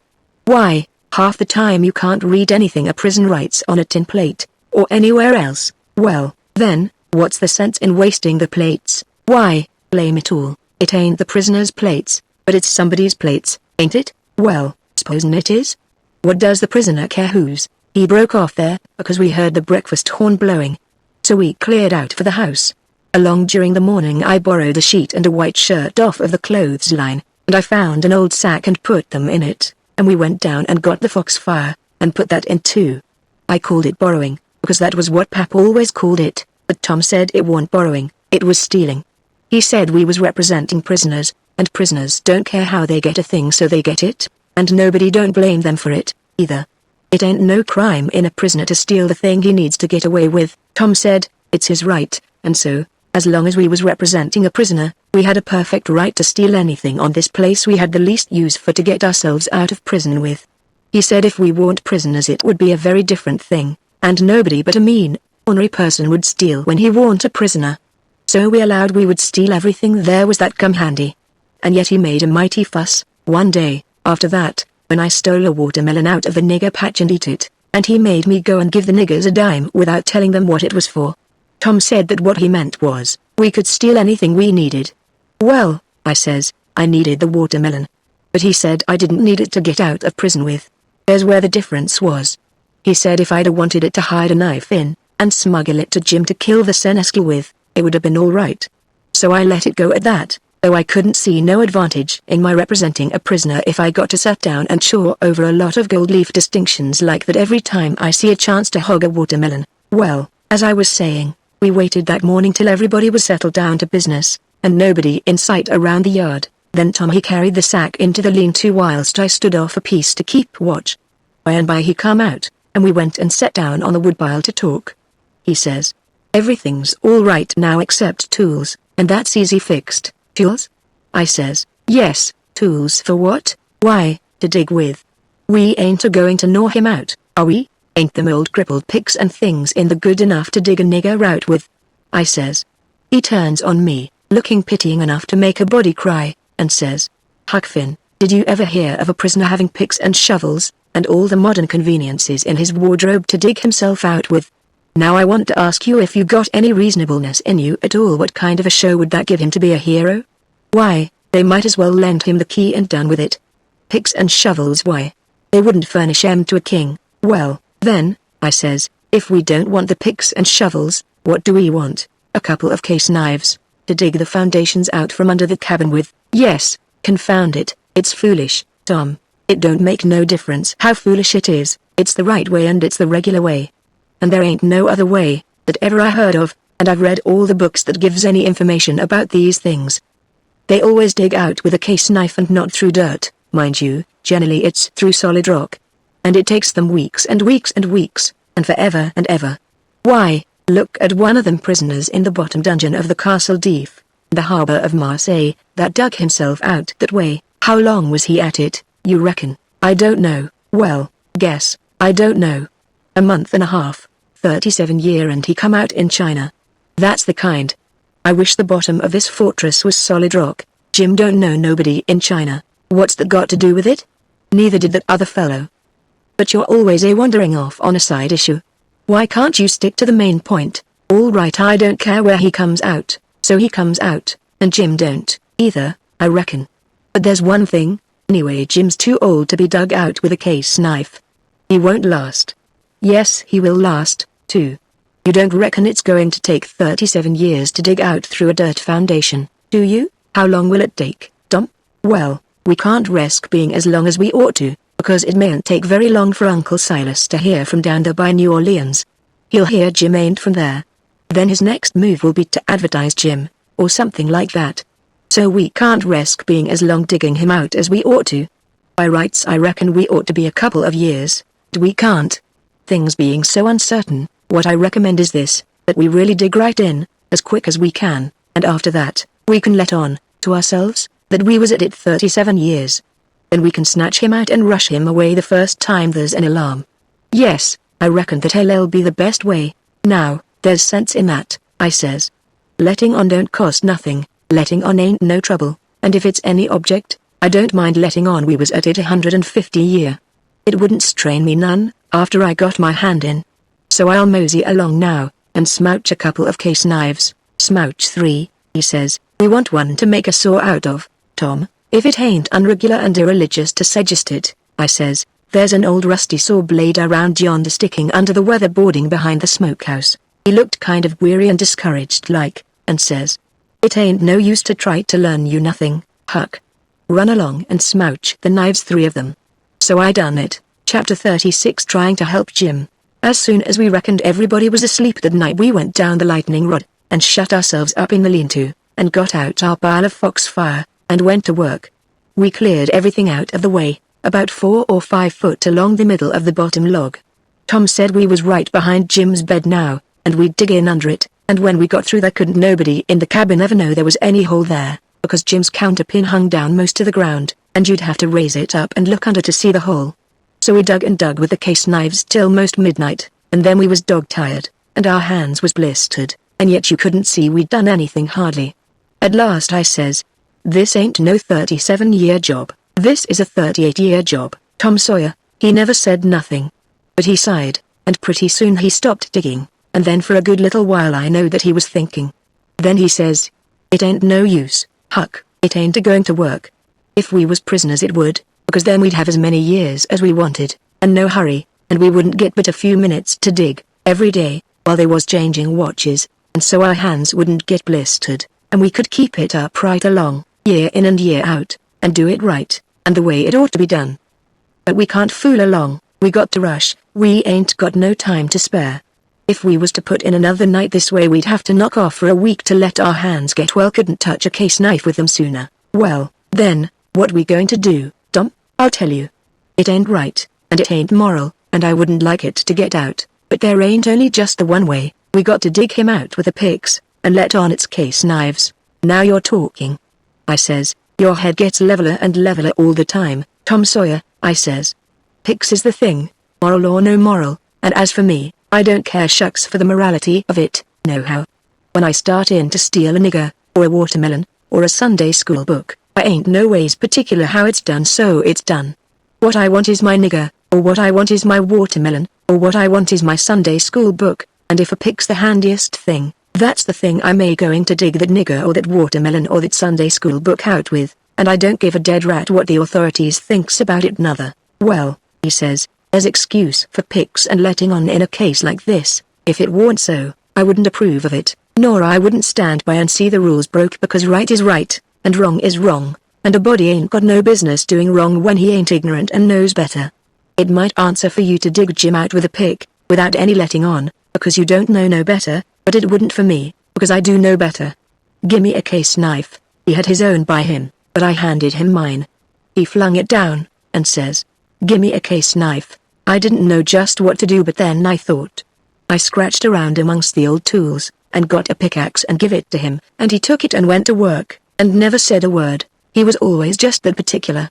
Full of principle. So then I got a shovel, and then we picked and shoveled, turn about, and made the fur fly. We stuck to it about a half an hour, which was as long as we could stand up. But we had a good deal of a hole to show for it. When I got upstairs I looked out at the window and see Tom doing his level best with the lightning rod, but he couldn't come it, his hands were so sore. At last he says, it ain't no use, it can't be done. What you reckon I better do?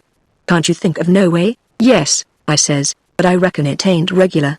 Come up the stairs, and let on it's a lightning rod. So he done it. Next day Tom stole a pewter spoon and a brass candlestick in the house, for to make some pens for Jim out of, and 6 tallow candles, and I hung around the nigger cabins and laid for a chance, and stole 3 tin plates.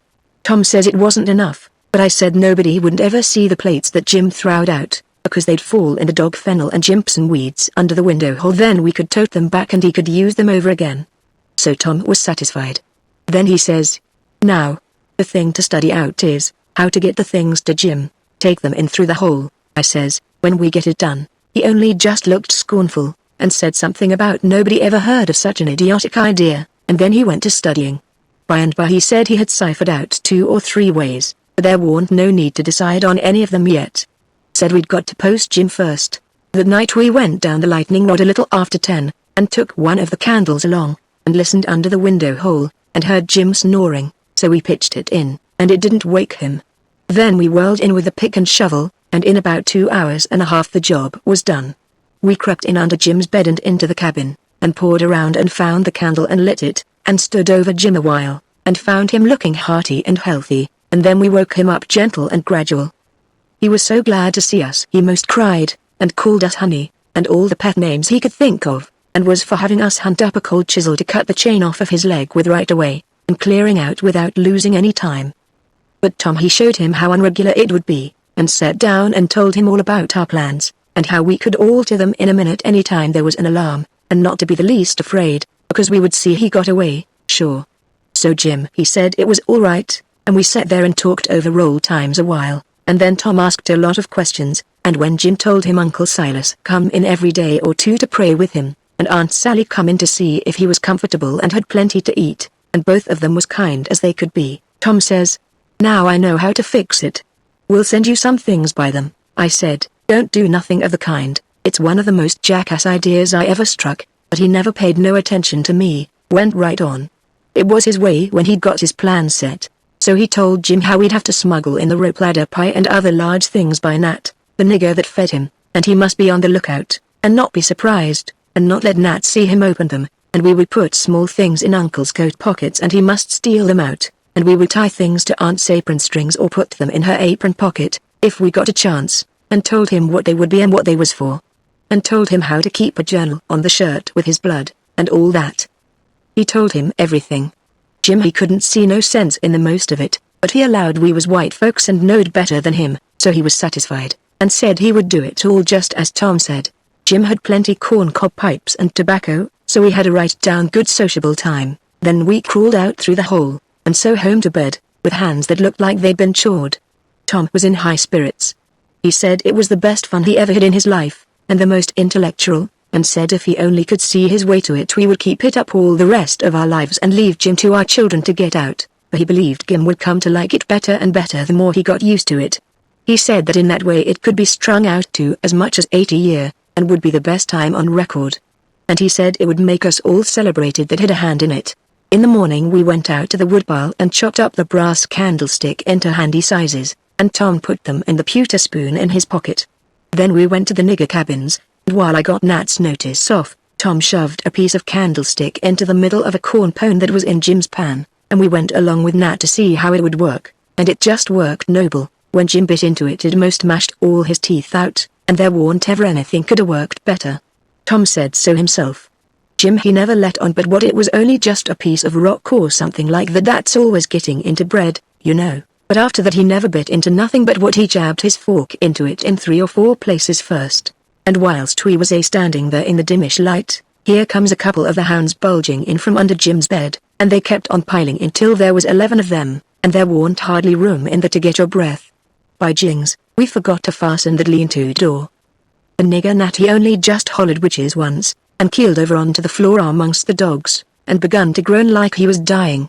Tom jerked the door open and flung out a slab of Jim's meat, and the dogs went for it, and in 2 seconds he was out himself and back again and shut the door, and I noted fixed the other door too.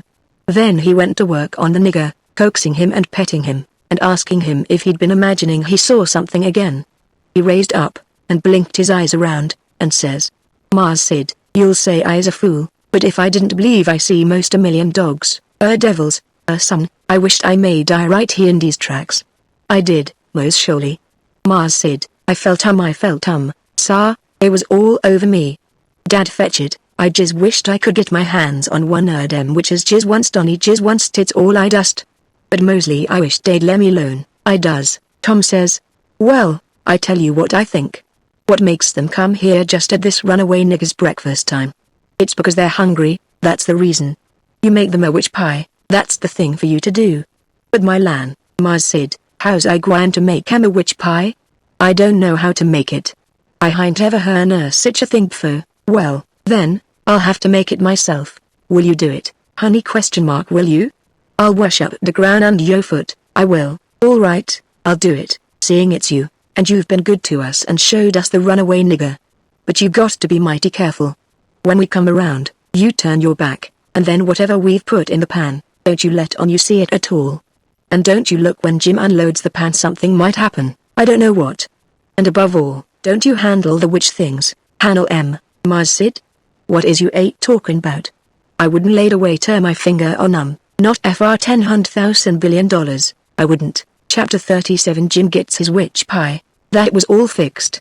So then we went away and went to the rubbish pile in the backyard, where they keep the old boots, and rags, and pieces of bottles, and wore out tin things, and all such truck, and scratched around and found an old tin washpan, and stopped up the holes as well as we could, to bake the pie in, and took it down cellar and stole it full of flour and started for breakfast, and found a couple of shingle nails that Tom said would be handy for a prisoner to scrabble his name and sorrows on the dungeon walls with, and dropped one of them in Aunt Sally's apron pocket which was hanging on a chair, and t'other we stuck in the band of Uncle Silas's hat, which was on the bureau, because we heard the children say their pa and ma was going to the runaway nigger's house this morning, and then went to breakfast, and Tom dropped the pewter spoon in Uncle Silas's coat pocket, and Aunt Sally wasn't come yet, so we had to wait a little while, and when she come she was hot and red and cross, and couldn't hardly wait for the blessing, and then she went to sluicing out coffee with one hand and cracking the handiest child's head with her thimble with the other, and says, I've hunted high and I've hunted low, and it does beat all what has become of your other shirt. My heart fell down amongst my lungs and livers and things, and a hard piece of corn crust started down my throat after it and got met on the road with a cough, and was shot across the table, and took one of the children in the eye and curled him up like a fishing worm, and let a cry out of him the size of a war whoop, and Tom he turned kinda blue around the gills, and it all amounted to a considerable state of things for about a quarter of a minute or as much as that, and I would have sold out for half price if there was a bidder. But after that we was all right again. It was the sudden surprise of it that knocked us so kind of cold. Uncle Silas he says, it's most uncommon curious, I can't understand it. I know perfectly well I took it off, because you hain't got but one on. Just listen at a man. I know you took it off, and know it by a better way than your wool-gathering memory, too, because it was on the clothesline yesterday. I see it there myself. But it's gone, that's the long and the short of it, and you'll just have to change to a red flannel one till I can get time to make a new one. And it'll be the third I've made in 2 years. It just keeps a body on the jump to keep you in shirts, and whatever you do manage to do with em all is more I can make out. A body do think you would learn to take some sort of care of em at your time of life. I know it, Sally, and I do try all I can. But it oughtn't to be altogether my fault, because, you know, I don't see them nor have nothing to do with them except when they're on me, and I don't believe I've ever lost one of them off of me. Well, it ain't your fault if you haven't, Silas. You'd have done it if you could, I reckon. And the shirt ain't all that's gone, nother. There's a spoon gone. And that ain't all. There was 10, and now there's only 9. The calf got the shirt, I reckon, but the calf never took the spoon, that's certain. Why, what else is gone, Sally? There's 6 candles gone, that's what. The rats could have got the candles, and I reckon they did. I wonder they don't walk her off with the whole place, where you're always going to stop their holes and don't do it, and if they weren't fools they'd sleep in your hair, Silas. You'd never find it out. But you can't lay the spoon on the rats, and that I know. Well, Sally, I'm in fault, and I acknowledge it. I've been remiss, but I won't let tomorrow go by without stopping up them holes. Oh, I wouldn't hurry. Next year I'll do. Matilda Angelina Araminta Phelps. Whack comes the thimble, and the child snatches her claws out of the sugar bowl without fooling around any.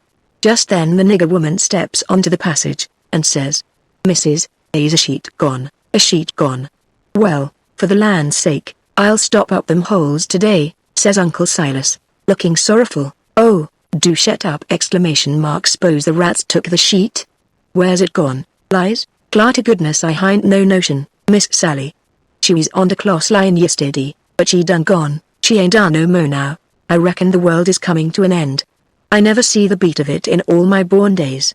A shirt, and a sheet, and a spoon, and 6 misses, comes a young yaller wench, there's a brass candlestick missin', clear out from here, you hussy, I'll take a skillet to ye. Well, she was just a-biling. I begun to lay for a chance. I reckoned I would sneak out and go for the woods till the weather moderated. She kept a-raging right along, running her insurrection all by herself, and everybody else mighty meek and quiet, and at last Uncle Silas, looking kind of foolish, fishes up that spoon out of his pocket. She stopped, with her mouth open and her hands up, and as for me, I wished I was in Jerusalem or somewheres. But not long, because she says, it's just as I expected. So you had it in your pocket all the time. and like as not you've got the other things there, too. How did it get there? I really don't know, Sally, he says, kind of apologizing, or I would tell. I was studying over my text in Acts 17 before breakfast, and I reckon I put it in there, not noticing, meaning to put my testament in, and it must be so, because my testament ain't in, but I'll go and see, and if the testament is where I had it, I'll know I didn't put it in, and that will show that I laid the testament down and took up the spoon, and, oh, for the land's sake, give a body a rest. Go long now, the whole kit and biling of ye, and don't come nigh me again till I've got back my peace of mind. I'd a heard her if she'd a said it to herself, let alone speaking it out, and I'd a got up and obeyed her if I'd a been dead. As we was passing through the setting room the old man he took up his hat, and the shingle nail fell out on the floor, and he just merely picked it up and laid it on the mantel shelf, and never said nothing, and went out. Tom see him do it, and remembered about the spoon, and says, well, it ain't no use to send things by him no more. He ain't reliable. Then he says, but he done us a good turn with a spoon, anyway, without knowing it, and so we'll go and do him one without him knowing it, stop up his rat holes. There was a noble good lot of them down cellar, and it took us a whole hour, but we done the job tight and good and ship shape. Then we heard steps on the stairs, and blowed out our light and hid, and here comes the old man, with a candle in one hand and a bundle of stuff in t'other, looking as absent-minded as year before last. He went a-mooning around, first to one rat hole and then another, till he'd been to them all. Then he stood about 5 minutes, picking tallow drip off of his candle and thinking. Then he turns off slow and dreamy towards the stairs, saying, well, for the life of me I can't remember when I done it. I could show her now that I warn't to blame on account of the rats. But never mind, let it go. I reckon it wouldn't do no good, and so he went on mumbling upstairs, and then we left. He was a mighty nice old man. And always is. Tom was a good deal bothered about what to do for a spoon, but he said we'd got to have it, so he took a think. When he had ciphered it out he told me how we was to do, then we went and waited around the spoon basket till we see Aunt Sally coming, and then Tom went to counting the spoons and laying them out to one side, and I slid one of them up my sleeve, and Tom says, why, Aunt Sally, there ain't but 9 spoons yet, she says. Go along to your play, and don't bother me. I know better, I counted them myself. Well, I've counted them twice, Auntie, and I can't make but 9. She looked out of all patience, but of course she come to count anybody would. I declare to gracious there ain't but 9. She says, why, what in the world, plague take the things, I'll count 'em again. So I slipped back the one I had, and when she got done counting, she says, hang the troublesome rubbish, there's 10 now. And she looked huffy and bothered both. But Tom says, why, Auntie, I don't think there's 10, you numbskull, didn't you see me count 'em? I know, but, well, I'll count 'em again. So I smouched one, and they come out 9, same as the other time. Well, she was in a tearing way, just trembling all over, she was so mad. But she counted and counted till she got that addled she'd start to count in the basket for a spoon sometimes, and so, 3 times they come out right, and 3 times they come out wrong. Then she grabbed up the basket and slammed it across the house and knocked the cat galley west, and she said clear out and let her have some peace, and if we come bothering around her again betwixt that and dinner she'd skin us. So we had the odd spoon, and dropped it in her apron pocket whilst she was giving us our sailing orders, and Jim got it all right, along with her shingle nail, before noon. We was very well satisfied with this business, and Tom allowed it was worth twice the trouble it took, because he said now she couldn't ever count them spoons twice alike again to save her life, and wouldn't believe she'd counted them right if she did, and said that after she'd about counted her head off for the next 3 days he judged she'd give it up and offer to kill anybody that wanted her to ever count them any more. So we put the sheet back on the line that night, and stole one out of her closet, and kept on putting it back and stealing it again for a couple of days till she didn't know how many sheets she had anymore, and she didn't care, and warned her going to bullyrag the rest of her soul out about it, and wouldn't count them again not to save her life, she'd rather die first. So we was all right now, as to the shirt and the sheet and the spoon and the candles, by the help of the calf and the rats and the mixed up counting, and as to the candlestick, it warn't no consequence, it would blow over by and by. But that pie was a job, we had no end of trouble with that pie. We fixed it up away down in the woods, and cooked it there, and we got it done at last, and very satisfactory, too, but not all in one day, and we had to use up 3 washpans full of flour before we got through, and we got burnt pretty much all over, in places, and eyes put out with the smoke, because, you see, we didn't want nothing but a crust, and we couldn't prop it up right, and she would always cave in. But of course we thought of the right way at last, which was to cook the ladder, too, in the pie. So then we laid in with Jim the second night, and tore up the sheet all in little strings and twisted them together, and long before daylight we had a lovely rope that you could hang a person with. We let on it took 9 months to make it, and in the forenoon we took it down to the woods, but it wouldn't go into the pie. Being made of a whole sheet, that way, there was rope enough for 40 pies if we'd wanted them, and plenty left over for soup, or sausage, or anything you choose. We could have had a whole dinner, but we didn't need it. All we needed was just enough for the pie, and so we throwed the rest away. We didn't cook none of the pies in the wash pan, afraid the solder would melt, but Uncle Silas he had noble brass warming pan which he thought considerable of, because it belonged to one of his ancestors with a long wooden handle that come over from England with William the Conqueror in the Mayflower or one of them early ships, and was hid away up garret with a lot of other old pots and things that was valuable, not on account of being any account, because they weren't, but on account of them being relicts, you know, and we snaked her out, private, and took her down there, but she failed on the first pies, because we didn't know how, but she come up smiling on the last one.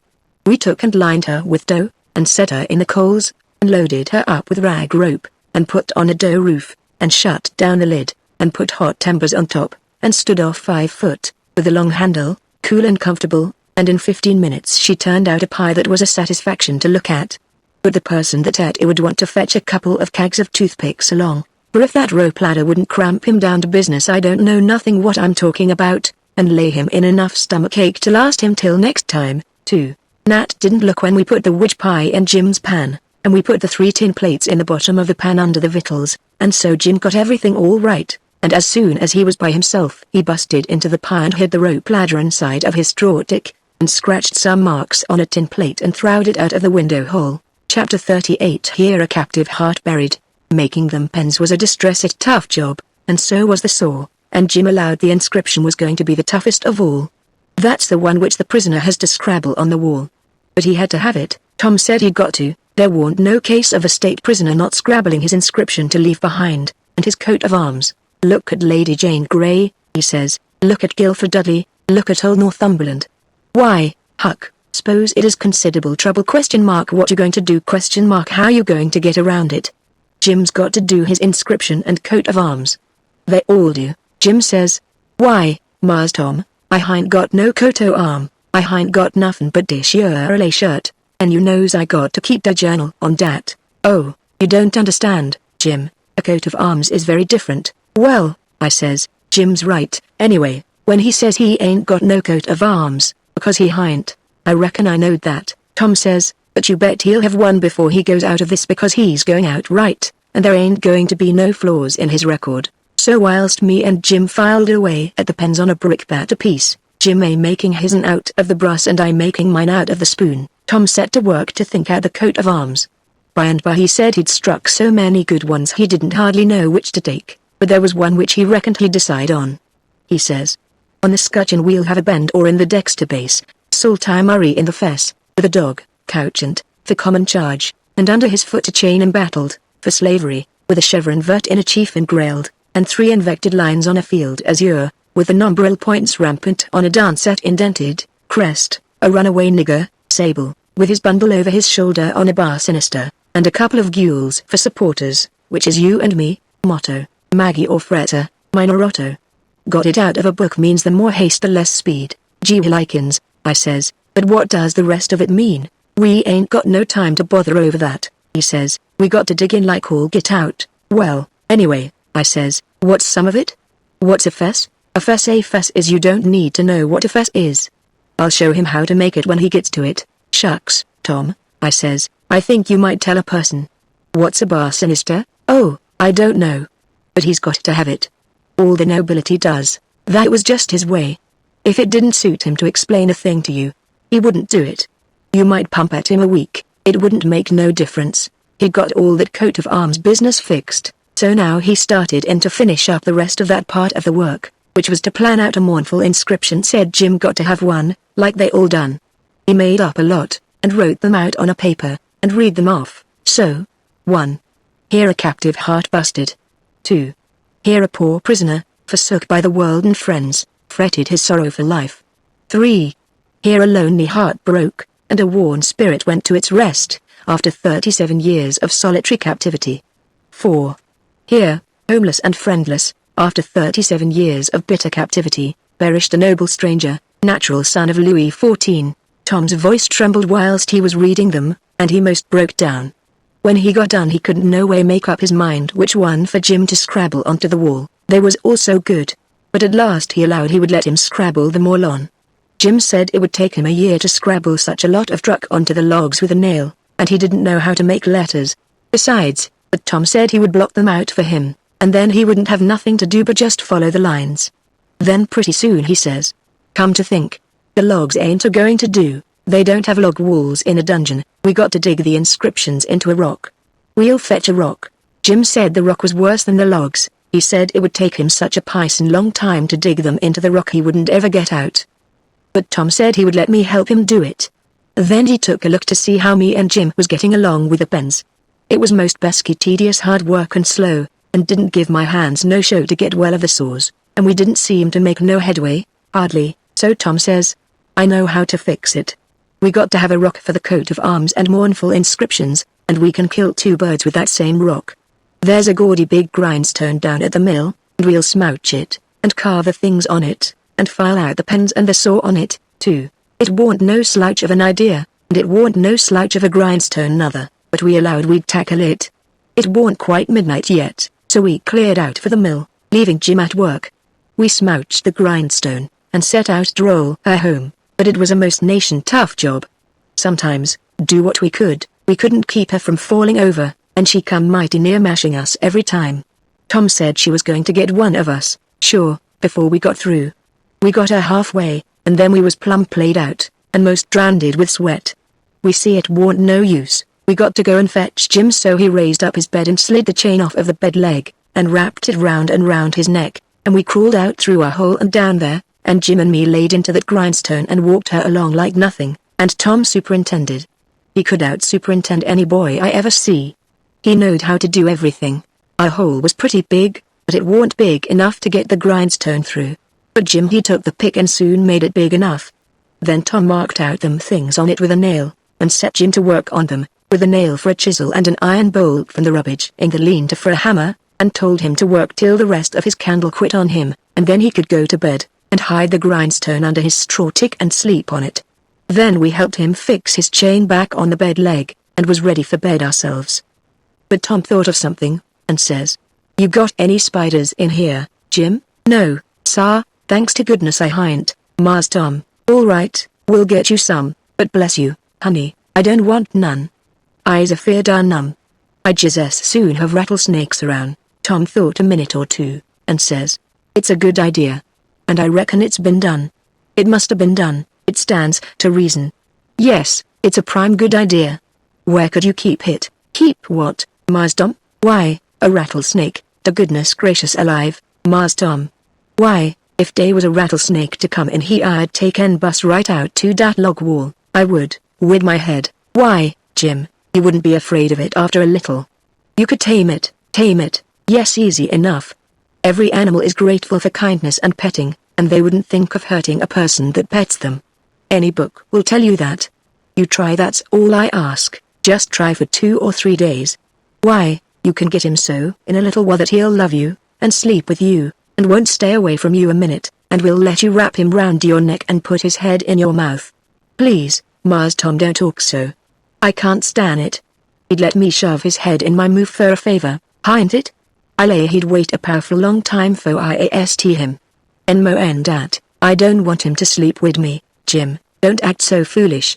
A prisoner's got to have some kind of a dumb pet, and if a rattlesnake hain't ever been tried, why, there's more glory to be gained in your being the first to ever try it than any other way you could ever think of to save your life." "Why, Mars Tom, I don't want no sich glory.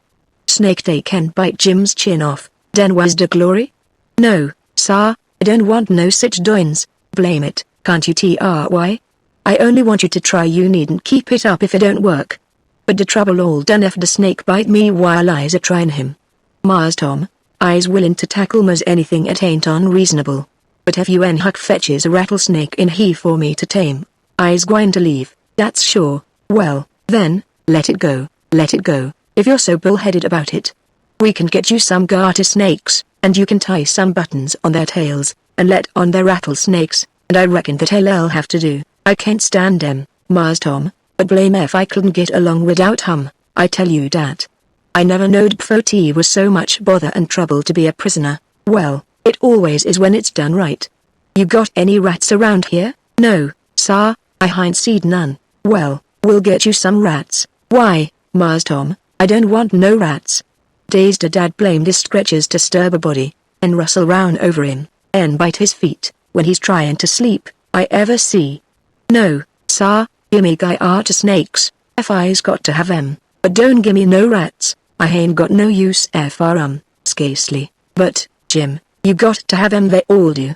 So don't make no more fuss about it. Prisoners ain't ever without rats. There ain't no instance of it. And they train them, and pet them, and learn them tricks, and they get to be as sociable as flies. But you got to play music to them. You got anything to play music on? I ain't got nothin' but a coast comb and a piece o' paper, and a juice harp, but I reckon they wouldn't take no stock in a juice harp. Yes they would. They don't care what kind of music 'tis. A juice harp's plenty good enough for a rat. All animals like music in a prison, they dote on it. Especially, painful music, and you can't get no other kind out of a juice harp. It always interests them, they come out to see what's the matter with you. Yes, you're all right, you're fixed very well. You want to sit on your bed nights before you go to sleep, and early in the mornings, and play your juice harp, play The Last Link is Broken. That's the thing that'll scoop rat quicker than anything else, and when you've played about 2 minutes you'll see all the rats, and the snakes, and spiders, and things begin to feel worried about you, and come. And they'll just fairly swarm over you, and have a noble good time. Yes, they will, I reckon, Mars Tom, but what kind of time is Jim having? Blessed if I can see the bind. But I'll do it if I got to. I reckon I'd better keep the animals satisfied, and not have no trouble in their house. Tom waited to think it over, and see if there wasn't nothing else, and pretty soon he says, "Oh, there's one thing I forgot. Could you raise a flower here? Do you reckon?" "I don't know, but maybe I could, Mars Tom, but it's still a little dark in here, and I ain't got no use for no flower, nohow, and she'd be a powerful sight o' trouble." "Well, you try it, anyway. Some other prisoners has done it. One of dem big cattail looking mullen stalks would grow in here, Mars Tom, I reckon, but she wouldn't be worth half the trouble she'd cost, don't you believe it? We'll fetch you a little one and you plant it in the corner over there, and raise it. And don't call it mullen, call it pitchiola, that's its right name when it's in a prison. And you want to water it with your tears. Why, I got plenty spring water, Mars Tom. You don't want spring water, you want to water it with your tears. It's the way they always do. Why, Mars Tom, I lay I can raise one of dem mullen stalks twist with spring water whiles another man's a startin' one with tears. That ain't the idea. You got to do it with tears. She'll die on my hands, Mars Tom, she surely will, 'case I don't scarcely ever cry." So Tom was stumped. But he studied it over, and then said Jim would have to worry along the best he could with an onion. He promised he would go to the nigger cabins and drop one, private, in Jim's coffee pot, in the morning. Jim said he would just as soon have tobacco in his coffee, and found so much fault with it, and with the work and bother of raising the mullen, and juice harping the rats, and patting and flattering up the snakes and spiders and things, on top of all the other work he had to do on pens, and inscriptions, and journals, and things, which made it more trouble and worry and responsibility to be a prisoner than anything he ever undertook, that Tom most lost all patience with him, and said he was just loaded down with more gaudier chances than a prisoner ever had in the world to make a name for himself, and yet he didn't know enough to appreciate them, and they was just about wasted on him. So Jim he was sorry, and said he wouldn't behave so no more, and then me and Tom shoved for bed. Chapter 39. Tom writes anonymous letters. In the morning we went up to the village and bought a wire rat trap and fetched it down, and unstruck the best rat hole, and in about an hour we had 15 of the bulliest kind of ones, and then we took it and put it in a safe place under Aunt Sally's bed. But while we was gone for spiders, little Thomas Franklin Benjamin Jefferson Alexander Phelps found it there, and opened the door of it to see if the rats would come out. They did, and Aunt Sally she come in, and when we got back she was standing on top of the bed raising Cain, and the rats was doing what they could to keep off the dull times for her.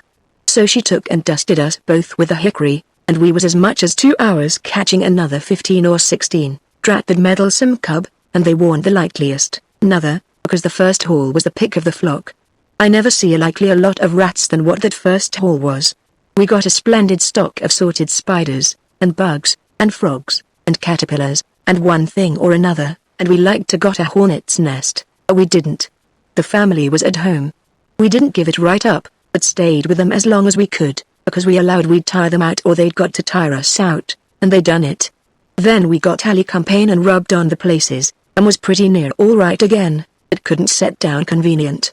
And so we went for the snakes, and grabbed a couple of dozen garters and house snakes, and put them in a bag, and put it in our room, and by that time it was supper time, and a rattling good honest day's work, and hungry ? Oh, no, I reckon not. And there warn't a blessed snake up there when we went back. We didn't half tie the sack, and they worked out somehow, and left. But it didn't matter much, because they were still on the premises somewheres. So we judged we could get some of them again.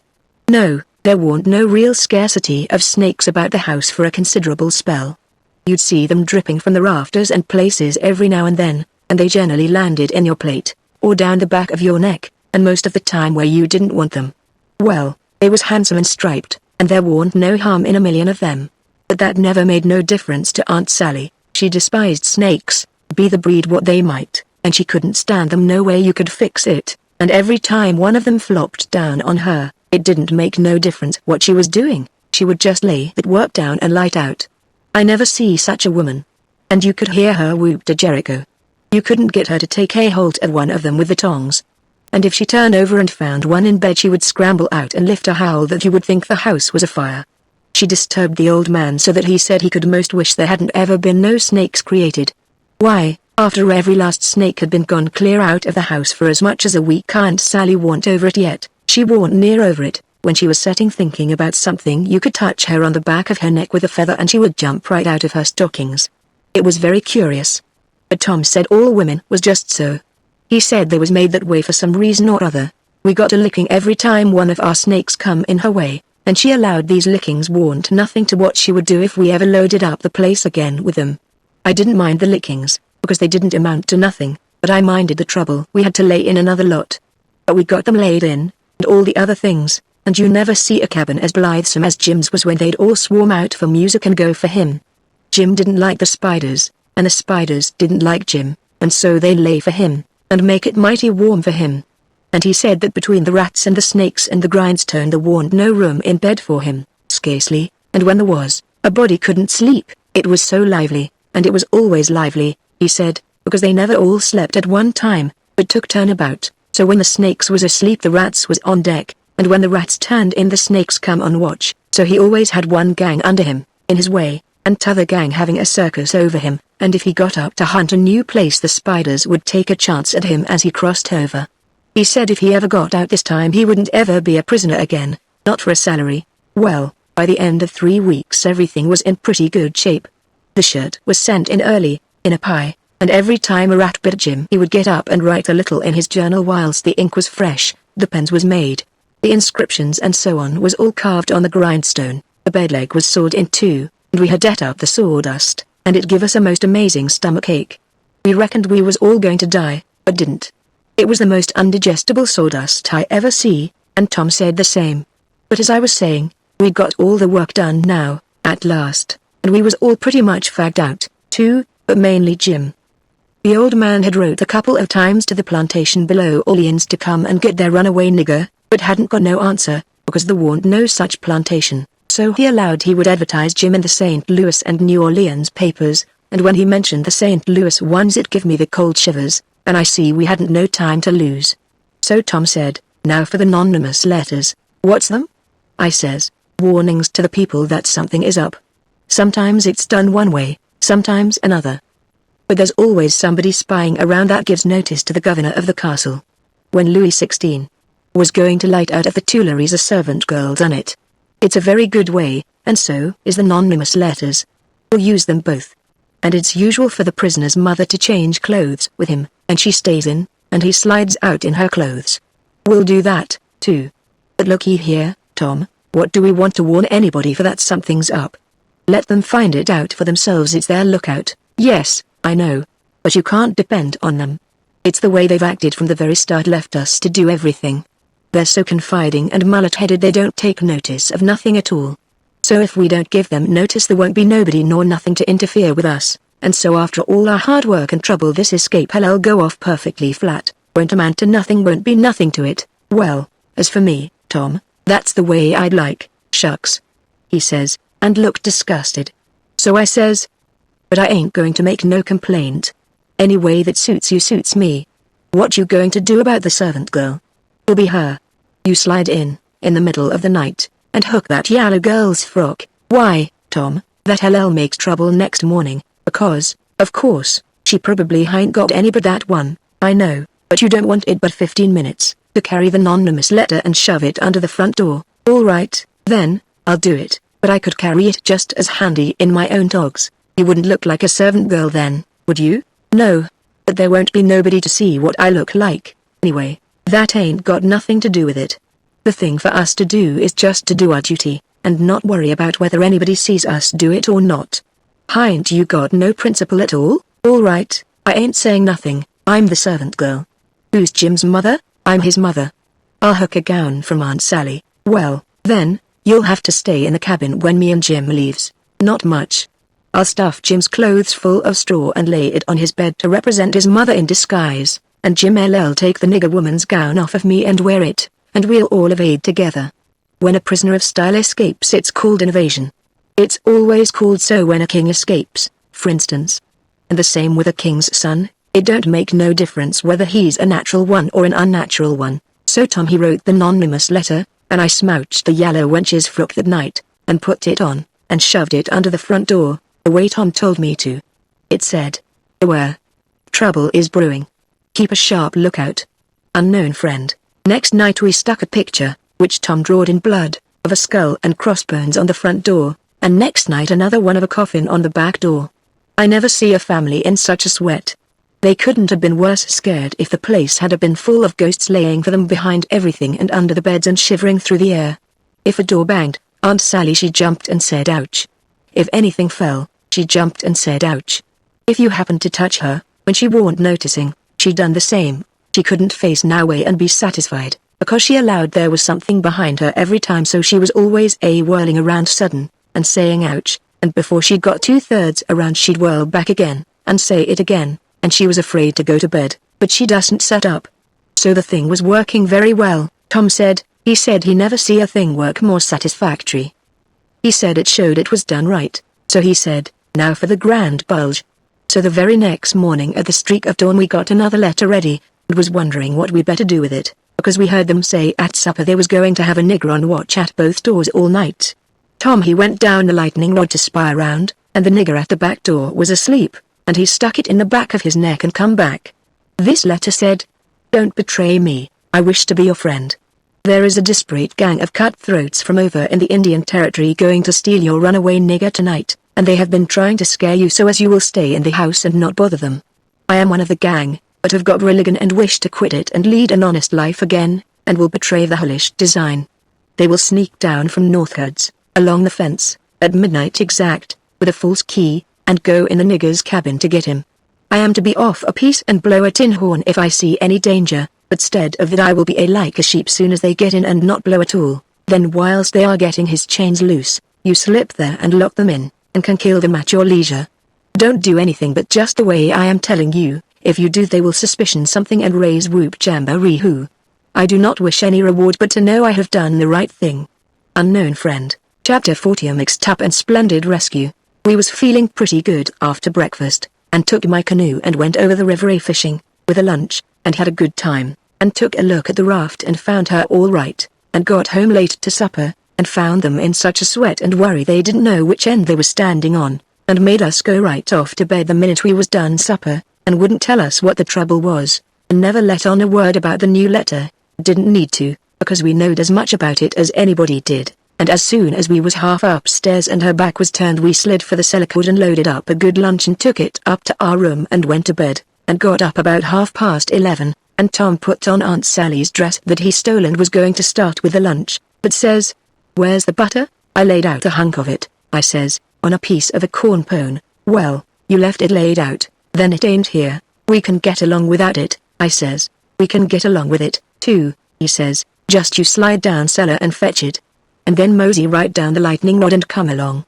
I'll go and stuff the straw into Jim's clothes to represent his mother in disguise, and be ready to be like a sheep and shove soon as you get there." So out he went, and down cellar went I. The hunk of butter, big as a person's fist, was where I had left it, so I took up the slab of corn pone with it on, and blowed out my light, and started upstairs very stealthy, and got up to the main floor all right, but here comes Aunt Sally with a candle, and I clapped the truck in my hat, and clapped my hat on my head, and the next second she see me, and she says, "You been down cellar?" "Yes, what you been doing down there?" Nothing, nom." "Well, then, what possessed you to go down there this time of night?" "I don't know, You don't know?" "Don't answer me that way, Tom. I want to know what you been doing down there." "I hain't been doing a single thing, Aunt Sally." "I hope to gracious if I have.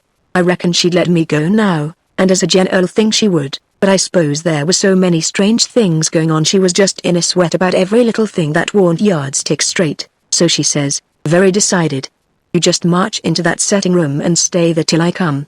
You been up to something you no business to, and I lay I'll find out what it is before I'm done with you.' So she went away as I opened the door and walked into the setting room. But there was a crowd there. 15 farmers, and every one of them had a gun. I was most powerful sick, and slunk to a chair and sat down. They were sitting around, some of them talking a little, in a low voice, and all them fidgety and uneasy, trying to look like they warn't, but I knowed they was, because they was always taking off their hats, and putting them on, and scratching their heads, and changing their seats, and fumbling with their buttons. I warn't easy myself, but I didn't take my hat off. All the same, I did wish Aunt Sally would come, and get done with me, and lick me, if she wanted to, and let me get away and tell Tom how we'd overdone this thing, and what a thundering hornet's nest we'd got ourselves into, so we could stop fooling around straight off, and clear out with Jim before these rips got out of patience and come for us. At last she come and begun to ask me questions, but I couldn't answer them straight. I didn't know which end of me was up, because these men was in such a fidget now that some was wanting to start right now and lay for them desperados, and saying it warn't but a few minutes to midnight, and others was trying to get them to hold on and wait for the sheep signal, and here was Auntie pegging away at the questions, and me shaking all over and ready to sink down in my tracks. I was that scared, and the place getting hotter and hotter, and the butter beginning to melt and run down my neck and behind my ears, and pretty soon, when one of them says, "I'm for going and getting in the cabin first and right now, and catching them when they come," I most dropped, and a streak of butter come trickling down my forehead, and Aunt Sally she see it, and turns white as a sheet, and says, "For the land's sake, what is the matter with the child? He's got the brain fever as sure as you're born, and they're oozing out," and everybody runs to see, and she snatches off my hat, and out comes the bread and what was left of the butter, and she grabbed me, and hugged me, and says, "Oh, what a turn you did give me. And how glad and grateful I am it ain't no worse, for luck's against us, and it never ains but it pours, and when I see that truck I thought we'd lost you, for I knowed by the color and all it was just like your brains would be if dear, hadn't you tell me that was what you'd been down there for, I wouldn't have cared. Now clear out to bed, and don't let me see no more of you till morning." I was upstairs in a second, and down the lightning rod in another one, and shinning through the dark for the lean-to. I couldn't hardly get my words out, I was so anxious, but I told Tom as quick as I could we must jump for it now, and not a minute to lose. The house full of men, yonder, with guns. His eyes just blazed, and he says, "No exclamation mark, is that so? Ain't it bully? Why, Huck, if it was to do over again, I bet I could fetch 200. If we could put it off till, hurry, I says. Where's Jim? Right at your elbow, if you reach out your arm you can touch him. He's dressed, and everything's ready. Now we'll slide out and give the sheep signal." But then we heard the tramp of men coming to the door, and heard them begin to fumble with the padlock, and heard a man say, "I told you we'd be too soon, they haven't come, the door is locked. Here, I'll lock some of you into the cabin, and you lay for 'em in the dark and kill 'em when they come, and the rest scatter around a piece, and listen if you can hear 'em coming." So in they come, but couldn't see us in the dark, and most trod on us whilst we was hustling to get under the bed. But we got under all right, and out through the hole, swift but soft. Jim first, me next, and Tom last, which was according to Tom's orders. Now we was in the lean-to, and heard trampings close by outside. So we crept to the door, and Tom stopped us there and put his eye to the crack, but couldn't make out nothing, it was so dark, and whispered and said he would listen for the steps to get further. and when he nudged us Jim must glide out first, and him last. So he set his ear to the crack and listened, and listened, and listened, and the steps scraping around out there all the time, and at last he nudged us, and we slid out, and stooped down, not breathing, and not making the least noise, and slipped stealthy towards the fence in engine file, and got to it all right, and me and Jim over it, but Tom's breeches catched fast on a splinter on the top rail, and then he hear the steps coming, so he had to pull loose, which snapped the splinter and made a noise, and as he dropped in our tracks and started somebody sings out, "Who's that? Answer, or I'll shoot." We didn't answer, we just unfurled our heels and shoved. Then there was a rush, and a bang, bang, bang, and the bullets fairly whizzed around us. We heard them sing out, "Here they are. They've broke for the river. After 'em, boys, and turn loose the dogs, so here they come, full tilt." We could hear them because they wore boots and yelled, but we didn't wear no boots and didn't yell. We was in the path to the mill, and when they got pretty close onto us we dodged into the bush and let them go by, and then dropped in behind them. They'd had all the dogs shut up, so they wouldn't scare off the robbers, but by this time somebody had let them loose, and here they come, making pow-wow enough for a million. They was our dogs, so we stopped in our tracks till they catched up, and when they see it warn't nobody but us, and no excitement to offer them, they only just said howdy, and tore right ahead towards the shouting and clattering, and then we ups team again, and whizzed along after them till we was nearly to the mill, and then struck up through the bush to where my canoe was tied, and hopped in and pulled for dear life towards the middle of the river, but didn't make no more noise than we was able each to. Then we struck out, easy and comfortable, for the island where my raft was, and we could hear them yelling and barking at each other all up and down the bank, till we was so far away the sounds got dim and died out. And when we stepped onto the raft I says, "Now, old Jim, you're a free man again, and I bet you won't ever be a slave no more, and a mighty good job it was, too, Huck. It was planned beautiful, and it was done beautiful, and dey ain't nobody can get up a plan dat's mo mixed up and splendid den what dat one use." We was all glad as we could be, but Tom was the gladdest of all because he had a bullet in the calf of his leg, when me and Jim heard that we didn't feel so brash as what we did before. It was hurting him considerable, and bleeding, so we laid him in the wigwam and tore up one of the Duke's shirts for to bandage him, but he says, "Gimme the rags, I can do it myself. Don't stop now, don't fool around here," and the evasion booming along so handsome, man the sweeps, and set her loose. Boys, we done it elegant exclamation mark deed we did. I wish we'd had the handling of Louis XVI, there wouldn't have been no son of St. Louis, ascend to heaven. Wrote down in his biography, "No, sir, we'd a whooped him over the border, that's what we'd a done with him, and done it just as slick as nothing at all, too. Man the sweeps, man the sweeps." But me and Jim was consulting and thinking. And after we'd thought a minute, I says, "Say it, Jim." So he says, "Well, den, this is the way it looked to me, Huck. If it was him dat you's been set free, and one of the boys used to get shot, will he say, 'Go on and save me, I mean bout a Dr. Fr to save this one'? Is dat like Mars Tom Sawyer? Will he say dat? You bet he wouldn't. Well, den, is Jim Giant to say it? No, so I don't budge a step out and displaced out a doctor, not if it's 40 year. I knowed he was white inside, and I reckoned he'd say what he did say, so it was all right now, and I told Tom I was a-going for a doctor. He raised considerable row about it, but me and Jim stuck to it and wouldn't budge, so he was for crawling out and setting the raft loose himself. But we wouldn't let him. Then he give us a piece of his mind, but it didn't do no good, so when he sees me getting the canoe ready, he says, "Well, then, if you're rebound to go, I'll tell you the way to do when you get to the village. Shut the door and blindfold the doctor tight and fast, and make him swear to be silent as the grave, and put a purse full of gold in his hand, and then take and lead him all around the back alleys and everywheres in the dark, and then fetch him here in the canoe, in a roundabout way amongst the islands, and search him and take his chalk away from him, and don't give it back to him till you get him back to the village, or else he will chalk this raft so he can find it again." It's the way they all do, so I said I would, and left, and Jim was to hide in the woods when he see the doctor coming till he was gone again. Chapter 41 must have been spirits. The doctor was an old man, a very nice, kind-looking old man when I got him up. I told him me and my brother was over on Spanish Island hunting yesterday afternoon, and camped on a piece of a raft we found, and about midnight he must have kicked his gun in his dreams, for it went off and shot him in the leg, and we wanted him to go over there and fix it and not say nothing about it, nor let anybody know, because we wanted to come home this evening and surprise the folks, who is your folks? He says, the Phelpses, down yonder. Oh, he says. And after a minute, he says, how'd you say he got shot? He had a dream, I says, and it shot him. Singular dream, he says. So he lit up his lantern, and got his saddlebags, and we started. But when he sees the canoe he didn't like the look of her, said she was big enough for one, didn't look pretty safe for two. I says, oh, you needn't be afeared, sir, she carried the three of us easy enough. What three? Why, me and Sid, and the guns, that's what I mean. Oh, he says. But he put his foot on the gunwale and rocked her, and shook his head, and said he reckoned he'd look around for a bigger one. But they was all locked and chained, so he took my canoe, and said for me to wait till he come back, or I could hunt around further, or maybe I better go down home and get them ready for the surprise if I wanted to. But I said I didn't, so I told him just how to find the raft, and then he started. I struck an idea pretty soon. I says to myself, s'posen he can't fix that leg just in 3 shakes of a sheep's tail, as the saying is? S'posen it takes him 3 or 4 days?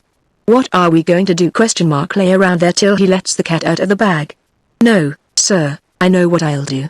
I'll wait, and when he comes back if he says he's got to go anymore I'll get down there, too, if I swim, and we'll take and tie him, and keep him, and shove out down the river, and when Tom's done with him we'll give him what it's worth, or all we got, and then let him get ashore. So then I crept into a lumber pile to get some sleep, and next time I waked up the sun was away up over my head.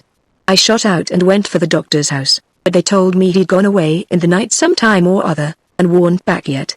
Well, thinks I, that looks powerful bad for Tom, and I'll dig out for the island right off. So away I shoved, and turned the corner, and nearly rammed my head into Uncle Silas's stomach. He says, why, Tom, where you been all this time, you rascal? I hain't been nowheres, I says, only just hunting for the runaway nigger me and Sid. Why, wherever did you go? He says, your aunt's been mighty uneasy. She needn't, I says, because we was all right. We followed the men and the dogs, but they outrun us, and we lost them. But we thought we heard them on the water, so we got a canoe and took out after them and crossed over, but couldn't find nothing of them, so we cruised along upshore till we got kind of tired and beat out, and tied up the canoe and went to sleep, and never waked up till about an hour ago. Then we paddled over here to hear the news, and Sid's at the post office to see what he can hear, and I'm branching out to get something to eat for us, and then we're going home. So then we went to the post office to get Sid, but just as I suspicioned, he warn't there, so the old man he got a letter out of the office, and we waited a while longer, but Sid didn't come, so the old man said, come along, let's Sid foot it home, or canoe it, when he got done fooling around but we would ride.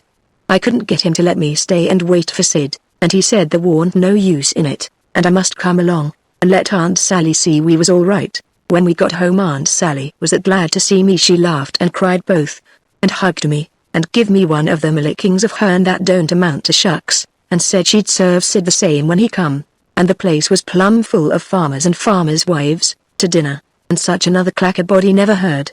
Old Mrs. Hotchkiss was the worst. Her tongue was a-going all the time.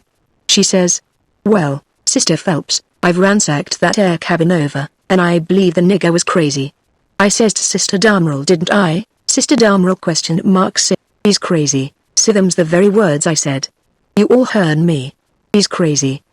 Everything shows it. Look at that air grindstone. Want to tell Matt any creature he's in his right mind as a-going to scrabble all them crazy things onto a grindstone. Here sich and sich a person busted his heart, and here so and so pegged along for 37 year, and all that natural son o' Louis somebody, and sich everlastin' rubbish. He's plumb crazy. It's what I says in the first place, it's what I says in the middle, and it's what I says last, and all the time the nigger's crazy as never could neither. And look at that hair ladder made out'n rags, Sister Hotchkiss, said old Mrs. Damerel, what in the name o' goodness could he ever want of? The very words I was a-sayin' no longer ago t8 this minute to Sister Utterback, and she'll tell you so herself. She, look at that hair rag ladder, she, yes, look at it, so what could he wanted of it? She, Sister Hotchkiss, she, but how in the nation they ever get that grindstone in there, anyway? Who dug that air hole? Who, my very words. Repenward. I was a-saying past that air sassuro molasses, won't ye ? I was a-saying to Sister Dunlap, just this minute, how did they get that grindstone in there, sit. Without help, mind you, without help. That's what is. Don't tell me, sit, they use help, sit, and they use a plenty help, too, sit. There's been a dozen a help in that nigger, and I lay I'd skin every last nigger on this place but I'd find out who done it, sit. And moreover, sit, a dozen says you exclamation mark 40 couldn't have done everything that's been done. Look at them case knife saws and things, how tedious they've been made. Look at that bed leg sawed off with them, a week's work for 6 men. Look at that nigger made out and straw on the bed, and look at, you may well say it, Rahita. It's just as I was saying to Bra Phelps, his own self. What do you think of it, Sister Hotchkiss? Think o' what, Bra Phelps, sit? Think o' that bed leg sawed off that away. Think of it, sit? I lay it never sawed itself off, sis, somebody sawed it, sit. That's my opinion, take it or leave it, it mayn't be no count, sit, but sit just he is, it's my opinion, sit. And if anybody can't start a better one, sit, let him do it, sit, that's all. I says to Sister Dunlap, sit. Why, dog my cats, they must have been a house full o' niggers in there every night for 4 weeks to have done all that work, Sister Phelps. Look at that shirt, every last inch of it kivered over with secret African written done with blood. Must have been a raft UVM at it right along, all the time, most. Why, I'd give $2 to have it read to me, and as for the niggers that wrote it, I low I'd take en lash teal people to help him, Brother Marples. Well, I reckon you'd think so if you'd have been in this house for a while back. Why, they've stole everything they could lay their hands on and we are watching all the time, mind you. They stole that shirt right to the line. And as for that sheet they made the rag ladder out of, there ain't no telling how many times they didn't steal that, and flour, and candles, and candlesticks, and spoons, and the old warming pan, and most 1,000 things that I disremember now, and my new calico dress, and me and Silas and my Sid and Tom on the constant watch day and night, as I was telling you, and not a one of us could catch hide nor hair nor sight nor sound of them, and here at the last minute, lo and behold you, they slides right in under our noses and fools us, and not only fools the United States but the Indian Territory robbers too, and actually gets away with that nigger safe and sound, and that with 16 men and 22 dogs right on their very heels at that very time. I tell you, it just bangs anything I ever heard of. Why, spirits couldn't have done better and been no smarter. And I reckon they must have been spirits because, you know, our dogs, and there ain't no better, well, them dogs never even got on the track of M1s. You explain that to me if you can, exclamation mark any of you. Well, it does beat, laws alive, I never, so help me, I wouldn't be, house thieves as well as, goodness gracious sakes, I'd a benefit to live in such a, afraid to live, exclamation mark. Why, I was that scared I dustn't hardly go to bed, or get up, or lay down, or set down, Sister Ridgway. Why, they'd steal the very why, goodness sakes, you can guess what kind of a fluster I was in by the time midnight come last night. I hope to gracious if I weren't afraid they'd steal some o' the family. I was just to that pass I didn't have no reasoning faculties no more. It looks foolish enough now, in the daytime, but I says to myself, there's my 2 poor boys asleep, way upstairs in that lonesome room, and I declare to goodness I was that uneasy till I crept up there and locked 'em in. I did. And anybody would. Because, you know, when you get scared that way, and it keeps running on, and getting worse and worse all the time, and your wits gets to addling, and you get to doing all sorts of wild things, and by you think to yourself, supposin' I was a boy, and was away up there, and the door ain't locked, and she stopped, looking kind of wondering, and then she turned her head around slow, and when her eye lit on me I got up and took a walk. Says I to myself, I can explain better how we come to not be in that room this morning if I go out to one side and study over it a little. So I done it. But I dustn't go fur, or she'd a sent for me. And when it was late in the day the people all went, and then I come in and told her the noise and shooting waked up me and Sid, and the door was locked, and we wanted to see the fun, so we went down the lightning rod, and both of us got hurt a little, we didn't never want to try that no more. And then I went on and told her all what I told Uncle Silas before, and then she said she'd forgive us, and maybe it was all right enough anyway, and about what a body might expect of boys, for all boys was a pretty harum-scarum lot as far as she could see, and so, as long as no harm hadn't come of it, she judged she better put in her time being grateful we was alive and well and she had us still, 'stead of fretting over what was past and done. So then she kissed me, and patted me on the head, and dropped into a kind of a brown study, and pretty soon jumps up, and says, "Why, laws a mercy, it's most night, and Sid not come yet." What has become of that boy? I see my chance, so I skips up and says, I'll run right up to town and get him. I says, no you won't. She says, you'll stay right where you are, one's enough to be lost at a time. If he ain't here to supper, your uncle I'll go. Well, he warn't there to supper, so right after supper uncle went. He come back about 10 a little bit uneasy, hadn't run across Tom's track. Aunt Sally was a good deal uneasy, but Uncle Silas he said there warn't no occasion to be boys will be boys, he said, and you'll see this one turn up in the morning all sound and right. So she had to be satisfied. But she said she'd set up for him a while anyway, and keep a light burning so he could see it. And then when I went up to bed she come up with me and fetched her candle, and tucked me in, and mothered me so good I felt mean, and like I couldn't look her in the face, and she sat down on the bed and talked with me a long time, and said what a splendid boy Sid was, and didn't seem to want to ever stop talking about him, and kept asking me every now and then if I reckoned he could have got lost, or hurt, or maybe drowned, and might be laying at this minute somewheres suffering or dead, and she not by him to help him, and so the tears would drip down silent, and I would tell her that Sid was all right, and would be home in the morning, sure, and she would squeeze my hand, or maybe kiss me, and tell me to say it again, and keep on saying it, because it done her good, and she was in so much trouble. And when she was going away she looked down in my eyes so steady and gentle, and says, the door ain't going to be locked, Tom, and there's the window and the rod, but you'll be good, won't you? And you won't go? For my sake. Laws knows I wanted to go bad enough to see about Tom, and was all intending to go, but after that I wouldn't went, not for kingdoms, but she was on my mind and Tom was on my mind, so I slept very restless.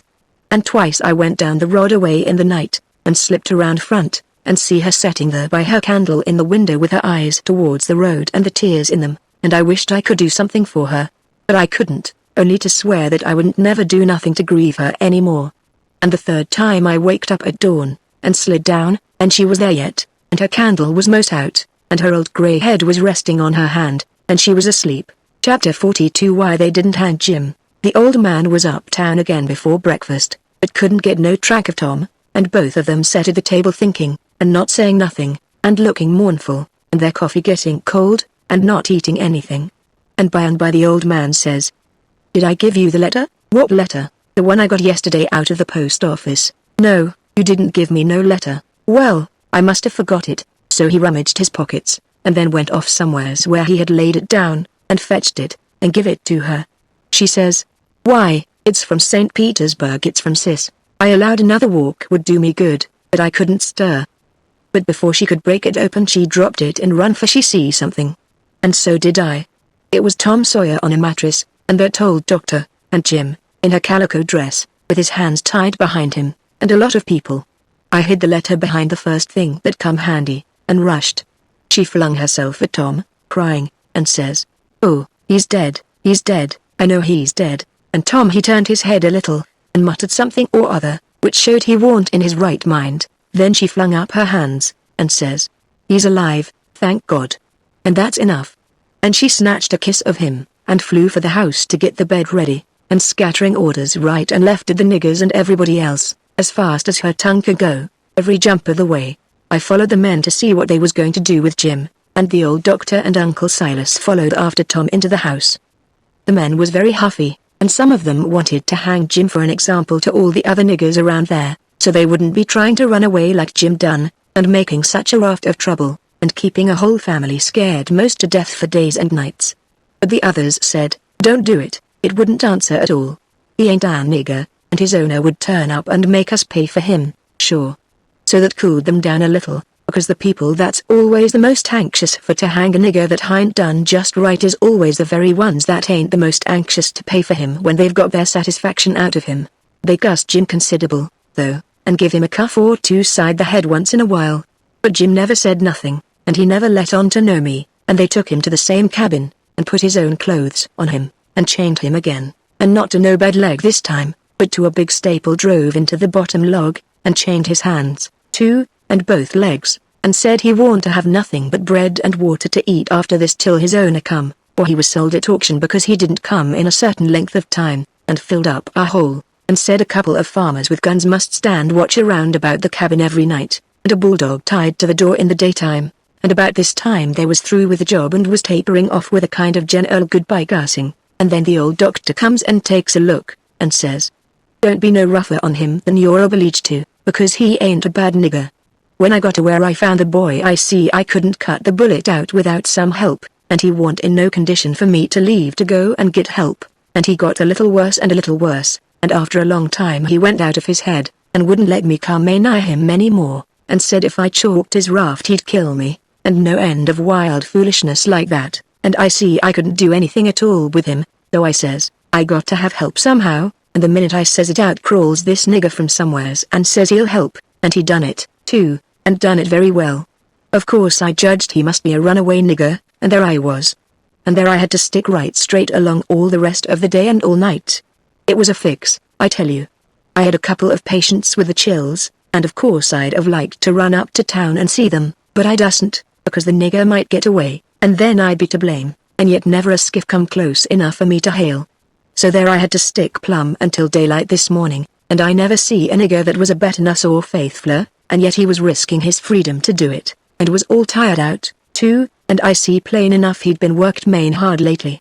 I liked the nigger for that, I tell you, gentlemen, a nigger like that is worth $1,000 and kind treatment, too. I had everything I needed, and the boy was doing as well there as he would have done at home better, maybe, because it was so quiet, but there I was, with both of them on my hands, and there I had to stick till about dawn this morning. Then some men in a skiff come by, and as good luck would have it the nigger was sitting by the pallet with his head propped on his knees sound asleep, so I motioned them in quiet, and they slipped up on him and grabbed him and tied him before he knowed what he was about, and we never had no trouble. And the boy being in a kind of a flighty sleep, too, we muffled the oars and hitched the raft on, and towed her over very nice and quiet, and the nigger never made the least groan or said a word from the start. He ain't no bad nigger, gentlemen, that's what I think about him. Somebody says, "Well, it sounds very good, doctor," I'm obliged to say. Then the others softened up a little, too, and I was mighty thankful to that old doctor for doing Jim that good turn, and I was glad it was according to my judgment of him, too, because I thought he had a good heart in him and was a good man the first time I see him. Then they all agreed that Jim had acted very well, and was deserving to have some notice took of it, and reward. So every one of them promised, right out and hearty, that they wouldn't cuss him no more. Then they come out and locked him up. I hoped they was going to say he could have one or two of the chains took off, because they was rotten heavy, or could have meat and greens with his bread and water, but they didn't think of it, and I reckoned it warn't best for me to mix in, but I judged I'd get the doctor's yarn to Aunt Sally somehow or other as soon as I'd got through the breakers that it was laying just ahead of me explanations, I mean, of how I forgot to mention about Sid being shot when I was telling how him and me put in that dratted night paddling around hunting the runaway nigger. But I had plenty time. Aunt Sally she stuck to the sick room all day and all night, and every time I see Uncle Silas mooning around I dodged him. Next morning I heard Tom was a good deal better, and they said Aunt Sally was gone to get a nap. So I slips to the sick room, and if I found him awake I reckoned we could put up a yarn for the family that would Washington, but he was sleeping, and sleeping very peaceful, too, and pale, not far-faced the way he was when he come. So I sat down and laid for him to wake. In about half an hour Aunt Sally comes gliding in, and there I was, up a stump again. She motioned me to be still, and sat down by me, and begun to whisper, and said we could all be joyful now, because all the symptoms was first rate, and he'd been sleeping like that for ever so long, and looking better and peacefuler all the time, and 10 to 1 he'd wake up in his right mind. So we sat there watching, and by he stirs a bit, and opened his eyes very natural, and takes a look, and says, "Hello!" Why, I'm at home. How's that? Where's the raft? It's all right, I says, and Jim? The same, I says, but couldn't say it pretty brash. But he never noted. Says, good. Splendid. Now we're all right and safe. Did you tell Auntie? I was going to say yes, but she chipped in and says, about what, Sid? Why, about the way the whole thing was done. What whole thing? Why, the whole thing. There ain't but one, how we set the runaway nigger free, me and Tom. Good land. Set the run, what is the child talking about? Dear, out of his head again. No, I ain't out of my head, I know all what I'm talking about. We did set him free, me and Tom. We laid out to do it, and we done it. And we done it elegant, too. He'd got a start, and she never checked him up, just sat and stared, and let him clip along, and I see it warn't no use for me to put in. Why, Auntie, it cost us a power of work, weeks of it, hours and hours, every night, whilst you was all asleep. And we had to steal candles, and the sheet, and the shirt, and your dress, and spoons, and tin plates, and case knives, and the warming pan, and the grindstone, and flour, and just no end of things, and you can't think what work it was to make the saws, and pens, and inscriptions, and one thing or another, and you can't think half the fun it was. And we had to make up the pictures of coffins and things, and anonymous letters from the robbers, and get up and down the lightning rod, and dig the hole into the cabin, and made the rope ladder and send it in cooked up in a pie, and send in spoons and things to work with in your apron pocket, mercy sakes.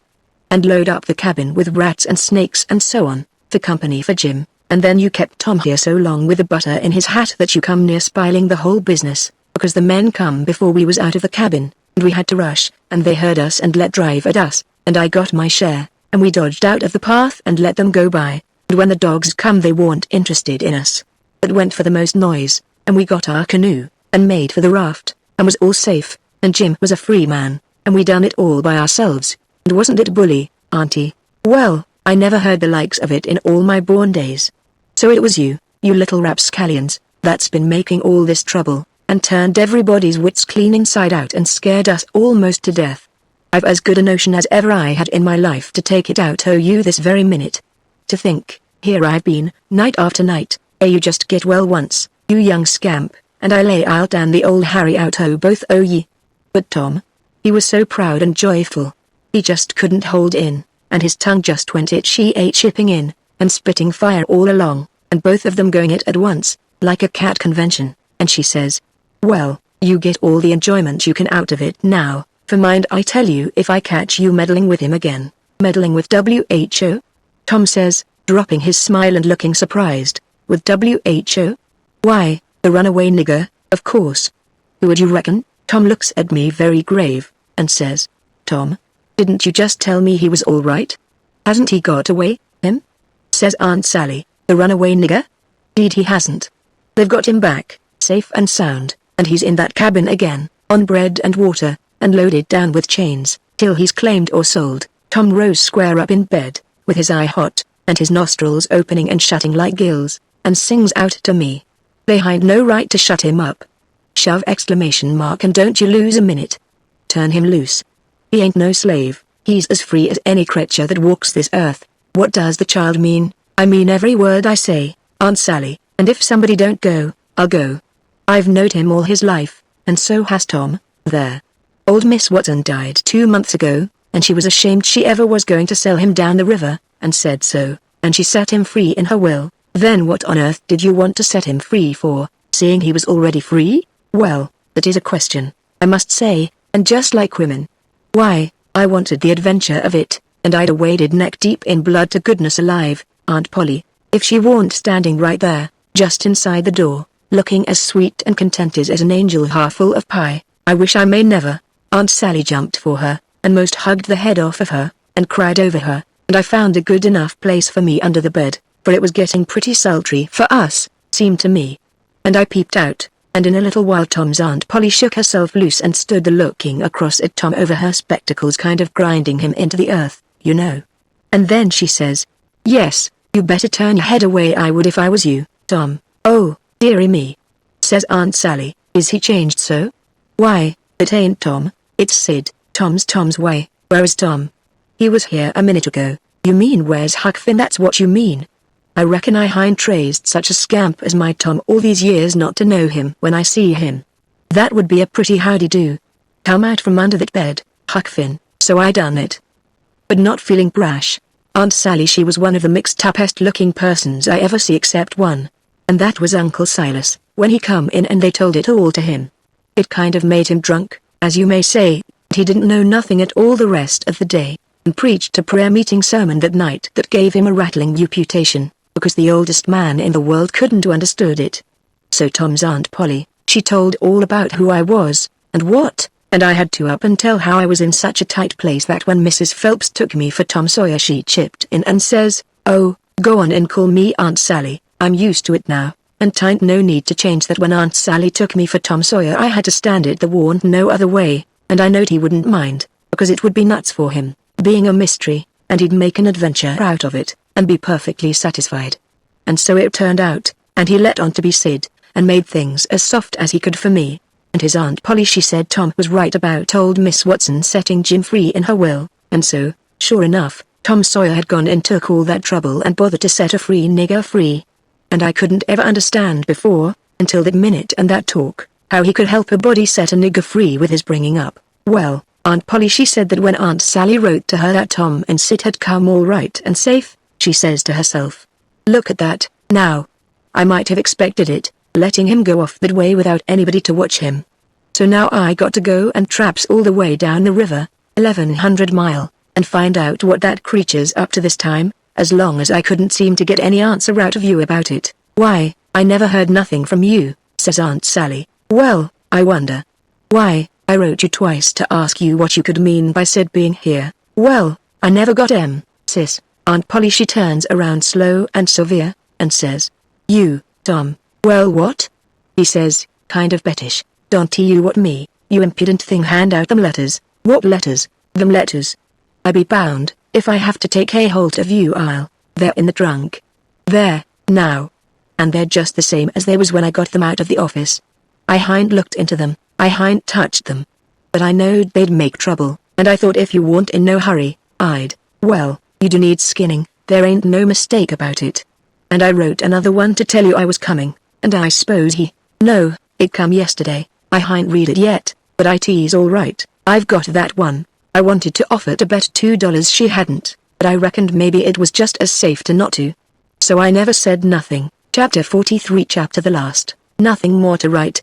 The first time I catched Tom private, I asked him what was his idea, time of the evasion ? What it was he'd planned to do if the evasion worked all right and he managed to set a nigger free that was already free before. And he said, what he had planned in his head from the start, if we got Jim out all safe, was for us to run him down the river on the raft, and have adventures plumb to the mouth of the river, and then tell him about his being free, and take him back up home on a steamboat, in style, and pay him for his lost time, and write word ahead and get out all the niggers around, and have them waltz him into town with a torchlight procession and a brass band, and then he would be a hero, and so would we. But I reckoned it was about as well the way it was. We had Jim out of the chains in no time, and when Aunt Polly and Uncle Silas and Aunt Sally found out how good he helped the doctor nurse Tom, they made a heap of fuss over him, and fixed him up prime, and give him all he wanted to eat, and a good time, and nothing to do. And we had him up to the sick room, and had a high talk, and Tom give Jim $40 for being prisoner for us so patient, and doing it up so good, and Jim was pleased most to death, and busted out, and says, now, Huck, what I tell you ? What I tell you up on Jackson Island? I told you I got a hairy breeze, and what's the sign on it, and I told you I been rich once, and gwinna to be rich again, and it's come true, and she is. Now. Don't talk to me, signs is signs, mine I tell you, and I know jizz as well that I use gwinna to be rich again as I's a standin' he this minute. And then Tom he talked along, and says, let's all three slide out of here one of these nights and get an outfit, and go for howling adventures amongst the Injuns, over in the territory, for a couple of weeks or two, and I says, all right, that suits me, but I ain't got no money for to buy the outfit, and I reckon I couldn't get none from home, because it's likely Pap's been back before now, and got it all away from Judge Thatcher and drunk it up. No, he hain't, Tom says, it's all the yet $6,000 and more, and your Pap hain't ever been back since. Hadn't when I come away, anyhow, Jim says, kind of solemn. He ain't comin' back no mo, Huck, I says. Why, Jim? Mean why, Huck, but he ain't comin' back no mo, but I kept at him, so at last he says, don't you remember the house that was floatin' down the river, and they use a man in dar, kivered up, and I went in and unkivered him and didn't let you come in? Well, den, you can get your money when you wants it, case dat use him. Tom's most well now, and got his bullet around his neck on a watch guard for a watch, and is always seeing what time it is, and so there ain't nothing more to write about, and I am rotten glad of it, because if I'd knowed what a trouble it was to make a book I wouldn't a tackled it, and ain't a-going to know more. But I reckon I got to light out for the territory ahead of the rest, because Aunt Sally she's going to adopt me and civilize me, and I can't stand it. I been there before,